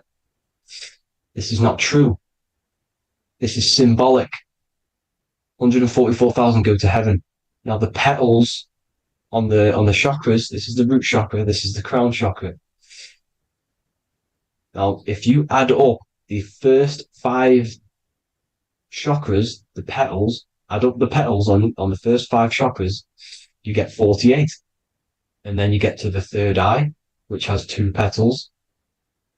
48 times 2 equals 96.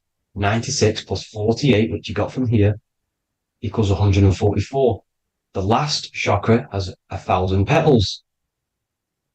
Times 144 times 1,000, you get 144,000.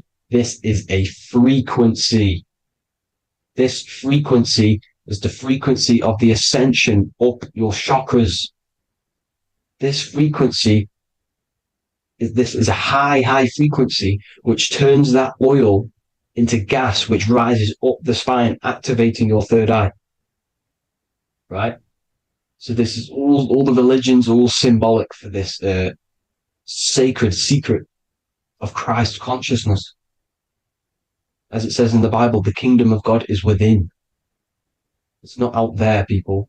You must look within yourself. You are God. You are a spark of his consciousness, infinite consciousness, right? So 144,000 is a frequency, and you must achieve this. Like I said, these people in the past, they're not gods, people. These were just humans. Nothing special. They just reach Christ consciousness. Now, they keep you in these lower vibrational states with the food, right? And as you can see here, all of these fast food restaurants are mainly are red and yellow, which are these lower states, these lower 2 chakras, lower vibrational colors, because they want you trapped down here in matter. And these foods are so low vibrational, they will keep you down here, because your gut produces, I think it's like 80% of melatonin. Melatonin is your feel-good hormone. These foods will not make you feel good. This is very low vibrational. Meat. It's not meat, it's raw flesh. These animals are stripped from their family, put on a conveyor belt, watch their friends be tortured, and then get slaughtered in a slaughterhouse. Think of all the fear that's running through their blood, all the hormones, all the fear, and you're going to go and eat that very low vibrational energy. As you can see here, this is the light photons within fruit. You can see the light, the life force in this room. You must think, feel, and do positive to raise your vibration. As you can see, earth equals heart.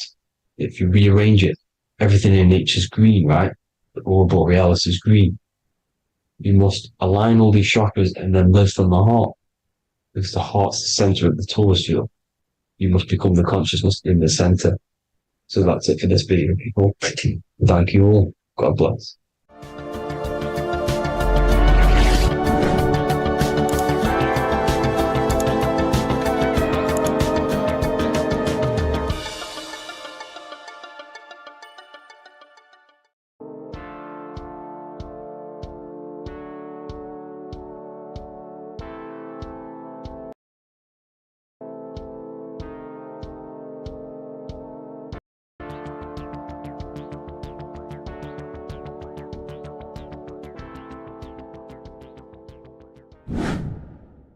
Hello and welcome to another video, people. Before we start, please like, comment, and subscribe if you wish to see more content. Today we're going to be talking about the mental universe and how everything is mental. This is the number one law on the Kabbalion. If you've never read that book, it's called The Kabbalion. A very good book. It's the first law because this is the most important thing you need to understand, is how everything exists within the mind. Behind every single one of these eyes is the same consciousness expressed in different bodies. The mind is what gives perception to what you're experiencing. Behind every single one of these eyes is the exact same consciousness, but the brain that they inhabit is giving them a different perception, a different being, a different body. Now, this is the difference between humans and animals. Humans possess a advanced consciousness, an advanced mind that gives us the ability to be aware of ourselves mentally, physically, and spiritually. We can reflect on ourselves. When a dog looks in the mirror or an animal looks in the mirror, it doesn't know what it's looking at. It doesn't realize it has a consciousness. It can't reflect on itself. It can't say, I want to improve in this area. It doesn't have that consciousness. We have a divine consciousness. Take away the N for divine, and you get with a D, put it with a D, you get divide, because we have a divided two-way consciousness. An animal only has one.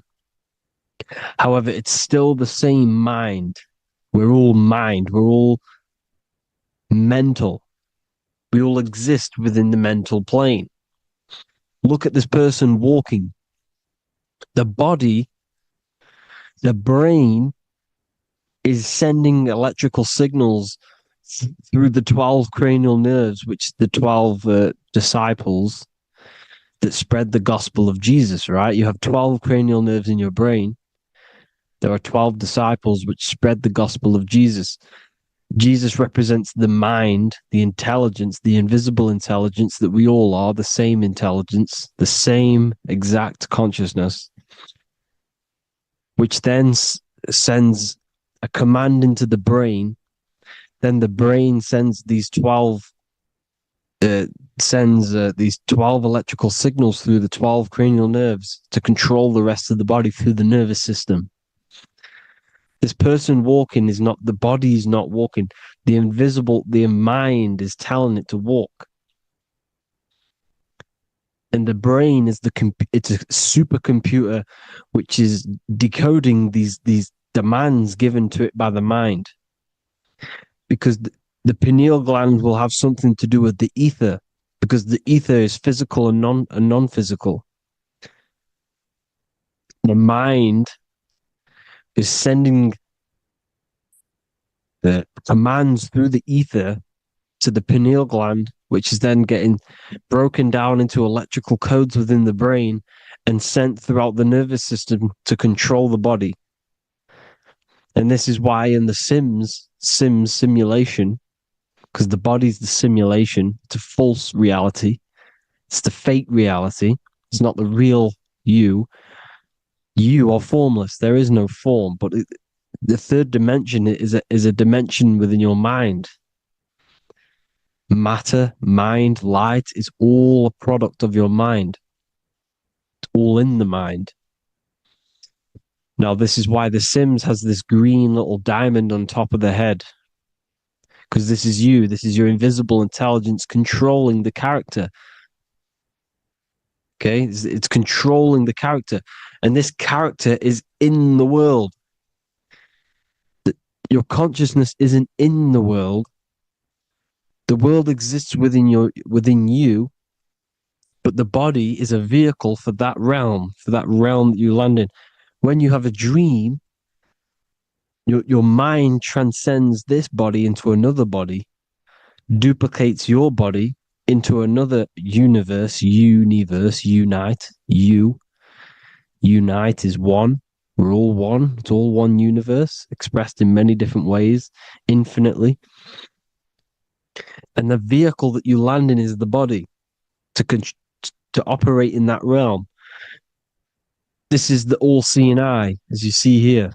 The eye, this is all the intelligence. This is the ball of consciousness, God, expressed in different bodies.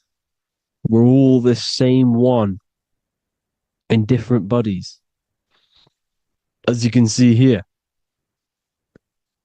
And this intelligence is expressing infinitely throughout the universe.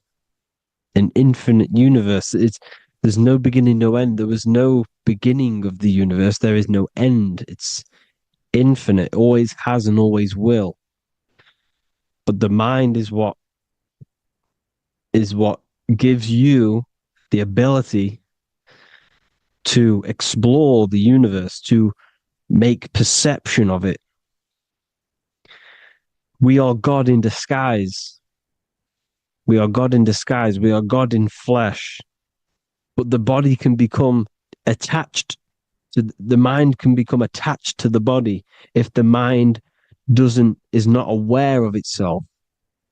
When the mind is that blinded by matter,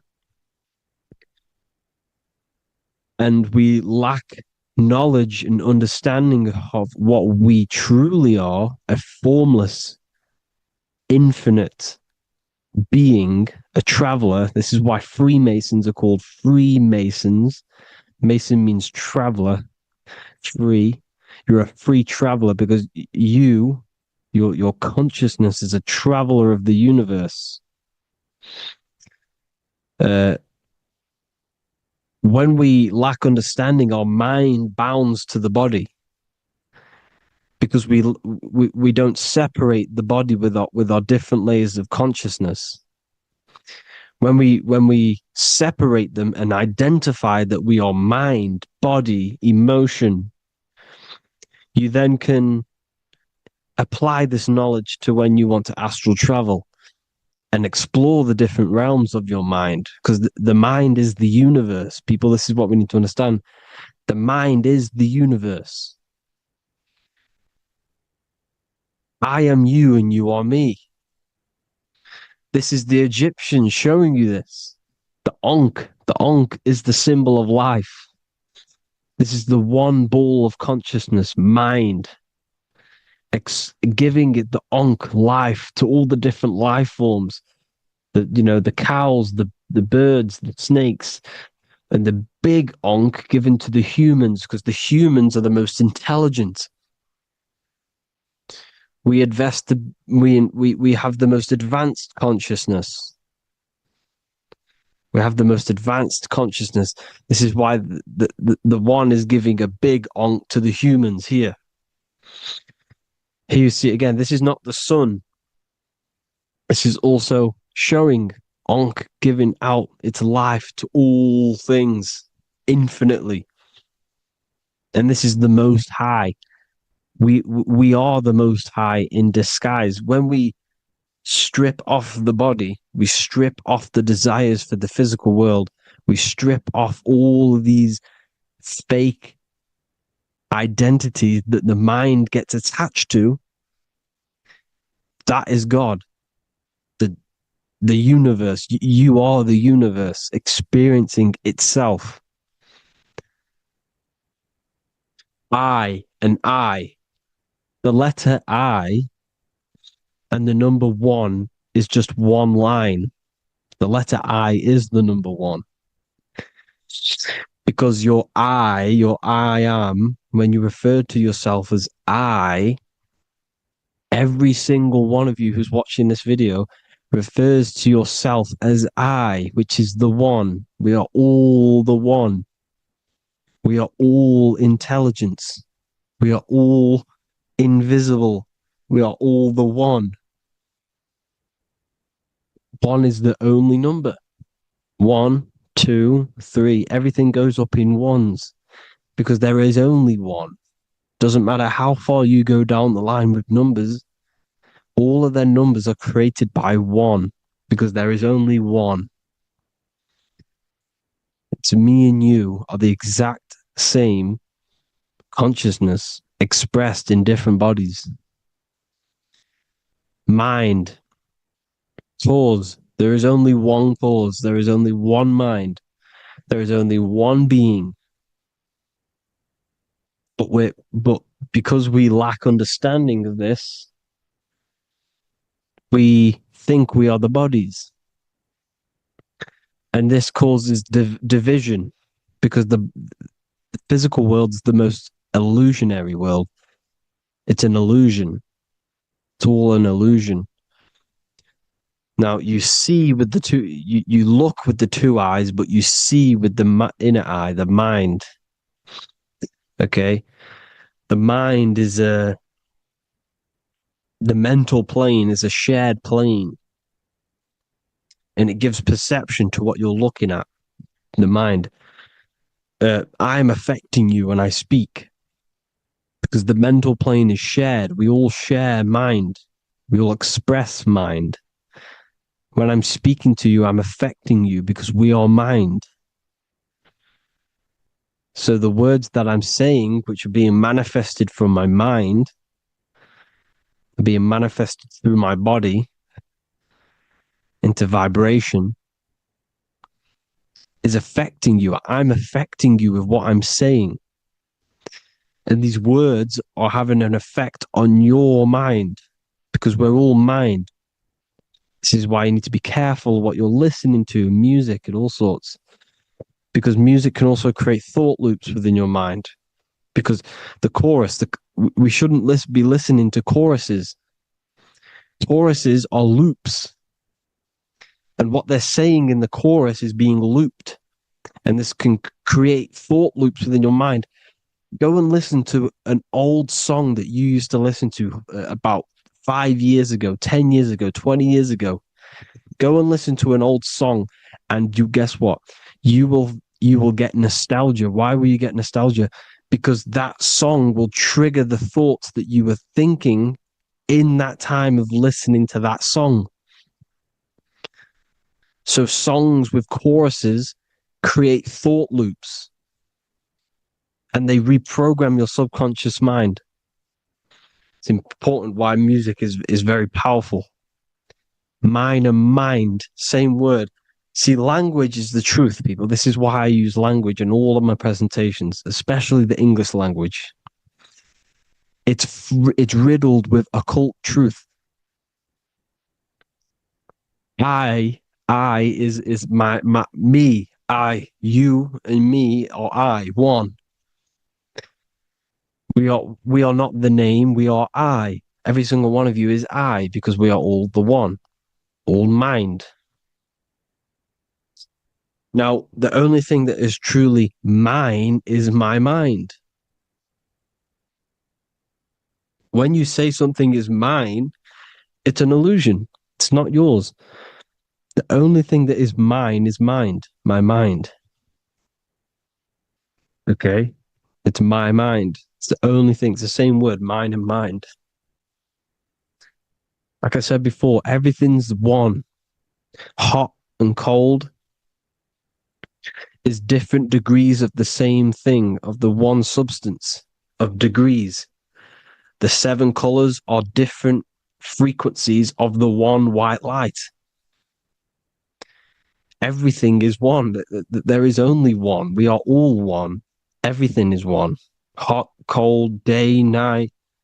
It's the same degree of one, which is mind. The mind's perception is what's giving it, labeling it hot or cold. The mind's perception of colors is what is giving it red or purple, hot or cold. There is only mind. The mind gives things perception. There is only one, that is mind. The conscious and the subconscious mind. The male and the female, these are married. The subconscious mind is your hidden part of the mind. Okay, it's hidden. You can't you can access it through different meditations and Reiki teachings. And dreams are manifestations of your subconscious. This is how you know mind and matter are one, because your mind creates matter in dreams. Your subconscious manifests everything in a dream, in the astral realms. The conscious is what you're conscious of, what you're consciously thinking of. So me, I am conscious that I am speaking into this mic and creating this video. My subconscious mind is the hidden part of the mind, which is speaking to my heart, telling it to beat. It's telling my food to digest.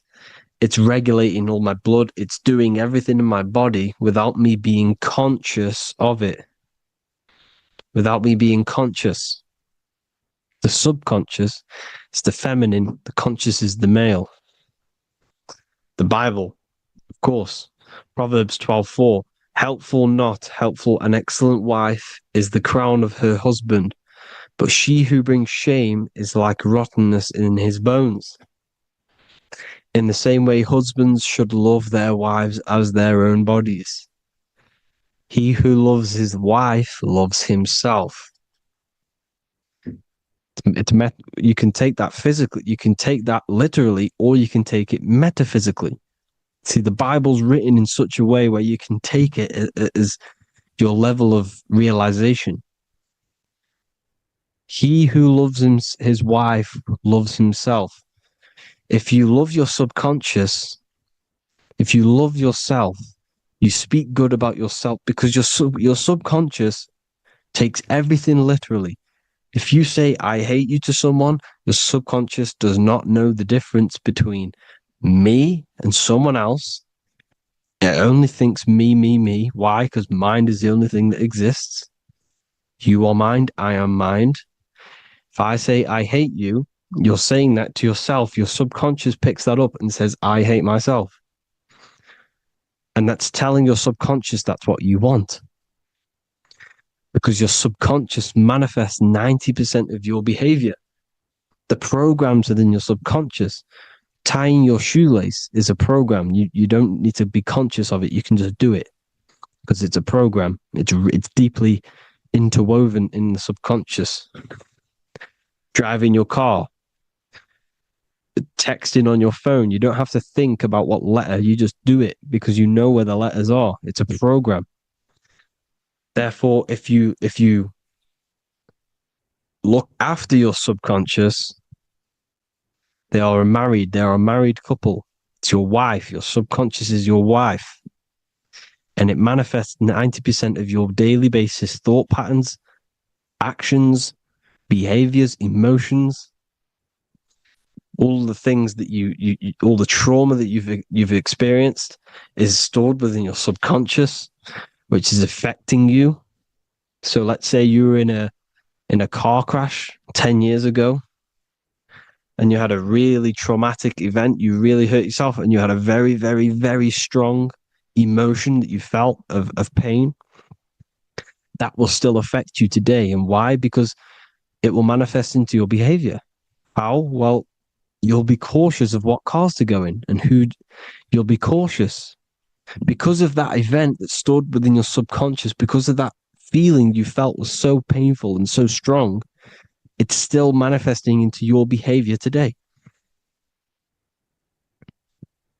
For example, you won't go in certain cars, you won't go with certain drivers.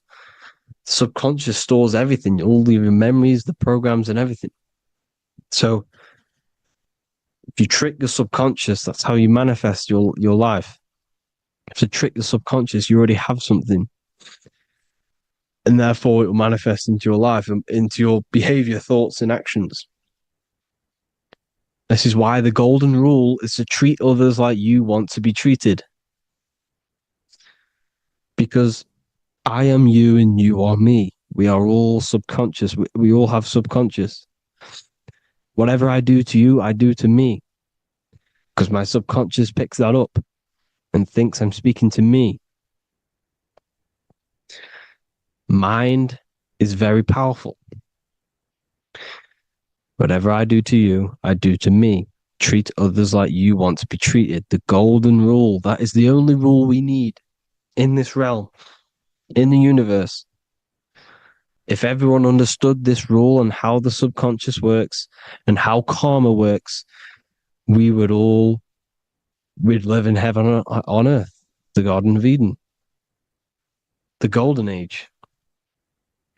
As a man thinketh in his heart, so is he. Proverbs 23:7. Where your heart is, there will be your treasure. Your heart's the emotions. The storehouse of emotions is where you feel emotions. You have to let your emotions move through you, not become you. You can't let your emotions become you. Or except be like the sky and let them pass through you. Be like the clouds and the stars passing over. Let them pass through you. Do not let them become you. And this is how emotions can take over your mind. We are driven by, when a man is driven by emotions, he has no self to control. You must control the mind, because the mind can be corrupted. Because your thoughts are electrical in the brain. Your thoughts come from the mental plane. So how the mind works is that you place your attentions on something in the mind, and infinite information just flows in. Think about it. When you think of a certain topic, as soon as you think of that topic, information comes flying into your mind. Different ideas, ping, ping, ping. It's all connected. It's why we call it a mindset, because your mind sets itself to frequencies. And when we think of something, we tap into that frequency, and just the universe, the mind, the mental plane just flows in information based on that frequency and that thought. The universe is just information. All of the information out there, nothing is new. It's all there. You just have to tap into it. You can tap into these different thoughts, and it's all there. Everything already exists within the mental plane. You don't think anything. You receive thoughts. We all share the mental plane. We affect each other. I'm affecting you. Listening to me is affecting your mental plane, your mind. The physical plane is the lowest plane. It's the world of effect. Everything you see in the physical plane is the effect of mind. Like I said, the person walking is the effect of their mind telling the body to walk. The physical plane is the lowest dimension of your mind. Mother Earth, we are in a mother. We're in the womb still. The Earth is feminine. It looks after you. It provides you with food for free. It grows on trees with water. It's Mother Earth. It's the womb. The dome above your head is your mother's belly. Okay? Is your mother's belly. You're in the womb still. You're forever in the womb because your mind's constantly expanding. Because when the baby's mind figures out that there is a reality outside of its mother, starts to hear the people on outside of its mother, what does it do? It figures a way out of the mother, and it becomes born again in the water, in a hospital, into the other world. It's the same with our minds. When our minds figure out there is other worlds beyond this physical, we explore them. The astral plane, for example. You figure a way out of the body. Because when you're the firmament, look at the word firmament, meant at the end. Firm is firm, something strong, something like a rock is firm. If your mind is firm like a rock, you will be stuck under the firmament. So, for example, people who are very programmed and can't think outside the box, they have a firm mind and they'll be stuck under the firmament because your mind is the only thing that's keeping you under the firmament. It's the only thing.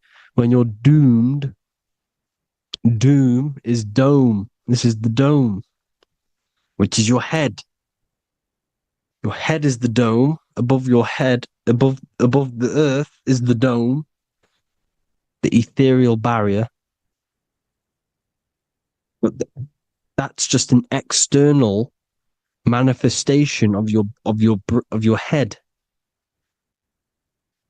You don't leave the earth, you leave your body to leave the earth, because your body is the earth. It's a dimension within your mind. So when you're doomed, you're domed.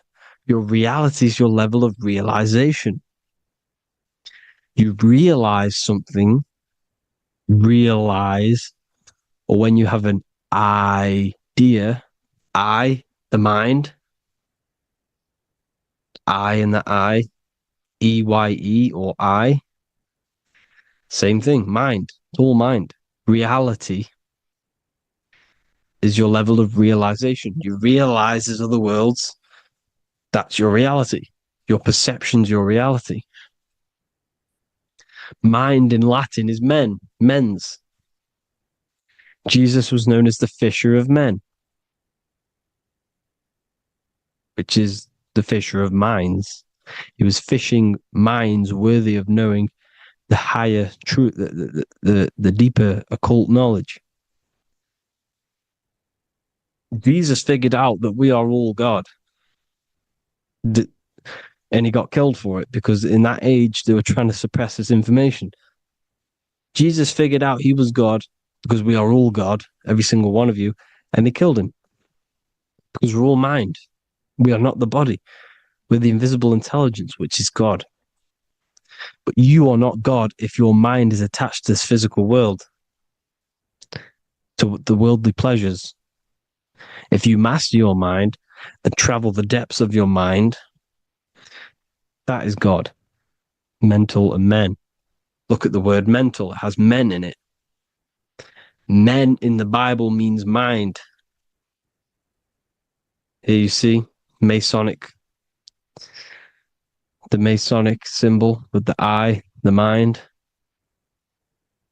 Looking over, everything is the one. Everything comes from the one. All the lines coming off it, giving its life to all of the life forms.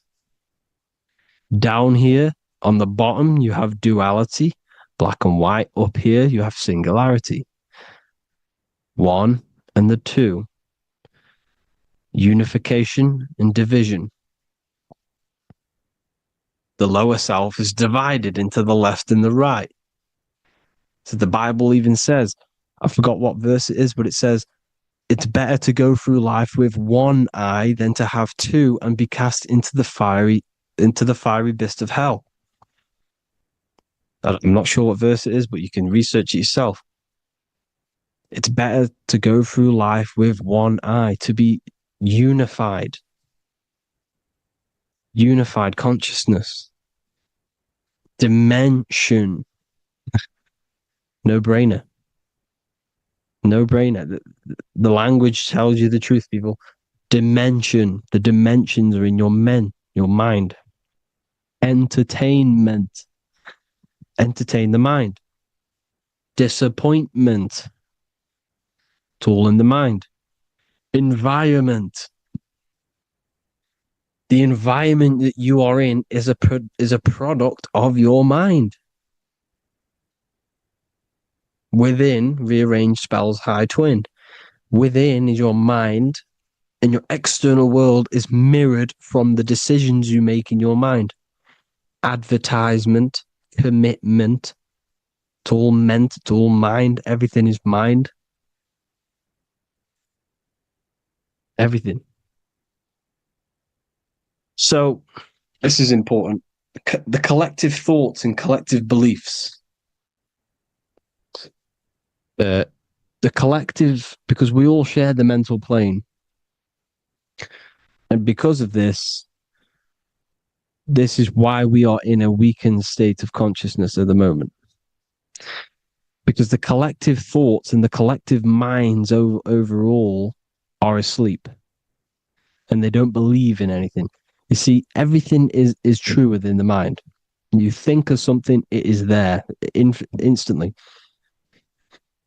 You think of a chair, it's there in your mind. You think of anything, it's there instantly. So everything's true within the mind. Anything can happen in the mind. Anything can happen on the physical plane if the collective consciousness, the collective minds, believe it to be true. This is why back in the days, in the ancient days, you look at all the old world stuff, you see all this crazy technology, and it's because as a collective, as humanity back then, they believed that they had much more open minds. Therefore, the things manifested in the physical world were a lot more out of the box, so to say, compared to today. For example, magic is not as powerful today because the masses don't believe in it. It's still powerful, don't get me wrong, but if the masses believed, or if everyone knew magic could be real, because it is, anything's real in the mind, it would be a lot more powerful. You see? So and what they're trying to do is create a hive mind worldwide. They're trying to make one religion, an external God. What happens when you worship something external? You give energy to it, because where attention goes, energy flows. Where your mind gives attention to, energy goes there. And when we all believe in external gods and give our worship and our power to these external things, we all give energy to it, which will manifest as a demon in the astral planes. It's a hive mind. They're trying to make a hive mind to summon our energy. Trying to summon our energy. And it through mind, through collective thoughts. The hive mind. They want one religion, one government, one currency, one belief system. And that will create a hive mind, which will limit our consciousness, which will limit what we can do in the physical world. Because if everyone doesn't believe in certain things, it cannot happen, because it's all in mind. Mind is so powerful. I am you and you are me. I hope you all enjoyed this video, people. If you haven't already, join the Wisdom Academy. The Wisdom Academy, we have many occult lectures just like this one. Also, we have just launched Mindwave Hub. If you want genuine frequencies, genuine binaural beats, because the ones on YouTube, the ones on Spotify, Apple Music, they're all tuned to A440 hertz, which shuts down the right hemisphere of the brain. If you want to gain access to your true consciousness, your mind, you need to balance the two hemispheres and balance the chakras. You can do that externally by listening to binaural beats. If you want true frequencies, true binaural beats to hemisync the chakras, hemisync the brain, to gain access to the different dimensions of your mind, well, you can gain access anyway, but it's going to help you if you're trying to learn this. Join Mindwave Hub. The link will be in the description. Listen to the binaural beats, meditate to them, listen to when you go to sleep. They'll massively benefit you. Thank you all, people. Hope you had an amazing, lesson. Hope you learned a lot. And please subscribe. God bless you all.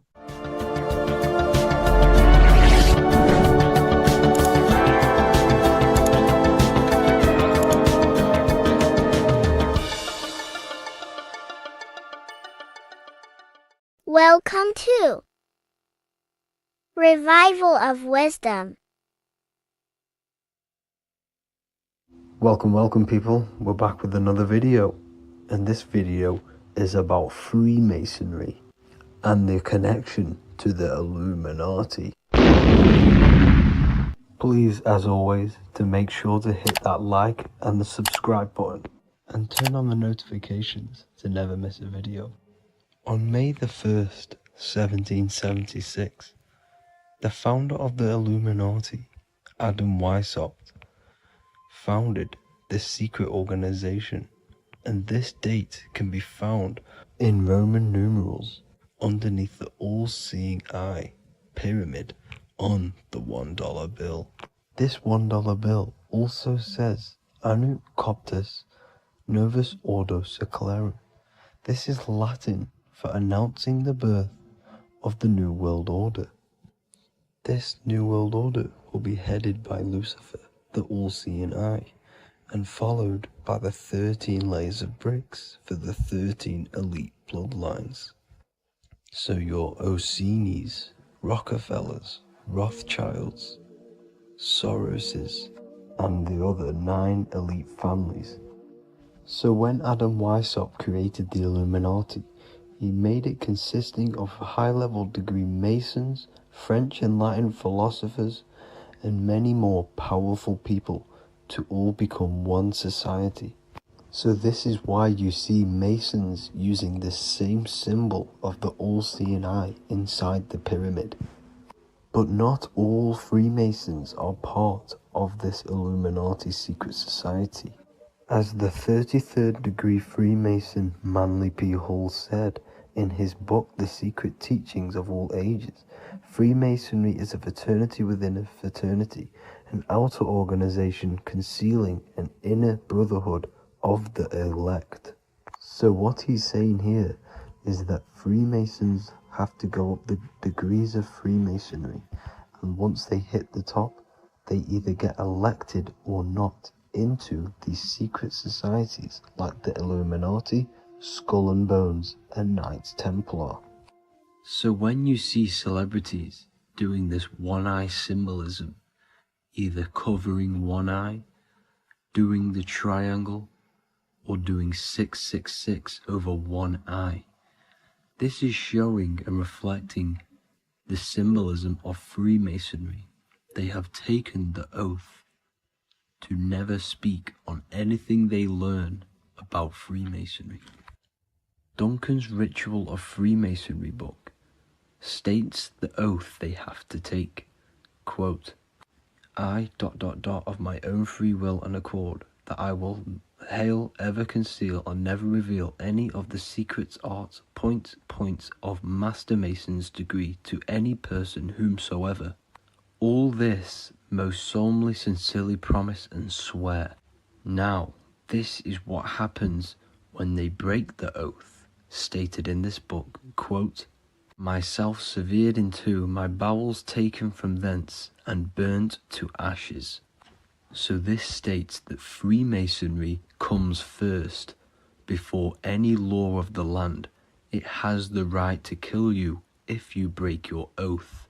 This is the hand gesture they have to do every time they enter the ritual room inside the Masonic lodge. This is the cutthroat symbol, showing you and reminding you of the oath and what will happen if you break it.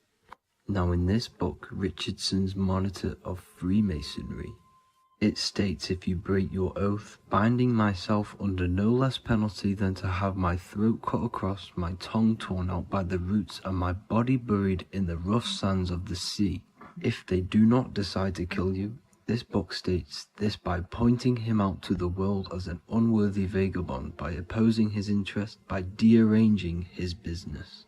In other words, they have the power to frame you and destroy your reputation to the world and destroy your business if you break this oath. So yes, they do kill to keep this truth hidden, because this truth of this reality is what keeps them in power. They have the ability to manipulate people because people do not know what manipulates them. This is why they call themselves the government. They govern the ment, which is the mentality, because the mind is the root cause of reality. They control what you perceive to control what you manifest. By knowing the truth, you are set free, and you no longer need no controller above you. So this is why they are willing to kill and do whatever it takes to keep the truth concealed within these high-level degrees of masonry and these secret societies. However, going back to Manly P. Hall's book, it states, part of the symbols are displayed here to the initiate, but he is intentionally misled by false interpretations. So this is saying even Freemasons are intentionally misled and told lies to conceal the truth, to make sure the truth is hidden in the high degrees of masonry. So that's it for this video, guys. Thank you all for tapping in. Please leave a like and a subscribe. God bless.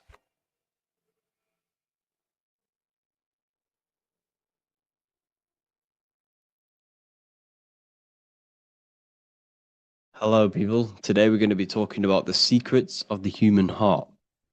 Everything they told you about the heart is a complete lie. There are secrets behind it, and you're going to find out why. And it's very important that you understand that the heart is not a pump. It's not a pump. They lied about this. The lungs is a pump. The lungs is what pumps the blood around the body. It's the oxygen.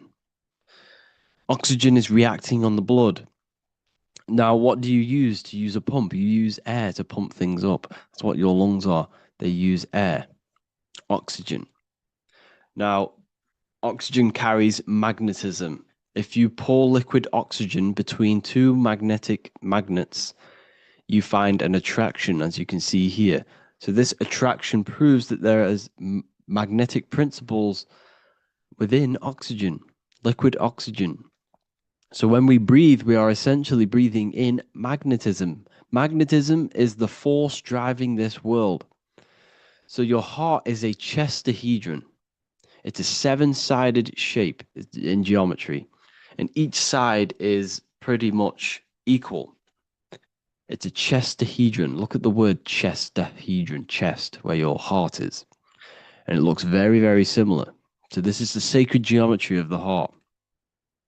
And when a chestahedron is placed in an angle, when it's placed in a box, a cube, it sits at an angle of 36 degrees off center. This is the same angle which the heart sits within the chest. That's why it's called a chestahedron, because that's what the heart is. It's a chestahedron. And when you place a chestahedron into water, it causes a spiral. It causes a vortex motion, because your heart is essentially a vortex generator. So the heart is not a pump, it is a valve. This is where blood goes into. And when the blood goes into the heart, this is what causes it to vortex, because the heart is in a shape of a vortex. Look at the tissues, everything's wrapped around, everything's spiraled. See this here? This is the spiral of magnetism. So all of the valves and the cords and the fibers are all wrapped around each other. It's a vortex. And if you take off the tissue of the heart, you would see this. Kind of looks like the Holy Grail. And this is essentially the vortex spiraling of the heart tissues. And if you unraveled the heart, because your heart is one tissue, it's one muscle.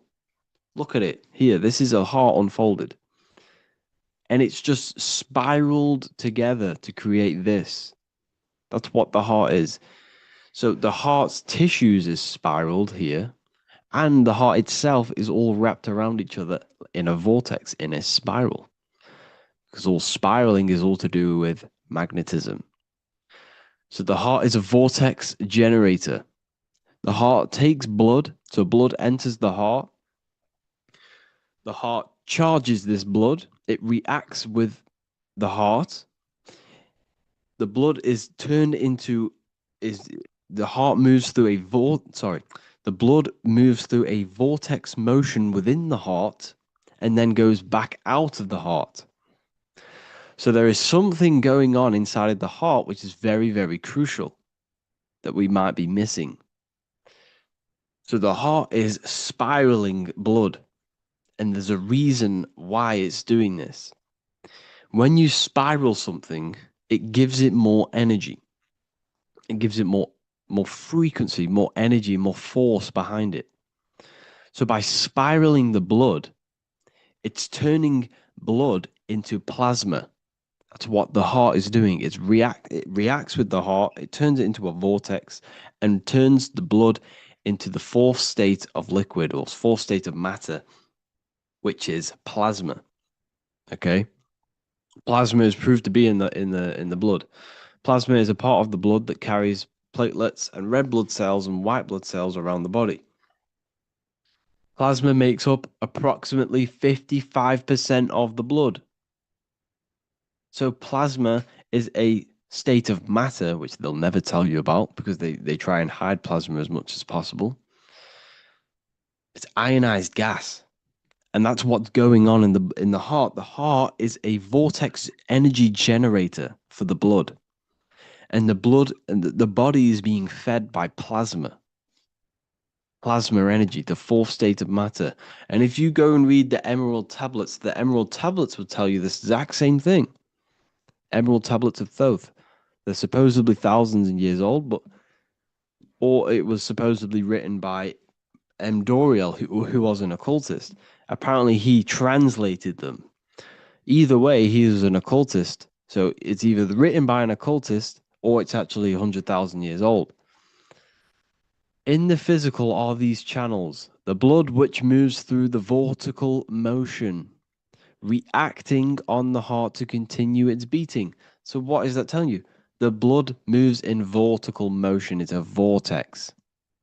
Reacting on the heart. What's it reacting with? There's something in the heart that turns blood into plasma. It reacts with the blood, reacts with the heart. Then it says magnetism, which moves through the nerves paths, carrier of energy to all the cells and tissues. So your body's being fed by magnetism, people. They'll never ever teach you this in school. That your whole body is running off magnetism and plasma. You're literally you are an energy being. When you understand this, you are made of energy. You're running off spiritual, etheric energy that you cannot see. They just teach you in school that you're running off blood and oxygen. It's way deeper than this. We're being run by magnetism. Magnetism is the driving force of all creation. Magnetism, which moves through the nerve paths and carrier of energies to the cells and tissues. Akasa, which flows through the channels, subtle yet physical, completing the channels. Personally, I think Akasa is plasma. Okay, plasma is Akasa. Completing the channels. Each one of the three attuned with each other, each affecting the life of the body. So all of these three things, okay, the heart, magnetism, and Akasa they're all working together to create the body, to create the life. Form they the skeletal framework through which the subtle ether flows. So it's telling you ether is real. Ether is the substance that connects the physical and the astral. It's your etheric body is where your chakras are. So your chakras are your etheric energy body. And these energies, these 7 energies, is what gives life to the physical form. They feed energy into the physical form. So the ether, subtle yet physical, is charging the body through the skeletal framework. So it's telling you this, and even the word heart has ether within it if you just rearranged A and the E. Put the H on the beginning of, put the H on the end of heart and you get earth. Because what the heart is actually doing, it's taking the energy of the electromagnetic field around us, which is everywhere, that everything is filled with magnetism and electromagnetism. The earth is a giant electromagnetic torus field, and all of this energy from the center is feeding directly into your heart. Because the center of this earth is the heart of the earth. The center of you is your heart. And the center of the aura borealis, whatever you want to call it, this energy that's emitted from the center of this earth is feeding directly into you, and your heart is transmuting this energy from the earth to react with your blood, and your blood is then feeding your physical body through plasma. That's what's going on. You yourself and your heart is directly connected to the earth. That's why your heart rearranged its earth. You're directly connected to the cosmos. Everything they do to poison you and give you all this stuff is to keep you disconnected from the universe. You yourself are the universe. Your body is directly in correlation electromagnetically with the earth. So the heart is the balance. That's how you connect with things, through the heart. Okay. Here you see Jesus with the sacred heart, always pointing at the heart. Matthew 6:21, for where your treasure is, there your heart will be also. What's that telling you? What's your treasure, your goal, what you're doing in life? There your heart will be also, because your heart is a guide through this lifetime. Your heart has an intelligence. Every single organ in your body has consciousness, and you think with it. You can think with these different organs. You can think with the brain, you can think with the heart, you can think with, the reproductive area. That's why, everyone always says you're thinking with your penis. For if you're a man, you know about this. People say that. That's just a saying, but it's true. You think with these body parts, people, and your heart is a guide. It knows everything that's right. It knows the things that you need to do. So that's why your heart is called a chest, because your treasure chest is in the chest. Sorry, your treasure is in the chest. And what's the treasure? Your heart. All of the wisdom, all of the understanding, all of the guidance is inside of that heart. And you need to follow your heart. That's why we say follow your heart, to find your treasure in this life. Find your purpose. That's what your treasure is, your purpose in this life. So the heart is also producing your electromagnetic field around your body. And the heart is all to do with emotion. So thought happens in the mind, which is not the brain. Then the thought in the mind produces brain activity, electrical signals, and then these electrical signals are sent to the heart, which produces an emotion. So essentially, the brain and the heart are directly connected. You need to sync them. You need to sync the brain and the heart. Why? Because you need to be thinking with emotion behind it. If you think with lack of the heart thinking, also, if you think without the heart, you are only thinking for yourself and not for the empathy of others. You have to think before you take action of the emotion of others and have thought of people's feelings. behind. So you must sync the heart and the brain. The actions you must take must be in line with your heart. Your heart tells you everything. Before you do something, you can feel whether it's right or wrong. You can feel it deep down within you. When you quiet in your mind, you can feel it. Where if you know when you're doing something wrong, especially when you're a child, because this, as you get older and you constantly do negative things, then yes, you can block out the heart completely. But deep down within people, they know what they're doing and they know whether it's right or wrong. You feel horrible when you do something bad. You feel it inside of you. And Manly P. Hall said, every time you go against the heart, you are destroying your electromagnetic field. It kills the magnetism of your body every time you go against it. Obviously, I don't know if this is true, but I agree with this. Manly P. Hall was an enlightened individual who understand the anatomy of the body, understand all of the occult things. And essentially, every time you go against your heart, you are killing the magnetism of your body, your cells, and everything about you. Because your whole body is magnetic. You have magnetic attraction all over you. So there's a saying, well, obviously in Christianity, what happens in heaven happens on earth. Well, what happens in the brain happens in your heart. Heaven is the head, earth is the heart. Every thought you think produces an emotion in the heart. Every single thought triggers an emotion. You know, when people say they got a broken heart, because all of that emotion is in the heart. Not in the heart, but in the invisible intelligence behind the heart. You must understand there's a consciousness, an invisible spiritual consciousness behind every physical thing. So your brain is dual, your heart is single. Your brain consists of two hemispheres. So when it comes to decision making in the brain, there can be confusion between the left and right hemispheres. This is why people are confused.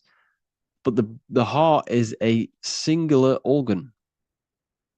And if you go onto Google and type in brain cells found in the heart, there are 40,000 neuron cells in the heart, the exact same cells which are found in the brain, in the cranial brain. This means that your heart is essentially a brain for your emotions, what it is. And your emotions tell you what is right and what is wrong. So every thought you think produces an emotion, and whether that emotion is good or bad will tell you whether something is right or wrong. So the heart is the guidance through this life, and your higher self resides in the heart. You have to follow the heart. You have to do what the heart tells you all the time. So I hope you enjoyed this video, people. Please feel free to contact me if you have any video ideas or anything like this. And welcome to the university. I look forward to connecting with you all.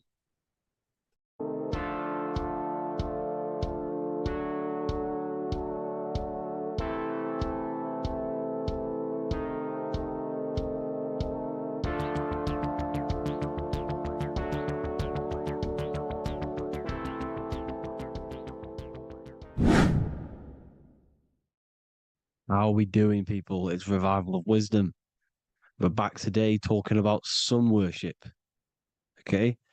And please enjoy, sit back and enjoy the video. First thing we need to understand is that the sun is the risen savior. It's the light of the world. Without the sun, we have nothing. Now, the sun is the Son of God. We didn't make the sun. No one owns the sun. But who created the sun? Obviously, the Creator created the sun. Therefore, it is the Son of God. And that is what Jesus is symbolizing in the Bible. The Bible is a metaphorical story. That's why it's called the greatest story ever told, because it is a story about the sun, the zodiac. It's about you, the systems in the body. It's about everything that is sacred in this creation. Now you can see the suns behind Jesus' head in all of the ancient portraits, even the ones that are more modern. You still see a sun on the back of his head because he is the sun. He's the light of the world, our risen savior. And this is what Christians are lost because they don't realize it's a symbolic story and they think Jesus was a historical person. He's not a historical person. Okay, this is what we need to get out. get out of our mind. This wasn't a historical person. It's the Son, our risen Savior. The Son is the soul. It's the soul of this creation. Because what is a soul? A soul is pure life force, pure energy. Whatever a soul inhabits, it gives life to. Like our soul feeds our body. The sun feeds the earth because the sun is a soul, and that's why the ancients called it soul. Because it's the soul and it's in you, and it's the light of the world. It's the light of everything. It gives life to all things. Here's Jesus and his 12 disciples. The 12 disciples symbolize the 12 zodiac signs. Aries, it rules the head region because the 12 zodiac constellations rule specific regions of your body. Aries, the ram, you have a cerebrum in your head. This is Aries on the head of the table. His Gemini rules the arms and the lungs. The two twins, Gemini. He's holding up two hands for the two hands and arms. The twins. Cancer has a knife in his hand. It's not so clear, but he has a knife in his hand. Cancer is the crab. Crabs have claws. And he's pointing at Virgo's Adam's apple, saying there's no Adam's apple there. It's a woman. Who's the sixth sign? The sixth sign is Virgo, the Virgin, the only woman in the painting. Now notice how there are 3 people in 4 groups for the 4 seasons and for the 3 months and 3 zodiac signs in each season: spring, summer, fall, winter. Matthew, Mark, Luke, and John with the suns on the back of their heads, because it's the 4 states of the sun. The 4 states of the sun. Now, 6th sign, Virgo, the Virgin, the only woman in the painting with no Adam's apple. Then we have the sun, Jesus, red and blue, red shift, blue shift. Electromagnetism. The ancients knew this. He's got one hand open, one hand down, because the sun gives and retrieves. The sun rises and it falls. It gives, then pulls away. That's what the sun does, and that's what he's doing. His arms are out, symbolizing the rays of the sun, casting down onto the earth, giving and then receiving. Libra, his 2 hands are equal, he's holding his arms out equally, because Libra is the 2 balanced scales. Libra is when the sun is balanced between the summer and the winter. It's being judged. The sun isn't balanced. That's what Libra is, the 2 scales. Capricorn is the goat. Goats have 2 horns, and you can see the 2 horns on his head here. See? So this is astrology. This is what Leonardo da Vinci is depicting here. It's astrology. And he knew the story of the Bible is all astrology. It's all based on astrology. The Son of God, the real Son. Now here are some Bible verses. I am the light of the world. Obviously, that's the sun. What other light is there that lights up the world? The moon can't do it. It's the sun, the one and only Son, our risen Savior. Because if the sun didn't rise, we'd all be dead. So it's our risen Savior. And it dies for our sins every night and then gets reborn every day. Now, Jesus calms the storm. Mark 4:35-41. The disciples are all on a boat and there is a heavy storm. But Jesus is asleep. The disciple says, Jesus is asleep. We need to awake him.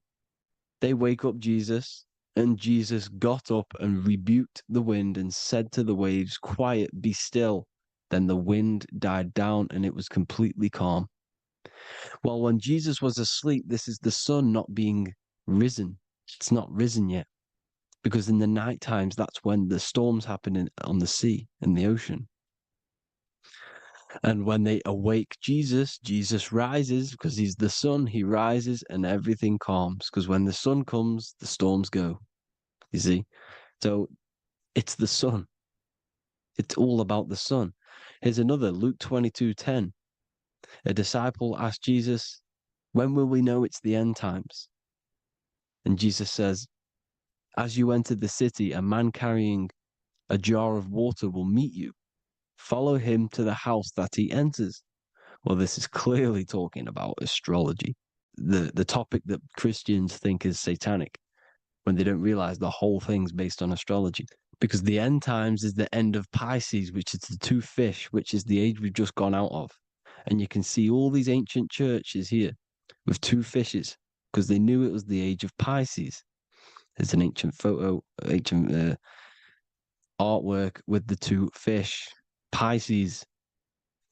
And the end times, as it talks about in the Bible, when Christians think the world's going to end or something.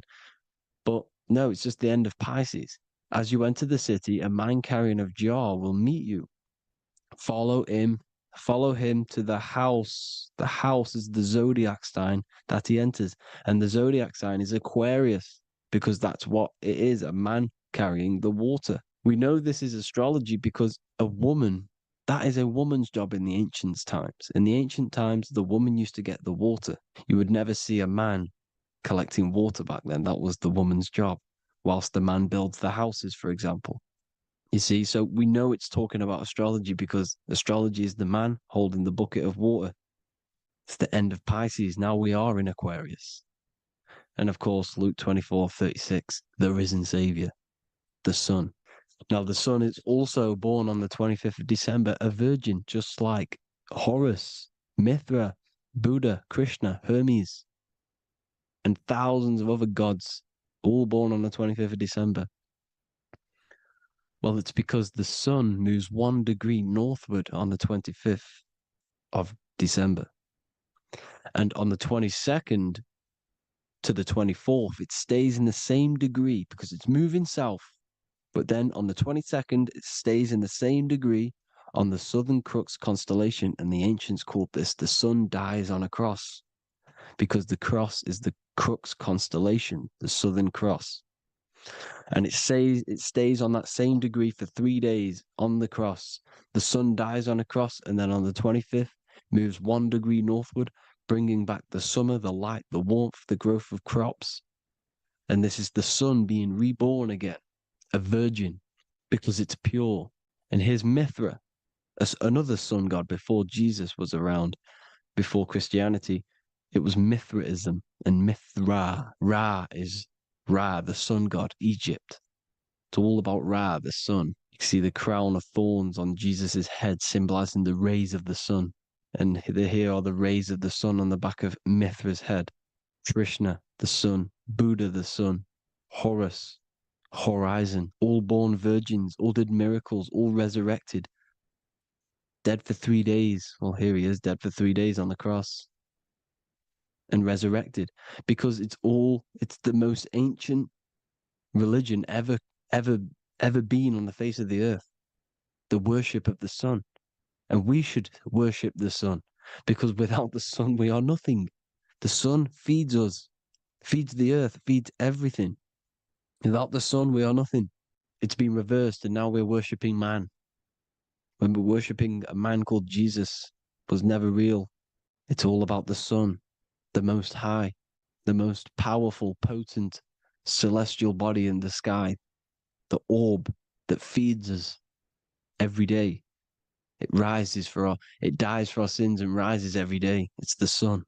Now on the Holy Communion Day, it's the worship of the sun. They give out mini suns.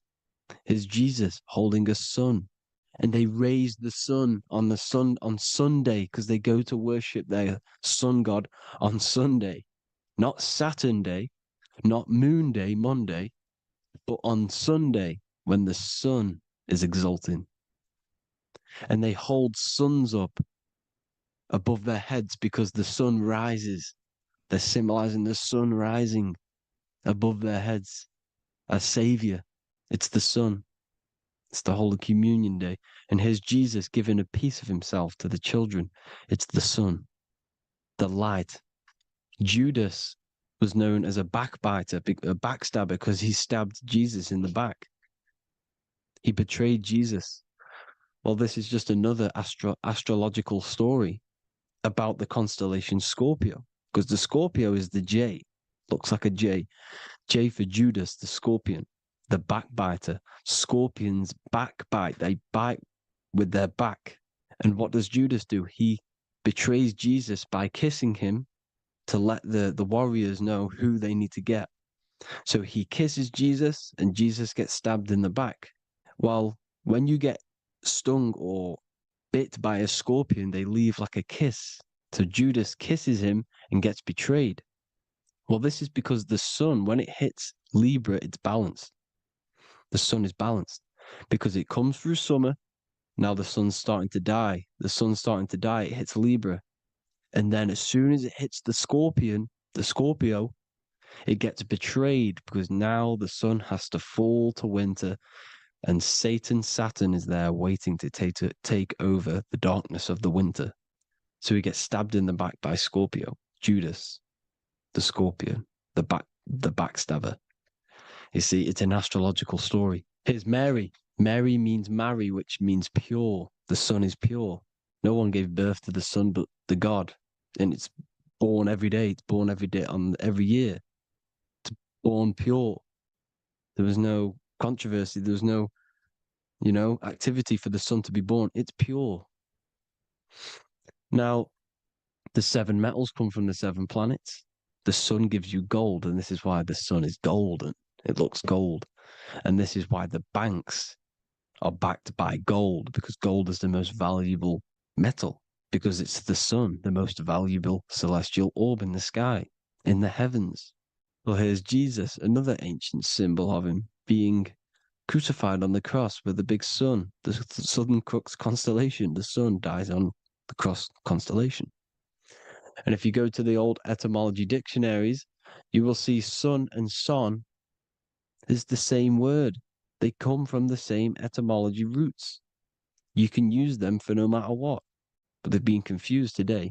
But if you go back to the old dictionaries of etymology, they are interchangeable.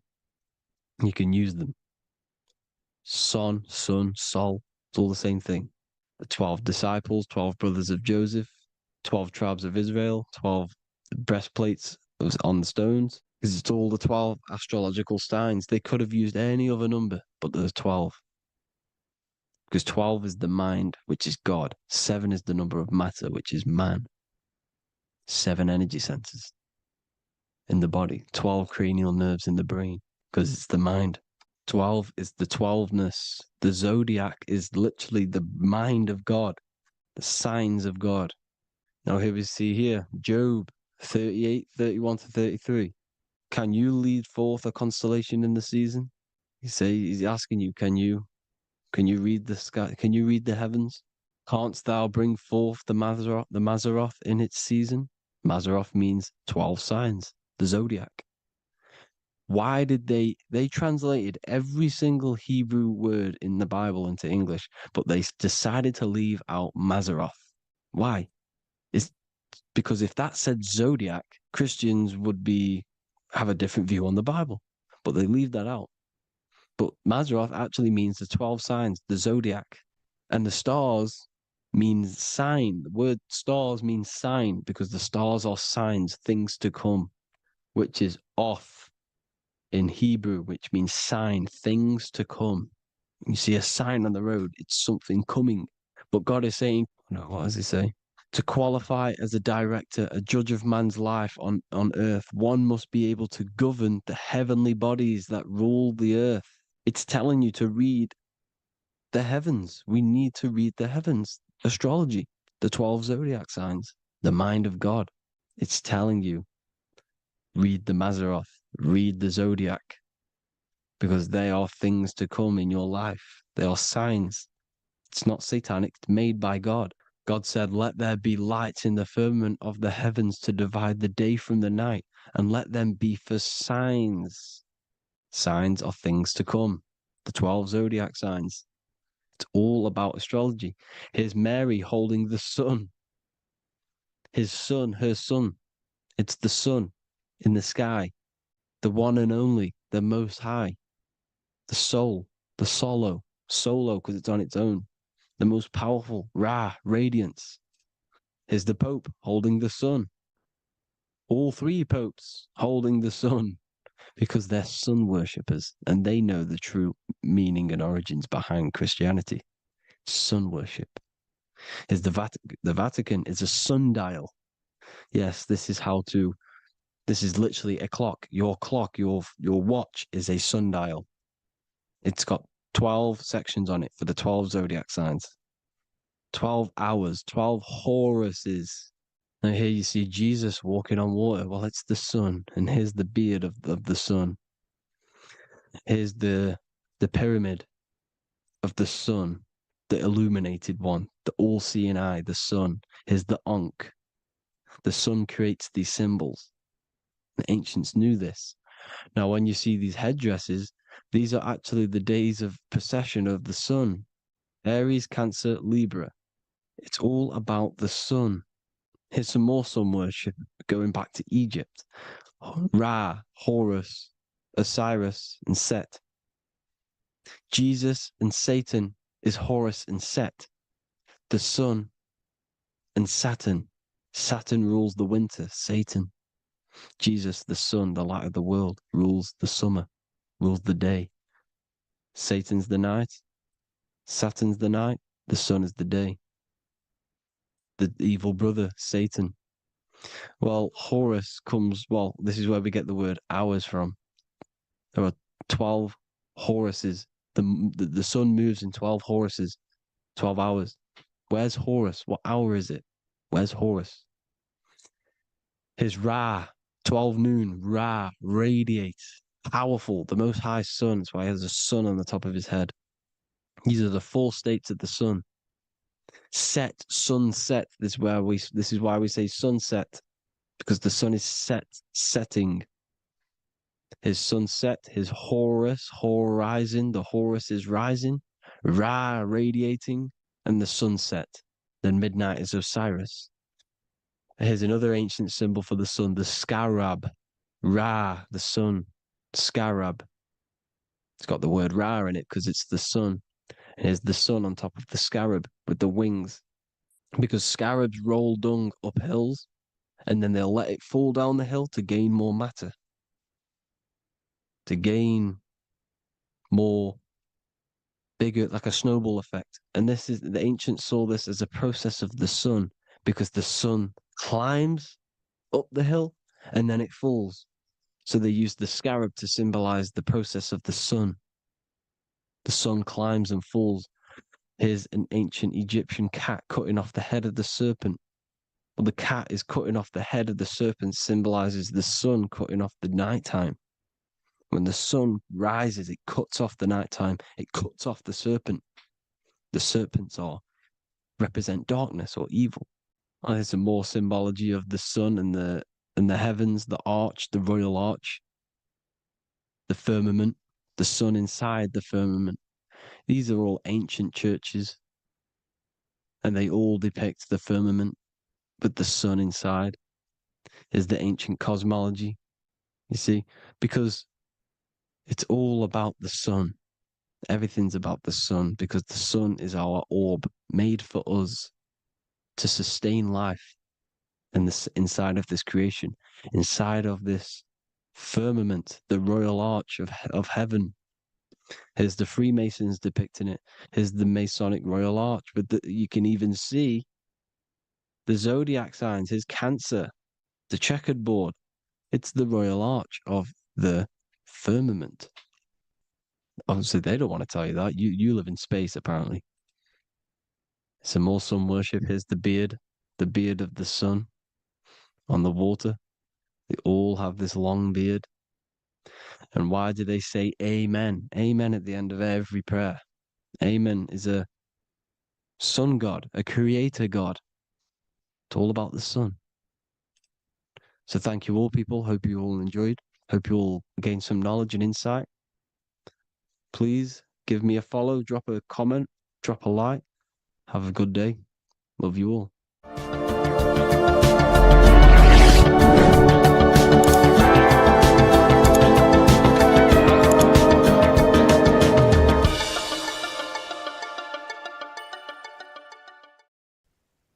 As above, so below. This is one of the most crucial teachings within esotericism, occultism,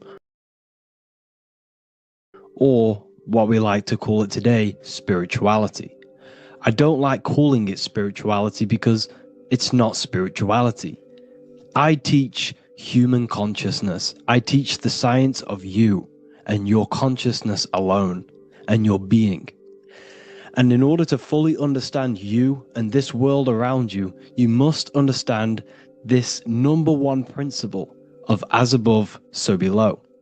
There is many misconceptions of this, and there is many simple teachings of this, but I'm going to break it down today from the most simplest to the most complex, and you will see the connections between all things. This is the most important lesson you could ever learn, and I'm going to teach it you today. So what you must understand is with the term as above, so below, it applies with everything you see in this world and about yourself. We have something called the macro, which means the bigger scale. On the bigger scale, we have the whole earth. If we look down from the sky on top of rivers, this is what we see. We see this tree pattern. Then on a smaller scale, we see trees have the same pattern. Then we look even closer. We're going smaller and smaller into the leaves of the tree. We see the same pattern. Then we go even more micro into the human brain and look at the human brain cells, and we see the same pattern.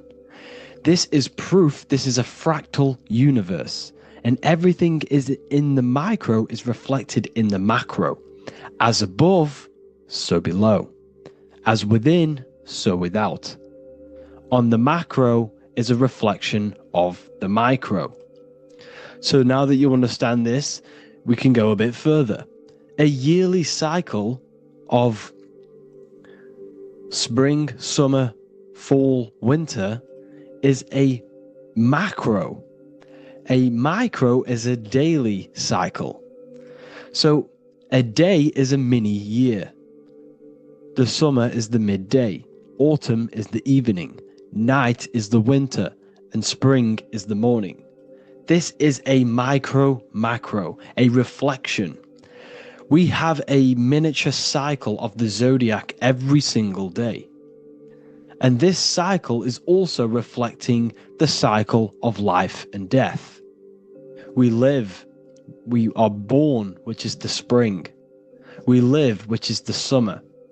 We then age, which is the autumn. And then we die, which is the winter, and then we are reborn again. This is the cycle of life and death, and you do this every single day. You see, death is a macrocosm of sleep. This is why we say sleep is the cousin of death, because you die every single night. You do this process of life and death every single day. As above, so below. What's in the micro is in the macro.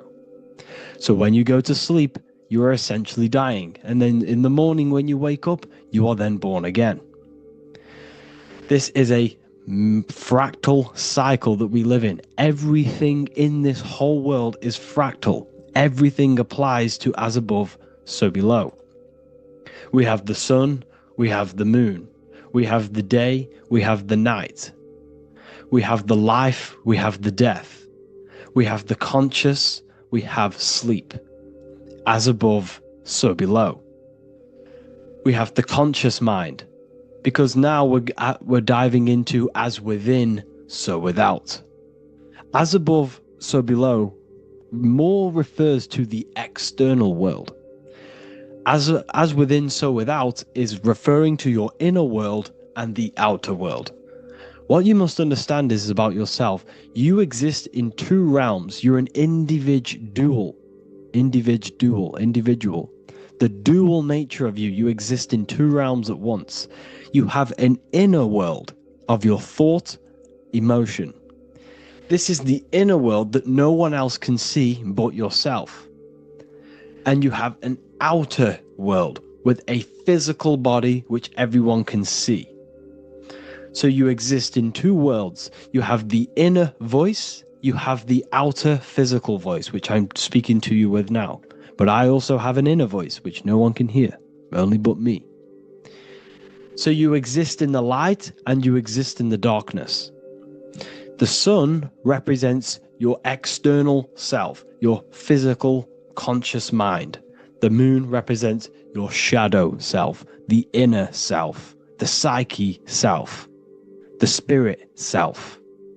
There is an as above, so below. The sun is within you. The moon is within you. Everything is within you. Now that you understand as above, so below, what is your body? Your body is a miniature earth. Let me repeat, your body is an earth. Your body is the earth. Okay? Because like I say many times in all of my videos, you are not in the world. The world is you. You are the universe. Your brain is a computer creating this reality. What you see with your eyes is produced in the back of the brain called the visual cortex. You don't look into the world, the brain produces the world. The body produces the world. When you touch something, you're not actually touching something. This is the electrical nervous system. When you touch something, what you feel is actually electrical signals on your nervous system reporting back to your brain. Therefore, when this body dies, you leave the earth because this body is the earth. Okay? As above, so below. You have the mental plane, the astral plane, the etheric plane, and the physical plane. This is essential for understanding reality and the teaching of as above, so below. Everything in this material plane began in the thinking mind. For example, the microphone I'm speaking into, the phone you're watching this video off, or the laptop or iPad. Where did this begin? It didn't begin in the factory. The first ever place this item begun was in the mind of an individual. The invisible realms of mind is where all physical things and physical items begun. Essentially, this physical plane is the effect of the thinking mind. This world is the world of effect. It's the world of outcomes. When you see something, it is already manifest. It is already being manifested. It is an effect. And in the effect of the cause, which is the thinking mind. Therefore, the mind creates thoughts, which is the mental plane. Then after thoughts creates imagination, which is the astral plane. These two are spiritual. They are non-physical. So spirit kind of means non-physical. Then you have the physical planes, the etheric and the physical plane. As above, so below. What happens in the mind is manifest on the physical plane.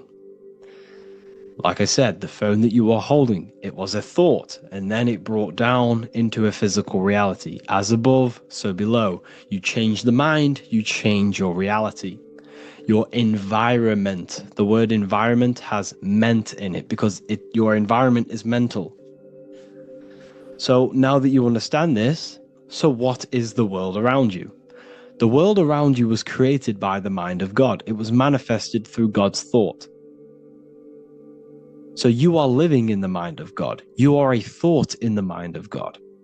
God thought you into existence. But like I said, we are all fractals. Everything is fractal.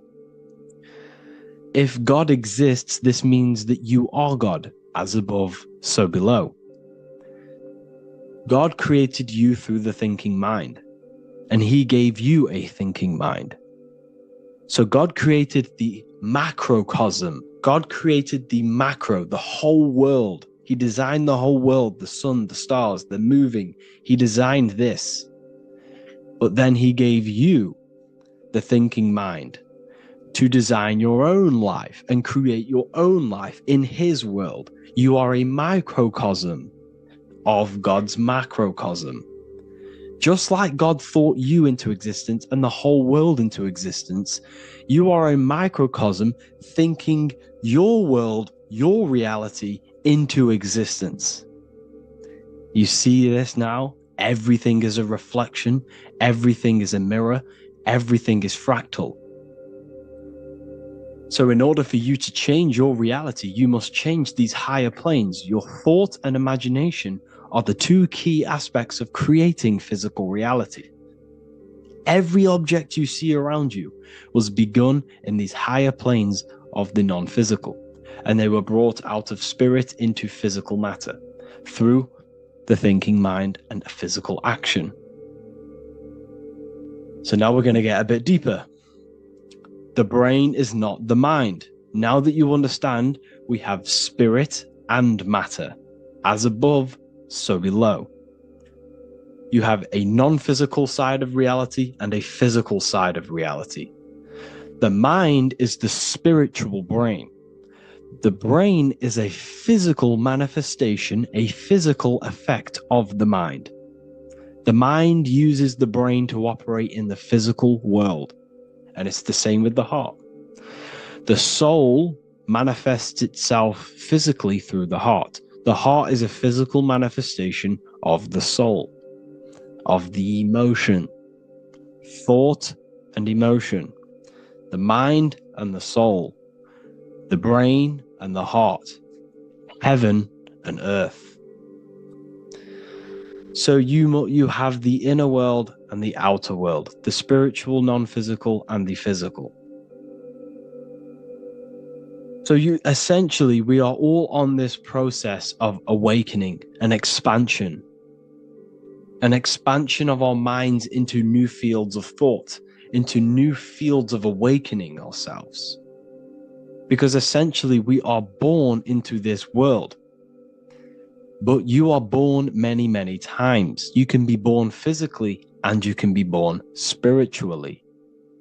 Like I said, everything is fractal. So just like when the baby finds out that there is a world outside of its mother, what does the baby do? The baby seeks a way out of its mother, and then the baby is now born into a new world, a world outside of its mother's womb.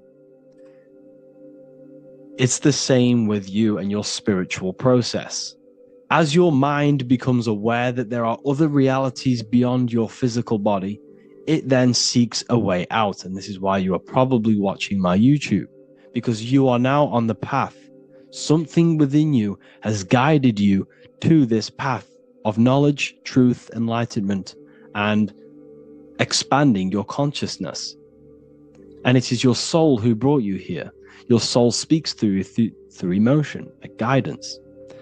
Emotion is the language of the soul. When you feel very bad, this is your soul telling you you're not in the right place. You're doing the wrong things. Because the soul is always unfolding its purpose, which is expansion and learning. That is it. The mastery of the self and the learning of the mind is the only thing that counts in the end after this life. So you are on a journey of expansion, of learning, creating, and spiritual rebirth. As above, so below. What does this body tell you? When I see someone overweight, I don't see the overweight. I don't see the body. I see the mind. I see an undisciplined mind. I see a mind that lacks self-control. I see a mind that seeks external validation. That's what I see when I see an overweight person. I don't see his body. I see the result of his mind. Because what does the Bible tell you? You shall know them by their fruits. It's the same saying as above, so below. You shall know them by their fruit. The fruit is their manifestation. Your body is a direct correlation and manifestation of your mind. Your inner world projects your outer world. As within, so without. As above, so below. Now, what do you see when you see this man's body? I see discipline. I see strength. Mental strength, not physical strength. I see mental resilience of pain. Because all of this man's mental energy has been manifested physically within his muscle. This body is a direct manifestation of this man's mind's pain and suffering. And it shows discipline. This is why people instantly respect you if you are in shape. You walk into a room and you are in shape, people will instantly give you respect because they know that you are mentally disciplined. The body is a reflection of your inner world, and it's the same with your friends, your family, your connections with people. If you think about yourself very negatively all the time, and you don't have a good connection with yourself, you don't have a connection with your true self, this will manifest into every single relationship you have in your life. If you don't have a good relationship with your inner self, you don't have a good relationship with the people and the friends around you. Because as within, so without. If you think negative about yourself, you will only pick up the negative in other people. If I think very highly of myself and I think very happy and good things about myself, I will then see the good things in other people. Because it's as above, so below. As the inner world is, so is the outer world. It's the same with your life circumstances. Your life is a direct correlation of every thought you thought in the past. If you possess millions of pounds, millions of dollars, this is because you have thought this into physical reality. You live the life you are deserved. You live the life that you manifest through your thought. If you live a very poor life, this is a reflection of your mind. This is a reflection of what you have thought into physical existence. Because like I said, everything begins in the mind, as above, so below. And this is even present within the body. So where is the head? The head is at the very top of the body. And where does all manifestation begin? In the mind. That's where the mind is, in the head. And then the thoughts we think travel down the body into the heart, which is the emotion. Every thought we think is in the emotion. Every thought we think creates an emotion. This emotion then drives the action. Where does the action come from? The feet, because the feet move our body. We move with our feet to take action. Our hands. You see, so the body is even a micro reflection. I can't even say it. Reflection of the order of manifestation. This blew my mind when I figured this out. You see, the head, the thoughts begin here. This is the beginning of all manifestation. Then it comes down to the heart. This is the emotion. Then you take the action. The thought and emotion then sparks the action, which is taken with the hands and the feet. And where's the lowest point on the body? The feet, and that's touching the physical earth. So the head is where the thought is, the non-physical, and the lowest point on the body, which is touching the physical earth. So the head represents spirit, the feet represent matter, spirit and matter.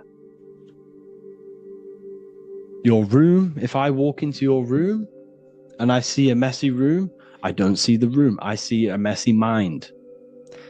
The room is a reflection of the mind. If you have a messy room, this is your mind. It's an externalization of your unsorted mind, undisciplined mind.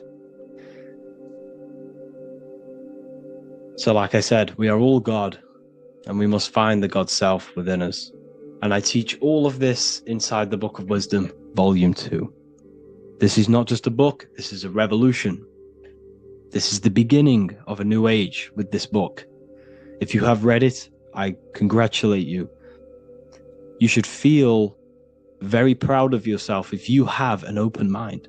You should feel proud of yourself for watching these videos, because not many people have an open mind. Remember this, people. You are special if you're watching these videos. You have the mind. You have the ability to see through the illusion. And I take my hat off to you. You want to take this to the next step? Read the book. Or if you want to take it to the serious levels, join the university. The university, you gain access to every piece of my material that I've ever done, all of my books, all of my lectures that are hidden from YouTube, that are hidden from everywhere else, the lectures that give you real power. And if you feel alone on this journey, we have a conscious community where you can connect with like-minded individuals, because I've been there. I've been there when you feel lonely, because you feel like no one else is thinking the way you are feeling. You can't talk to people about these things because people just think you're crazy. That's why I put together this, so we can connect. So we can unite. So you can connect with people so you don't feel crazy about thinking about this stuff, learning about this stuff. And if you truly, truly want to level up your life, people, and take your studies serious, this is for you. We do live calls, we do lectures. There's a whole library filled with books you can read. It's the perfect place for the truth seeker. I thank you all for joining. Please leave a like, a comment, a subscribe. Let me know any future videos you want me to make in the comments. Thank you all. Have an amazing day.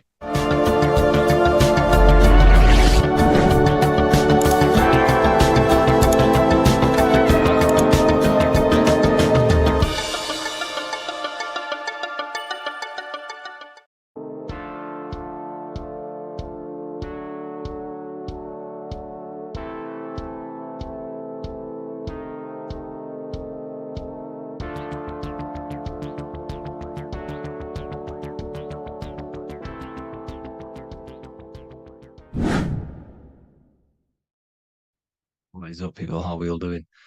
Today, we're talking about the flat earth cosmology. So let's jump straight into this. Please drop a follow and leave a like to help the algorithm. So we live in a torus field. Everything's made out of torus fields. And every torus field has motion. It's what it is. It's the motion of energy. And every torus field has a center, which is the black hole. It's a womb of creation. It's counter space. Now, this is why the North Pole is magnetic, because the center of this torus field is the most magnetic part, the strongest part of the field. So this is why all compasses will point you to the center. And the Earth's magnetic field is spread across the whole of the Earth. And it's spinning, as you can see here, it's like a tornado at the center.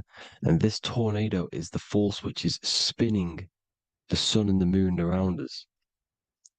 You got the sun, the moon, Polaris, just like in the Masonic cosmos here. The sun, the moon, Polaris, the all-seeing eye. Now we'll get into Polaris a bit later, but the sun is the magnetic force. Sorry, is the electric force, because every field is electromagnetic. Now, the sun is electric. It's positively charged. It's gonna give you energy. It's feeding energy. The moon is more magnetic energy, which is taking your energy away from you. And this is why you become sleepy when the moon comes out, because it's taking away your energy. So these two forces is the balance. It's the yin and yang. It's the balance. Everything in this creation is balanced, because the torus field is the Earth is the plane of inertia, the 0 point within the field, because physical matter is a result of two opposing forces equalized on the plane of inertia. And that is where matter crystallizes into physical results. And this physical plane is the plane of inertia, planet Earth. And at the center of this plane is the black hole, the womb of creation. And outside of this black hole gives birth to light. So the torus field is constantly rotating, going into counter space, the black hole, and then out of counter space gives birth to the white hole, white light. You see? So it's going around, black hole, birth again, black hole, birth again. And it just keeps going around. It's an infinite cycle of energy. And this is where the infinity sign comes from. This is the motion, this is the force which is creating everything to spin inside of this circle. Okay? And it's making the stars spin. It's making the sun and moon spin around us, around this center point. Now here you see Horus and Set. Horus and Set putting their feet inside of this dome. This is the royal arch, the arch of the dome above us, which is like you see in the Masonic cosmos, the royal arch of Freemasonry. This is the dome above us, the firmament that the Bible talks about. You see, they're putting their feet in because Set symbolizes the moon and Horus is the sun. Horizon, Horus. Horus is rising, the sun. So they're both putting their feet around this center magnetic pole, which is the pole, North Pole. And above the North Pole, you have Polaris, the pole of electromagnetic energy. You see? And this is how we get the sun and the seasons. because the sun for us, when it becomes summer, it's on the Tropic of Cancer. Then it spirals outwards, going out and out and out, then goes to the Tropic of Capricorn. That's winter for us. Then it comes back in and creates summer again. So it's constantly spiraling around this center magnetic North Pole. You see? So this roof above our heads is the firmament, and this is what they've taken off of us. They haven't physically taken it, but mentally they have taken this away from you. It's a female energy, and this is what the Egyptians called Nut, the sky god Nut.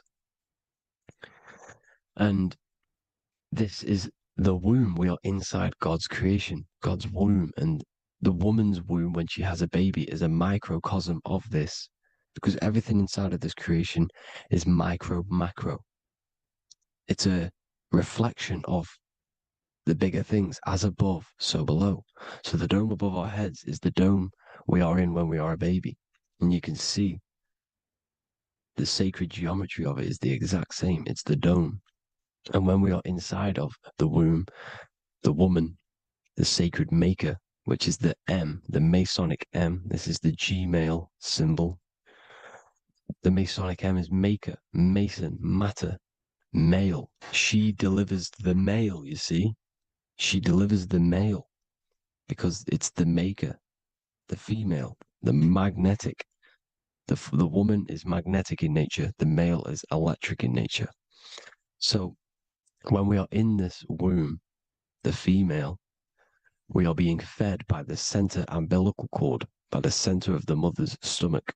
We're connected to the center of the woman's stomach, just like we are when we are in the earth.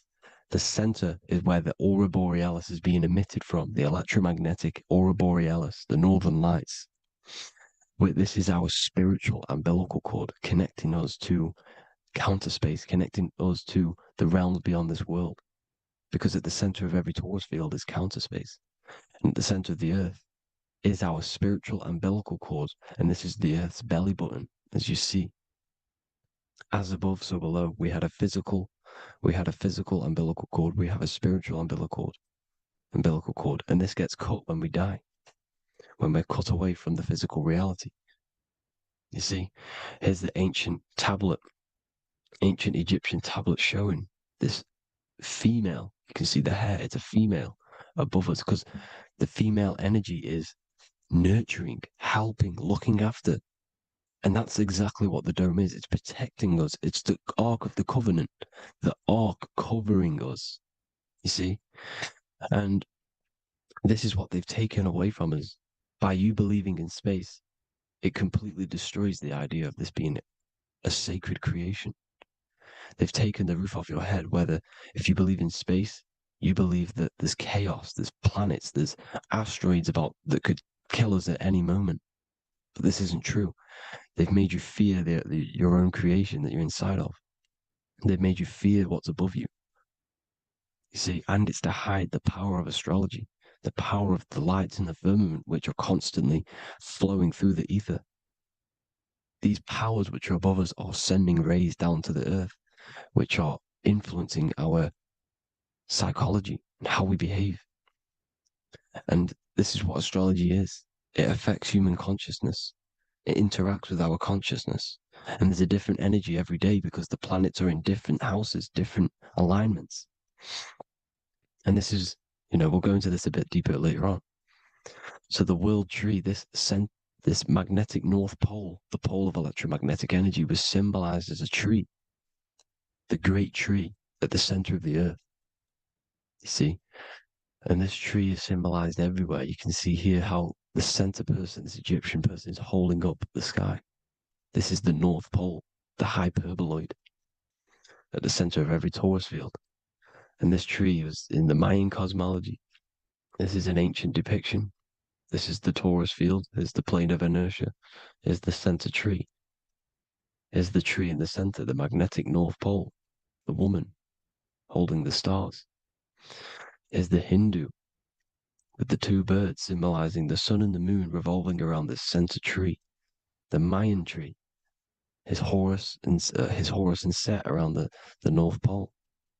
They all knew this flat earth cosmology. They knew these secrets. It's so sacred you understand the creation that you're inside of. Because if you don't, you'll be led astray. You don't know where you are. You're lost. You see? And here's the Masonic art with the rays of the stars coming down with the tree in the center. So it was personified as a tree. And we are in Asgard, Midgard, the middle garden, where there's good and evil. So the 7 layers of heaven, which is talked about in the Quran. Each planet has a different layer of the firmament, and this is the 7 layers of heaven, and these are our 7 layers of the energy centers in our body. So we start in the stars, so we are stars in a physical body. And this is why we say Mr., sister, fraudster, sinister. Stir is star, and we are in the stars, and our star descends into the soul system, not solar system. And as we descend into the soul system, we enter Satan's kingdom, Satan's world. As it says in the Bible, Satan is the god of this world. Well, if you've been into my research for a while, you know Satan is Saturn. Saturn's world, because Saturn's the outermost ring. He's the Lord of the Rings. And you enter his kingdom, the kingdom of time. And this is why Saturn's the time god. As soon as you go past the rings of Saturn, you're now in the soul system. You're now in time. You're now bound by space and time. And you're bound to the earth plane, the heart. Earth is heart. It's a rearrangement, it's an anagram for heart. And the heart of the electromagnetic color spectrum is green, and that's why the earth is green. And above green is blue, and this is why the sky is blue. In order to go to heaven on the macro scale, you have to go through the blue sky, through the 7 layers of heaven. In order to reach heaven in your body, whilst you're here, you have to go through the blue chakra to your head, which is heaven. It's micro, macro. Everything is micro, macro inside of this creation. It's an ancient. I think this is a French image, piece of art from the ancient French, with obviously the 7 layers of heaven, which they all depict. And notice how it's like a dome. We'll go into this dome symbolization, the Royal Arch of Masonry, which is next. But these 7 layers of heaven give us the 7 metals, the 7 days of the week, the 7 diatonic tones, the 7 chakras, the 7 everything. It's God's favorite number. And this is why the Masons use the G inside of the compass, because the G is the 7th letter, and God starts with G. You see? So it's 7. God is 7. Here's another depiction of the heart, the soul system, the 7 layers of heaven. La fermente, la fermette. You see, la firmament, with the stars on the outermost layer. Here are the 7 planets: Jupiter, Mars, la Sophie, the sun, la luna, the moon. So Saturn. So we are in the heart of this soul system. In order to ascend, we need to ascend up our chakra system, reach 144,000 hertz, God consciousness, the God man. You have to unfold God man, master of the mind, mastery of the mind. So what are the stars? The stars make everything unique.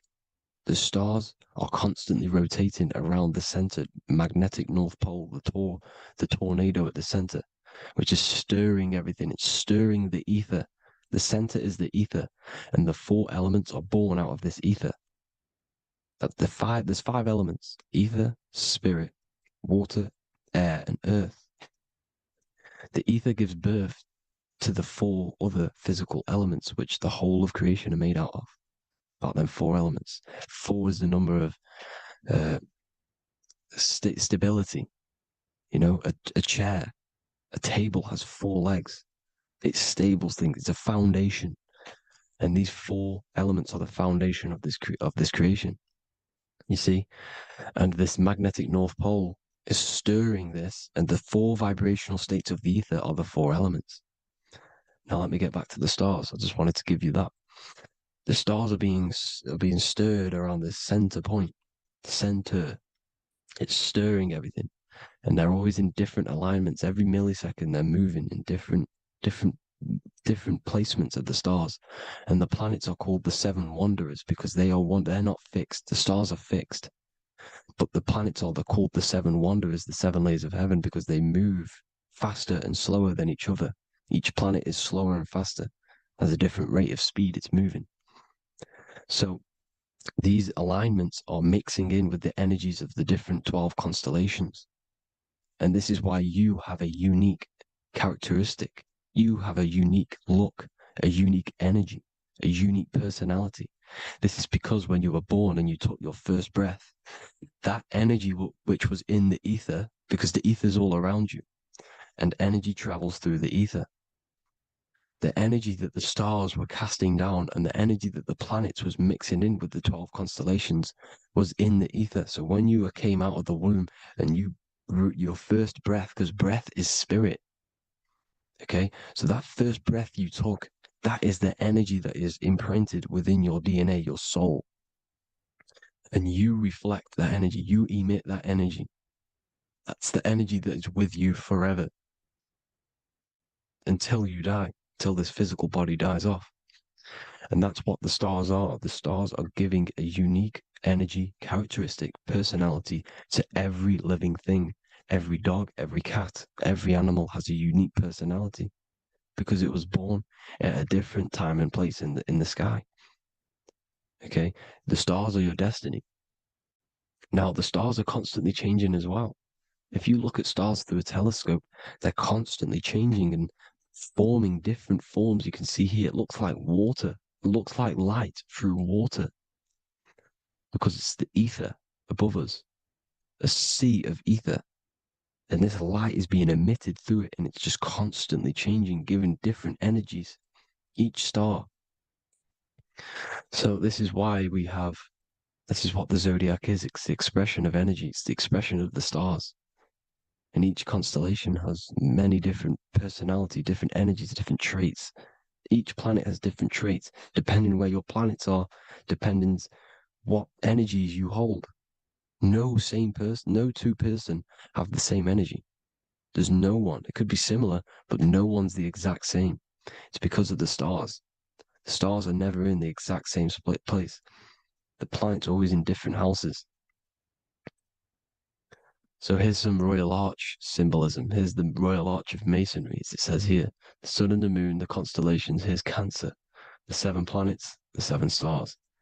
Here's the Royal Arch. This is the firmament. Here's the duality.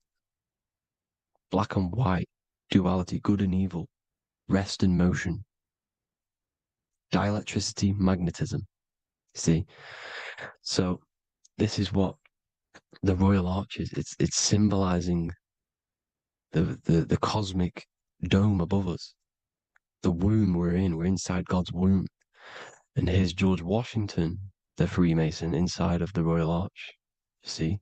With the G, the Masonic G, God, 7. Here you see another depiction of George Washington with the stars in the dome above his head, his Polaris, the sky vault, Polaris. We'll get into that later. Go inside of all of your ancient churches, you will see the dome. Go to the Vatican, you'll see the dome. All of your ancient churches have this dome because it's the dome above your head. The ancients knew this. This was known. We did not live in space. It was known back then. They all knew. This is Crown Court, which is one of the most important courts in the UK.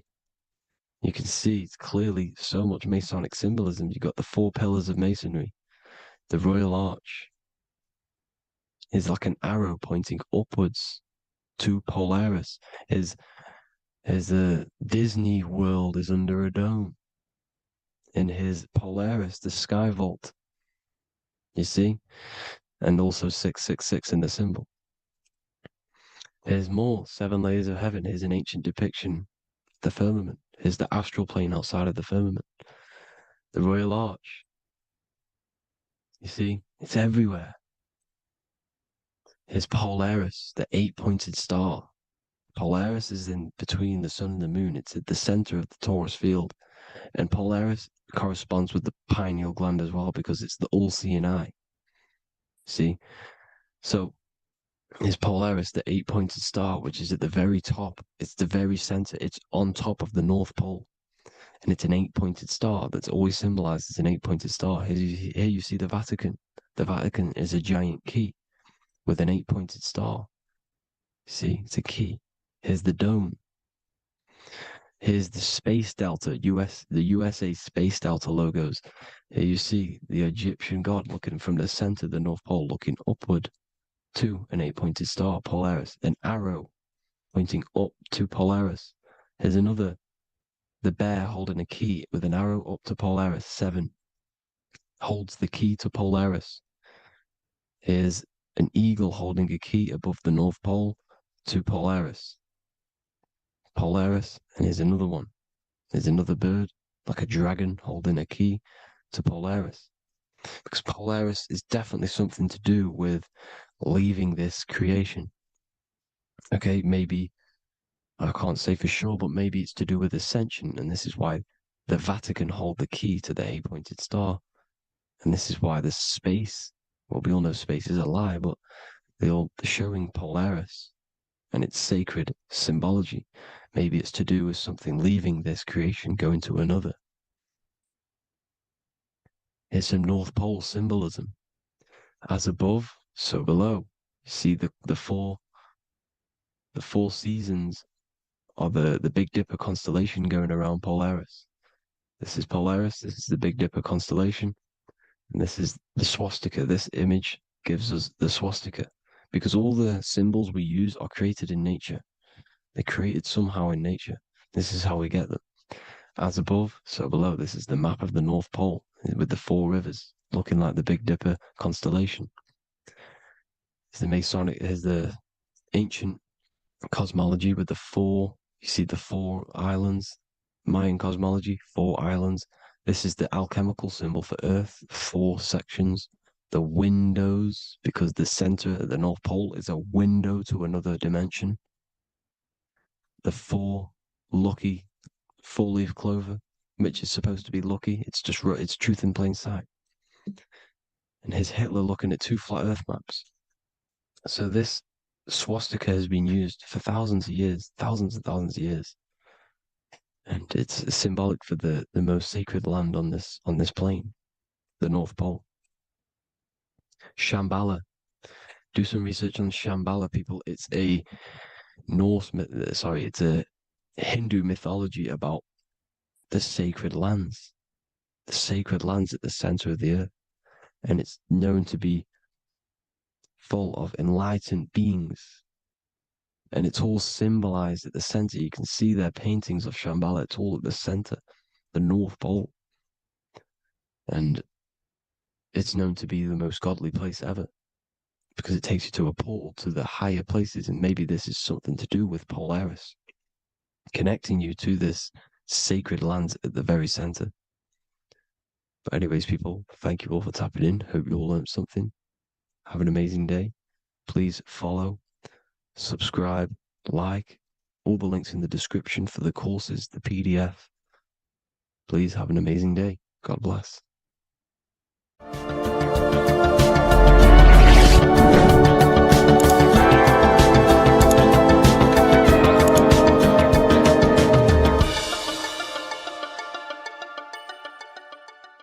This isn't just spiritual fluff. Your words are vibrational commands that teach your subconscious what to believe and what to create in your reality.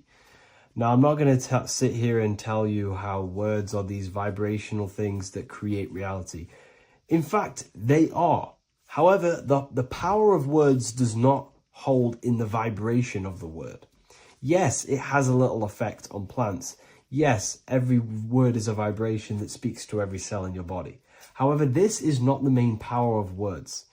The main power of words is restructuring your consciousness and invoking energy inside of your own consciousness. I'm going to go over these 2 in detail for you. Your life is an externalization of your consciousness. Your belief system, your internal world, are building blocks to create your external world. What you believe in is how you see reality. It is the filter that you see to see reality. If you want to change reality, you have to change your consciousness first. There's no point trying to create a change, a manipulation in the external world, because it won't last very long. You have to restructure your inner temple, your inside world of thought and emotion. For example, your external reality is an externalization of every thought you thought in the past. Your life circumstances are just a result of every thought you thought in the past. You become what you think about. So if we can control what we think about, we will control who we become. Words are a powerful way to restructure your subconscious mind, which will then restructure what you think about. For example, if I said the word chicken all day long, I'm going to be thinking about chicken all day long. The words we repeat enter our subconscious mind, and our subconscious mind molds our conscious mind of what we are consciously giving attention to and thinking about. And that becomes our emotion. Our emotion becomes the energy, the charge behind our action. And all of this creates who you are and your reality. If you want to create a change in your external world, you need to repeat the end result as in an affirmation. I am abundant. I am disciplined. For example, if you're trying to stop a certain addiction, don't say, I am going to stop smoking. Say, I am disciplined. By saying discipline, the subconscious mind accepts the word discipline and not the word smoking. If you repeat smoking, I am not smoking, your subconscious mind will just pick up smoking and then do more smoking. So if you are trying to create discipline in your life and trying to stop something, say, I am disciplined. The reason for this is powerful because you're conditioning your consciousness. You're conditioning your subconscious mind and filling it with the word discipline. And I'm not going to say do this a certain amount of times a day or do this in the mornings. I want you to do this as much as possible. I did this as much as possible. Whenever I had free time, whenever I had a free minute, I would say these words either physically or mentally, just to condition your consciousness. Words are the most powerful way to restructure your belief system and restructure your inner world, which will then mirror in your outer world. Words are also a powerful way to invoke energy. This is why when you see these magic occult rituals, you see people chanting and doing these things. It's because if you slowly chant a word, you can actually invoke the emotion. There are three aspects of creation: thought, emotion, action. Emotion is energy in motion. By repeating a word over and over again, you can actually begin to invoke that energy, that emotion inside your heart. And you can start to feel the reality as if you are already living it. And this is just another powerful way to condition your consciousness to become a certain thing before you have it. This is what magic is. Magic is all to do with reprogramming the subconscious mind, aligning the subconscious with a certain belief or reality, which will then produce an effect in our thoughts, our emotions, and our actions, which will then create that reality. So if you want to create something in your life, literally just repeat, I am something. I am is referring to your consciousness. I am is the highest aspect of you.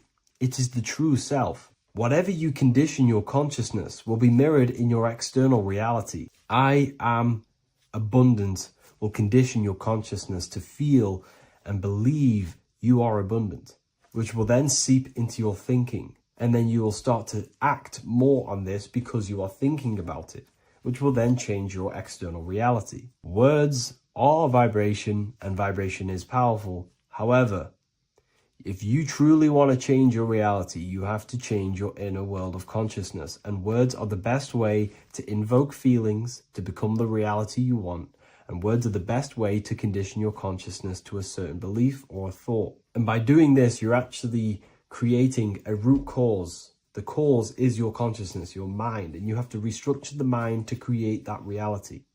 Words are a great way to restructure your consciousness and create reality. If you are struggling with the internal chaos, if you are struggling with emotional chaos, if you are struggling mastering your mind, or if you are isolated from your high intelligence, because intelligent people are not welcomed in our population today. I have created an amazing space, Ethereal University. Check it out. I'll leave all the links below. And I'll see you inside, where you can learn everything you could possibly imagine about occultism, esotericism. I'll see you inside. What if I told you that you are under a spell, and this spell is controlling you in every aspect of your life, and you don't even realize it? Spells are not what you've been taught. They're not fantasy magic wands that are casted over you. No, no, no. Spells are much, much deeper. A spell is a belief system that is installed into your subconscious mind, which holds power over you. Okay. If I install a belief into your mind and that belief holds power over you and controls you, that is you under my spell. A spell is a belief that someone has installed into you. Okay. You have a subconscious mind. The subconscious holds power over 90% of your daily basis behavior, thought patterns, and overall emotional state. Because the subconscious is the back end of our mind, the mind that we don't really have access to. It's the shadow self where all of our programs, all of our memories, all of our traumas, all of our everything that we've ever experienced is recorded and kept in this vast database called the subconscious. Now, the subconscious is the 90% of our mind. We are only aware of 10% of our mind, which is the conscious mind, which is what you're using now, what you're consciously aware of. But there is a subconscious mind that holds power over your conscious decisions, and you don't even realize it. For example, as a child, you had a very, very traumatic event happen. Let's say as a child, you were not loved enough by your parents. And this feeling of you not being enough for your parents and feeling alone as a child implanted this seed. And this seed was planted by your emotions, a strong emotion. And over time, as you grew older into an adult, this seed grew and grew and grew. And what this seed grew into is you being very needy, you always seeking validation from others. Okay.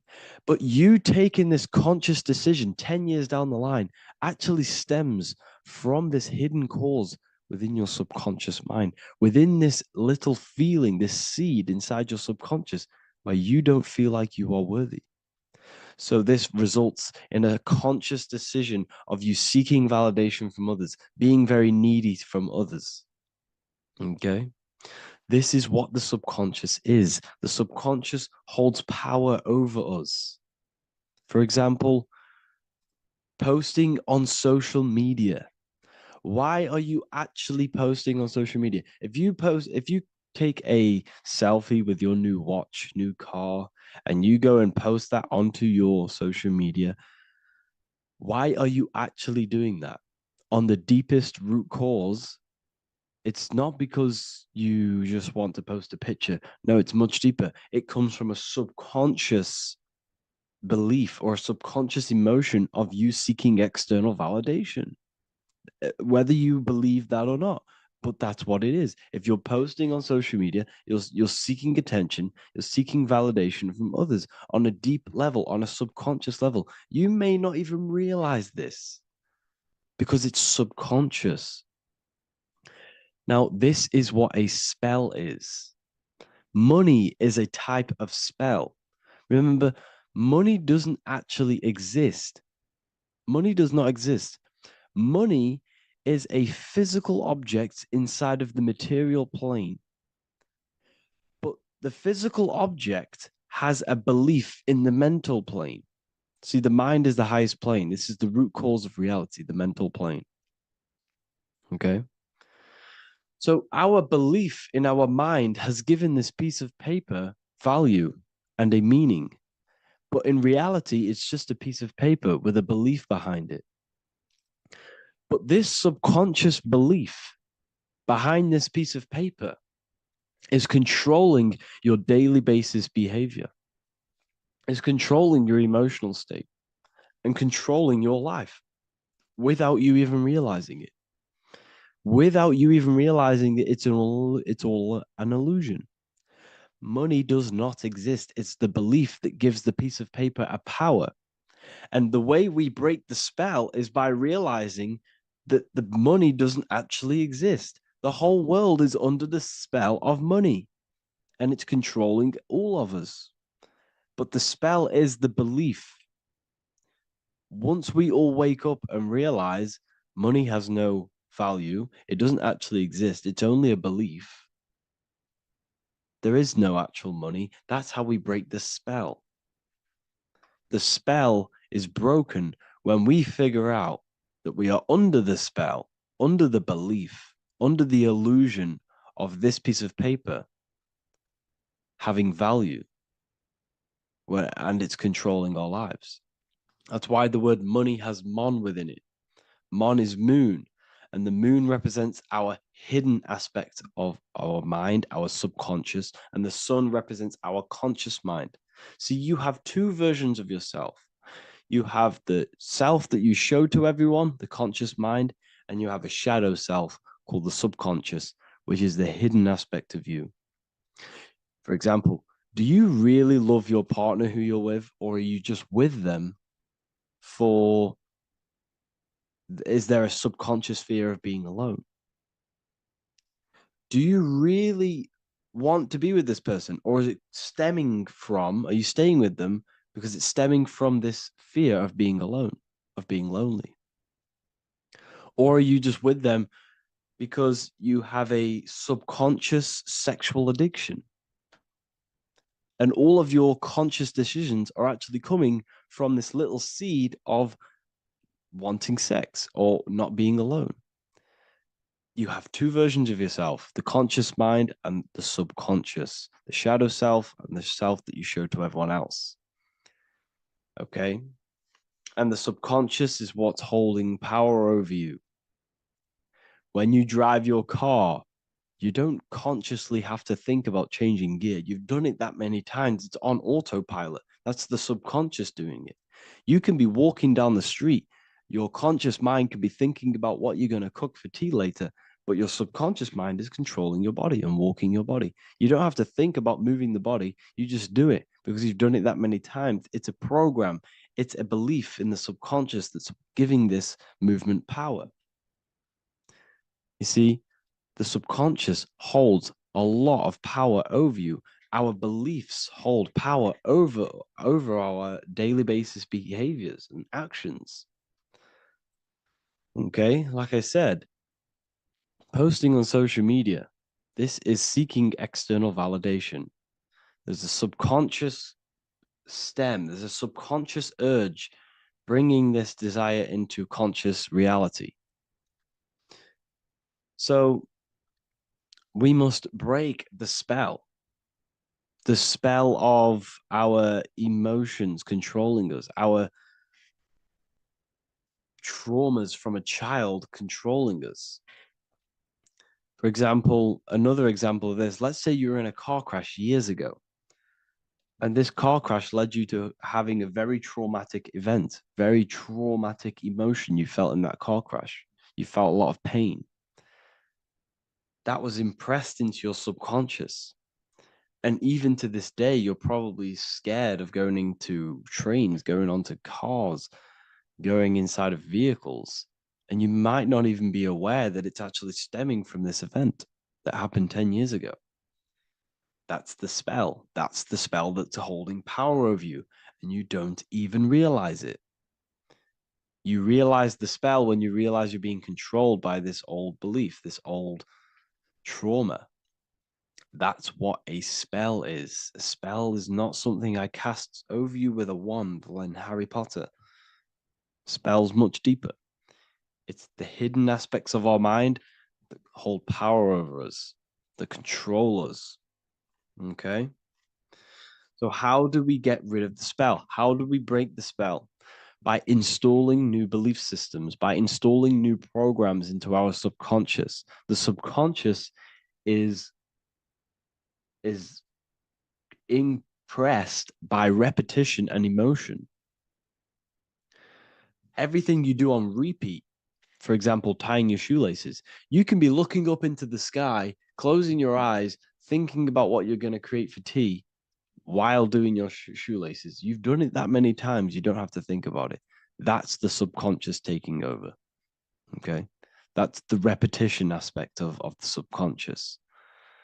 For example, you could probably run down your stairs. You know exactly how to run down the stairs.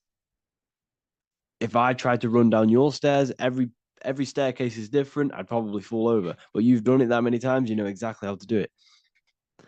It's what we call ritual. When you have an evening ritual, when you tidy the house, you do your skincare routine, you wash your teeth, that's a ritual. This is what the ancients called ritual. When we do rituals, we're trying to implant something into our subconscious to either remove an old program, an old seed that is controlling us, for a new one that's going to grow into new light, into a new reality. So you can implant messages, implant new programs into our subconscious, which will then grow into a new reality. Okay?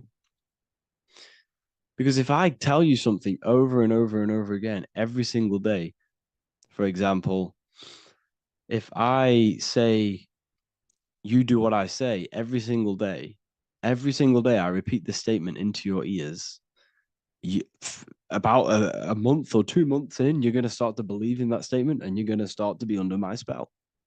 You're going to start to do everything that I say. So this is what spells are. Spells are subconscious beliefs that hold power over you and you don't even realize it. So we need to remove these old programs we have that are controlling us for new programs. And we do that through ritual, affirmation, and imagination.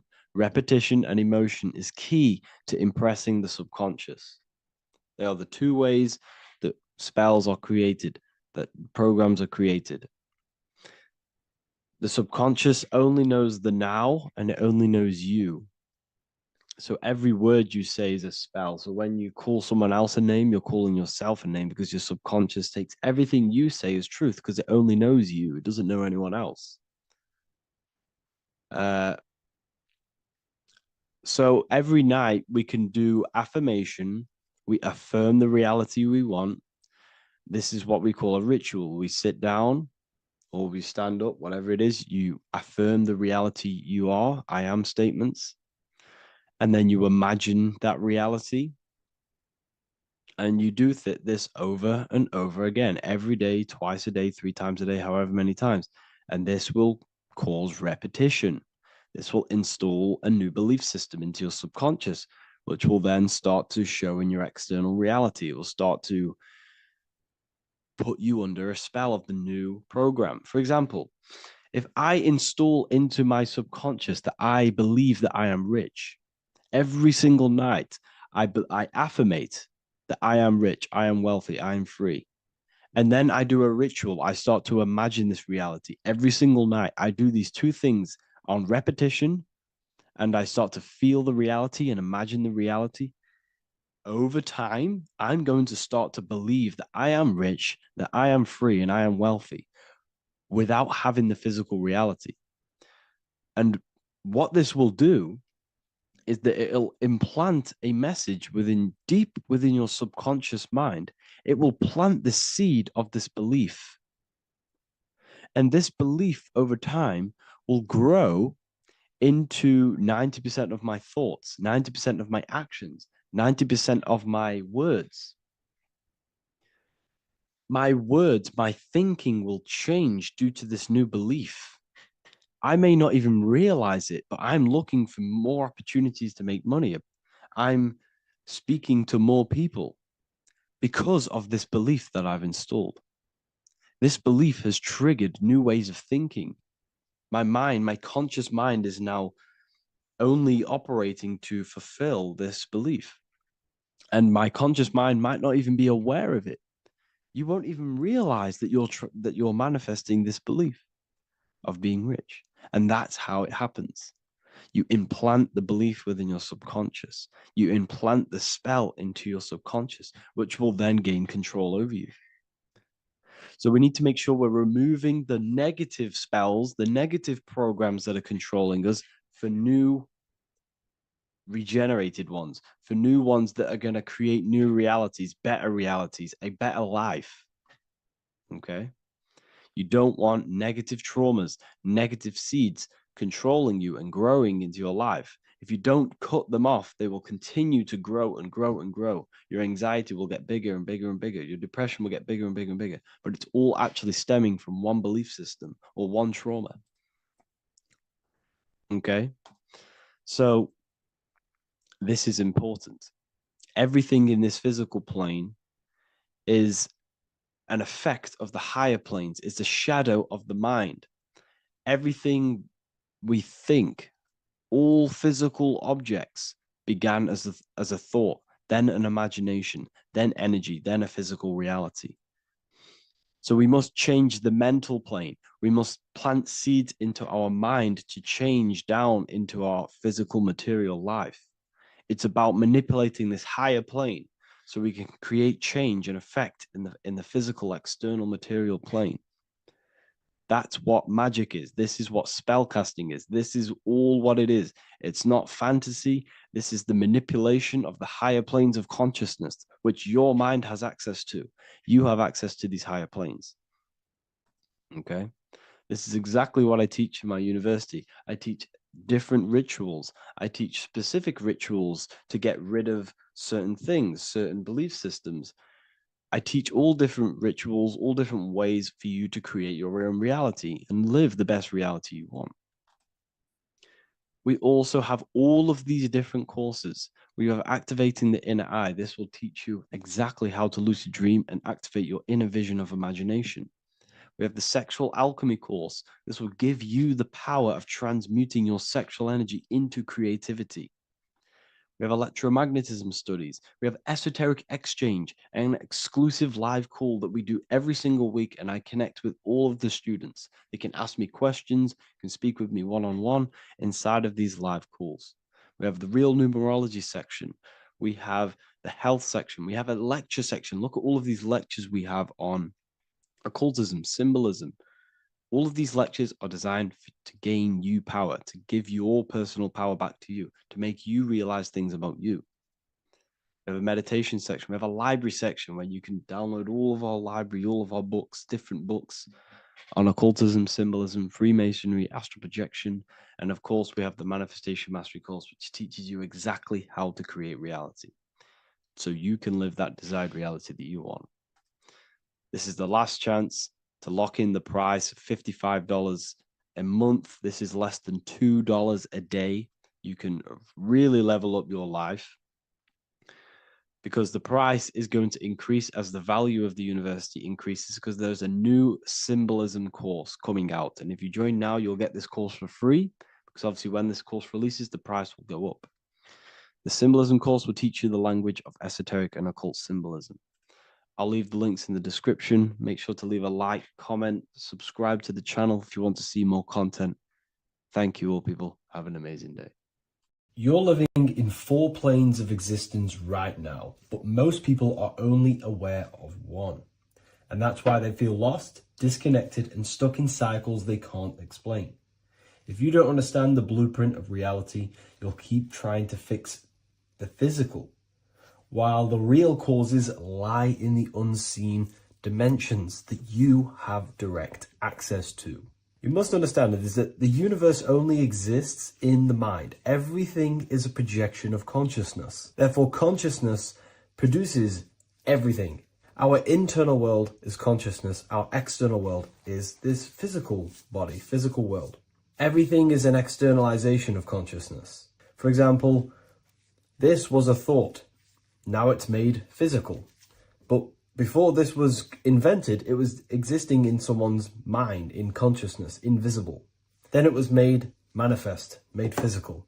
So everything in this physical plane is the effect. The cause is consciousness, mind, the mental plane. So now I'm going to explain these different dimensions of consciousness. You don't just exist in this physical plane. The physical plane, in fact, is the lowest plane there is. It's the illusionary plane. So first of all, we have the Buddhic plane. This is the nothingness. So think of it like this. Absolute nothingness. If you turn off thoughts, there is nothingness. This is the void. And out of the void springs infinite potential, which is the mental plane. Now, your mind has no limitation. It can think anything, be anywhere, anytime, any place. In the whole world, there is no limitation with the mind. This is the realm of infinite possibilities. This is the realm of thought. Thought is a dimension, information and thought. To go a little bit deeper on this, there are pockets of thoughts, what we call in the occult fields of thoughts. Your mind does not think thoughts, it receives them. Your mind is like a radio. Whatever the mind is tuning into, setting its mindset, setting your frequency or setting your mind, you will receive thoughts based on that set, whatever you set your mind to. So there are pockets of thoughts that we penetrate in the mental plane. The mind is the mental plane, the infinite possibilities. This is the spark of creation. This is where all things begin to manifest as an idea in the mind as a thought. So if you want to gain certain information, you need to meditate or do thought exercises where you are penetrating that dimension of thought, that pocket of thought. For example, if you want to find a way on how to make financial wealth, you would use your mind, set your mind on wealth and money, and think, close your eyes and think about that specific topic and see where your mind takes you. And you will expand your mind into different pockets of thought and gain information. So this is the mental plane. This is how you can use the mental plane. You can use the mental plane to do this. Then we have the astral plane. We have higher, middle, and lower astral plane. The astral plane is the body for thought. So every dimension, physical, etheric, astral, mental, Buddhic, is a body for a dimension above. Each dimension below is a product of the dimension above. So for example, the astral plane is imagination. This is the lucidic realm of imagination. This is where thoughts begin to manifest into some sort of form. It's not a physical form because this is physical, but imagination is a lucidic form. It's not really physical, but it's there. It's a projection of light. It's astral matter condensed by the willpower of the mind. So depending on the vibration of that thought will depend whether it manifests in the higher astral plane, middle astral plane, and lower astral plane. If you think about more material things and visualize material things, this will manifest on the lower astral plane because material matter is low vibration. Now, that does not mean it's evil. That does not mean it's bad. Okay? It just means low vibration just means more material. But if you think and imagine more spiritual things, this manifests on the higher astral plane. So the astral plane is the screen in your mind that allows you to vision an apple, that allows you to vision anything. It's that mental projection that's inside of your mind. Now, this is what we call the third eye. It's an eye because the eye is the mind, and the mind can see into the astral plane. It perceives this spiritual world, this lucidic realm that we have access to. This is where also infinite potential takes place.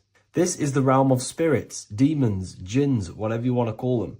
Spiritual entities exist in this because this is where thought forms manifest into form. This is where thoughts create bodies. Think of it like this. The mental plane is a thought of a chair. The astral plane is the imagination of that chair and all of the different possible chairs that could possibly be. The etheric plane is the energy double of that chair. And the physical plane is the physical chair. So as you can see, the higher we go up, the more formless and lucidic it is. The lower we go down planes, the more dense it becomes. This is formless and this is form. Everything manifests through this process. This highlighter is down here in the physical plane, but the idea began in the mental plane. Everything begins in consciousness before it creates a physical body. It goes through this process. Therefore, if you want to start to mold and create your own reality and create things in your world, you can use these planes to your advantage. You can use your mind to do mental thinking exercises by closing your eyes and expanding your mind into a different pocket of thought to gain wisdom, gain information, gain downloads. The way you do that is simply get into a meditative state, close your eyes, pick a topic that you want to think about, and see where your mind takes you, but always remain centered on that topic. And you can do this for maybe an hour or two or half an hour, and your mind will take you places where you will unlock information. You can even use this to make decisions in your life.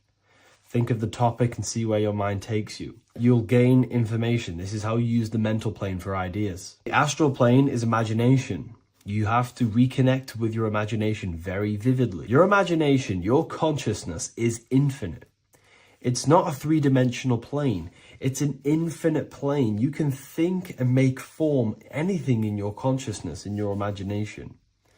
You can think anything and you can imagine anything in the most vast details. You just have to reconnect with your imagination. I have a free book on my website. I'll leave the link in the description. It's an ebook. It's called Activating the Inner Eye. This is going to help you reconnect with your imagination.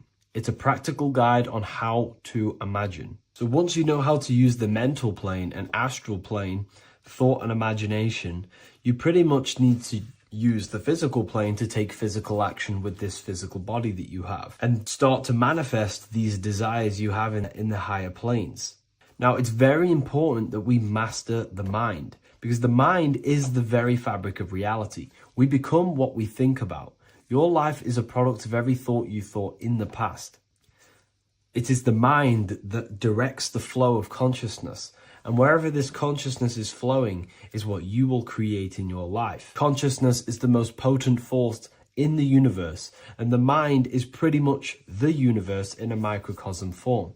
It is infinite potential, and your mind will continue to expand into new realms of thought forever and ever and ever. You are eternal. You are not this physical body down here. You are consciousness, literally dreaming that you are in this physical body. So everything begins with the mind. We need to be conscious of the thoughts that enter our mental field of consciousness. There is a level of self-awareness that you can reach where you can become conscious of pretty much every single thought that enters your mental field. Now, we have over 7,000 thoughts a day. You can gain such mastery over your mind where you can become conscious of every thought you think. And that is when you gain superior power. Because when the mind is fully under control of self, you can direct the mind's potent force into a specific goal. Most people's minds are dualistic. They want something, but their mind is thinking something else. They have limiting belief systems. They have the little voice that comes in and says, you can't do this, you're a failure. That is a fractaled mind. The mind needs to be singular. It needs to be on your team and not an enemy. Do not let your own mind take away your power. Your mind should be on your team, giving you power, giving you the best possible thoughts and the best possible beliefs. When the mind is in this condition and on your team and not taking away your power through the destructive thoughts, it becomes a potent, powerful force used for manifestation to create anything. And the way we get the mind on your team is through constant meditation to learn how to control the mind and turn it on and off. Subconscious reprogramming through visualization, affirmations, cultivating emotions associated with your goal. All these three ways we can reprogram the mind slowly over time so that it becomes powerful and becomes on your team and doesn't give you negative contradicting thoughts. When the mind is fully aligned on one thing, it can create massive empires and things in your physical reality. So I hope this video helps, and I'll see you in the next one. In this video, we're going to be talking about the evolution of consciousness. You are born human. However, you possess consciousness, which is the awareness behind your being, the awareness behind your thoughts, the experiencer behind your five senses, the experiencer, the observer behind your thought, emotions, and senses. You are an eye, an invisible consciousness looking through a lens, which is your body. Your body produces this physical world that you experience. Your brain produces this world. Your brain and body is a technological computer. However, you are an infinite, ever-expanding consciousness behind this physical body. And there is an evolution of consciousness, a cosmic journey of expansion. And this is why we see so much pyramid symbolism in the occult and esoteric world, and especially within Freemasonry. Because the pyramid represents climbing, an evolution, a raising state of consciousness, a journey. Steps symbolize a journey upwards. This is the raising and the evolution of consciousness, our inner world, the transmutation of our inner selves, of our souls and consciousness and our minds. So when we see this pyramid, we're seeing a evolution, a way up to source consciousness. And the eye in the pyramid represents your source consciousness. It represents illumination. It represents divine guidance through this evolution of consciousness. This is why we see the ladder. Consciousness is ever expanding on an infinite journey of evolution. Each individual is a part of this cosmic process, contributing towards the ongoing expansion of both mind and awareness. As we evolve, we collectively explore deeper levels of existence, expanding the boundaries of thought and consciousness. The mind has the ability to expand infinitely into new realms of thought, into new dimensions of mind. The mind cannot be filled up. It is not a physical substance. The body can be filled up because it is a physical thing, but you cannot fill the mind. Therefore, the mind is constantly expanding, ever expanding into new fields of thought. So what we see in Freemasonry, the ladder, is again a journey, an elevation of consciousness. When we are born with an infant consciousness, and as we gain older, we gain an adult consciousness. Our inner world, our inner mind, and our emotional intellect changes and evolves. We are significantly different from when we were very young as an infant. It's because our consciousness evolutes, it changes, it alters like water. So just like this evolution of your own consciousness as growing up, there is consciousness of beings existing in cycles beyond our own. And their consciousness is unimaginably different from ours. They operate on a higher level of understanding and knowing, experiencing reality in ways that transcend our current comprehension. Our minds right now cannot comprehend the highest states of consciousness. There are entities, there are beings beyond our own, existing in higher dimensions of consciousness that we cannot comprehend because they have expanded. They are on a further way up the ladder of consciousness. However, we are all on the same journey. None of us can take the same journey. There is one ultimate goal, reaching source consciousness. However, this is always ever expanding. However, we are all on a different journey. There is one truth, one source, one goal. However, there are billions in different ways of reaching it, and we are all on these different paths to source consciousness, to this ladder, this evolution of universal evolution. Okay? Their awareness is attuned to new dimensions of existence, reflecting a more advanced stage in the cosmic journey of consciousness evolution. So when you take DMT, you are shot into these higher realms of consciousness where you meet these beings who look similar to these images. They are not speaking to you physically. They don't speak to you three-dimensionally through vibration and words. They speak to you mentally. If you have done DMT, then you know this.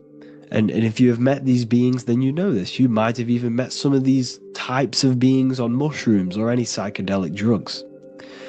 Because ultimately, when you take these mind-altering substances, It's altering your consciousness.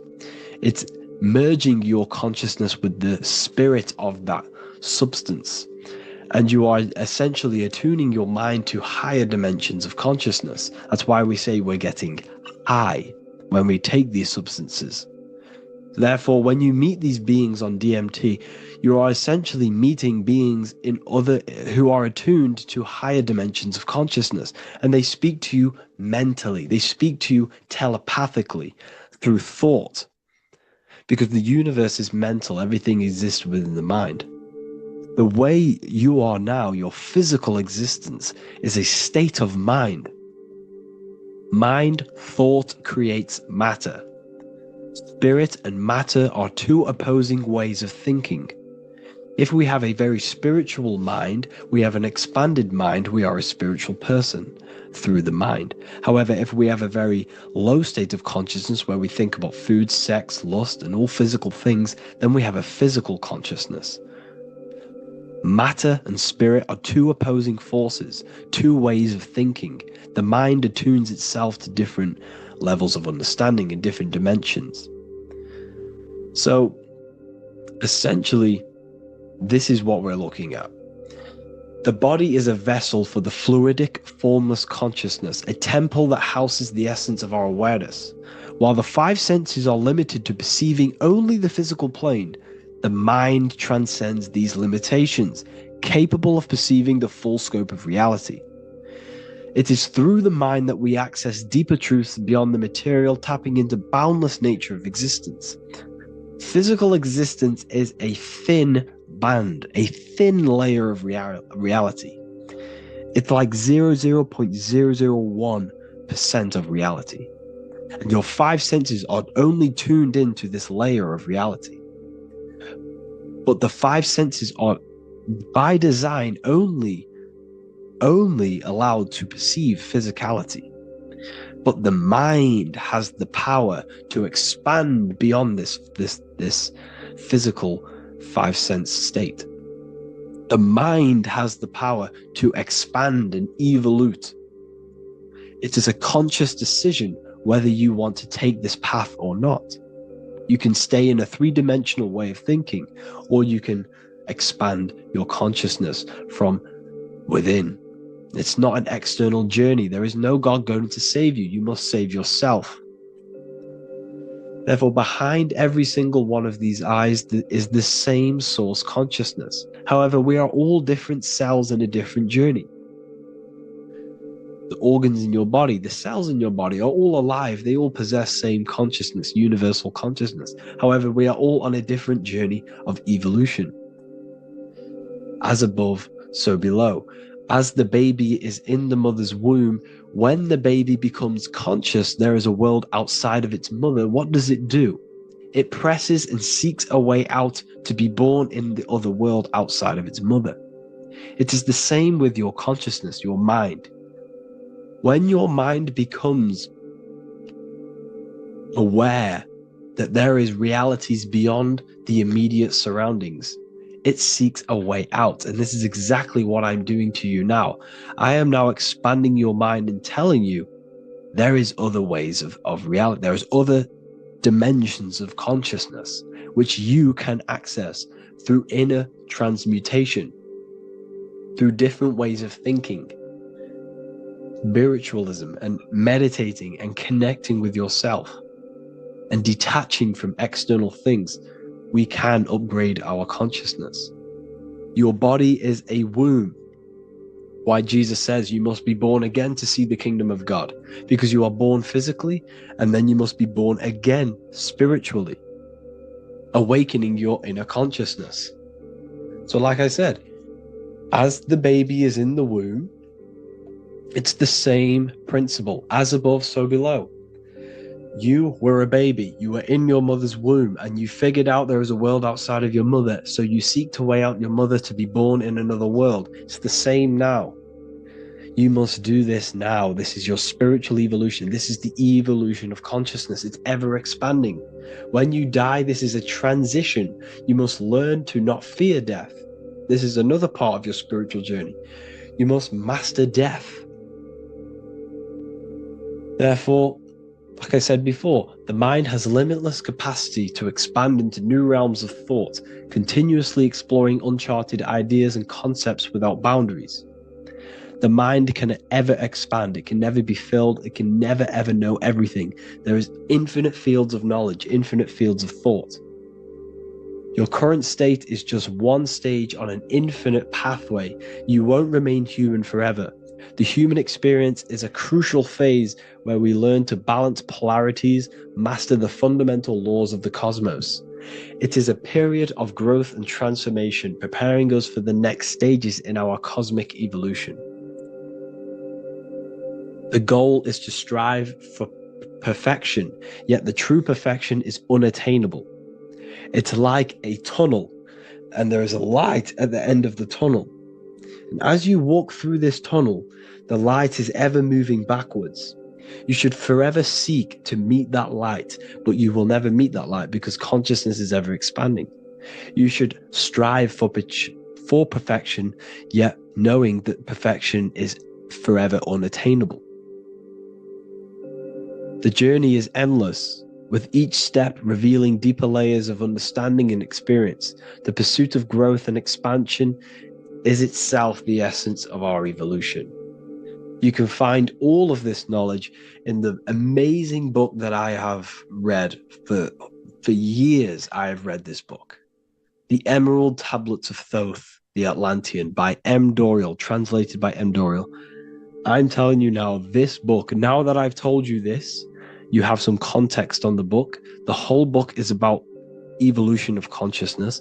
He's talking about higher dimensions beings. He's talking about how you can transcend this physical plane.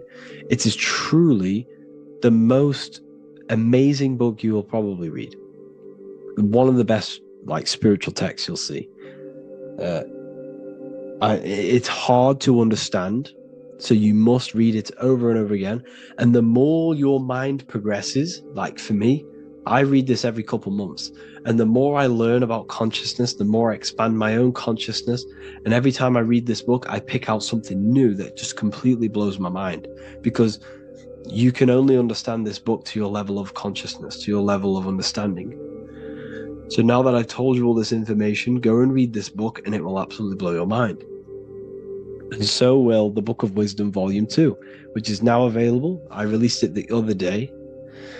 I'm just going to read a page out now. This page is called Spirit and Matter.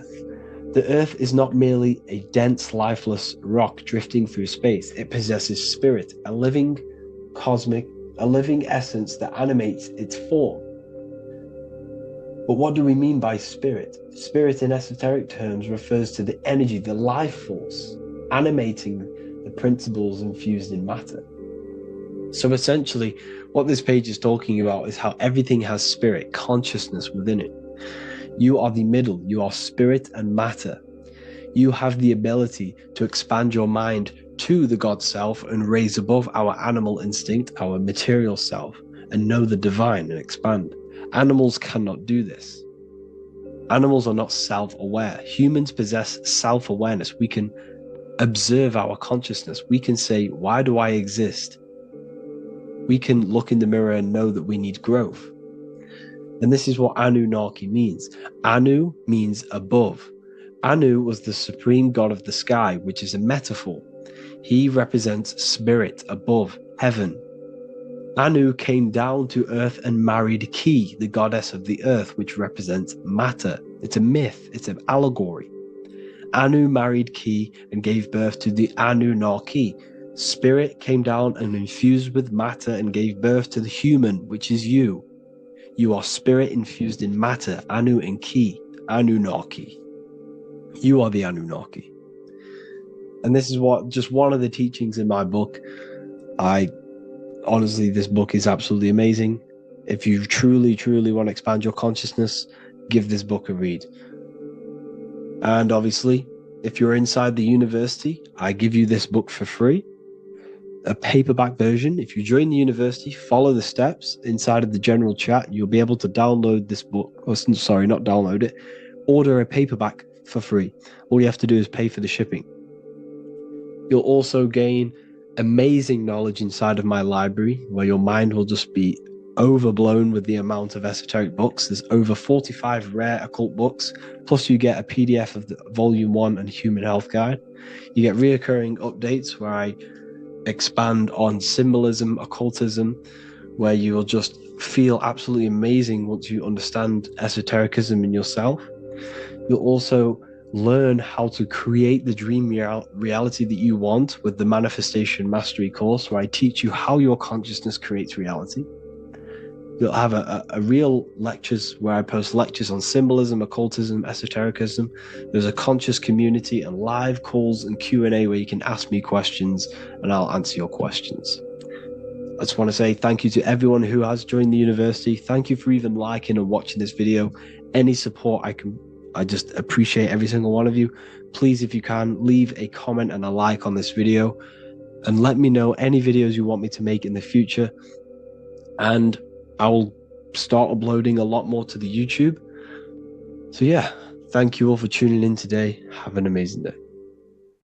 What if the word Yahweh is proof that God is embedded in our very own being? Stay with me, because what I'm about to show you might change the way you see yourself forever.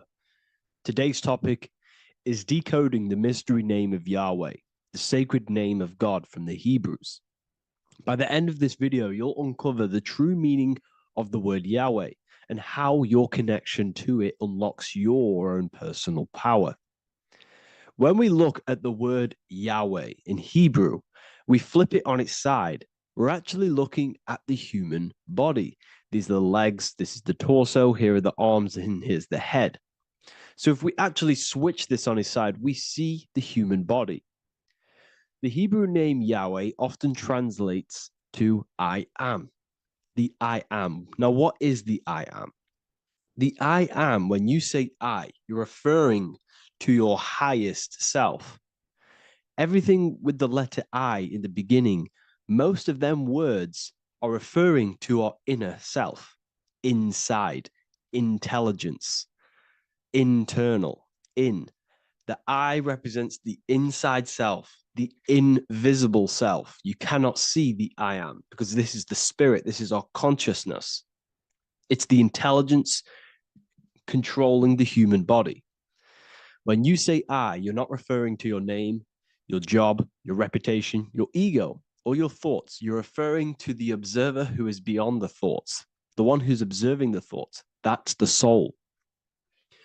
Look at the word Yahweh, Yahweh, the sacred name of God. Yahweh can be observed in the natural rhythm of the human breath. When inhaling, we subtly hear Yah. When exhaling, we hear Way. Do this yourself. Breathe in through your nose, you'll hear Yah. Breathe out, you'll hear Way. And in fact, the letter H, H, when it's pronounced, it carries the soft sound of wind or breath, a gentle exhale that mirrors the very essence of life, giving air. Breath is the spirit of life. It's what connects us with consciousness. If we stop breathing, we lose consciousness. The body shuts down. We're breathing the spirit of breath. We're breathing in the spirit of life. It's the very essence that gives us physical existence, and we're constantly staying connected to this breath at all times. Now let's look at Yahweh. 1, 2, 3, 4. There are 4 letters. The Tetragrammaton is the 4-letter Hebrew name for God. Okay? Tetra meaning 4. We have 4 gospels of Jesus. Jesus is depicted with a cross with 4 sections. Jesus has the 4 sacred animals around the side of him, always depicted with these 4. A bull or an ox, an eagle, a man, and a lion. These are the 4 fixed signs of the zodiac. Aquarius, the man, Scorpio, the eagle, Leo, the lion, Taurus, the bull or the ox, which are related to the elements. Leo is a fire sign. Aquarius is an air sign. Taurus is an earth sign. Scorpio is a water sign. These are the 4 elements. And the 4 elements correspond to the 4 bodies of consciousness, as we see here. This is fire. This is air. This is water. This is earth. So we are made out of the 4 elements. which represent the four bodies of consciousness: mind, emotion, spirit, and body. The soul is incarnated into four sections. Hence why Jesus has four gospels. Hence why Yahweh is a four-named word, because we are tetraform. We have four bodies of consciousness. There are four pillars to reality: the mind, emotion, spirit, and the body. So what we're actually looking at here is the name of the very essence of the self. Yahweh represents the universal consciousness that we're all tapped into, because the body is like a radio. The body is basically a radio antenna, which is picking up this stream of consciousness, and we're all the same consciousness, just experiencing it in a different body. And Yahweh is the name for this intelligence that we're all acting out, that we're all manifestations of. So now let's look at the word Yahweh, where we read it this way in Hebrew, which is 10565. 10565 in the Hebrew letters and the numerical values. And the DNA is made up of four bases. These four things which create the DNA. This basis is the genetic code for all living things. Each DNA strand is held together by sulfur bridges that appear in a repeating pattern of 10565. This pattern matches the numerical value of the Hebrew letters of Yahweh, Yod, He, Vah, He, which are 10565. This means the structure of DNA, the code of life, follows the same number sequence as the sacred name of God, Yahweh. This is a factual observation. So we're looking at 10565. So let's look over this one more time. Yahweh represents the breath, Yahweh, inhale, exhale. It translates to I am. It's written in our DNA. The word Yahweh on its side looks like the human body. Now, this is where things get a little bit deeper. 10565 adds up to 26. The number God, well, the word God adds up to 26. Allah adds up to 26. There are 206 bones in the human body, 26. 26 adds up to 8. 8 is the number of infinity. We are all the infinite consciousness. Consciousness will never die. It's immortal. It's infinite. We are all infinite. We are not these skeletal structures. We are Yahweh, the universal consciousness. The creator of all things is our essence. We're all God with individual identities, but the highest versions of ourselves is God. The ego is our own personal experience of God. Does this make sense? So in conclusion, Yahweh is not the name of a separate God from us, but rather the reflection of the divine consciousness manifesting through the human form. The human body is like a receiver acting as an antenna that tunes into the infinite intelligence and life force we call consciousness or God. This means that rather than being external, the divine presence is within us, expressed through our very existence. It's very interesting when we look into this, and what religion has done has flipped all of this knowledge. All of this sacred knowledge has been externalized. They've externalized God so that we worship God and we view God as something separate from the human experience. They do this so that we don't find the God within us, so that we don't find that we have the power of creation. The mind is the creative force of God. The body is the will to act out that thought. They don't want us to figure out that we are creators and we're all creating our own earthly experience. We're all projecting this reality. And they don't want us connecting with the divine intelligence within us because they want to be the creators. They want to keep this knowledge. They don't want the masses to wake up to this powerful knowledge. So what they've done is that they've taken the scriptures, they've externalized it so that we start worshiping and giving away our power to these external things. And when God is external, we start to fear God because we start to think that God has power over us. He can send us to hell or heaven. So this is what's going on. They've been externalizing this for thousands of years to keep us in a suppressed state. Okay. Humans are very advanced because we possess self-awareness. We possess the ability to move our awareness and our thoughts outside of the instinctual nature. For example, a cat or a dog. These things can only live in their instinct. They live based on instinct. They smell, they eat. That's pretty much what they do. But humans, we have the ability to rise above that nature and turn to our infinite selves, our higher selves. We can move beyond our instinctual nature and create very advanced things. That's why humans are made in the image of Yahweh. We are literally God in human form. So this is what we all need to realize. And I hope this video has helped. Please leave a like, a comment on inside of the description. I'll have some links to my books and my university. The people who have read them have just absolutely changed their lives. You could probably see that in the comment sections if someone leaves a review of the book. We also have Trustpilot. But yeah, I thank you all. And I'll see you in the next one.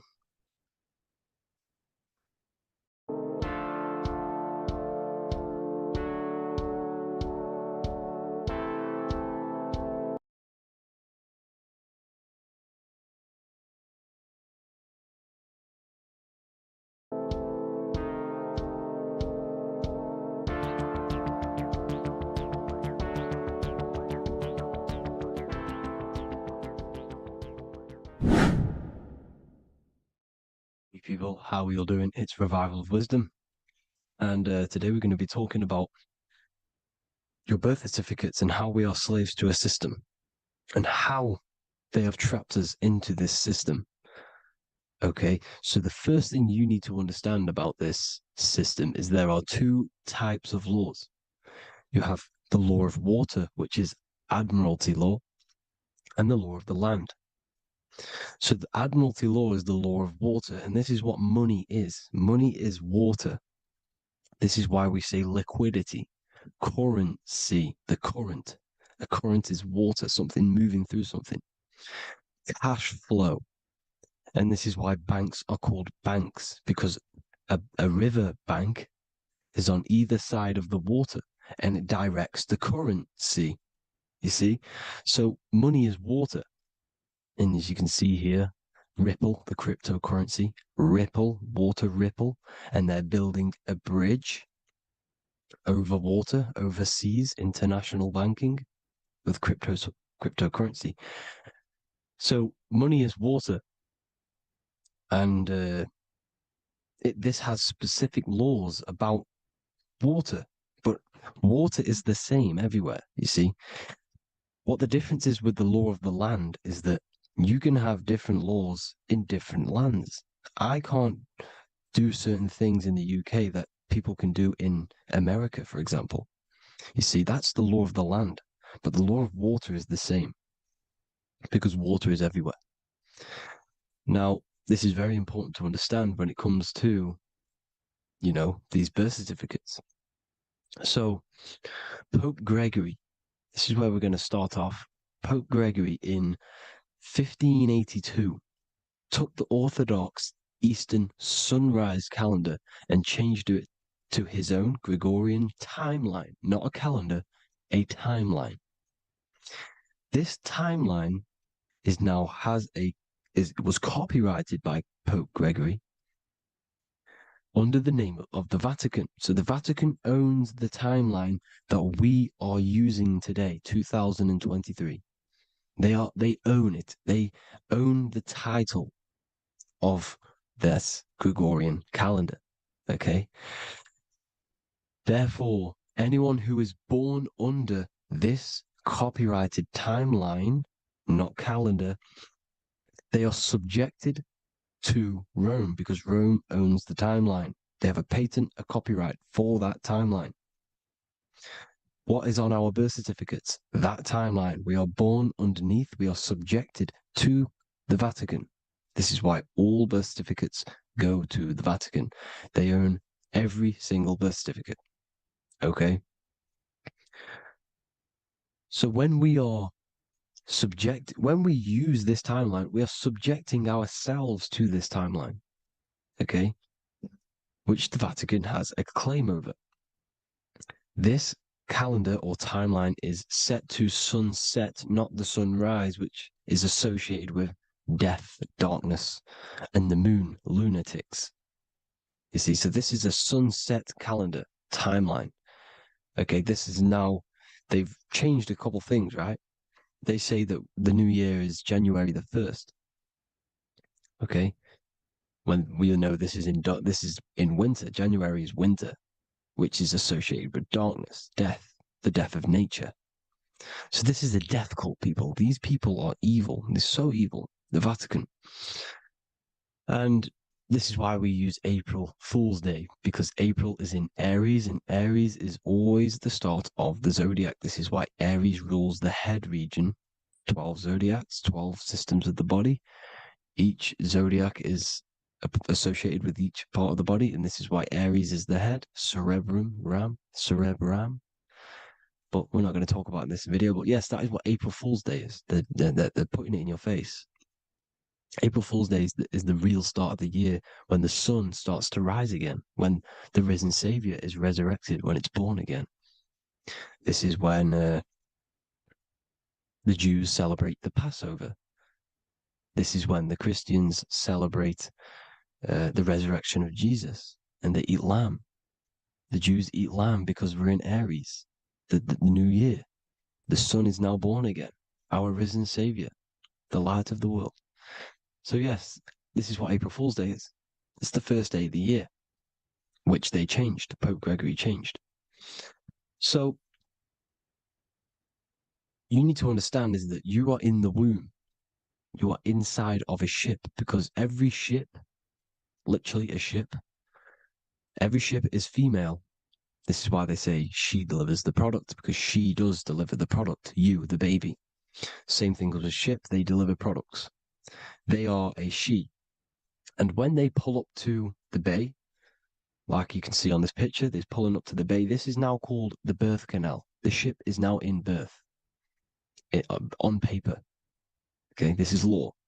And when they pull up, they tie up to the bay, and now they get a certificate of manifest certifying all of the products which are on the ship and what they are bringing into that nation. Okay, so you're bringing in this many of that, everything's on the certificate of manifest. And this certificate of manifest is also your birth certificate, because you are traveling through water when you are in the birth canal of your mother, because you are in water when you are in the womb, and you travel through the birth canal. And when you arrive, you get a certificate of manifest with the name, how many, the quantity, that's your birth certificate. Okay. And this is what it is. We are a we're not a corporation, but we represent a corporation, which is your name in full capital letters. That is your corporation. You cannot physically tax a body, but you can tax a corporation. This is why we get charged. This is why we get taxed, because it all goes down to the corporation which our name represents, which we are subjecting ourselves to. We are my name.